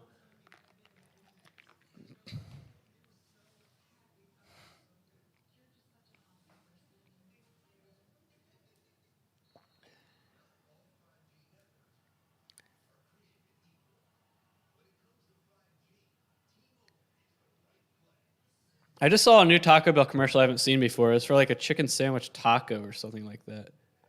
I've never seen that commercial. It must be a new product. All right, so Houston's punting from the back of their own end zone here. I'm surprised Texas Tech isn't going for the all-out punt block. Not a great punt. Texas Tech's going to have good field position. Didn't really get a return. So Texas Tech tried to set up the return instead of block the punt, and they did not get a good return at all. Man, they're showing the end game highlights of Louisiana Tech, Mississippi State, and that stupid skip hole to knuckleball. Decided to go for the knuckleball field goal at the end.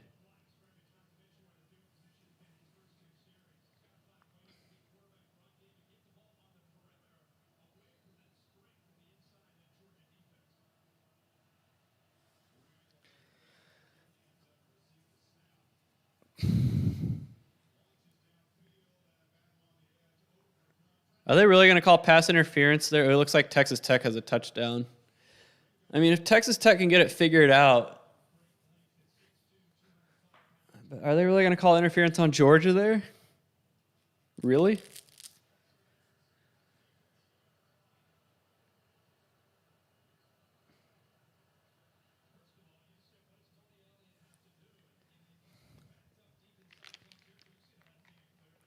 Yes, Rasheem. LSU kind of had the perfect storm of offensive talent that year. And offensive coaching that's no longer there.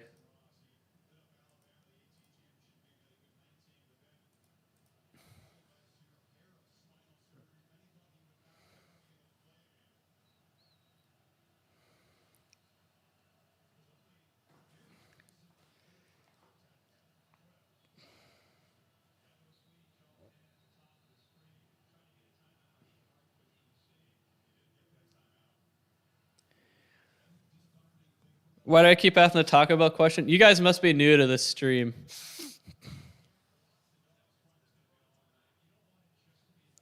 You guys must be new to this stream.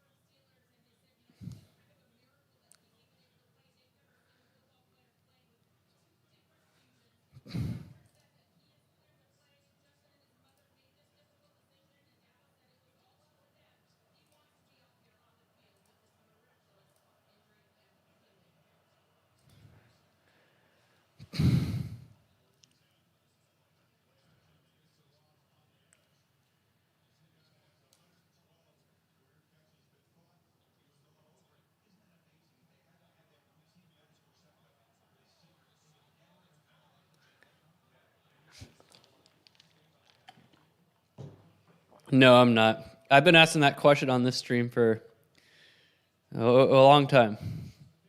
That or Taco Bueno or Wendy's, Popeyes.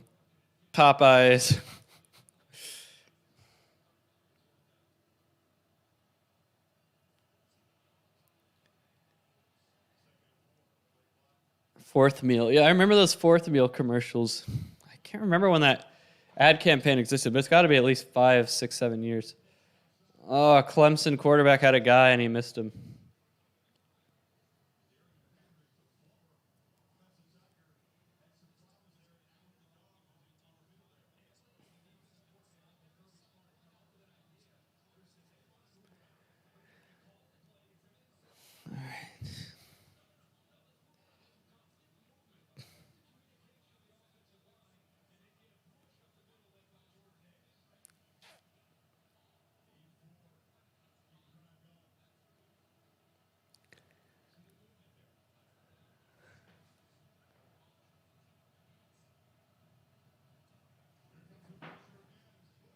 Man, Clemson's not protecting their I mean, I think it's a combination of Clemson not protecting the quarterback and the quarterback being too indecisive.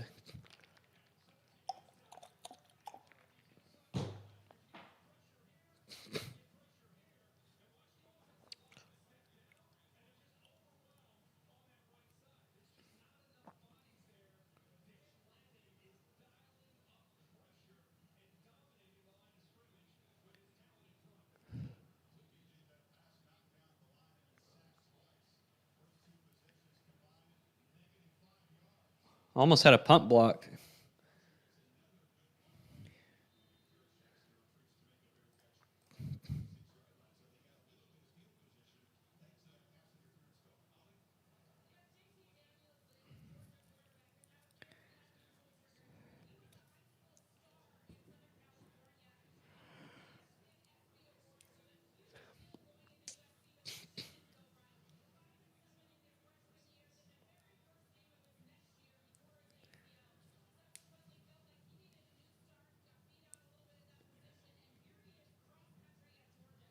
We have In-N-Out Burger here. I went there a couple weeks ago.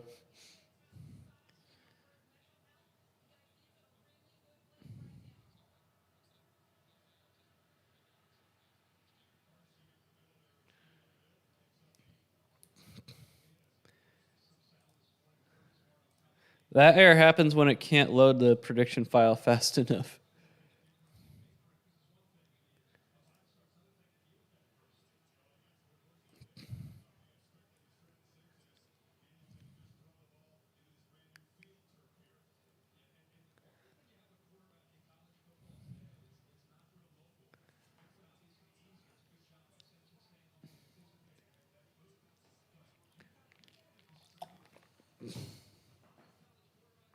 Yeah, it's pretty good.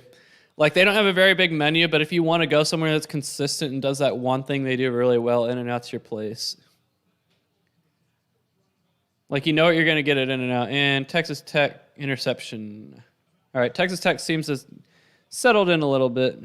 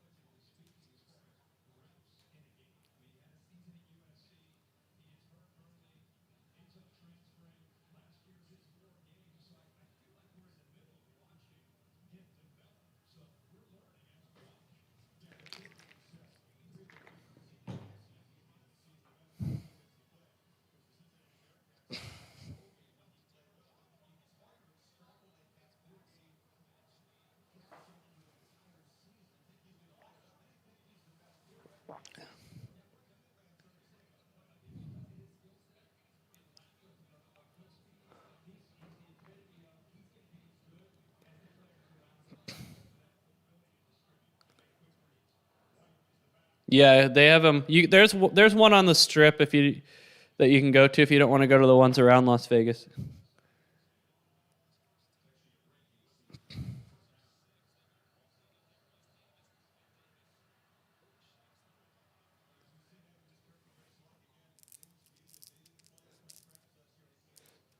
It's at the it's in the promenade by the Ferris wheel, by the high roller, the In-N-Out Burger. But they also have one that you kind of walk to if you want to walk a little bit. That's on Tropicana, right behind New York, on the other side of the I-15.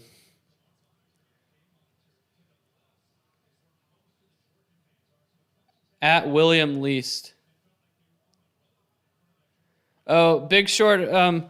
I figured out that algorithm I was using to make those projections was not accurate, so I stopped doing it. I'm gonna have to fix it tomorrow. I just didn't want to fix it on camera. It'll take too long and bore everybody.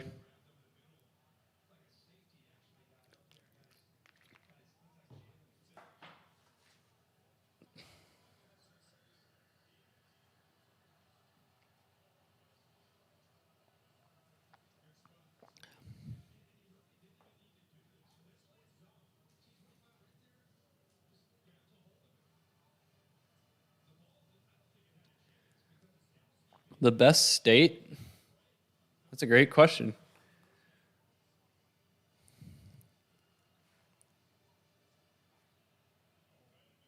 No, it depends on what you like in terms of what a state has to offer.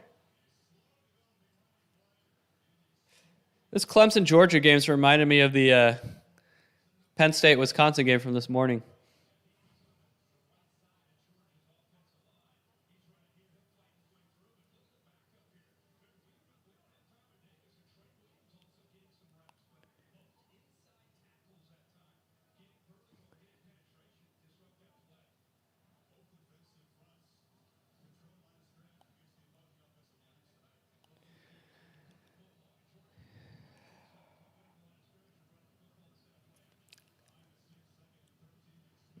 Yeah, Circa's not cheap.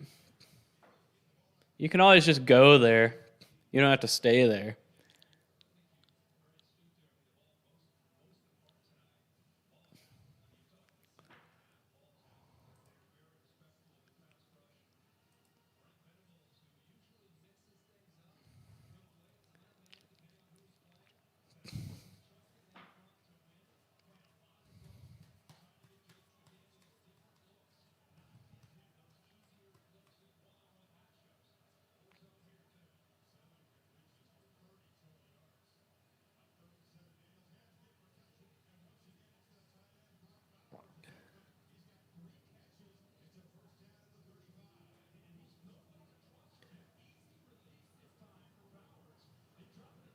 Man, they're showing a crowd shot of the A&M game and everyone's on their phone. It's like no one's even watching the game. Oh, man.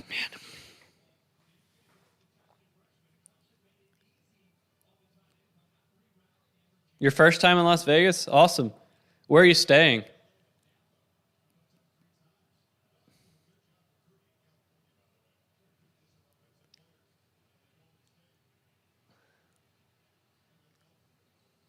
That's really cool. I remember my first time. It was 2011. I stayed at the Luxor.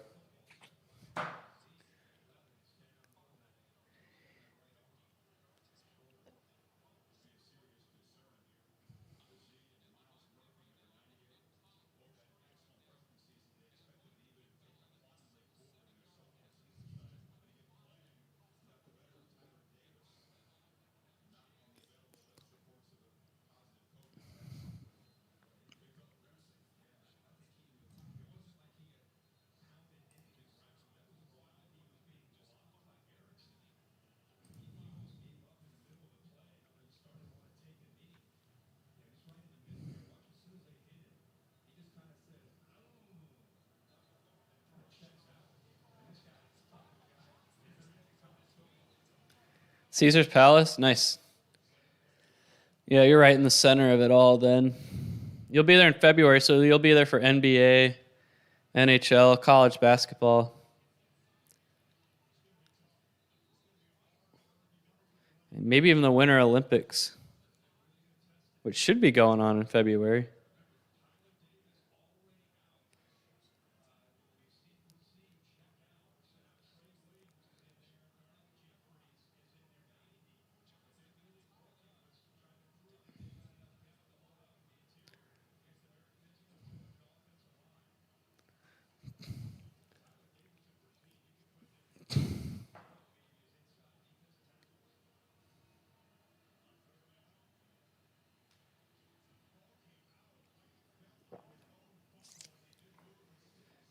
Man, I don't know what to think about this Clemson-Georgia game so far. I know both defenses are good.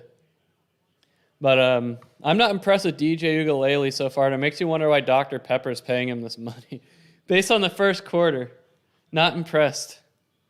I know he's playing against a Georgia defense that's pretty good, but still.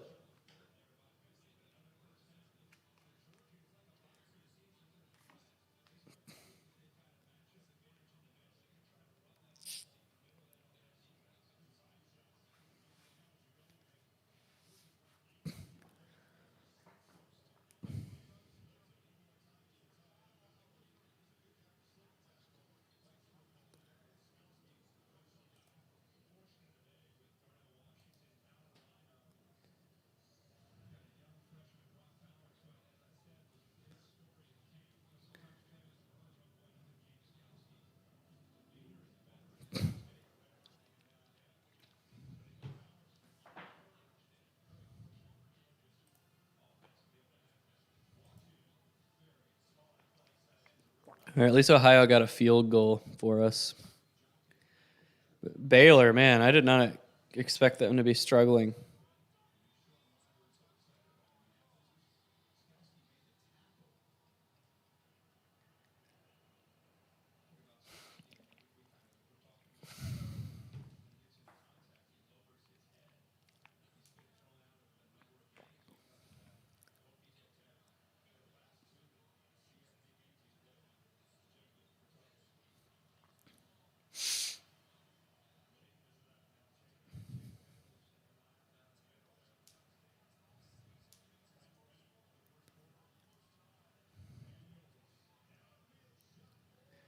What are the chances of winning 10 spread bets and 1 multi? Well, you do 0.5 to the power of 10. So 0.5 to the... Where's my scientific calculator?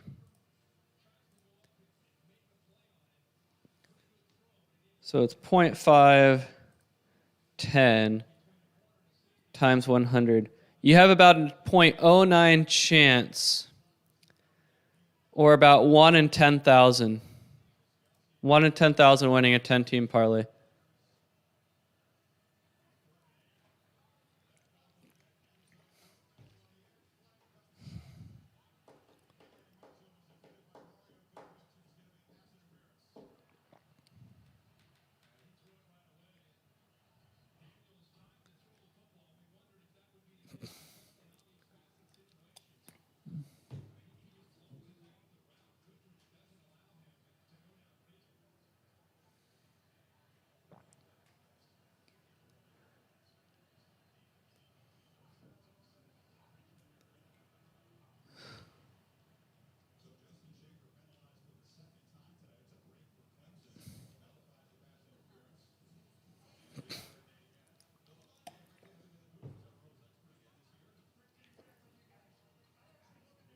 Yeah, 10-team parlay is... It's a lottery ticket. Italian beef from where? East Penn Station?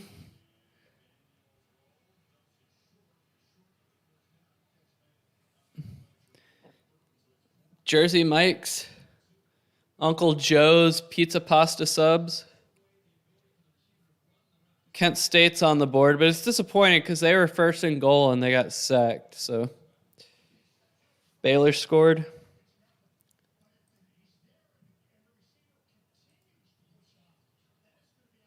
Yep, they sure did.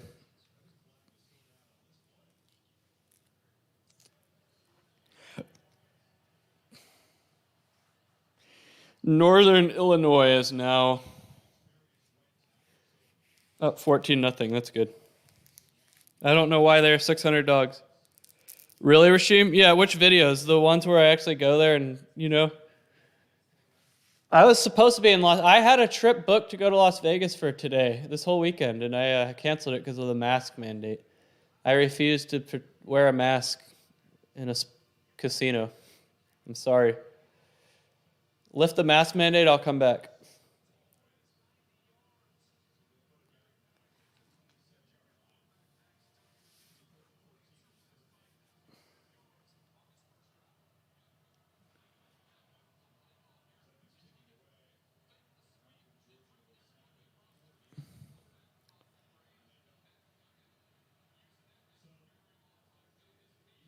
Yeah. I've never met anyone who's hit more than an 18 parlay. I've never met someone who's hit a big one. And when I say 10-team parlay, I mean like spread bets. I'm not talking about like a 10-team money line parlay with a bunch of big money line favorites in there.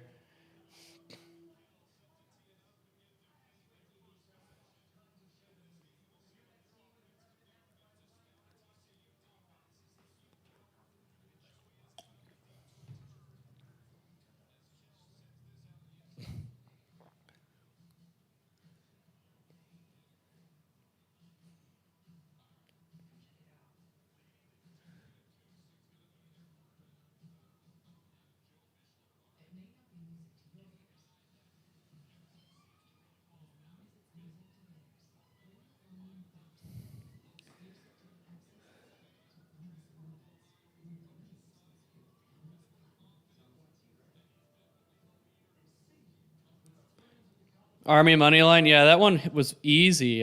They were up big early, and they never. We've had some bad backdoor losses today, though, but that Army one was never in doubt. Yeah, you might hit 2 to 5, but how many will you lose? Is a question.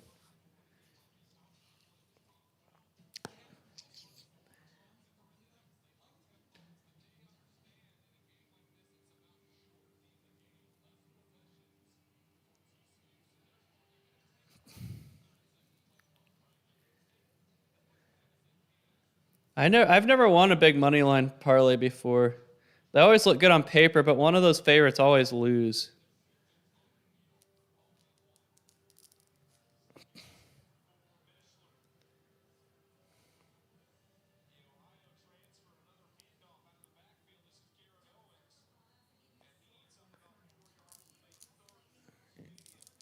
Third down for Texas Tech. Yeah, appreciate it. Dick Kick Actual, appreciate it. Kevin Finnerty. Kevin Finnerty, is that from Grounded for Life? Is that where you got the name? That was like one of my favorite shows back in the day.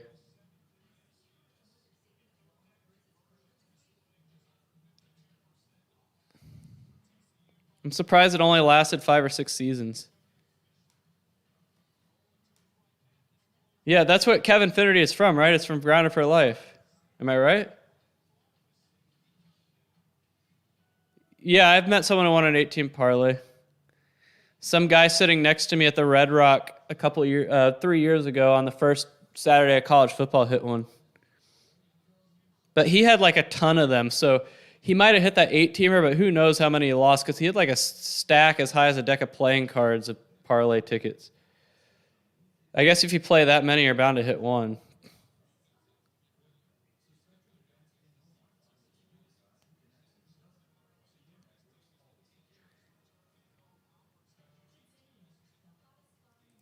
I want to see if Kevin Finnerty is a name from Grounded for Life.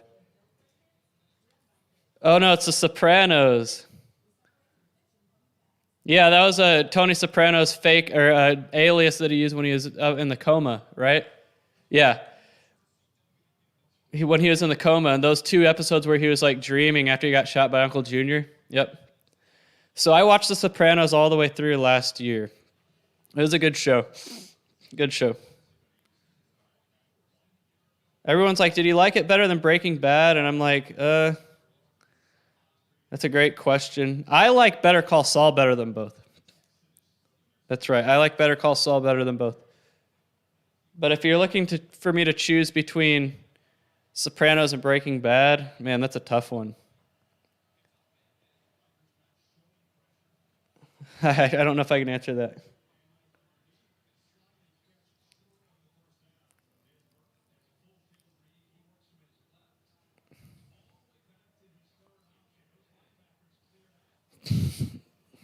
I've watched Breaking Bad all the way through twice. I've only watched The Sopranos all the way through once.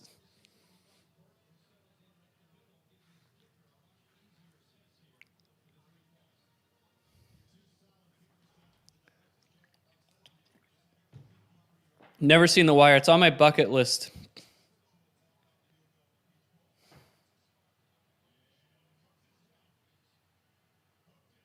Georgia just missed a field goal. Man, this is the Penn State game all over again.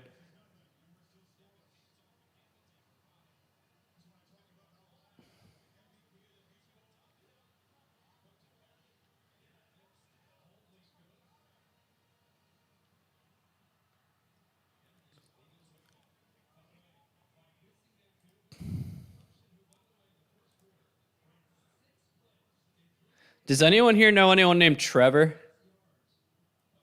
Anyone?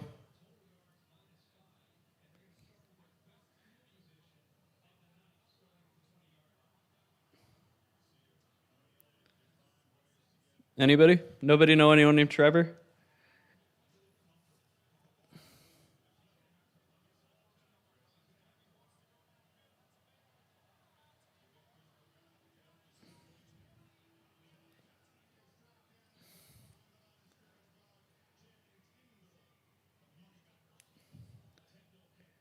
Texas A&M lining up for a long field goal. Looks like a 48-yarder. Maybe a little longer than that. He made it. Yeah, did anyone see Trevor Lawrence sitting in that suite? I don't know why, but he is. Is there anyone here named Trevor that works at Taco Bell? That's a great question. I like where you're going with that, Justin.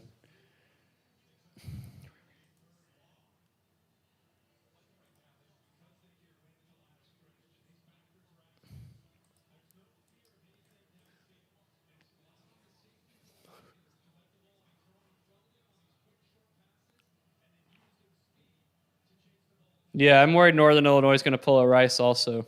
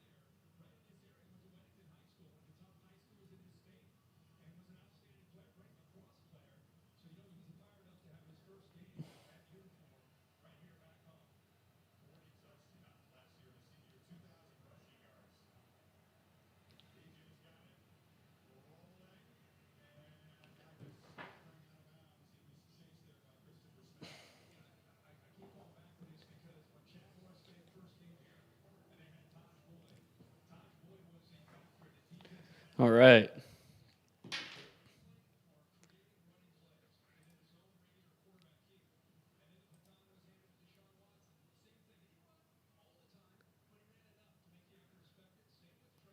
Man, Kent State is not having a lot of problem moving the ball so far, from what I've seen with them. They just had that bad sack inside the 10-yard line and had to settle for a field goal, but they're getting it done.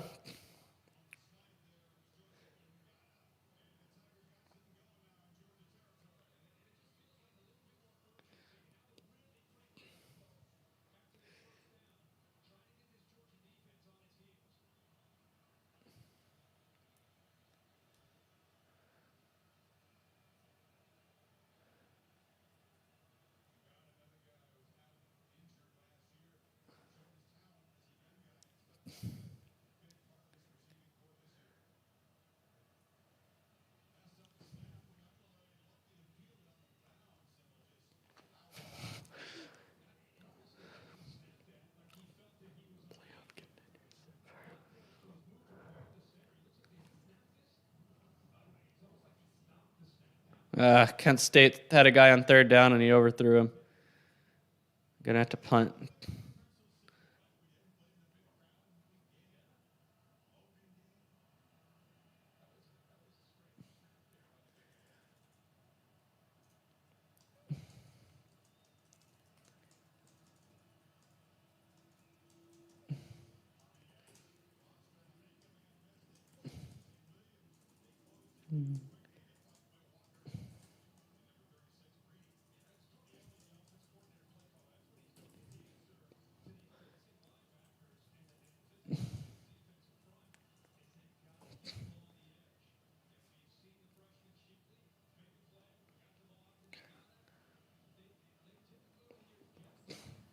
Oh, yeah. I don't think BYU is going to have any trouble with Arizona. I don't think people understand how bad Arizona is.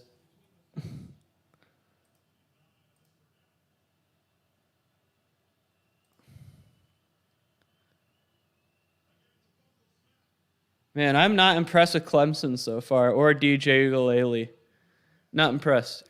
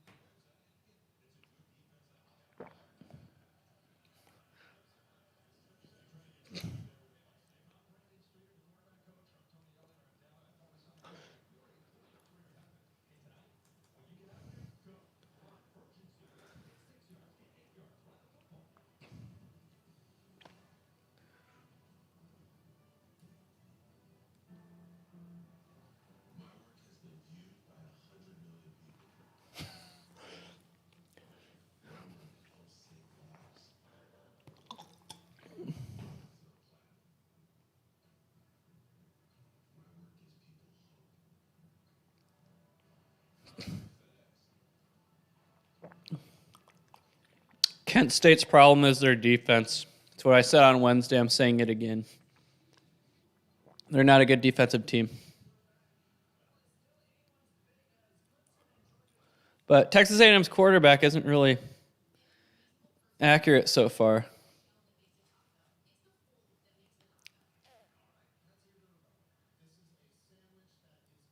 Did Texas Tech turn the ball over again? Jeez, what are they doing? Where do they go for it on fourth down?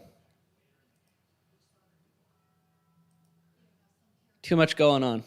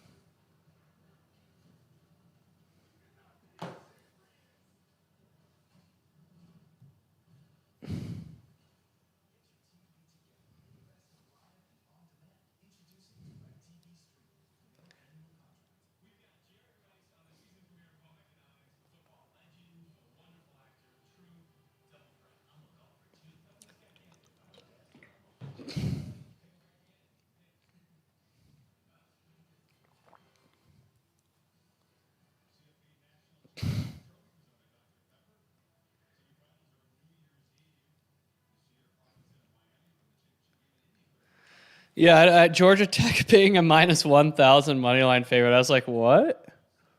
I did a double take when I saw the line. I mean, they still might win, but jeez.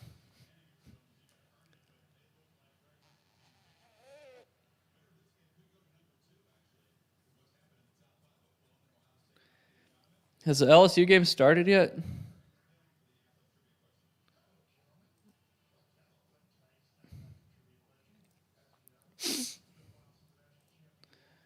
It has not.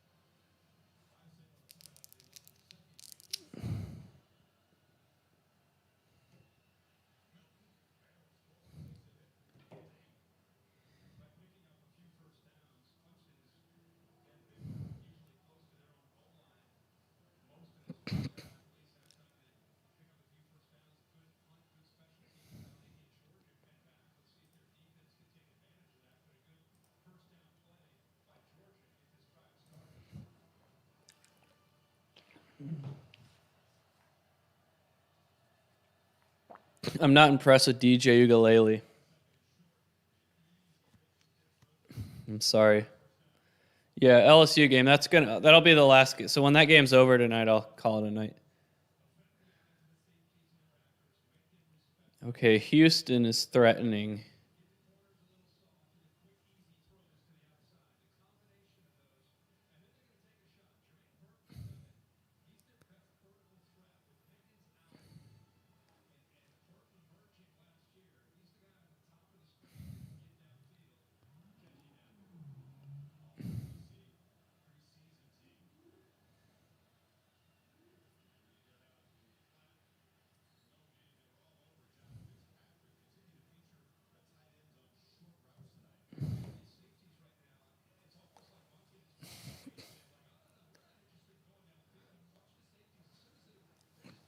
All right, 3rd and goal for Houston from the 9.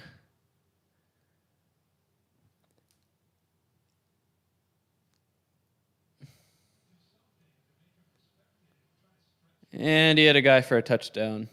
Too much time to throw. No pass rush.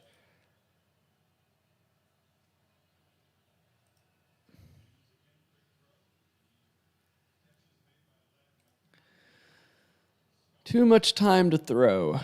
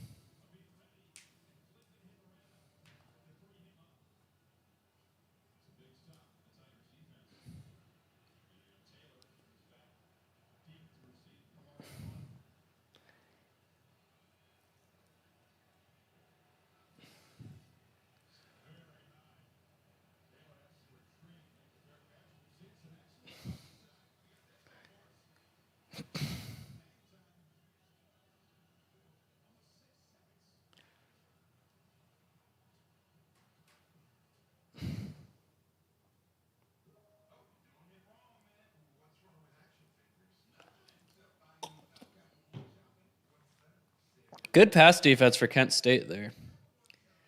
Great pass defense.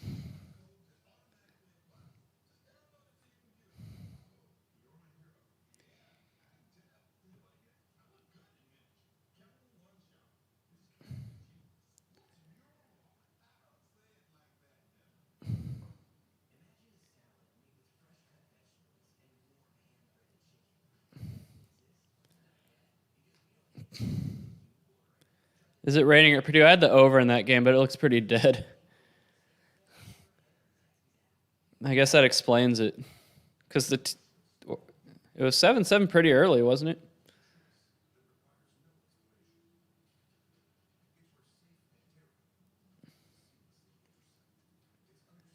Man, did Texas Tech just fumble the kickoff? Man, they are just sloppy.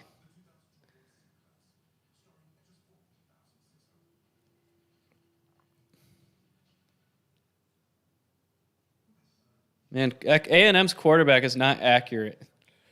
He is overthrowing guys.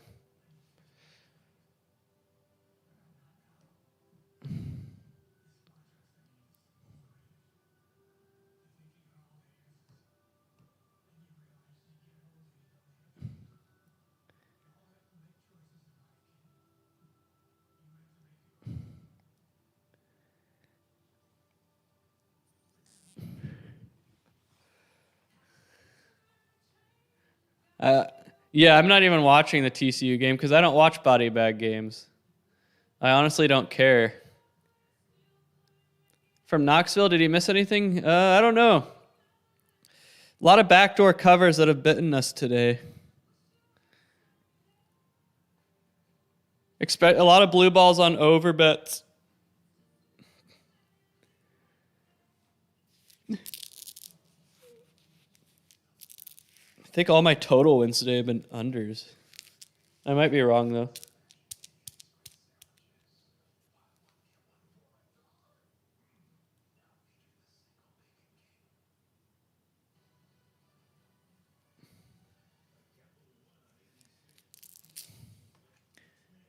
Man, ESPN sucks. Or ESPN Plus sucks. I'm going back to DirecTV stream, but it's probably going to make me log in again. Oh, it didn't. Wow.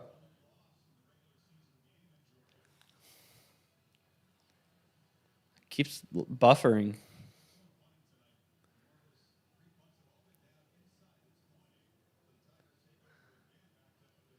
Dunkin' Donuts commercial. That coffee that they're showing in the Dunkin' Donuts commercial probably has more calories in it. It probably has like 1,000 calories.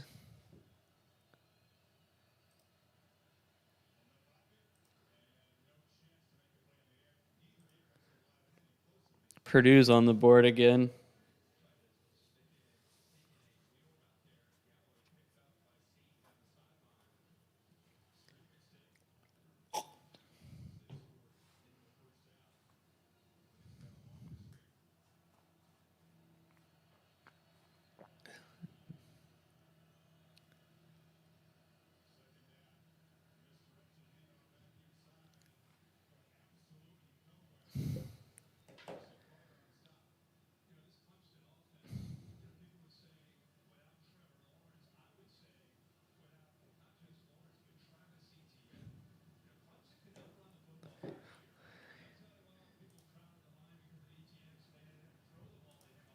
I don't know why that error happens, but it's not a big deal.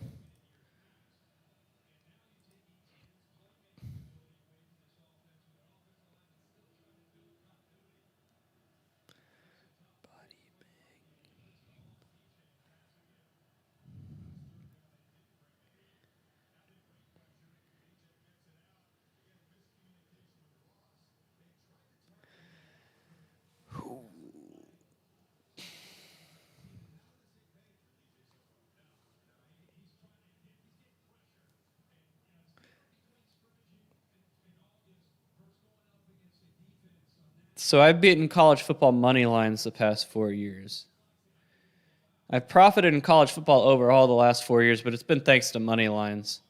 Spreads are hit or miss, and I haven't done totals in any of those 4 years. So totals are a brand new thing.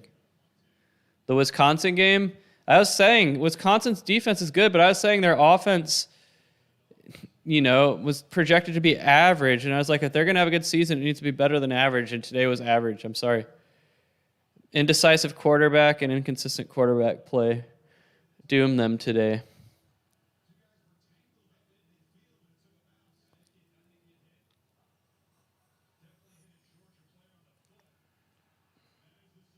Clemson got the fumble.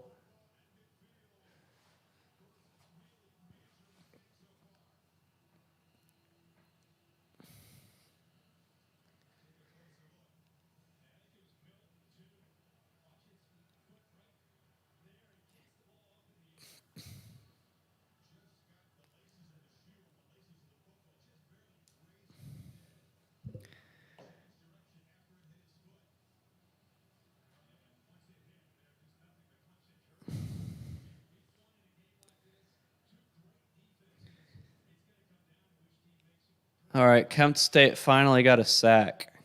They've come close a lot of times. A&M's offensive line hasn't looked that great so far. But A&M's quarterback has been able to escape, but he hasn't been an accurate thrower either, from what I've seen.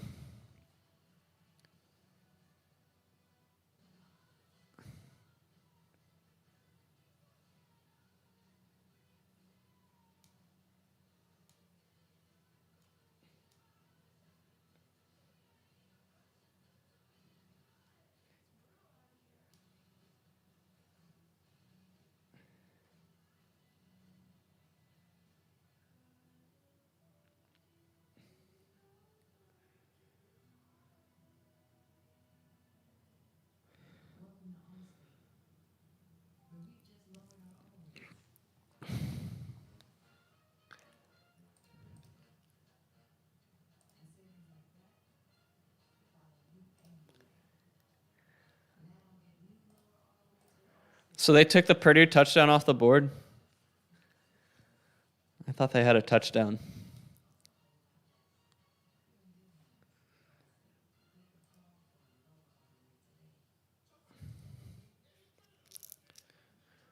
Man, I'm excited for that LSU guy. Okay, it started. What channel can I put it on?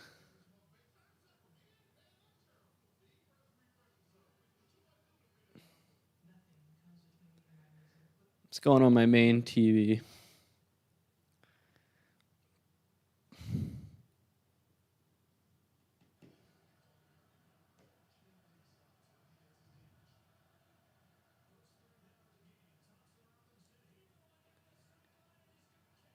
UCLA just had a pretty big gain.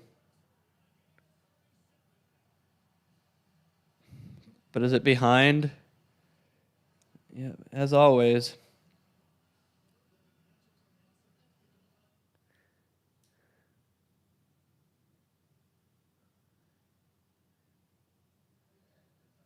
So for some reason, whenever I change the channel on my main TV, like the broadcast is way behind. And then I have to reload the same channel again for it to catch up. So now LSU has the ball. Like I turned the channel on, UCLA still had the ball, and now LSU has the ball 2nd and 9.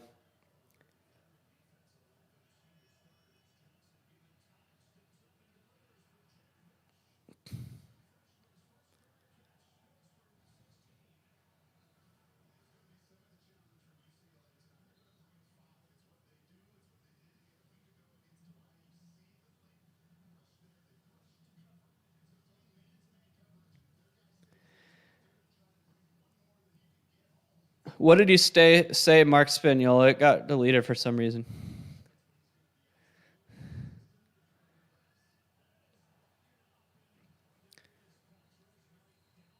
Yeah, no, Wisconsin's offense, I had it projected as not even a top 40 offense, but I had their defense as number 1.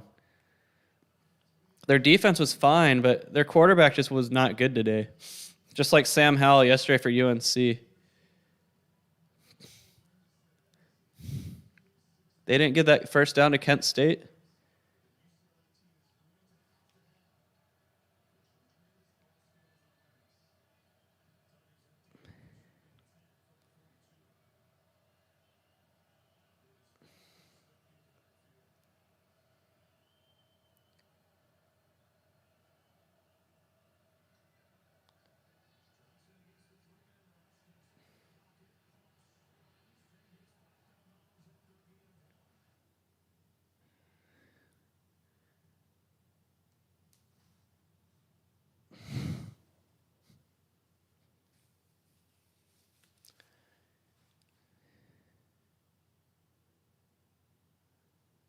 And my LSU-UCLA game is buffering now. It's a downside of having a TV service that relies on the internet. I never had that happen with YouTube TV though. I might cancel AT&T TV and go back to YouTube TV because I never remember YouTube TV buffering ever. Maybe like once. Yeah, I know TCU is up, but honestly, we are like 48-point favorites, so it's expected. I'm not even watching it.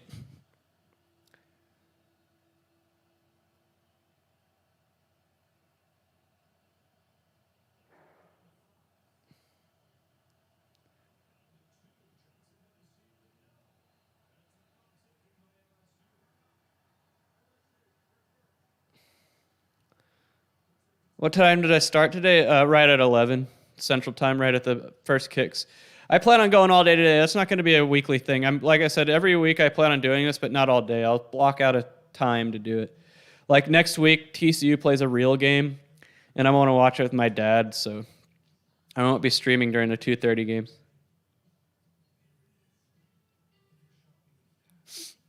Yeah.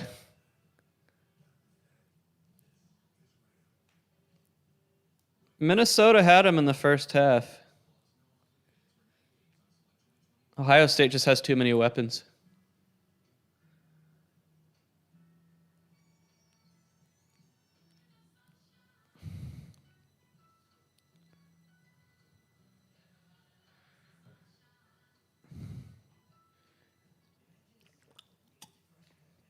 It's like, yeah, I could work at Taco Bueno. Yeah, I could work at Taco Casa.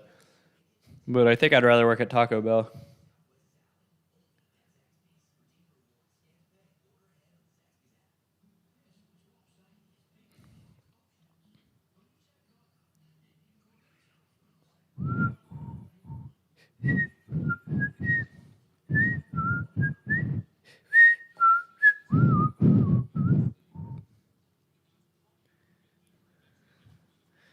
Everybody dance now.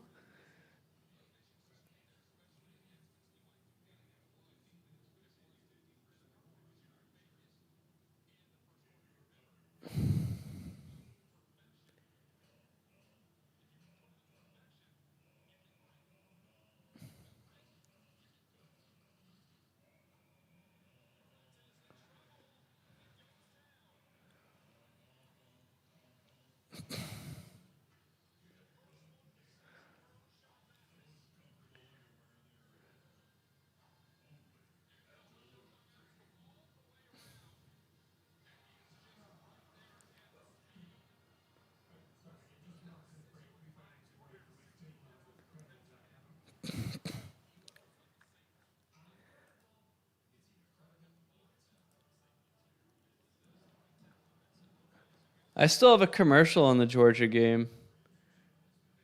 Are you saying pick 6 for Georgia? I have a commercial. I must be way behind.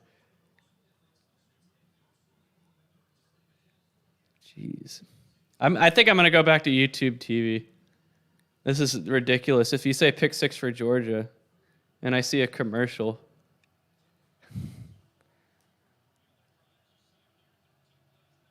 I never had an issue with YouTube TV.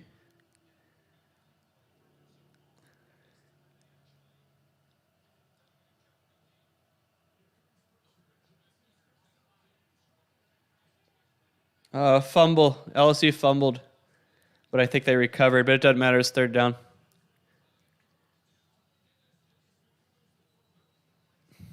Yeah, I don't know. He like triple pumped and didn't throw it.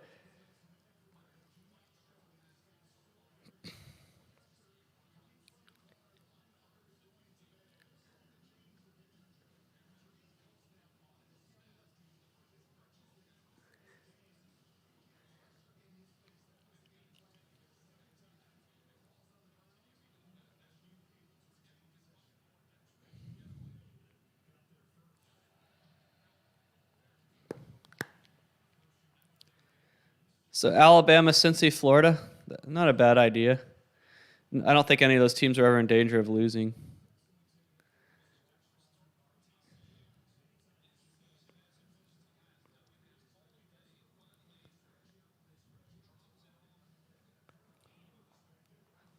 It's funny how N'Kosi Perry is the quarterback for Florida Atlantic now.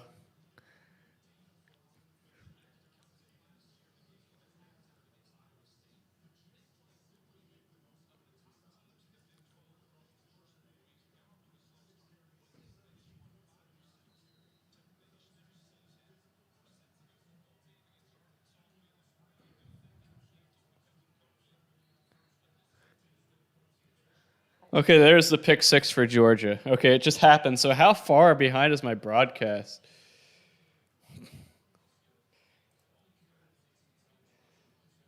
Not a good night. 12. I'm actually in favor of 16. 16 teams. That's my preference. But 12, the more the merrier. Although I think more than 16 is too many.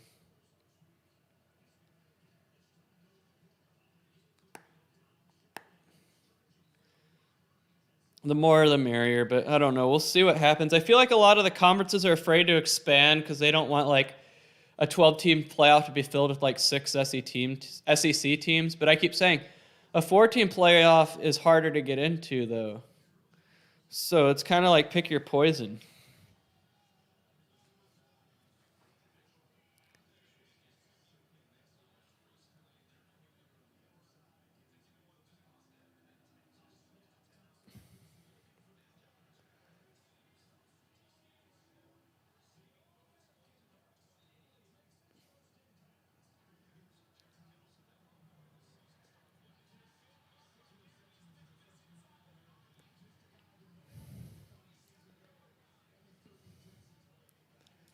Man, how far behind is my broadcast?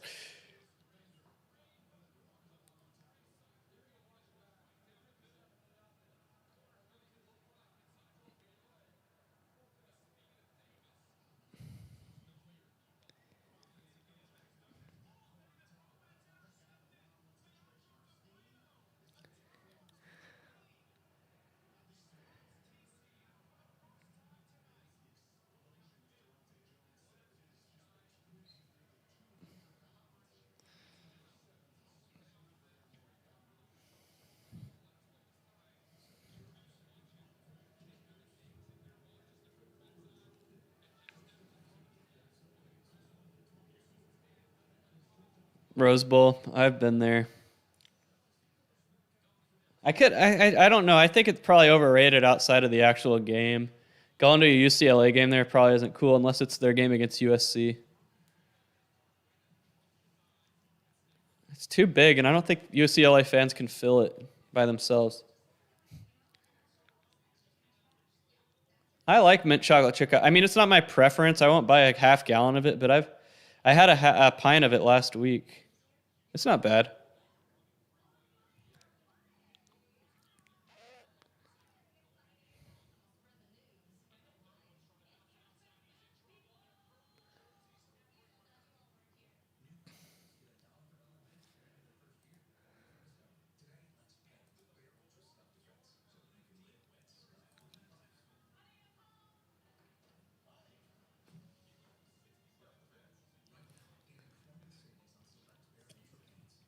I'm hoping that we don't get a Rice type collapse from a Northern Illinois.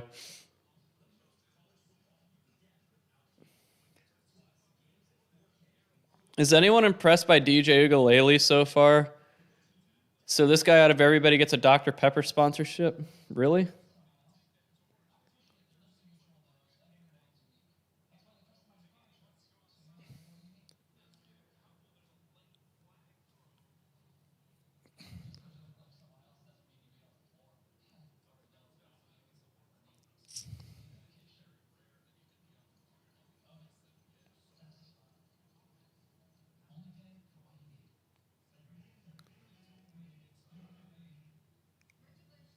Texas A&M's quarterback just doesn't.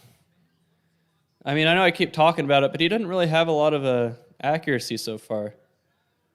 I'm not impressed with his throwing ability. Even when he has guys open, he's missing him.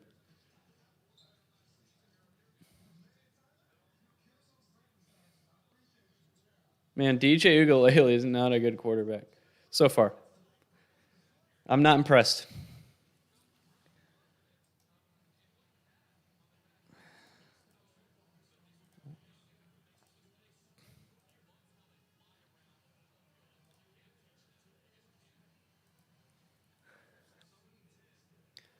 Yep. Have a good one, Dick Kick Actual.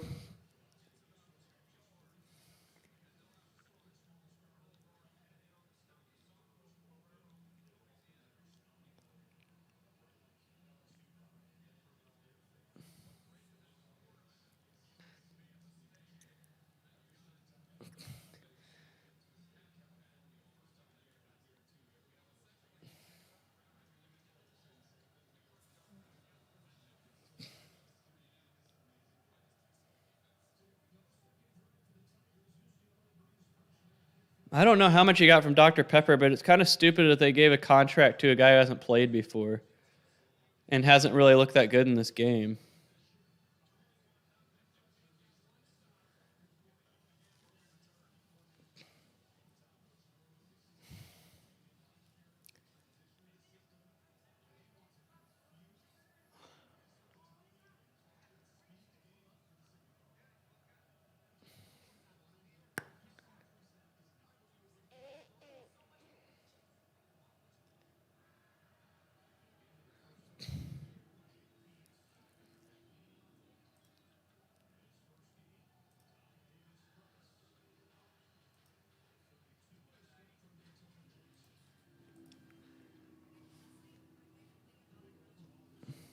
Yeah, Georgia's defensive line does look good.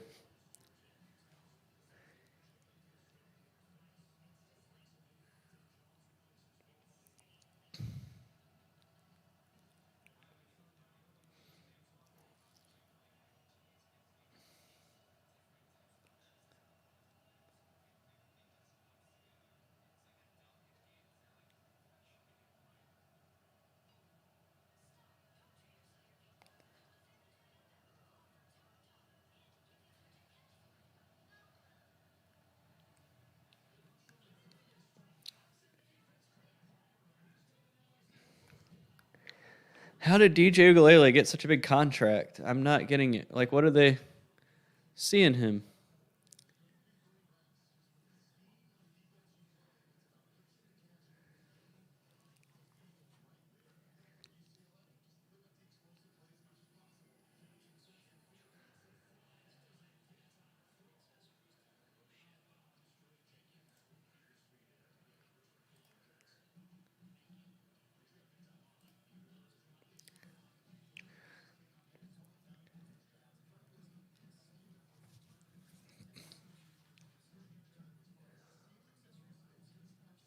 Man, this is hard to watch. Clemson offense. Like Georgia's defense is good. Don't get me wrong, but Clemson offense has a lot to do with this. Oh, Kent State interception. Kent State interception. He has one man. Oh.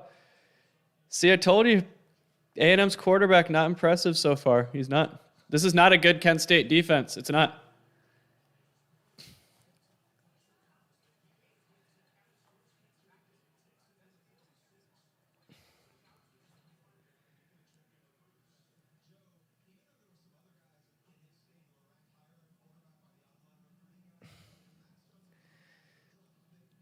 I have a question. Does anyone here hate masks? Like, does anyone here not like masks?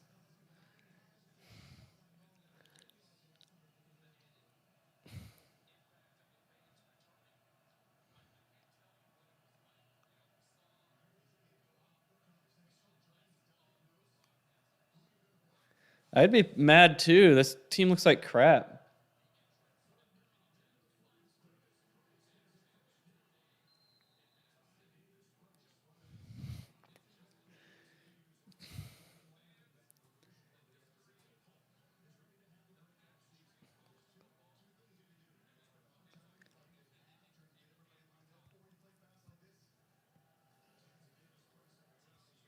No, like masks for COVID. Is there anyone here who hates masks?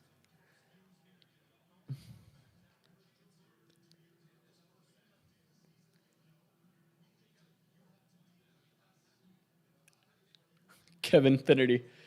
Good one. I agree. I agree.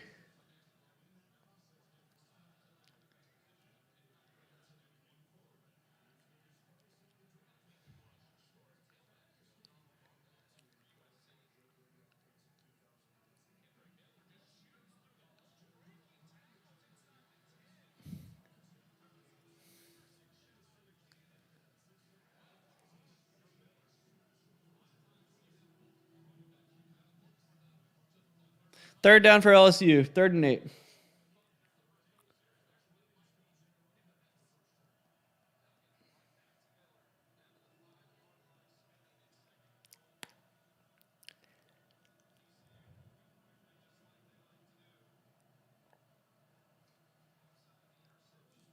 Oh, he got sacked. Pass blitz worked for UCLA there. That was nicely done.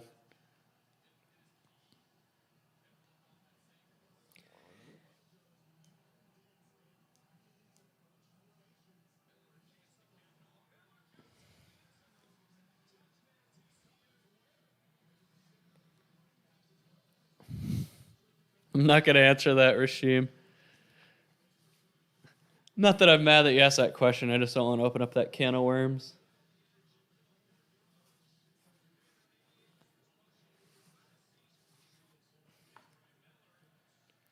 Let's just say I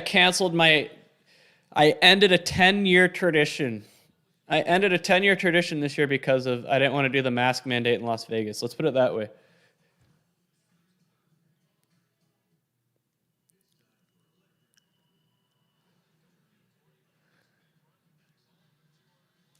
I'm just joking. Yeah.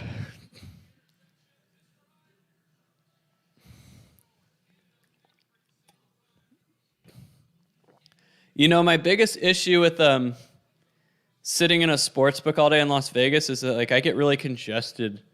All the smoke and stuff in there. Like even the non-smoking sports books still like I have to bring like a box of Kleenex with me.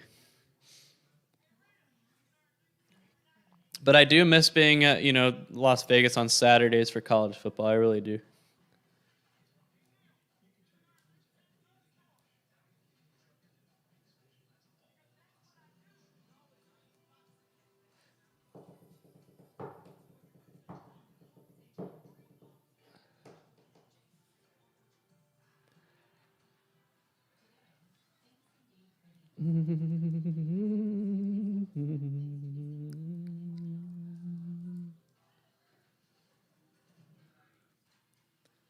I guess I'm just here to test your patience.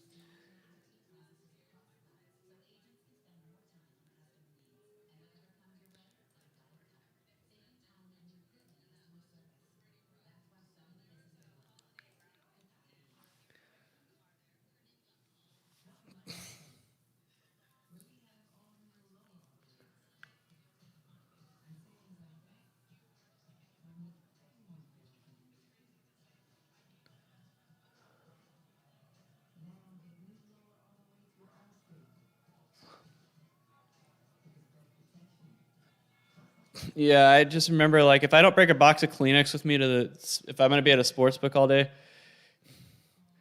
it's like, oh man, it's so bad. Even in the non-smoking ones like a Westgate and Circa's non-smoking too, I think, at least on the first floor.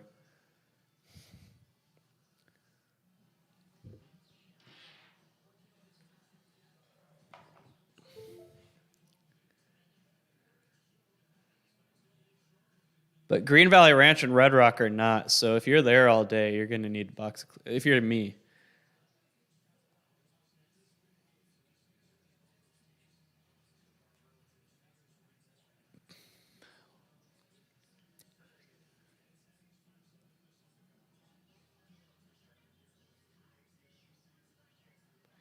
Man, what a sack by Texas Tech. It's going to be third and forever for Houston.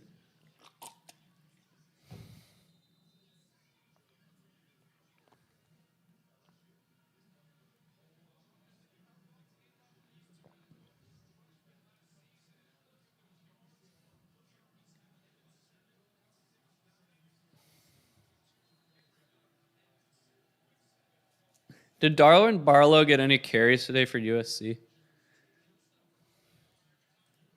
One way to find out.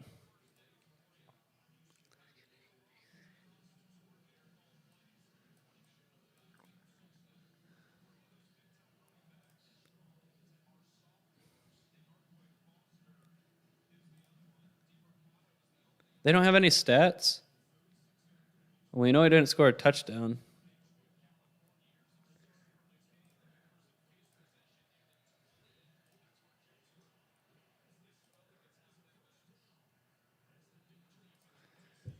All right, Northern Illinois scored again, which is good. That gives us some cushion. 4th and 25 for Houston.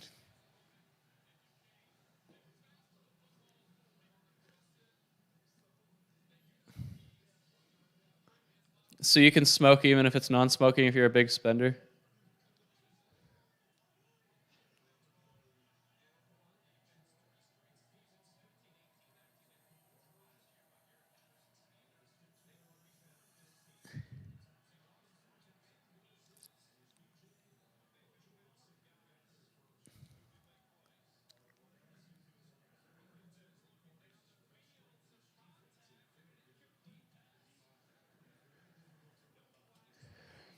Man, everything's in a commercial right now. Commercial. LSU-UCLA is not, but there's a stop and play.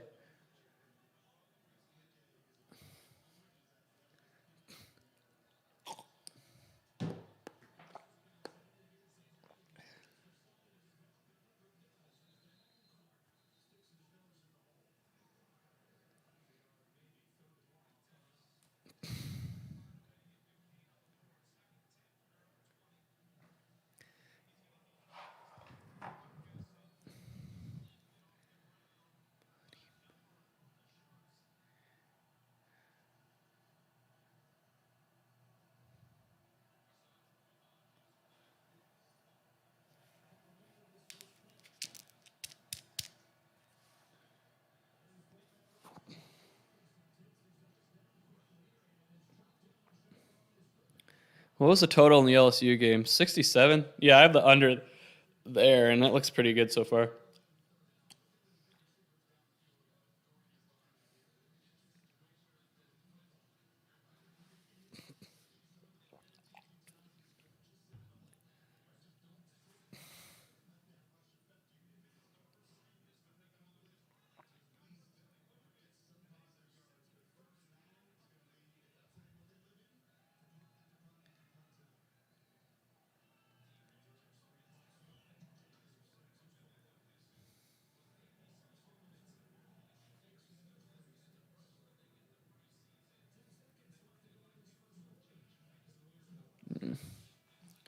Kent State player just dropped a third down.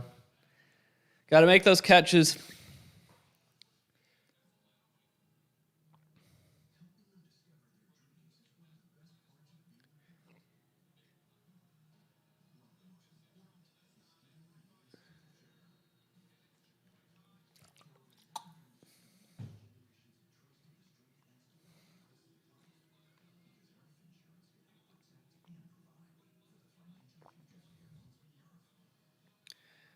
Wow, Kent State down there, punt at the 2-yard line. Nice. It's the only game not in a commercial right now. That's why I'm talking about it.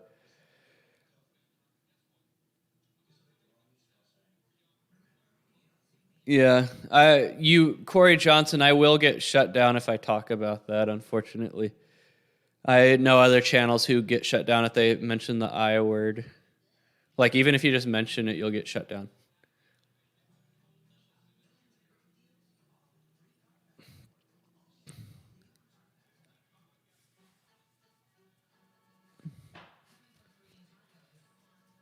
Like, there's a guy who I watch his YouTube show every Monday, Wednesday, Friday. He got shut down for a week for just talking about it, not even advocating for it, but just bringing it up.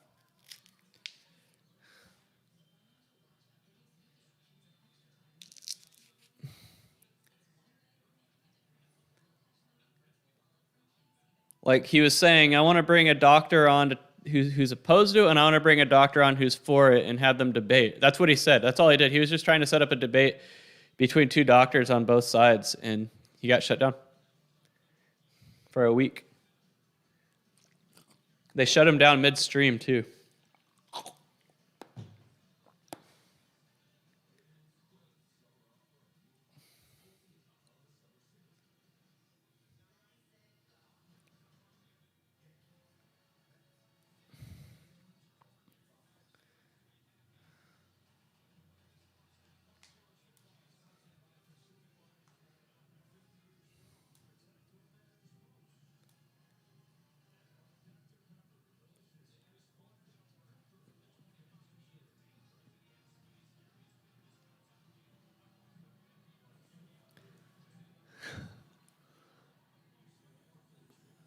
Yep, and you'll get shut down if you talk about it as well.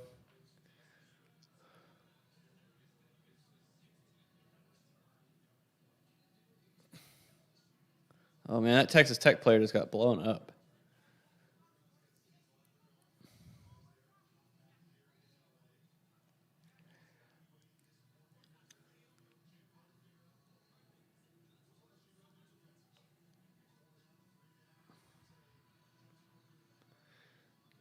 That's what happens when a receiver doesn't block.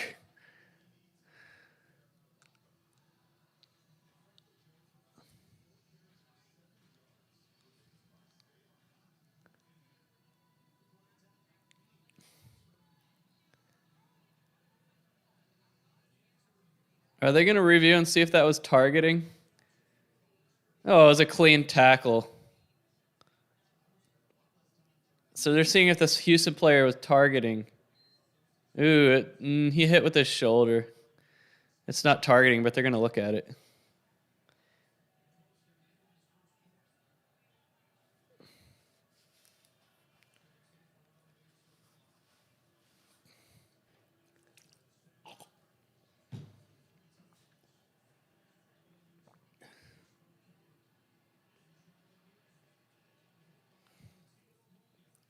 End of the first quarter in the LSU game.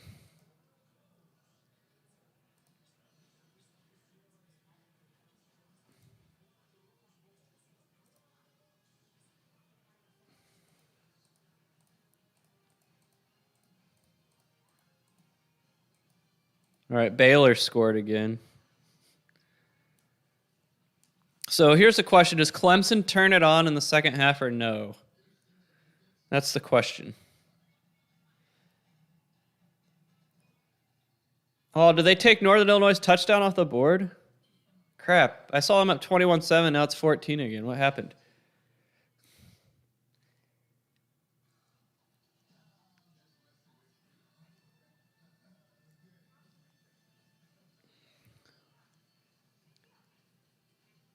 Is Vanderbilt losing to East Tennessee State?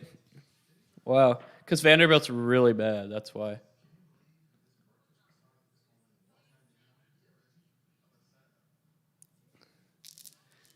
I think I have them losing every game, but I don't think I have them winning a game.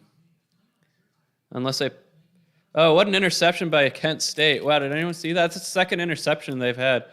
A&M's... Everyone's like, oh, Texas A&M's going to be able to challenge Alabama in the SEC West. Not with this kind of quarterback play, guys. Folks, this quarterback play is not... I know it's his first game. I know he's a new starter, but still. This quarterback play I'm seeing from A&M tonight against a Kent State defense that is probably worse than any SEC defense they're going to face all year.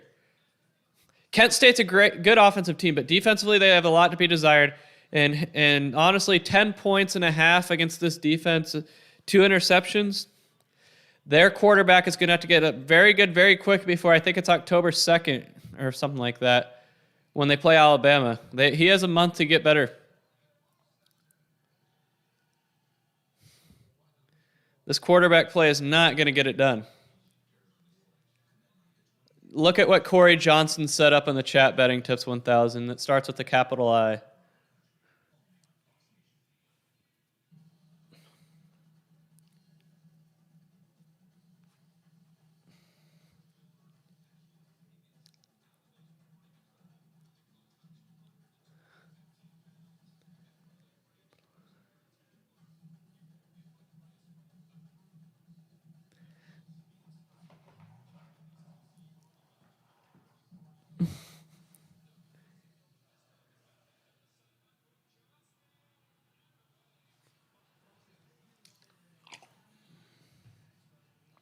Right?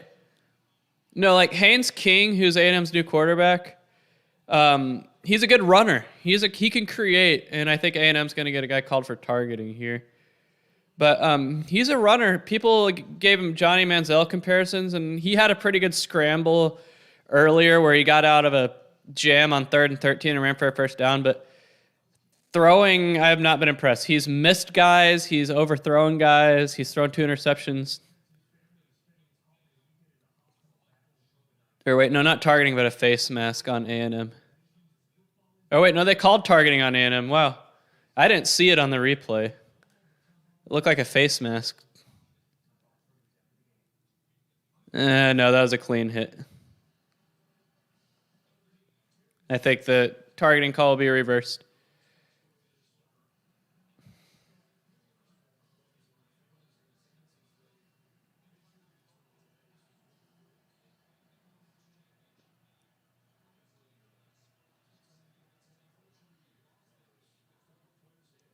Troy Aikman. Anyone see Troy Aikman on the UCLA game? Texas Tech has a TD. Pulling within 7. And I have the under in that game, and they're at 35 now. I think I should be good. Unless it goes to overtime. What week will we lose a bet because of overtime this year? An under. What will happen first? Winning an over bet because of overtime, or losing an under bet because of overtime? What's going to happen first?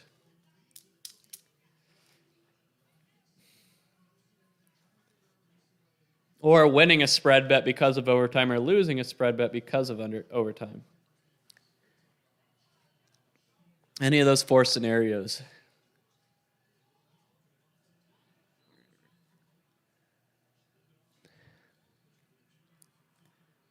I wonder why they took the Northern Illinois touchdown off the board, because I saw them at 21. Kind of a bummer. because I have them at plus 600. Kent State might score here before halftime.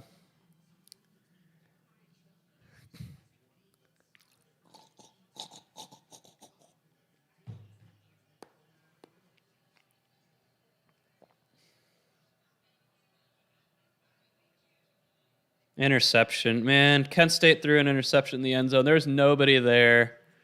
I don't know who he was throwing it to. It must have been miscommunication between the receiver and quarterback, but there's nobody there except 2 A&M defenders. Jacob deGrom, what about him?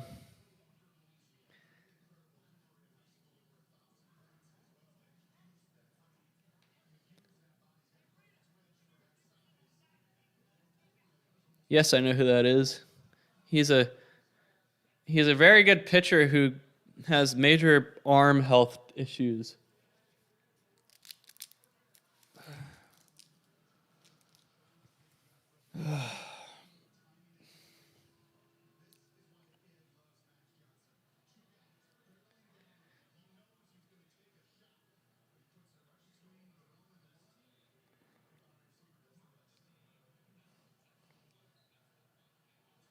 Ten to 3 at halftime for A&M and Kent State.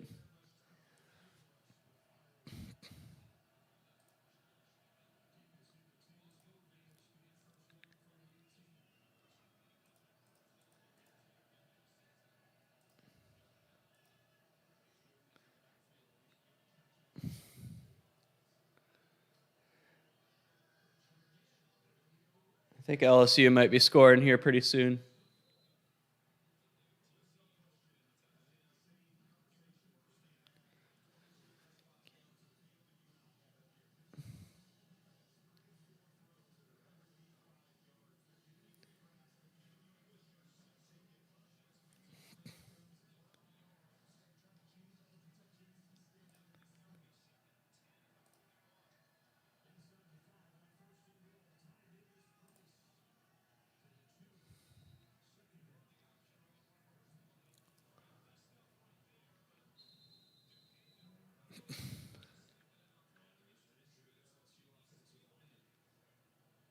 Cookies and cream ice cream. Turkey Hill.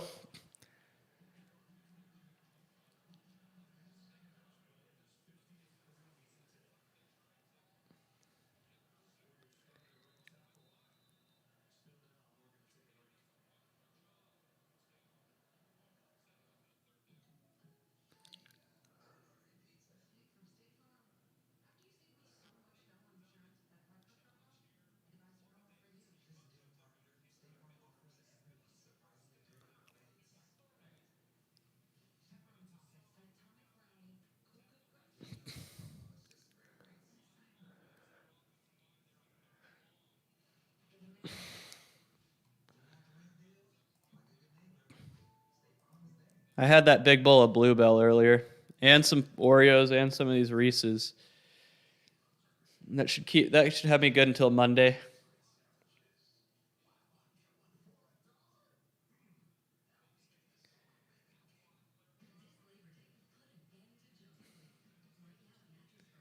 Yeah, I have Clemson I have the win percentage at 50-50 right now. Plus 200 is not a bad value proposition in my opinion.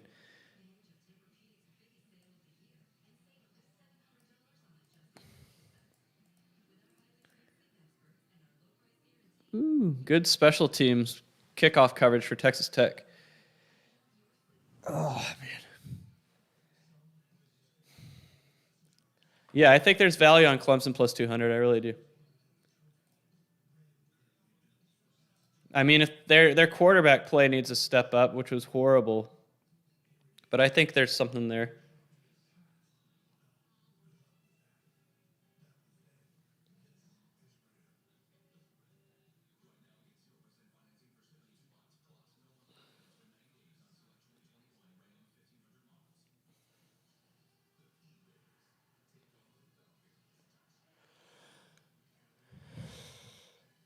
Ooh, nice sack from Texas Tech. Yeah, Houston hasn't really done much since that first 2 series they had.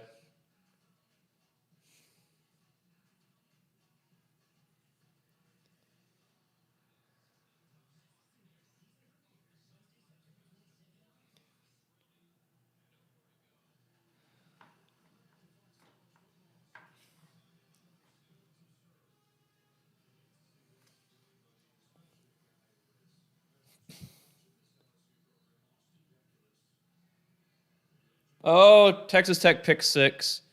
Texas Tech pick six. Tie game. UH player threw it right to him into the out of the end zone. That was dumb. That was dumb.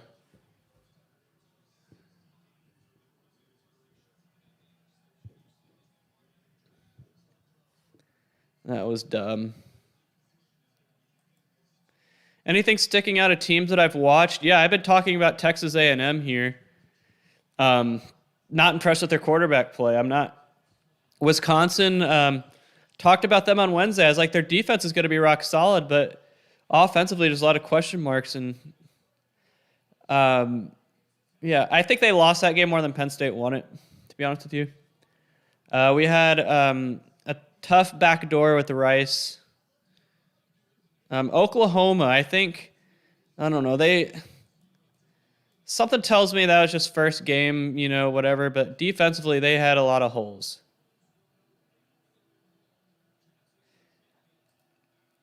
Who else? Indiana. I said they were going to regress coming into this year. It wasn't a surprise.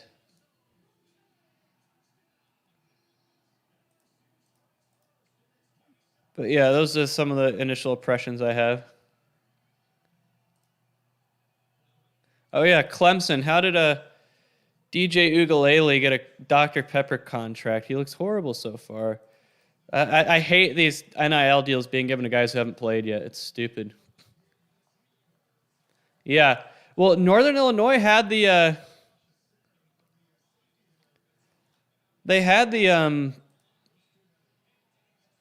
it was 21-7 and they took the touchdown off the board for some reason. I'm not watching it, so I don't know. But it looks like somebody just fumbled a punt in that game. Yeah, Oklahoma's defense today didn't look good. But how many times does their defense not look good and they still win games anyway because they just outscore everybody?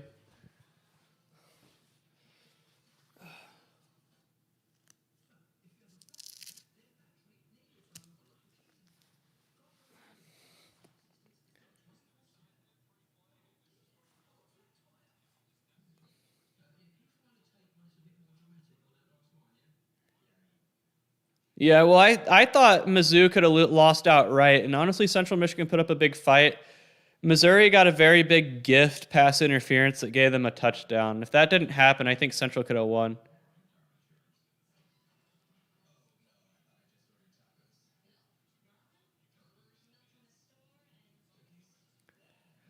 Yeah, but I just don't get how someone like him gets an NIL deal when he hasn't played before.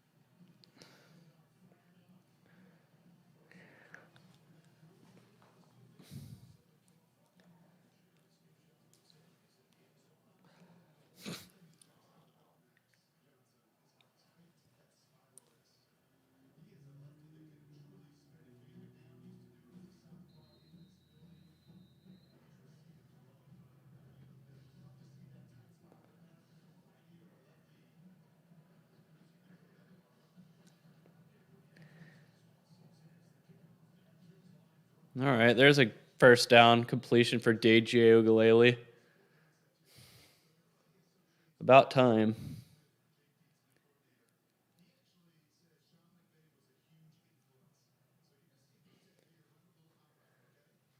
LSU's defense isn't, or UCLA's offense isn't impressive so far. I told you guys not to listen about Hawaii. Yes, I still think Notre Dame wins easy tomorrow night. I'd put Iowa in front of A&M based on what I've seen today. I would definitely do that.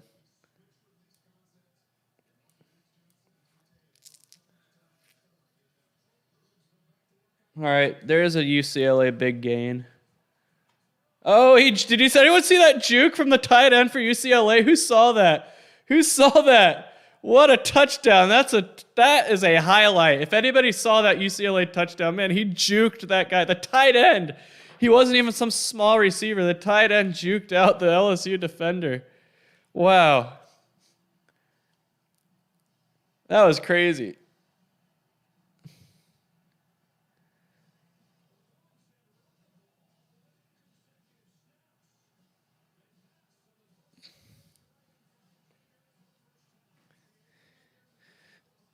Oh, man, that was awesome.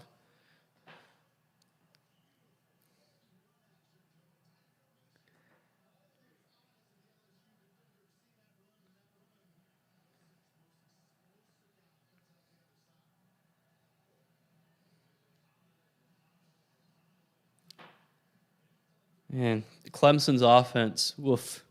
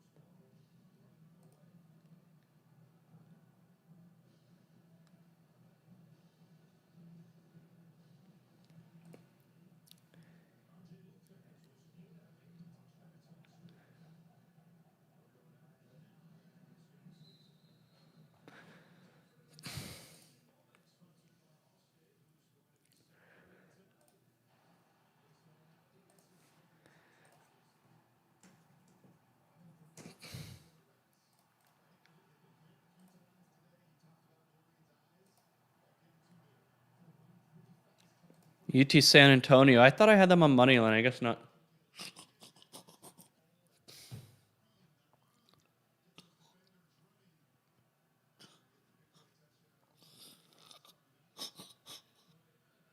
Yeah, I think Notre Dame's a good play for tomorrow. Do I think Bama is impressive or Kane's just bad? I think it's a combination of both. Alabama's the best team. Let's be realistic, but I think Miami was drastically overrated. That game was never going to be close.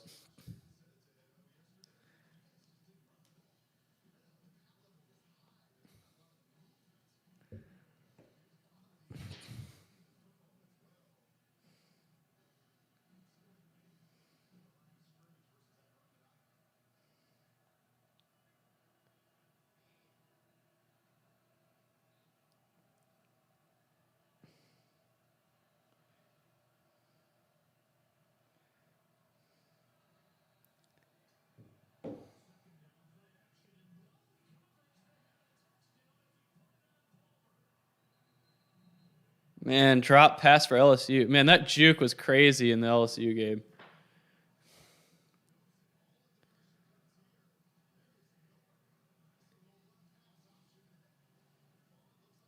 Vanderbilt only has 3 points at halftime.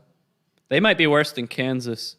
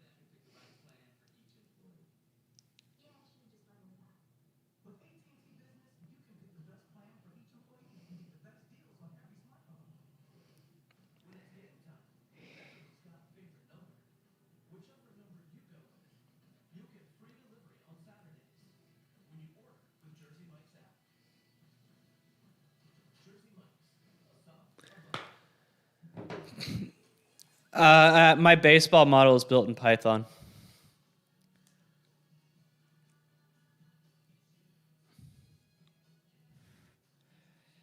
Yeah, I just prefer R because I just feel like I'm better at it, and I just prefer it. It's just a preference thing.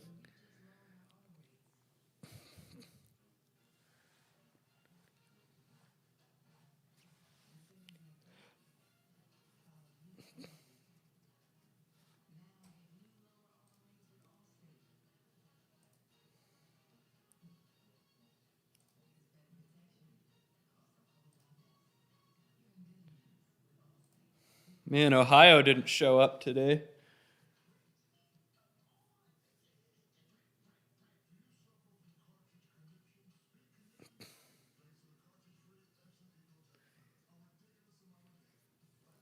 Oh, and a Clemson interception.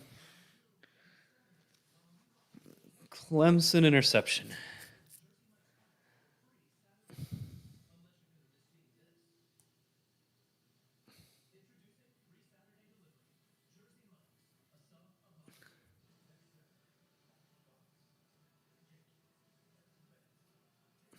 Not a good decision. That's something that'll give Clemson some life right there. Man, I just feel like Northern Illinois is gonna choke like Rice did.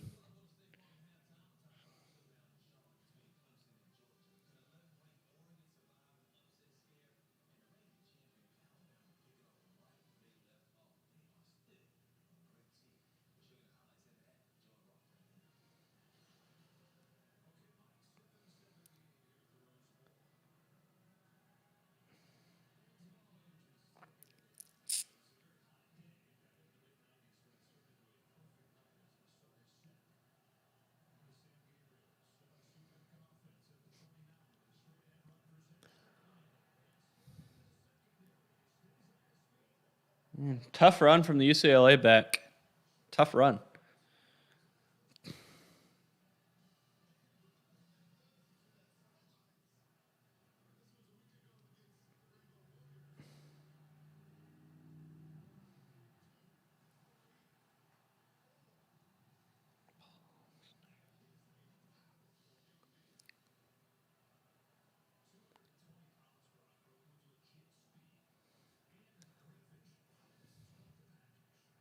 Man, Clemson's quarterback play.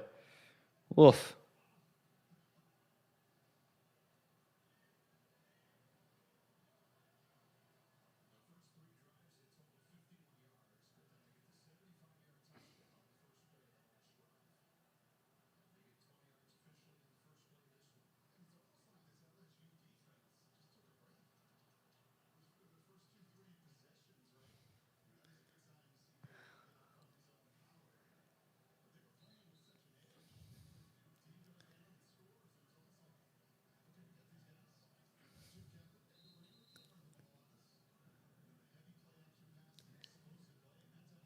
Oh, Ukulele sacked again. Man, this is hard to watch.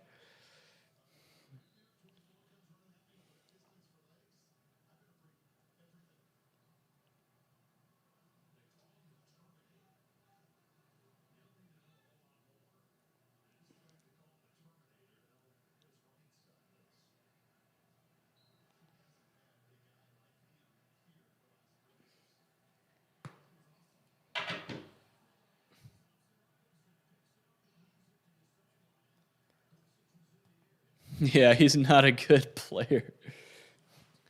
How did he get the Dr. Pepper contract? Seriously, this is sad. I know Georgia's D is good. Don't get me wrong; they're playing well. But I would probably wait for him to at least prove himself before giving him a contract.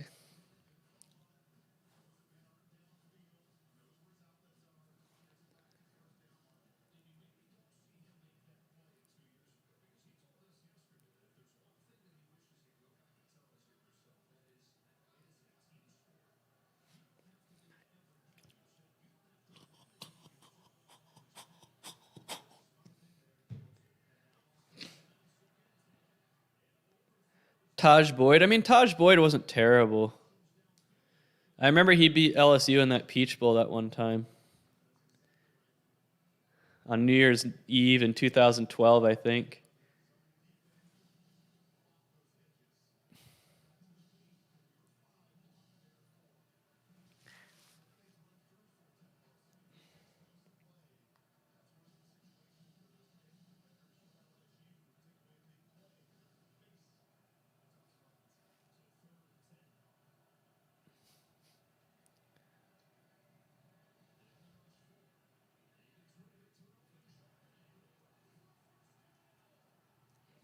UCLA is threatening.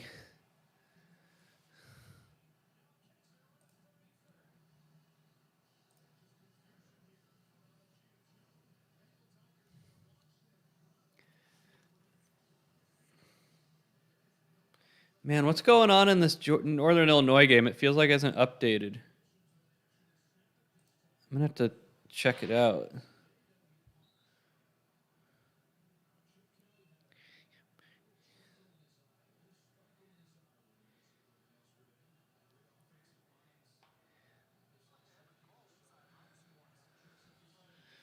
It's 14-7 with 4 minutes to go in the third, but the API is not updating.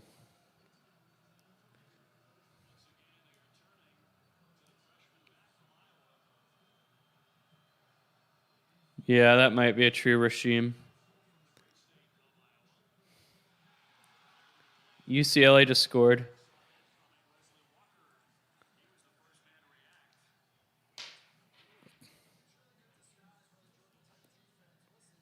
Yeah, but Northern Illinois just blew it on third down. But yeah, the API hasn't updated.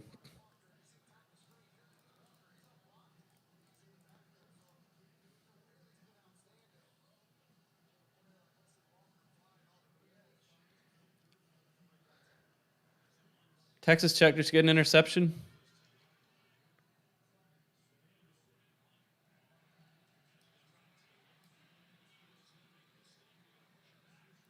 Man, that U of H quarterback is just turning the ball over.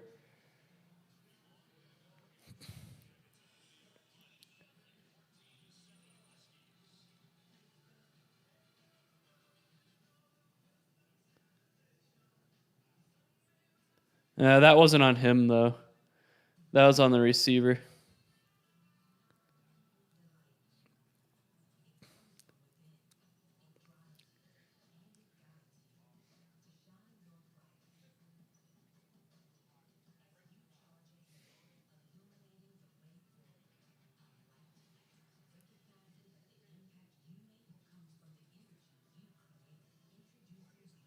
Nice run by Georgia there.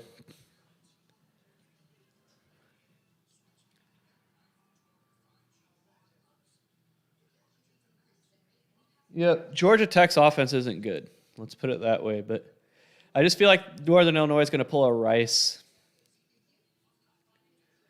And we're going to get backdoored. I mean, the spread should be fine. But the money line's what I worry about because I have Northern Illinois plus 600. That's what I'm worried about.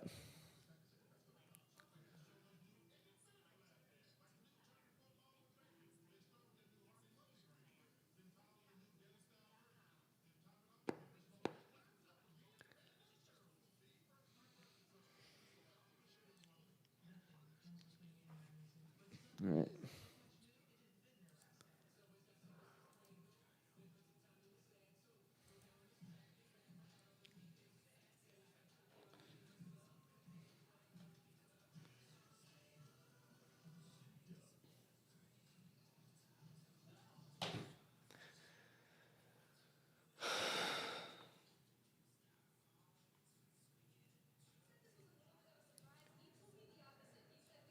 Man, I'm tired of this Applebee's commercial.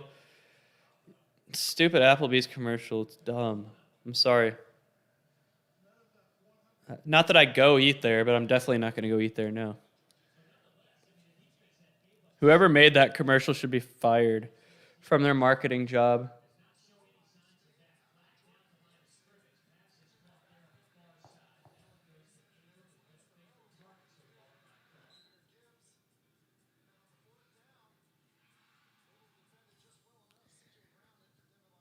Yeah, money line's definitely going to be a sweat. That's what I'm worried about. Plus 600 is a big hit.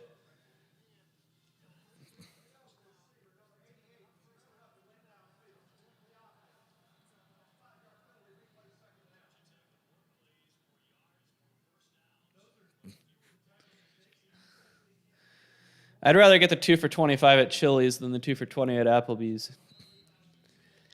When I was moving from Las Vegas to here, I stopped in Amarillo, went to a Chili's, and I got a 2 for 25 for myself. Texas Tech just took the lead.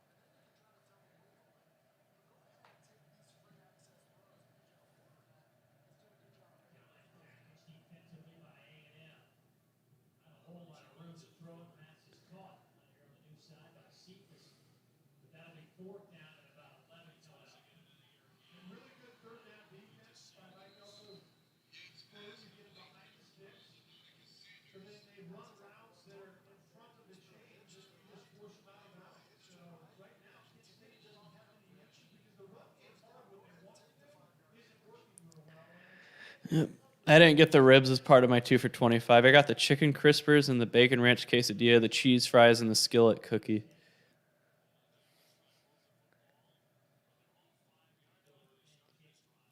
When I went to Chili's after I skied at Vail and was driving back to Las Vegas, I stopped at a Chili's in Grand Junction, Colorado. And I got like 3 appetizers and an entree and a dessert. Yeah, it was crazy. I love Chili's. I should probably go there more than I do.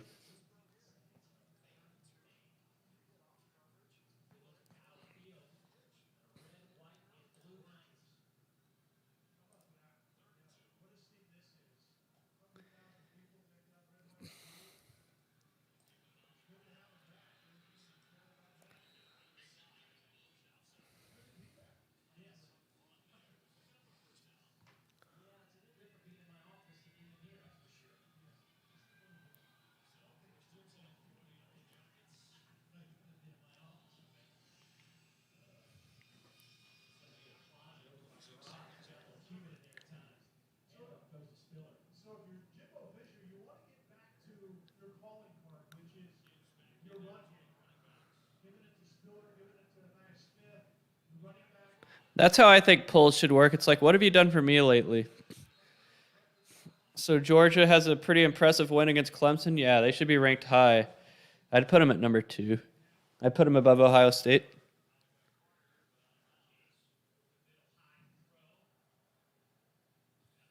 9-2, very nice. Good job.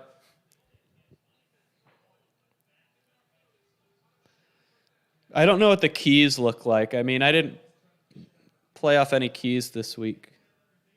So we'll see what they look going forward. I'm going to write my key generator tomorrow. I have a lot to do tomorrow.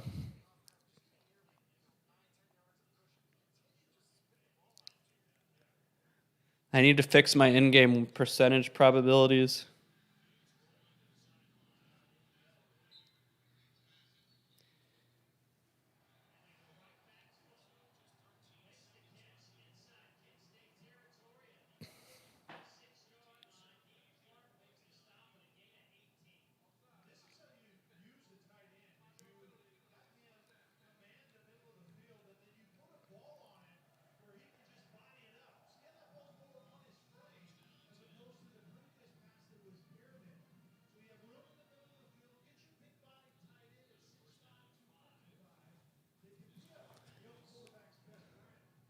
Right, Thomas Dunlap? I agree with that.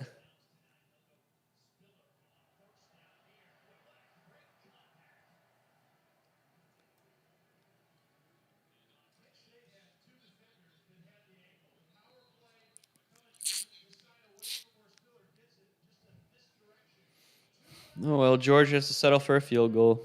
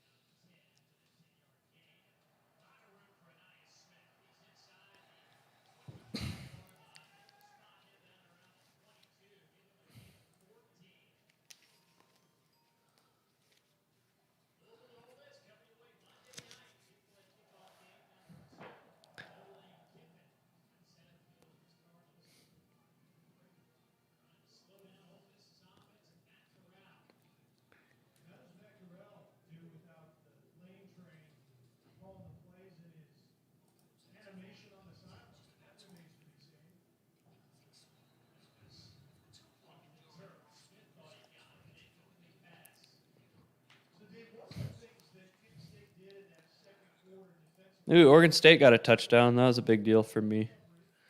For the plus 7.5.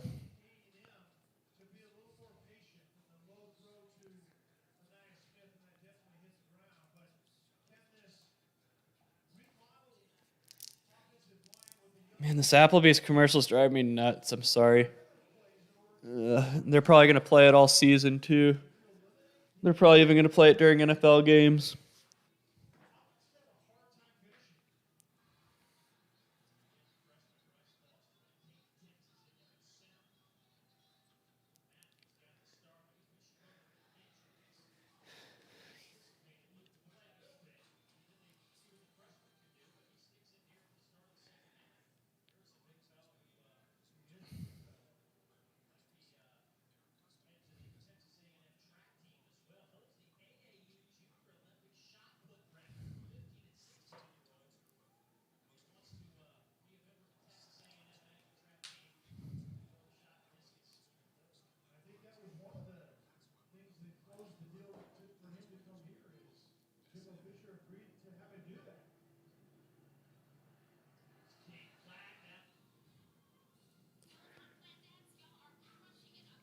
Yeah, I'm not confident about this Baylor 14-point lead right now.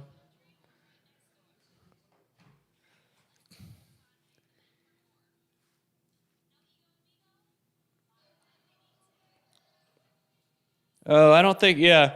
ESPN fell in love with Fall Out Boy and Imagine Dragons bumper music. Remember Centuries? That's the one I remember the most, Centuries.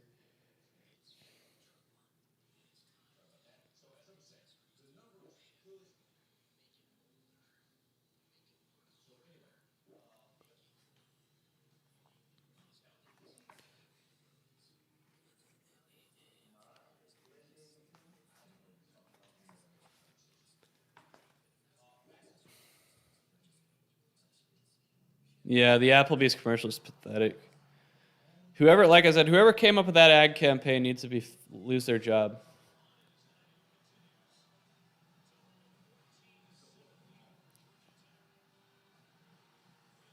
Yep. Will you remember me for a century? That was like the bumper music of every college football game in 2014.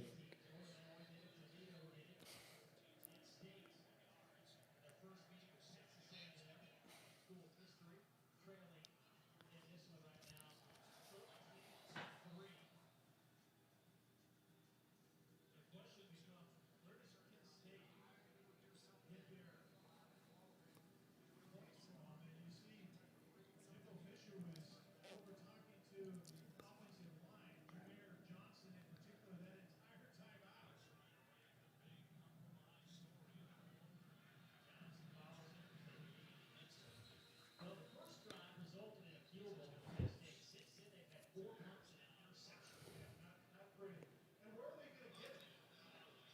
John Lewis's offense is predicated on going fast. And in order to go fast, you have to maintain possession. You're not running the ball. Georgia Tech's going for it on 4th down at midfield. They got it. Barely, but they got it. I just have a bad feeling about that game.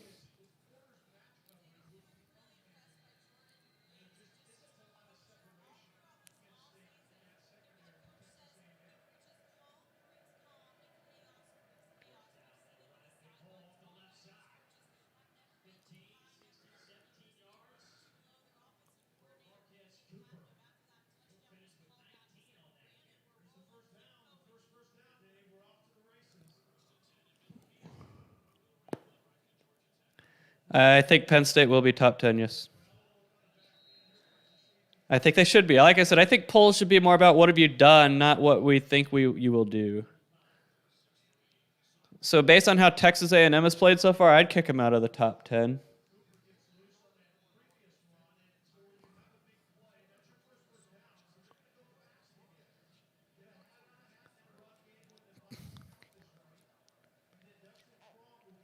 I would kick Clemson out of the top 10.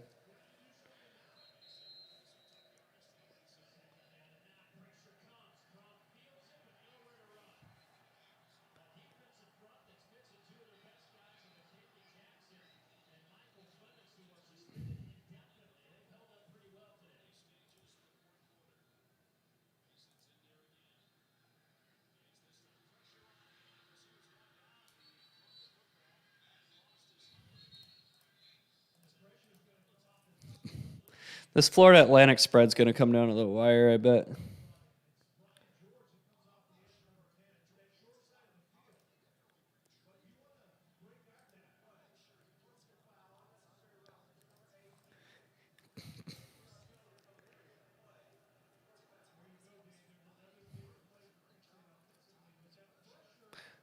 Going for my first winning week 1 since 2016. I haven't had a winning opening Saturday since 2015. Because I usually make so many plays, it's hard to win.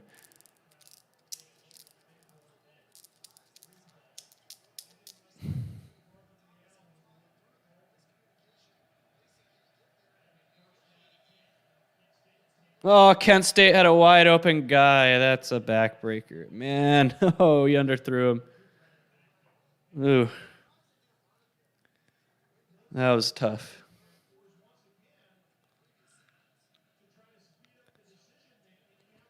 All right, so Northern Illinois got to stop. That's good.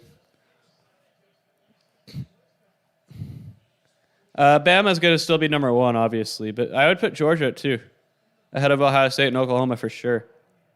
I would drop Oklahoma behind Penn State. Yeah, I agree with you about Ohio State. I do. I mean, I don't think people understand how hard it is to open the season on the road against a team that knows you and has a hostile crowd on a Thursday night. That's a tough ask.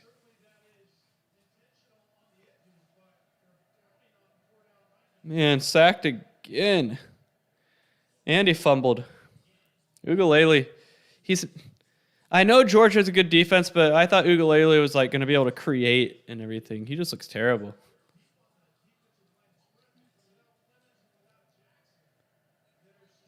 I don't know. I think putting Virginia Tech top 10 might be a stretch. Top 25, yeah, go ahead, but that's a stretch to put him top 10. All right, Kent State's threatening.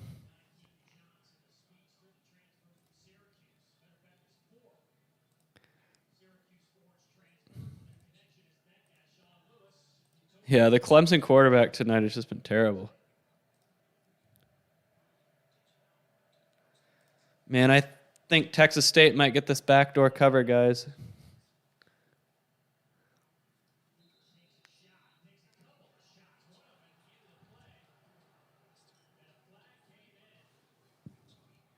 Man, Texas A&M is getting personal foul after personal foul.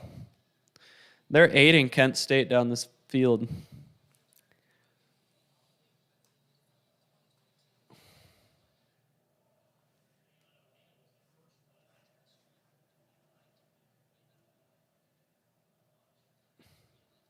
I like how the A&M crowd is chanting BS. That was an obvious personal foul. I mean, what are they watching? Right, Thomas Dunlap? He was too busy doing Dr. Pepper. See, that's the type of thing that will cause locker room strife. So Clemson loses his game. DJ Ukulele plays like crap, and all the players in the locker room get mad at him because he's off, doing commercials and making all kinds of money for what,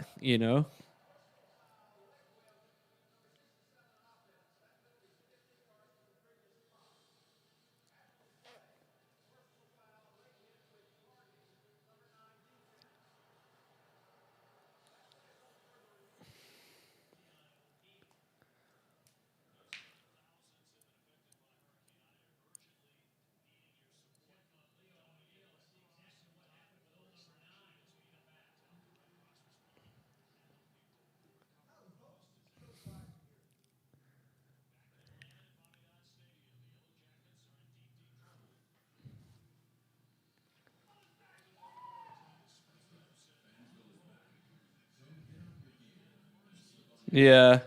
I mean, we were watching the Western Michigan game this morning, and we were like, I was actually impressed with Michigan because Western Michigan's offense is actually pretty good, and they did a good job. Yeah, no. I said that about NIL. It's going to cause locker room strife and clashing and division. Because players are going to feel like players are going to get mad at the players who are getting these deals, and they're going to feel like they're not getting enough. Like, it's going to be, I'm telling you, that's going to happen.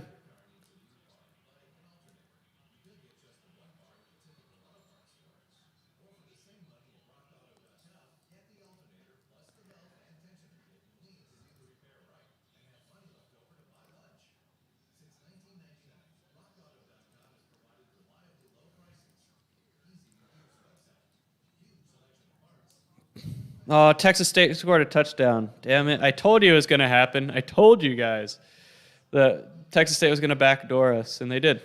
They did. Ugh.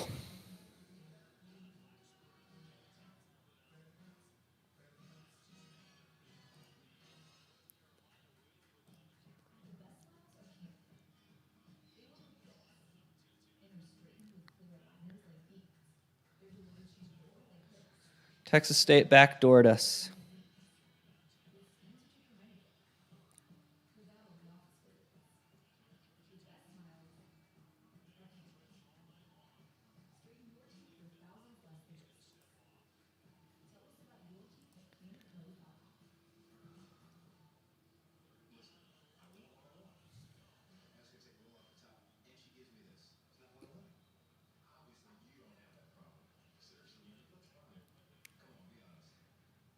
We've been backdoored a lot tonight.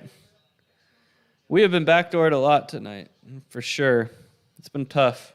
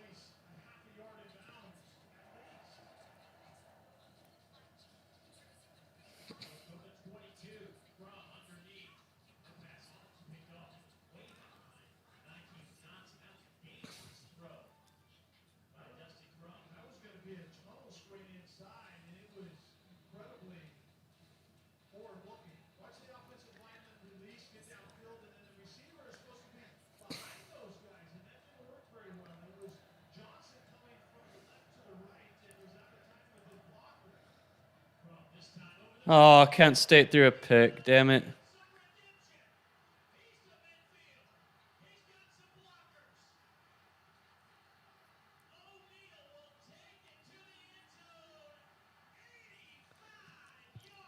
Pick 6 for A&M. Man, that's a backbreaker for Kent State. They were moving the ball very well.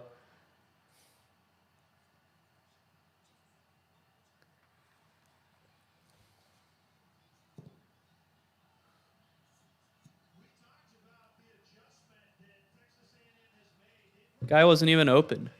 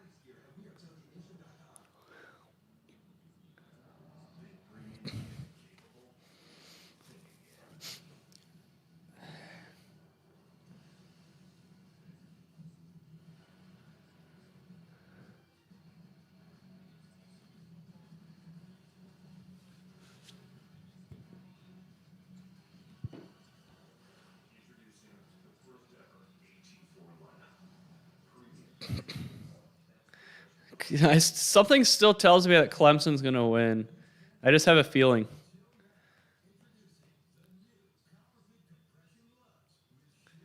I have a feeling.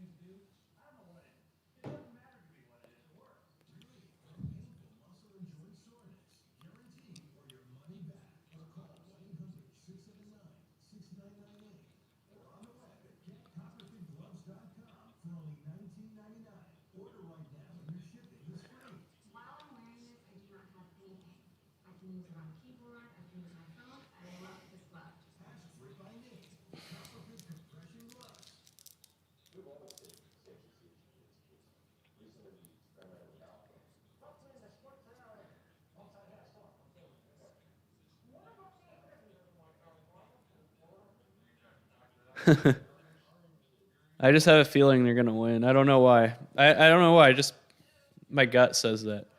My gut's probably wrong, though.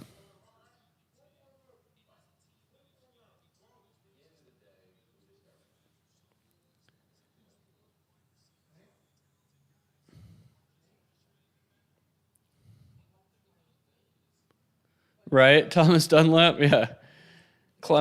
Georgia's probably like, how are we going to blow this?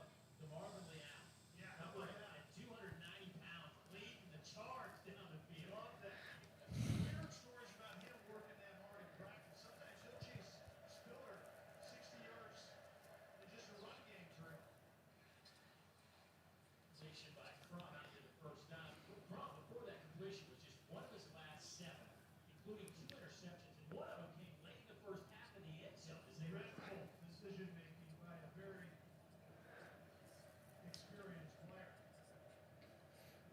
They'll go big back Bradford.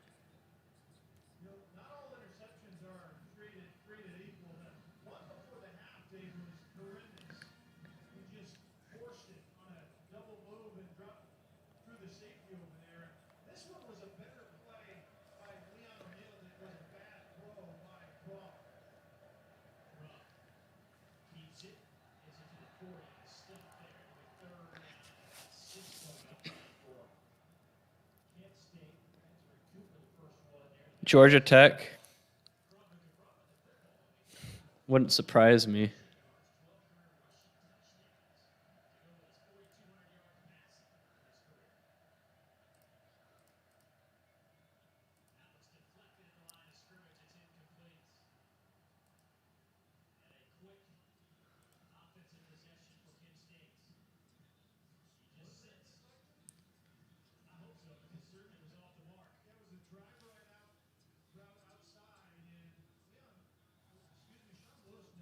No, Baylor doesn't have the ball anymore.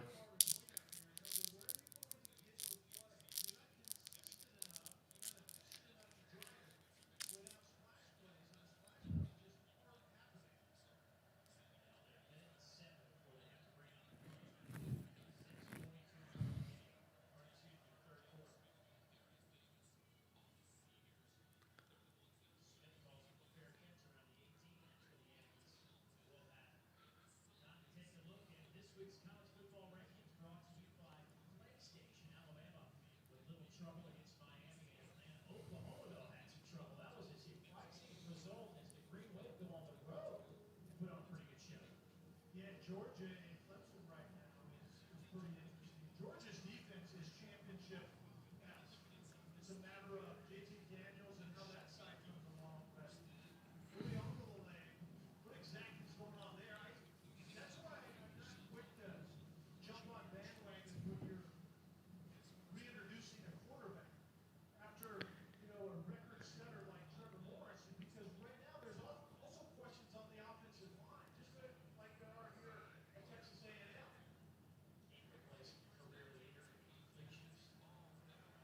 Oh, there's a big play for Clemson. Maybe that'll get them going.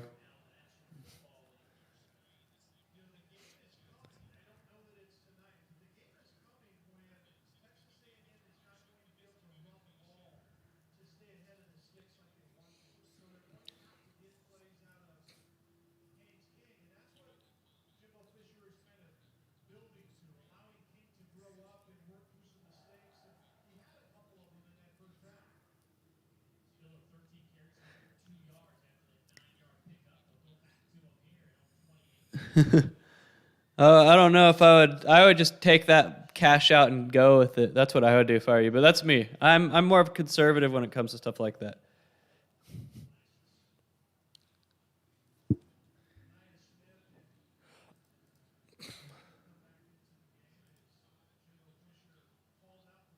Yep, Georgia Tech did tie it up.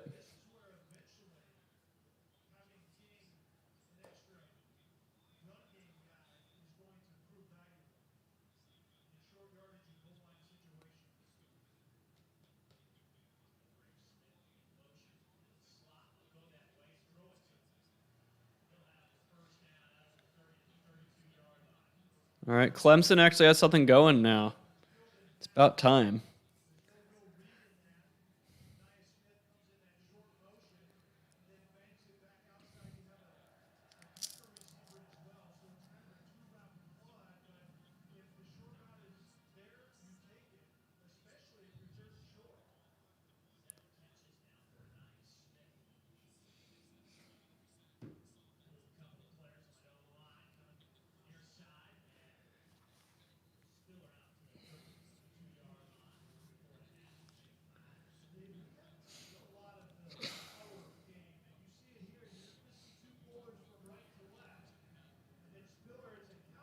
All right, Clemson has something going. It's about time.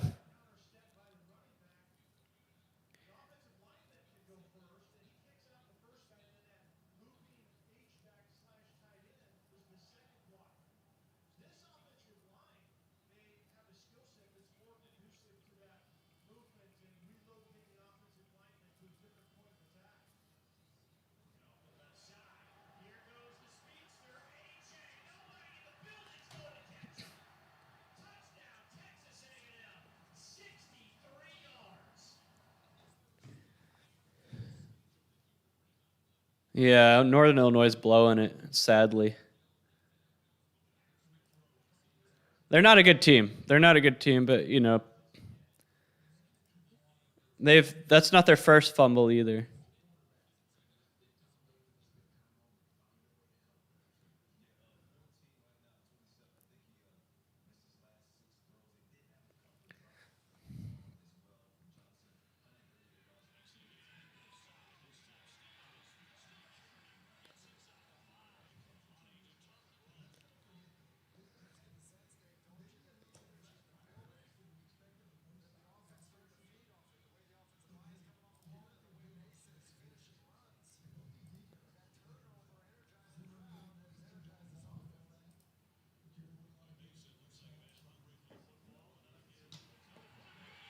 Yep, Georgia Tech just scored. Take the lead.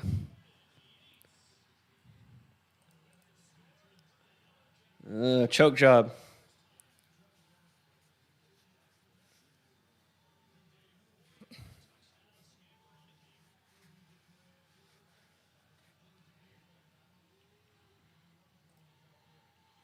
No, I think 17.5 is safe.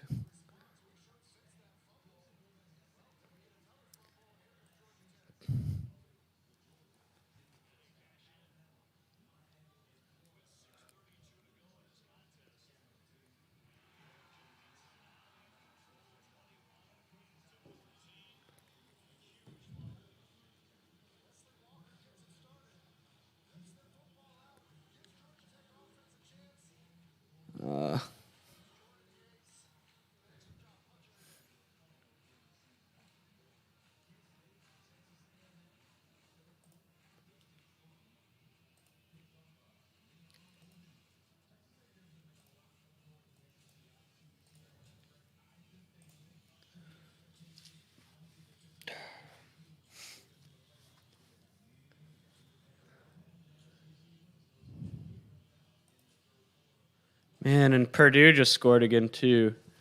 Oh, I'm getting backdoored like crazy tonight. Woo!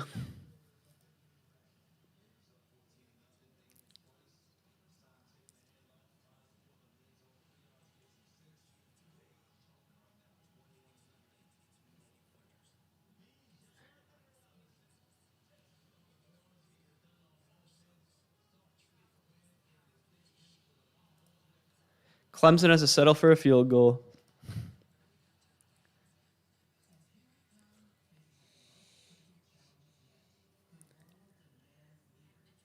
Yeah, that's pretty much been the theme of today.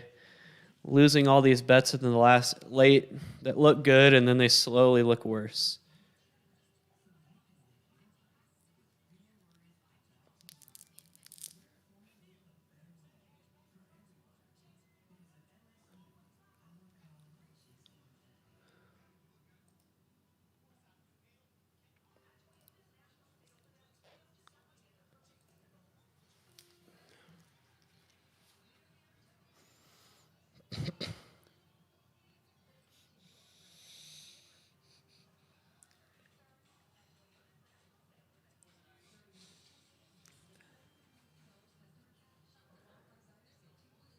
I think Texas Tech's about to put this game away.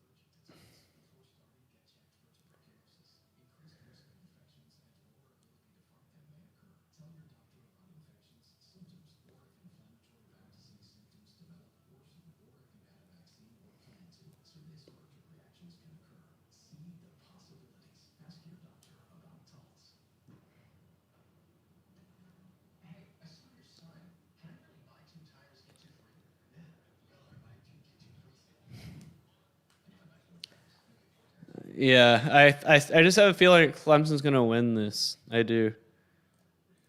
Don't hold me to that though.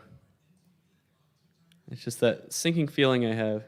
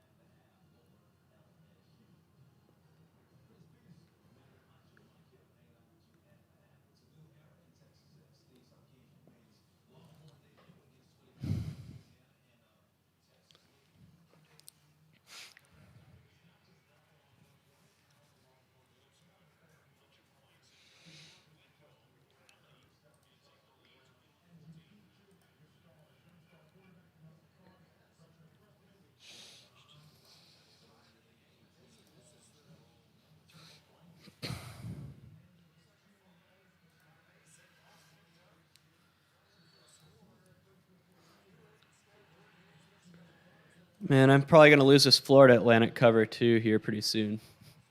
Oh, yeah, it's been a long day. Oh, Oregon State just got a touchdown, so I got that one back.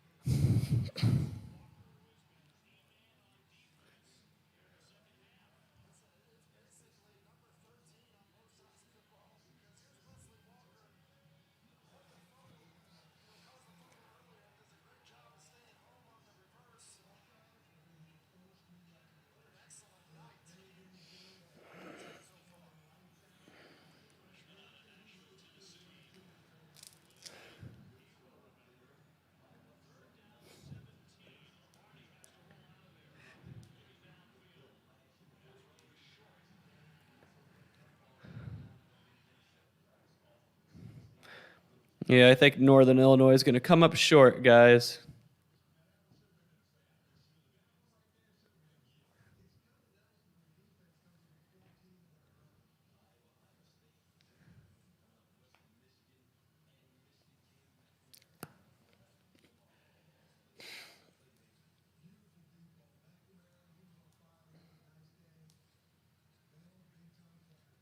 I don't know if Clemson gets a stop here, guys. All right, yeah, Texas Tech just put the game away.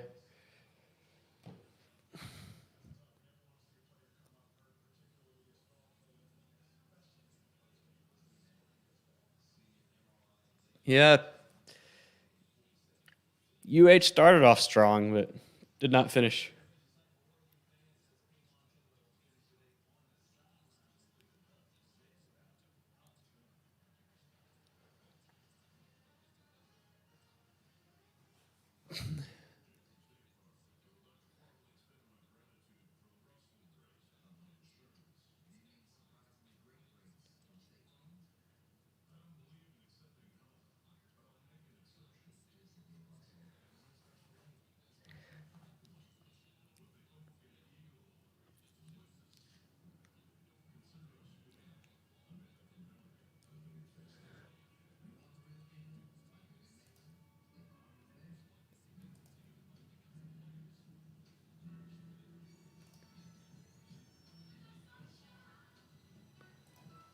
Yeah, I lost my Florida Atlantic cover. Unless I can score a touchdown, that's a done for as well. All right, Clemson's getting the ball back, guys.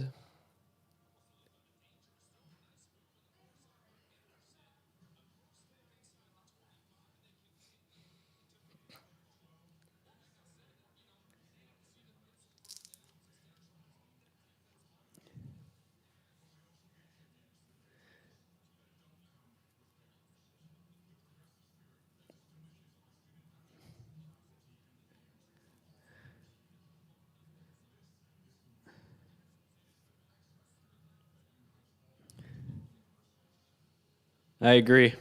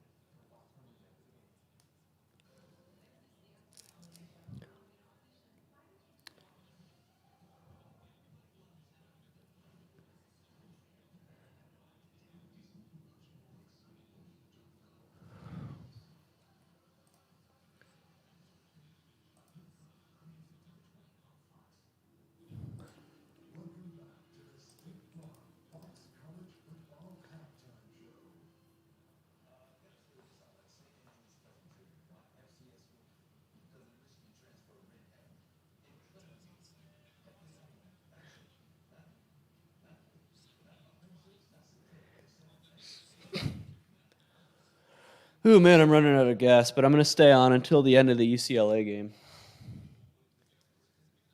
Remember, I got up at 6 a.m. this morning to ride my bike for 20 miles.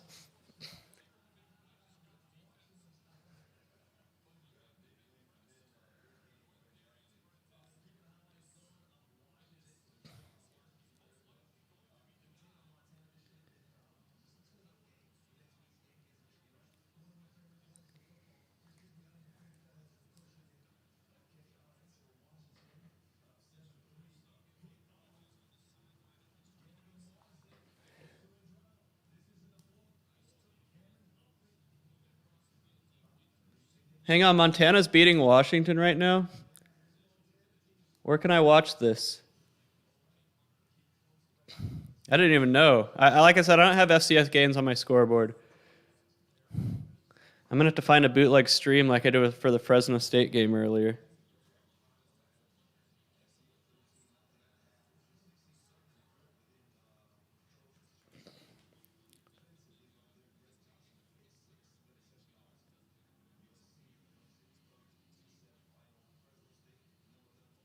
I'm looking for a bootleg stream.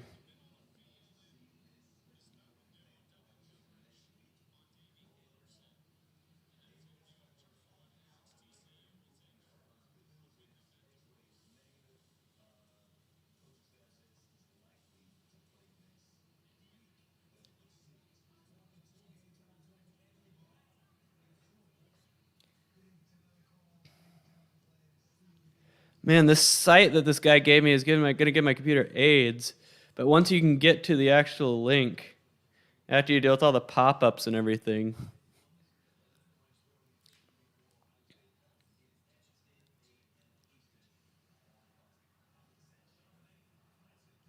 All right, I got my bootleg stream. Yeah, Montana's beating Washington 10-7 in the fourth quarter. Wow. Wow. All I have to say is wow. Washington's ranked number 20. I don't know. That's crazy.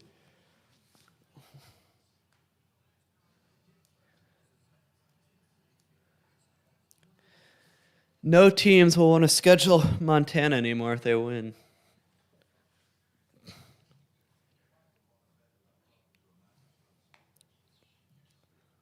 All right, Northern Illinois is going to get the ball back with about 2.5 minutes on the 20-yard line. They have 80 yards to go. Wow, Washington quarterback just got sacked. 2nd and 10. Who is their quarterback?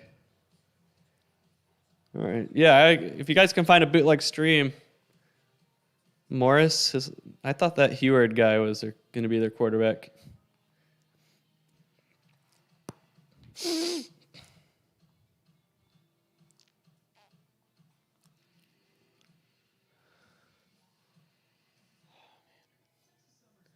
I don't think I ever did a college basketball stream. No, I did. I did it on championship week last year, or back in March. I did an all-day one. Man, Montana with a 3rd down stop. They're going to be getting the ball back with about 9 minutes.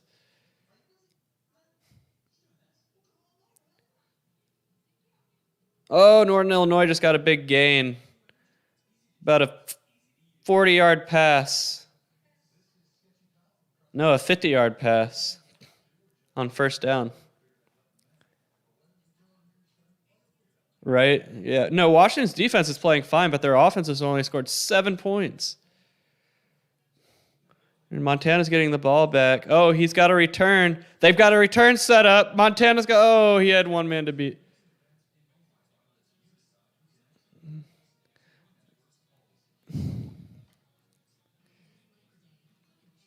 I think the winner of Georgia-Clemson should be 2. They just because their offenses aren't performing, their defenses are playing very well. I mean, if the final score of Georgia-Clemson was 59-57, everyone would probably be like, "Oh, these teams look so good."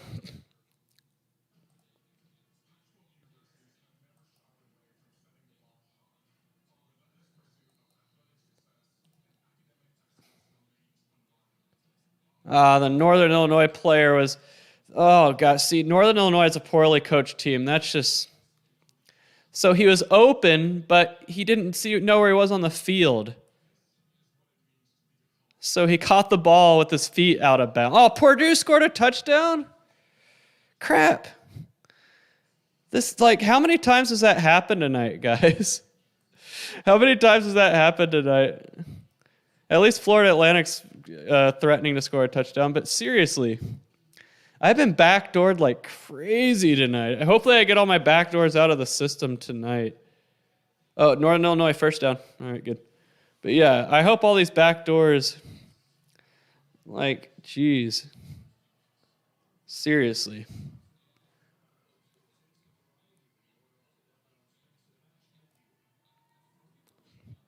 It's getting kind of old, to be honest with you.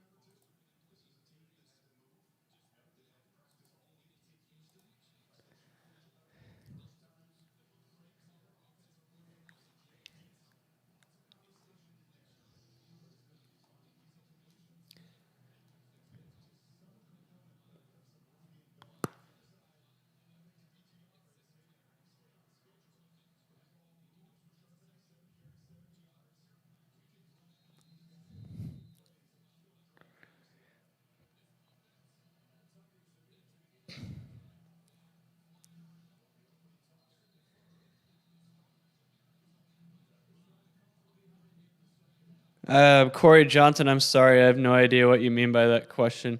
I apologize, but I do not know what you mean.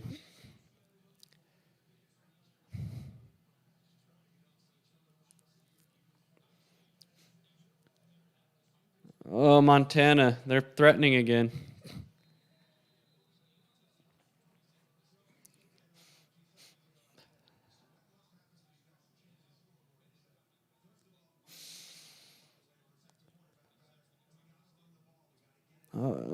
Northern Illinois is inside the 15. Maybe that money line isn't dead.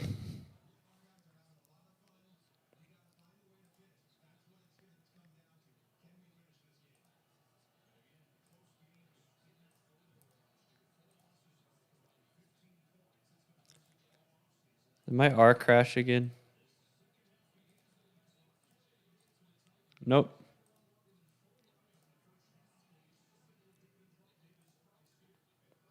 Yeah, I'm not quite sure what you mean by that question. I tried to understand, but... Wow, Washington has 59 rush yards.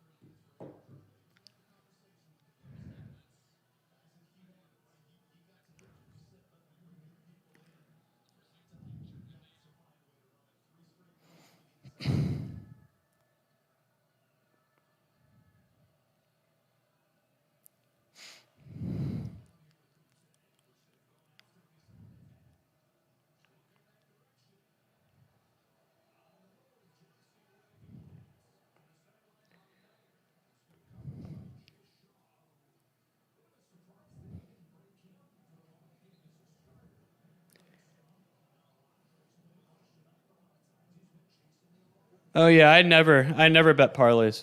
Never. Yeah, I agree with you, Finnerty. Oh, TD, Northern Illinois TD. Go for 2. Just go for 2.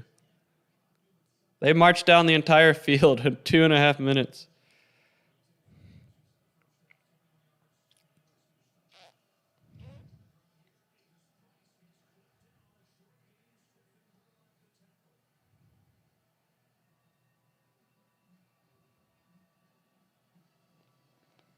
So apparently in the TCU game, I haven't even watched it, but apparently we went to a 12-minute running clock in the second half.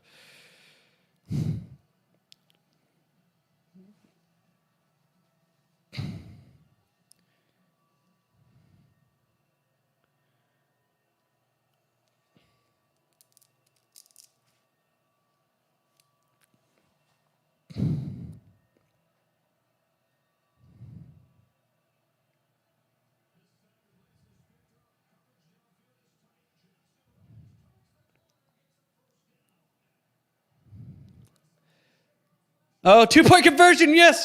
Yeah, 2-point conversion. Yeah, they did it. They did it. Kevin Finnerty. Wow. Wow. Oh, man. I needed that. No, I have been screwed all night on the end of these games. I needed that. All right, Florida Atlantic got a touchdown as well.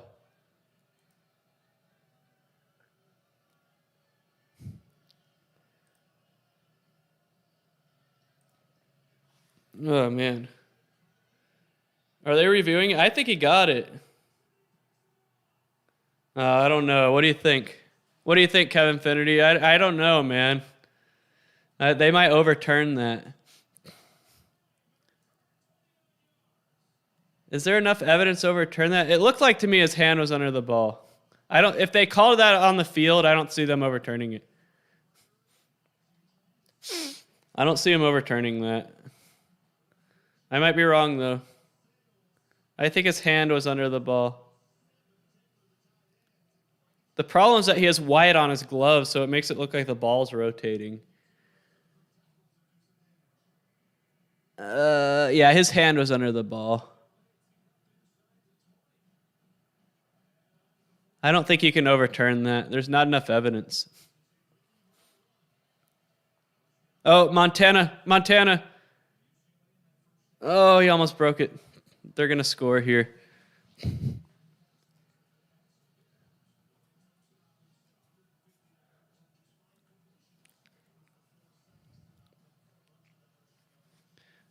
Kevin Finnerty, are you seeing this? Do you think they're going to overturn that 2-point conversion?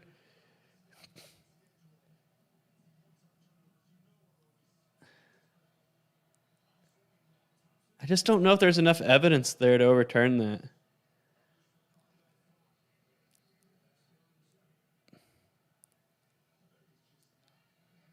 Yeah, I don't see them overturning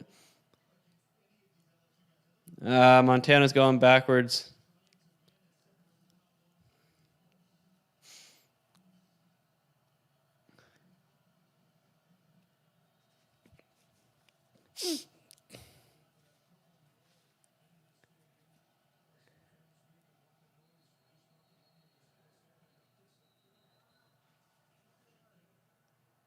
Yes, 2-point stance, 2-point stance. Yes, yes. Right call. It was a right call. I think he had it.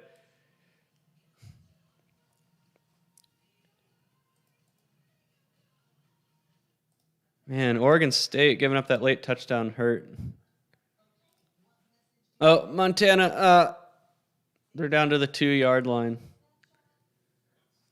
All right, the thing is, can Northern Illinois' defense hold for the last 38 seconds?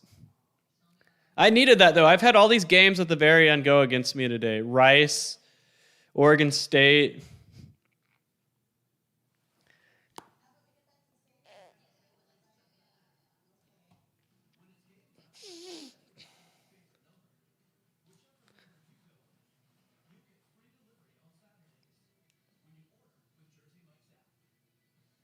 Montana's going to have to kick a field goal.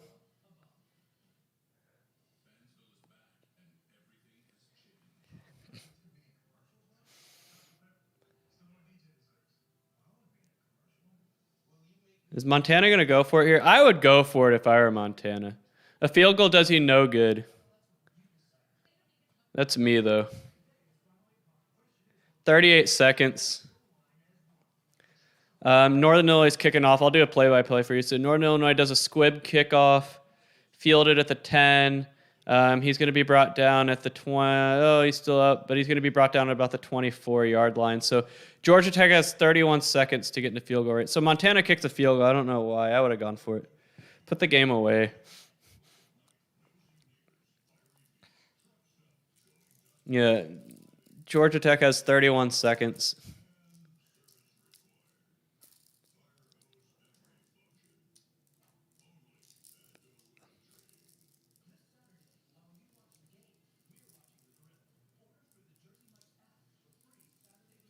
All right, so Georgia Tech is, I don't know, they got to get in field goal range in 30 seconds.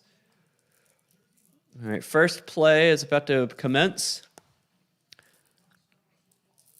Georgia Tech drops back, 3-man rush that's holding, not being called, and almost intercepted by Northern Illinois. It's going to be 2nd and 10. Should have been a hold. Blatant hold. Yeah, there's a flag. They might have called it. That offensive lineman for Georgia Tech held like a mother. Roughing the passer. Oh, give me a break. Oh, but they missed the holding. Roughing the passer, are you kidding me? Give him a free 15 yards. Why don't you? That's huge. UCLA touchdown.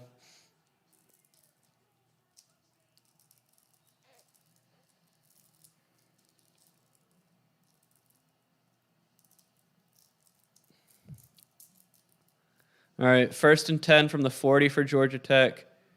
3-man rush for Northern Illinois. Deep pass. Should have been offensive pass interference, but it was uncatchable. But the Georgia Tech receiver pushed off. So it's going to be 2nd and 10 with 21 seconds left.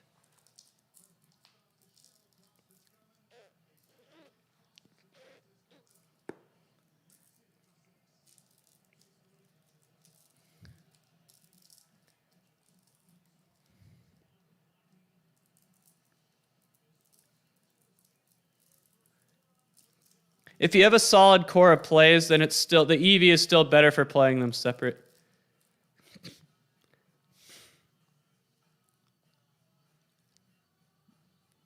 All right, Georgia Tech is at the 50. They're going to have 10 seconds. They have like maybe time for one more play to get in the field goal range.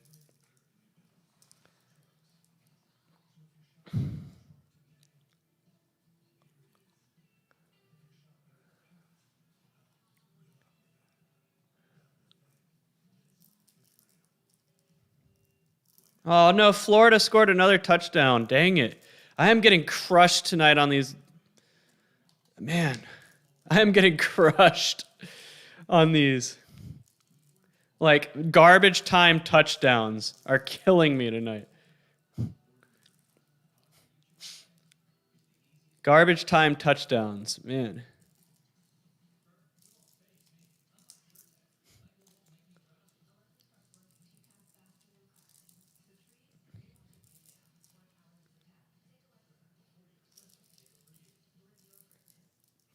Clemson's going to have to start using timeouts.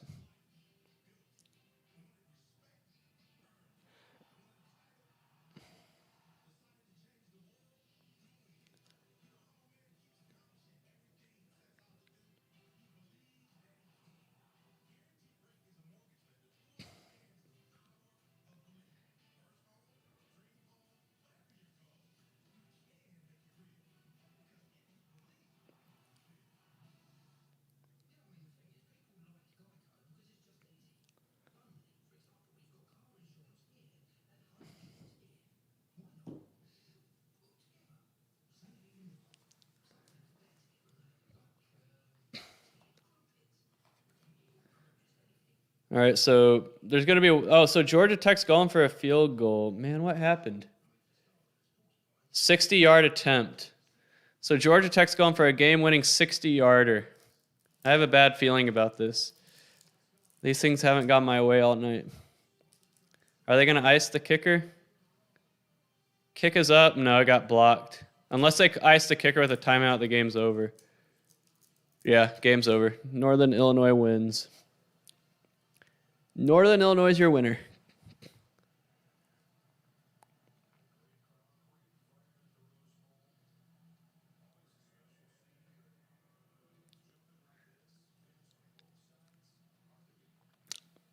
I won a plus 600 money line, guys.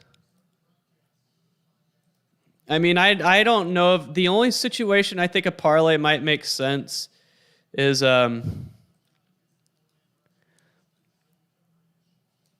money line favorites that you want to play but don't want to lay the juice. It's the only time it makes sense.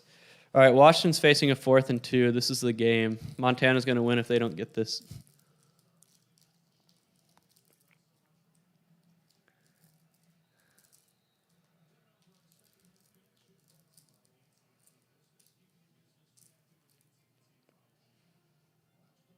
Nope, incomplete. Montana's going to win.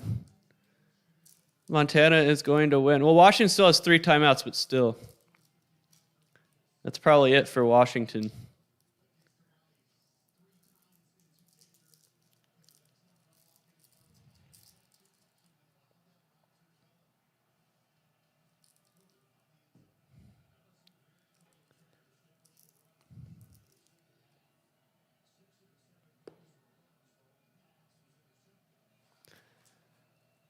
Yeah, I agree. Thomas Dunlap. Lottery tickets is what they should be used for. And people say that they're for fun, but like maybe, but it seems like whenever I make a parlay for fun, the first pick always loses and then it's just a piece of paper.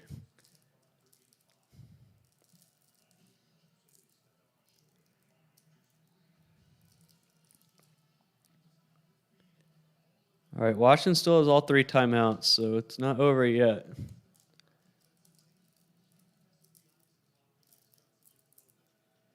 This Clemson game's over, by the way. Yeah, Washington's going to lose to Montana. Looks like it.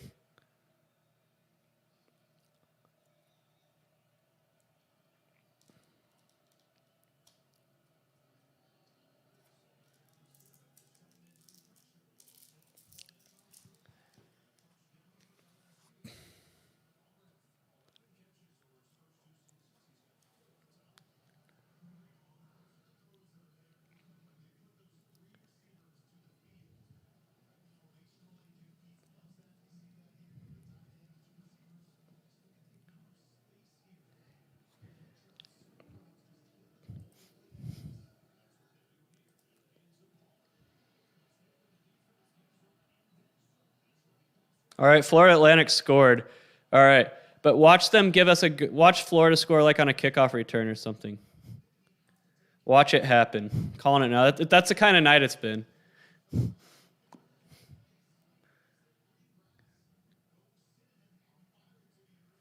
Yep.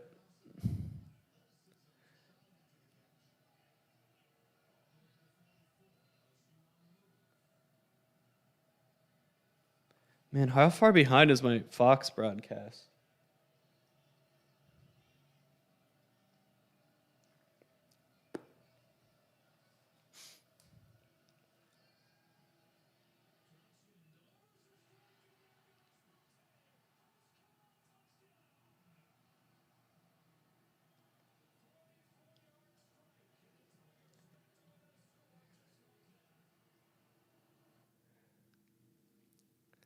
All right, 3rd and 8 for Montana. The thing is they're in field goal range if they don't get this. They're not going to get it, so they're going to have to kick a field goal.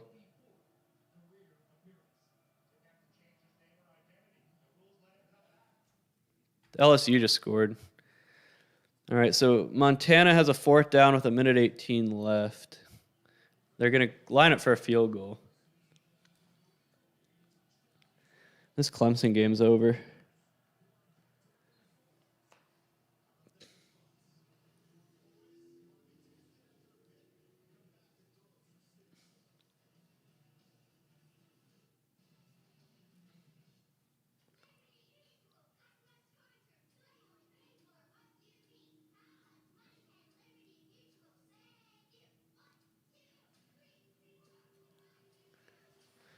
Yep, Clemson. They better not make the playoff. I don't care if they go undefeated in the ACC. I don't want to see them in the playoff.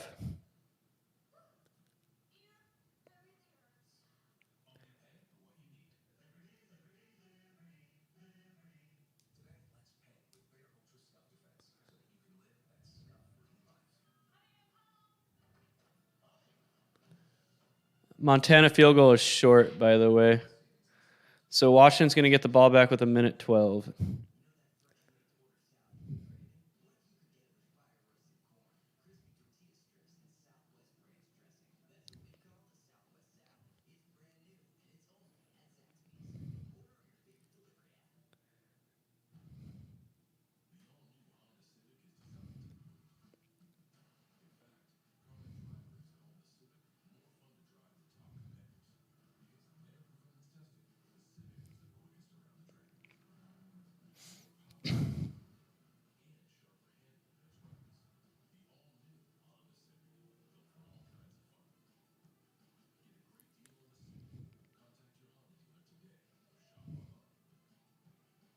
Montana almost intercepted that ball.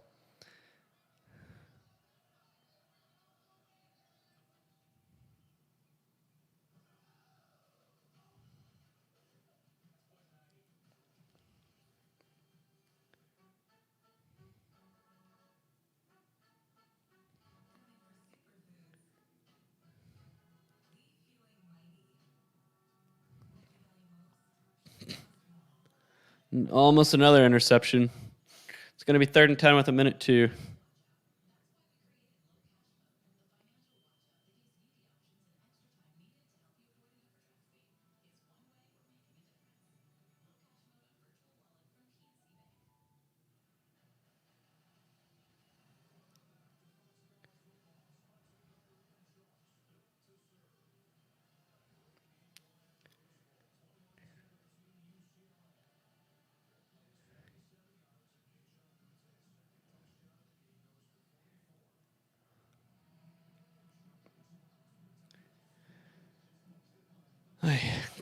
All right, 4th and 10 for Washington. This is it.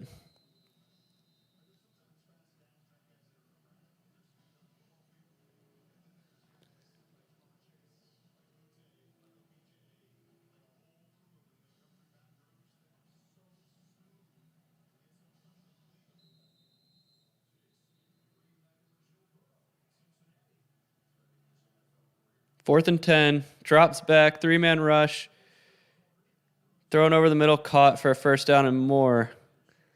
So Washington has life. Looks like they're at about the 45-yard line. Clock's not ticking. The fans that are still there. Appreciate it, Corey Johnson.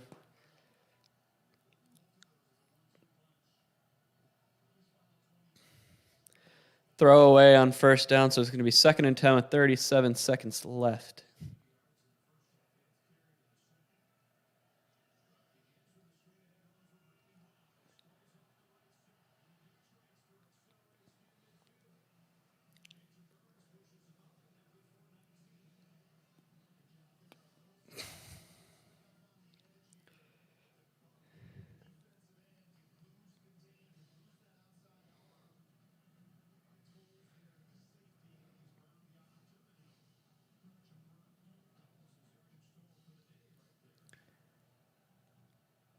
Oh, intercepted Montana. Game's over. Montana wins.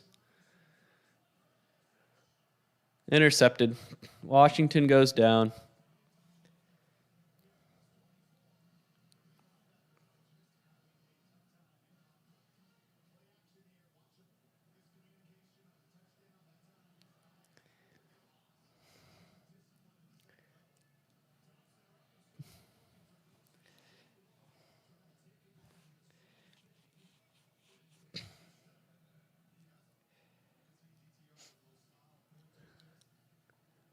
I don't know why Washington was ranked to start the season, to be honest with you.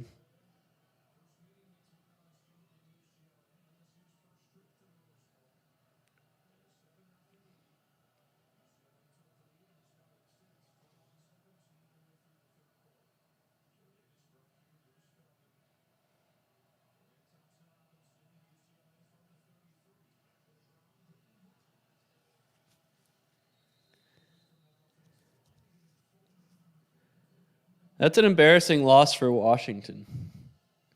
Appreciate it, Rasheem. I'm done when the UCLA game's done.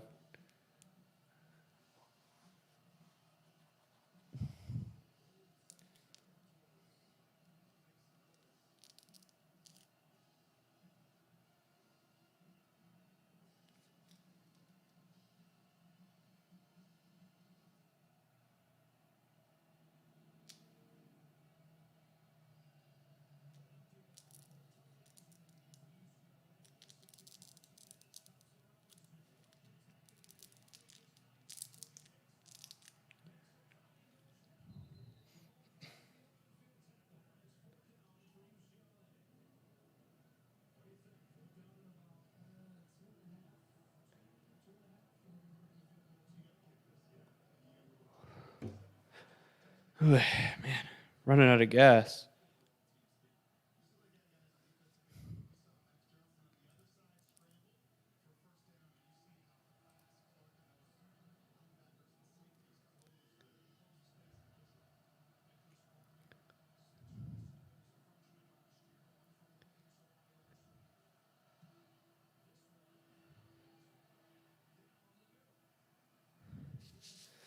So did Florida end up scoring another touchdown like I predicted?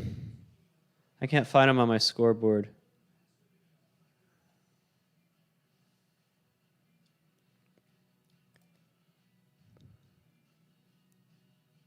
They did not, so I ended up getting that one.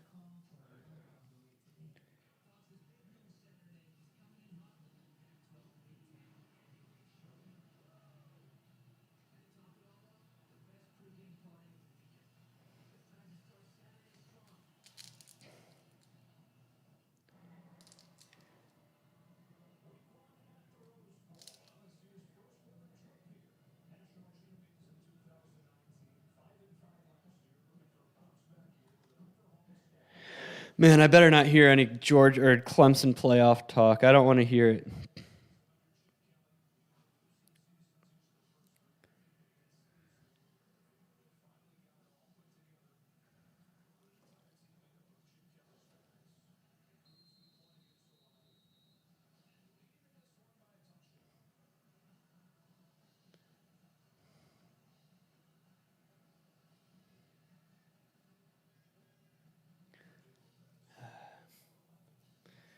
Ooh, this UCLA game's going to be a grind. I'm tired. I want to go to bed.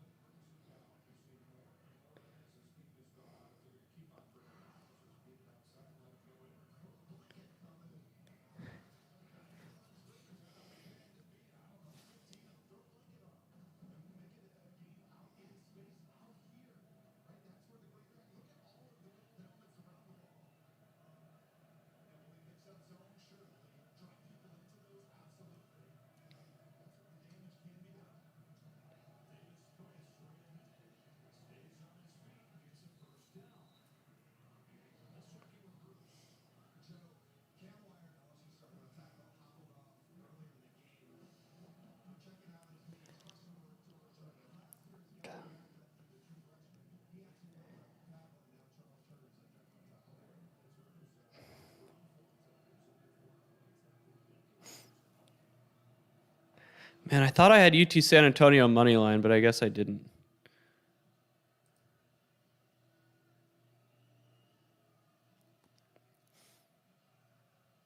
Looks like the random forest is going to be the one metric to go out on top today.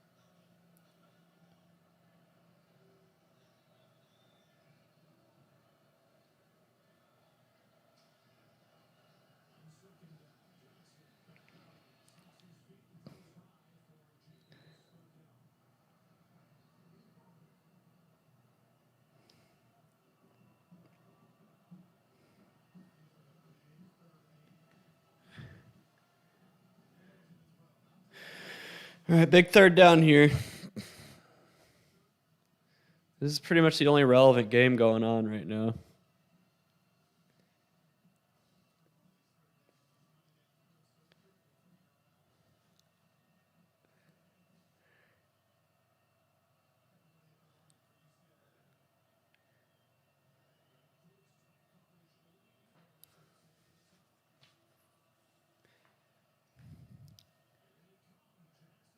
Oh, they missed the blitz. Didn't get home on the blitz. Got to get home on the blitz. Didn't do it. They got penetration. They just didn't finish.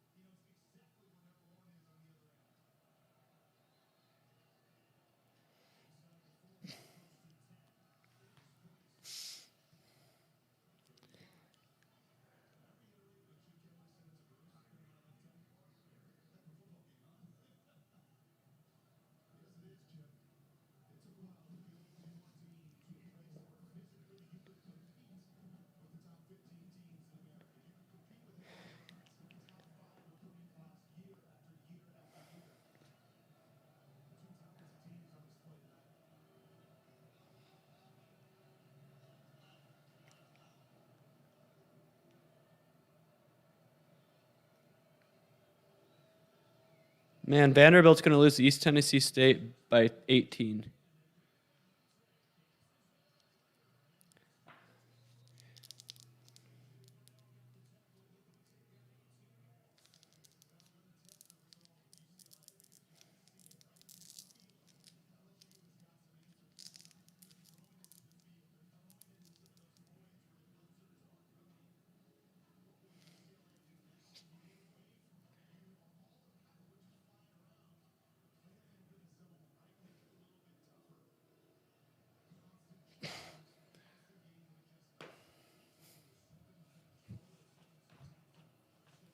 I'd probably move Cincinnati in front of A&M, but that's me. Penn State's too high. Ohio State should still be ahead of them.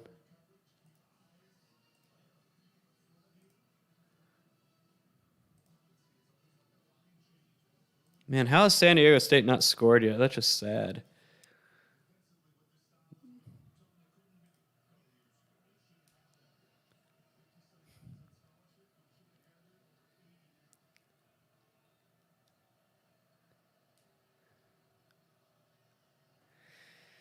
Jeez, my broadcast is so far behind. It's ridiculous. I'm going to cancel my AT&T TV and go back to YouTube.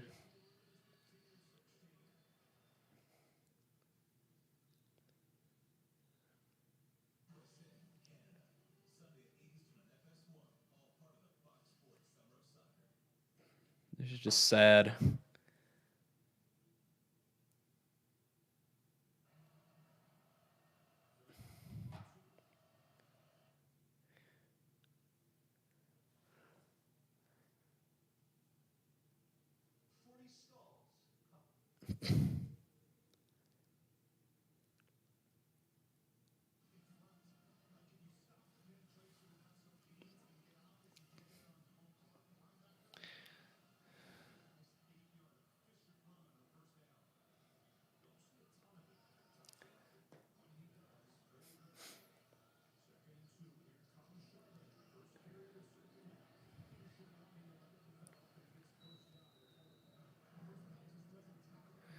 Not a good experience with AT&T DirecTV Stream today. I don't think so.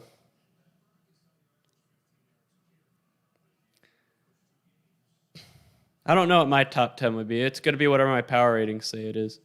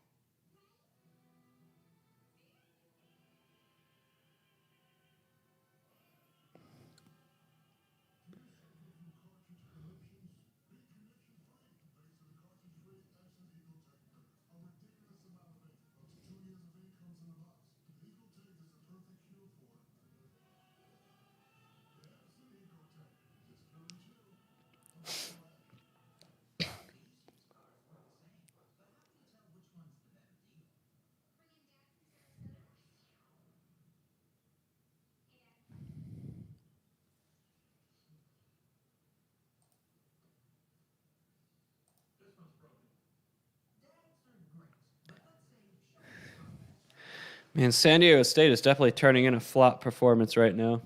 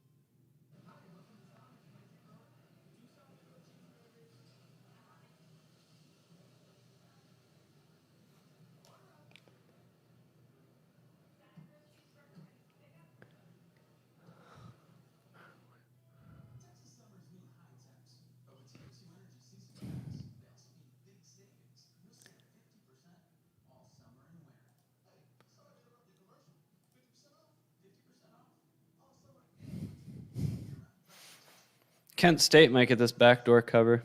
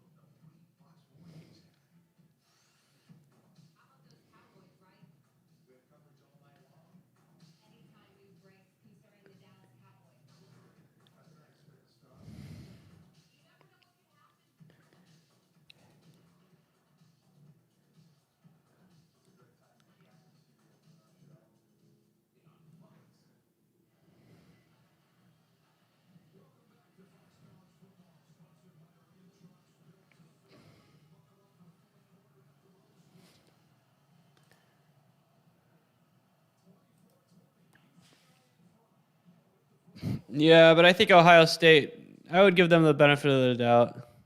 I mean, both teams had a tough road game.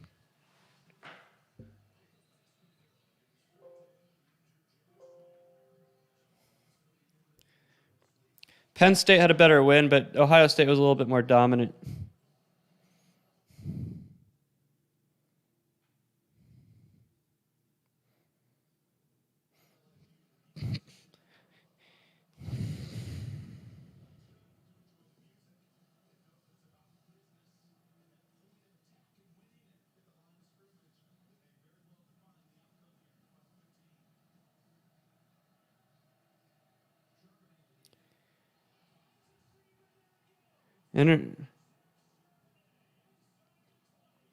UCLA is threatening again.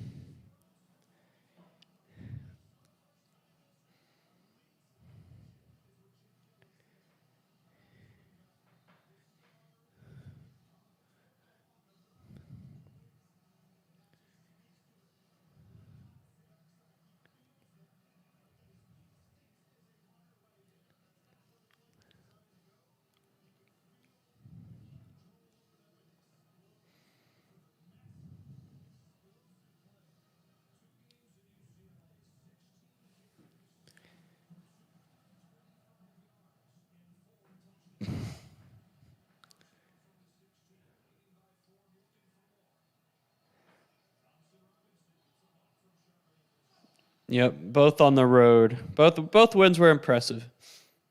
Man, New Mexico State scored again. Man, San Diego State might be turning in the flop of the night, even bigger than Washington.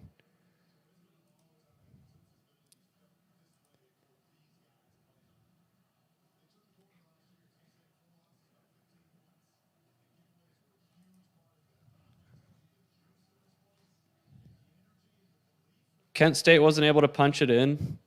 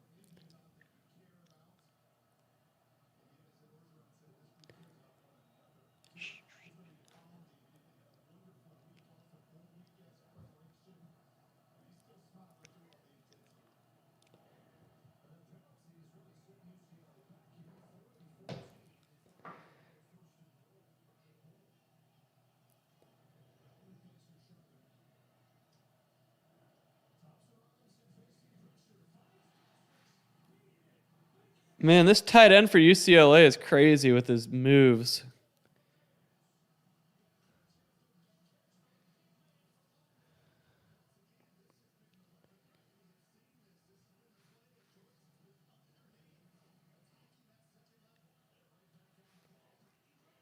And UCLA scores. LSU has work to do, guys. LSU has work to do.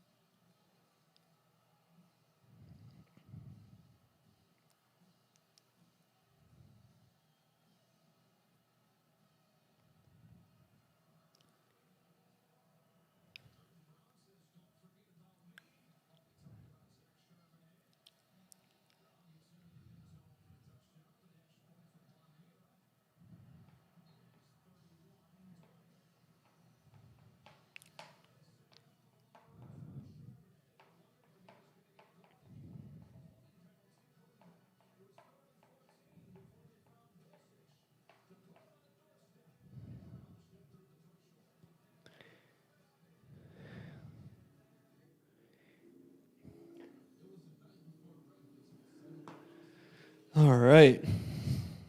I might be able to end the stream a little bit earlier if UCLA can put this game away. And all right, that error is getting annoying.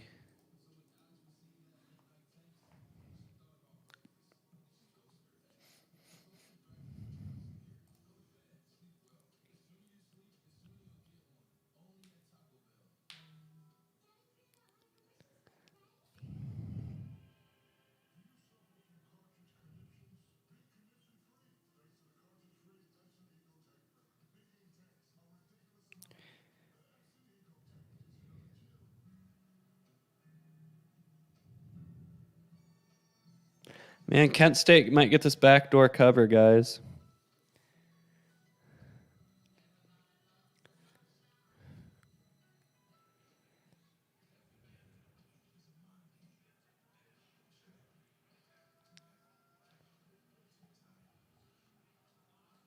Kent State ran for 225 yards tonight against A&M. That's not bad.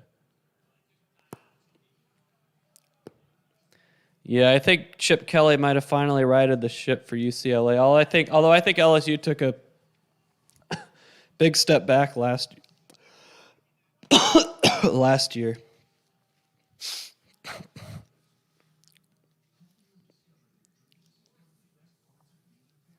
Kent State going for the backdoor cover. Right? New Mexico State. That's the surprise of the night for me. But San Diego State's never really been a good offensive team. But still.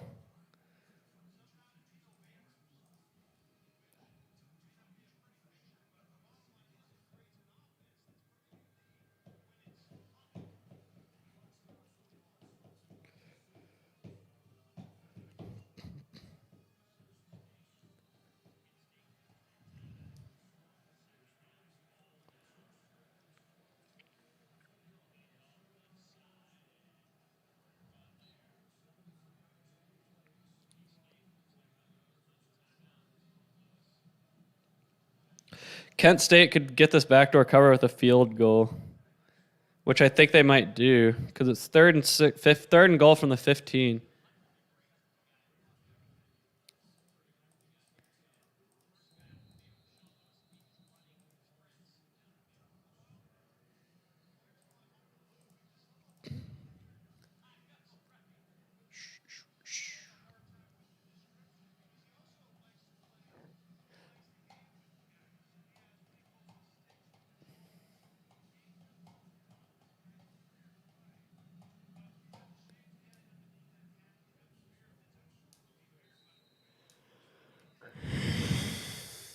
Oh, man.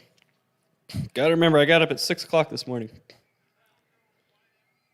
And it's 10:35. It feels like it's midnight.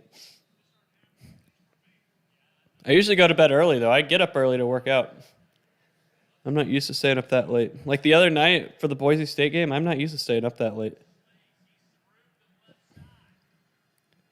Kick the field goal, Kent State. Get that backdoor cover.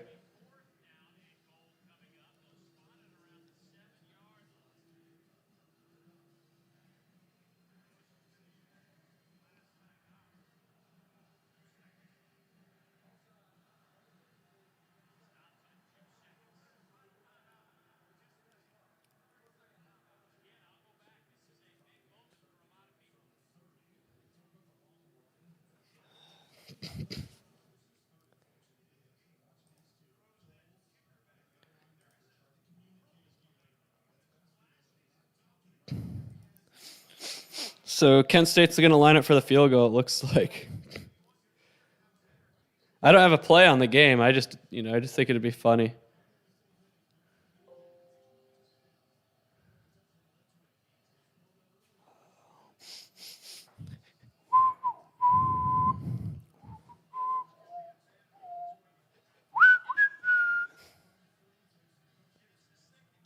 Okay, here we go. Kent State lining up for the backdoor cover field goal. He already missed one chip. He missed a 25-yarder earlier, about 5 minutes ago. I don't know how they got back into this position. He missed it again. Wow, if I was a Kent State bettor, I would be beside myself right now. 2 missed chip shot field goals in the last 2 minutes. That sucks.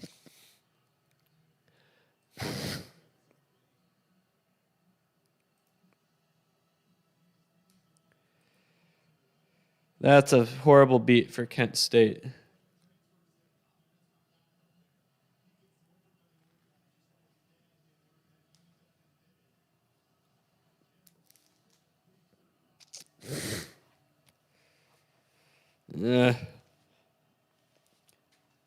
Michigan needs to win. That's their issue. They don't win enough. Nope. 3rd down incomplete for LSU. Danger zone for them.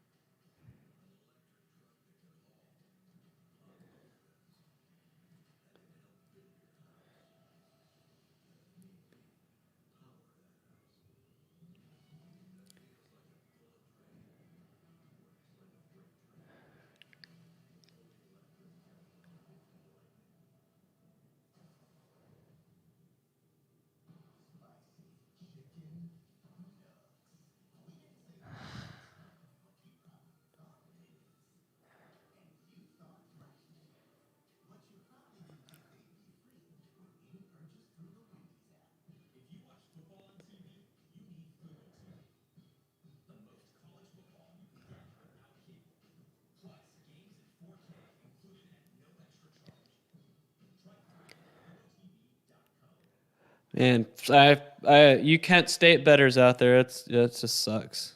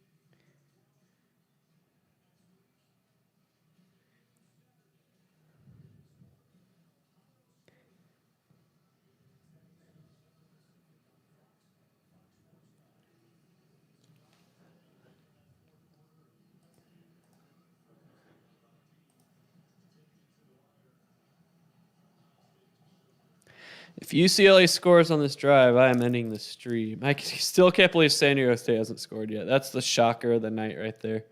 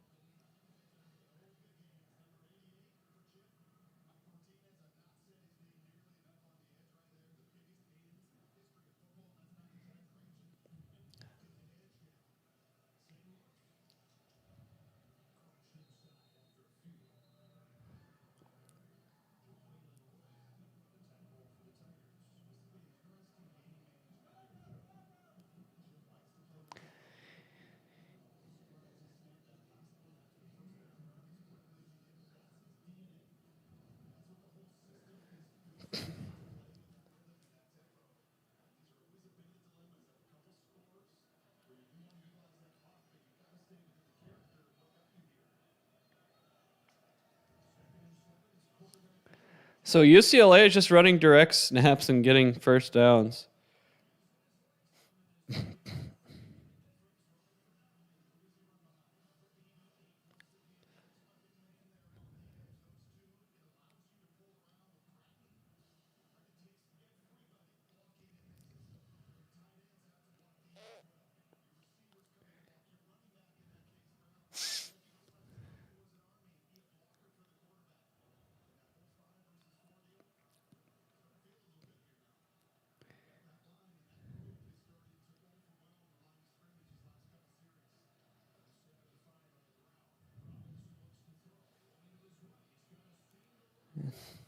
LSU's defense, man, not good.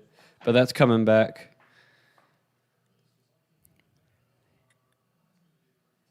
South Alabama and Southern Miss.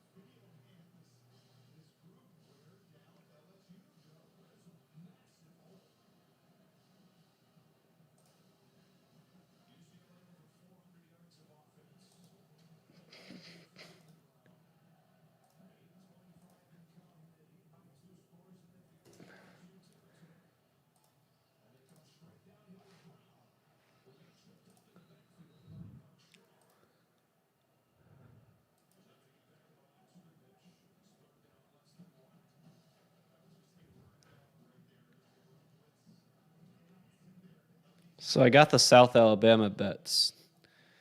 That's good.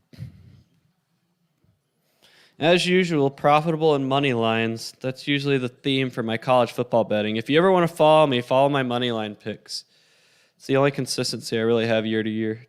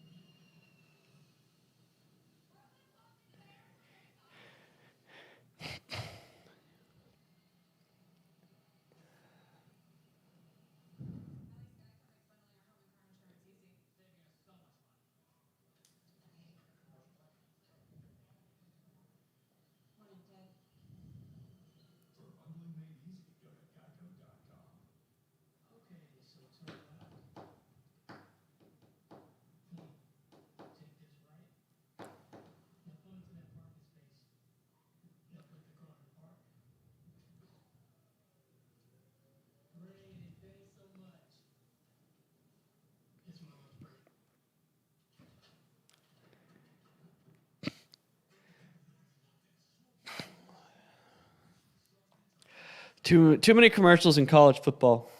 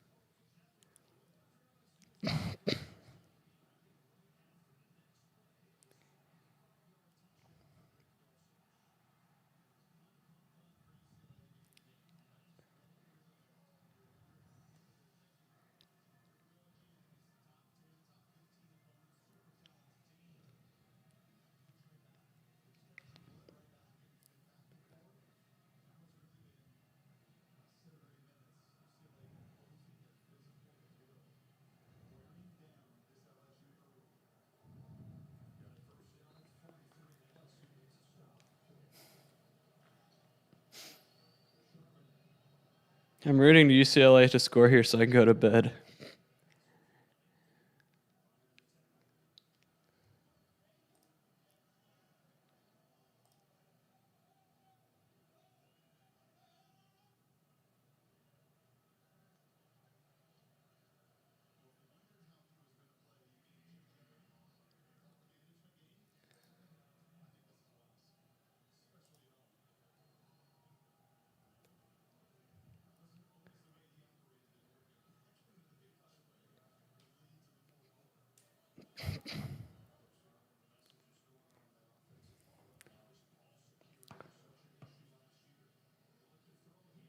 Ooh.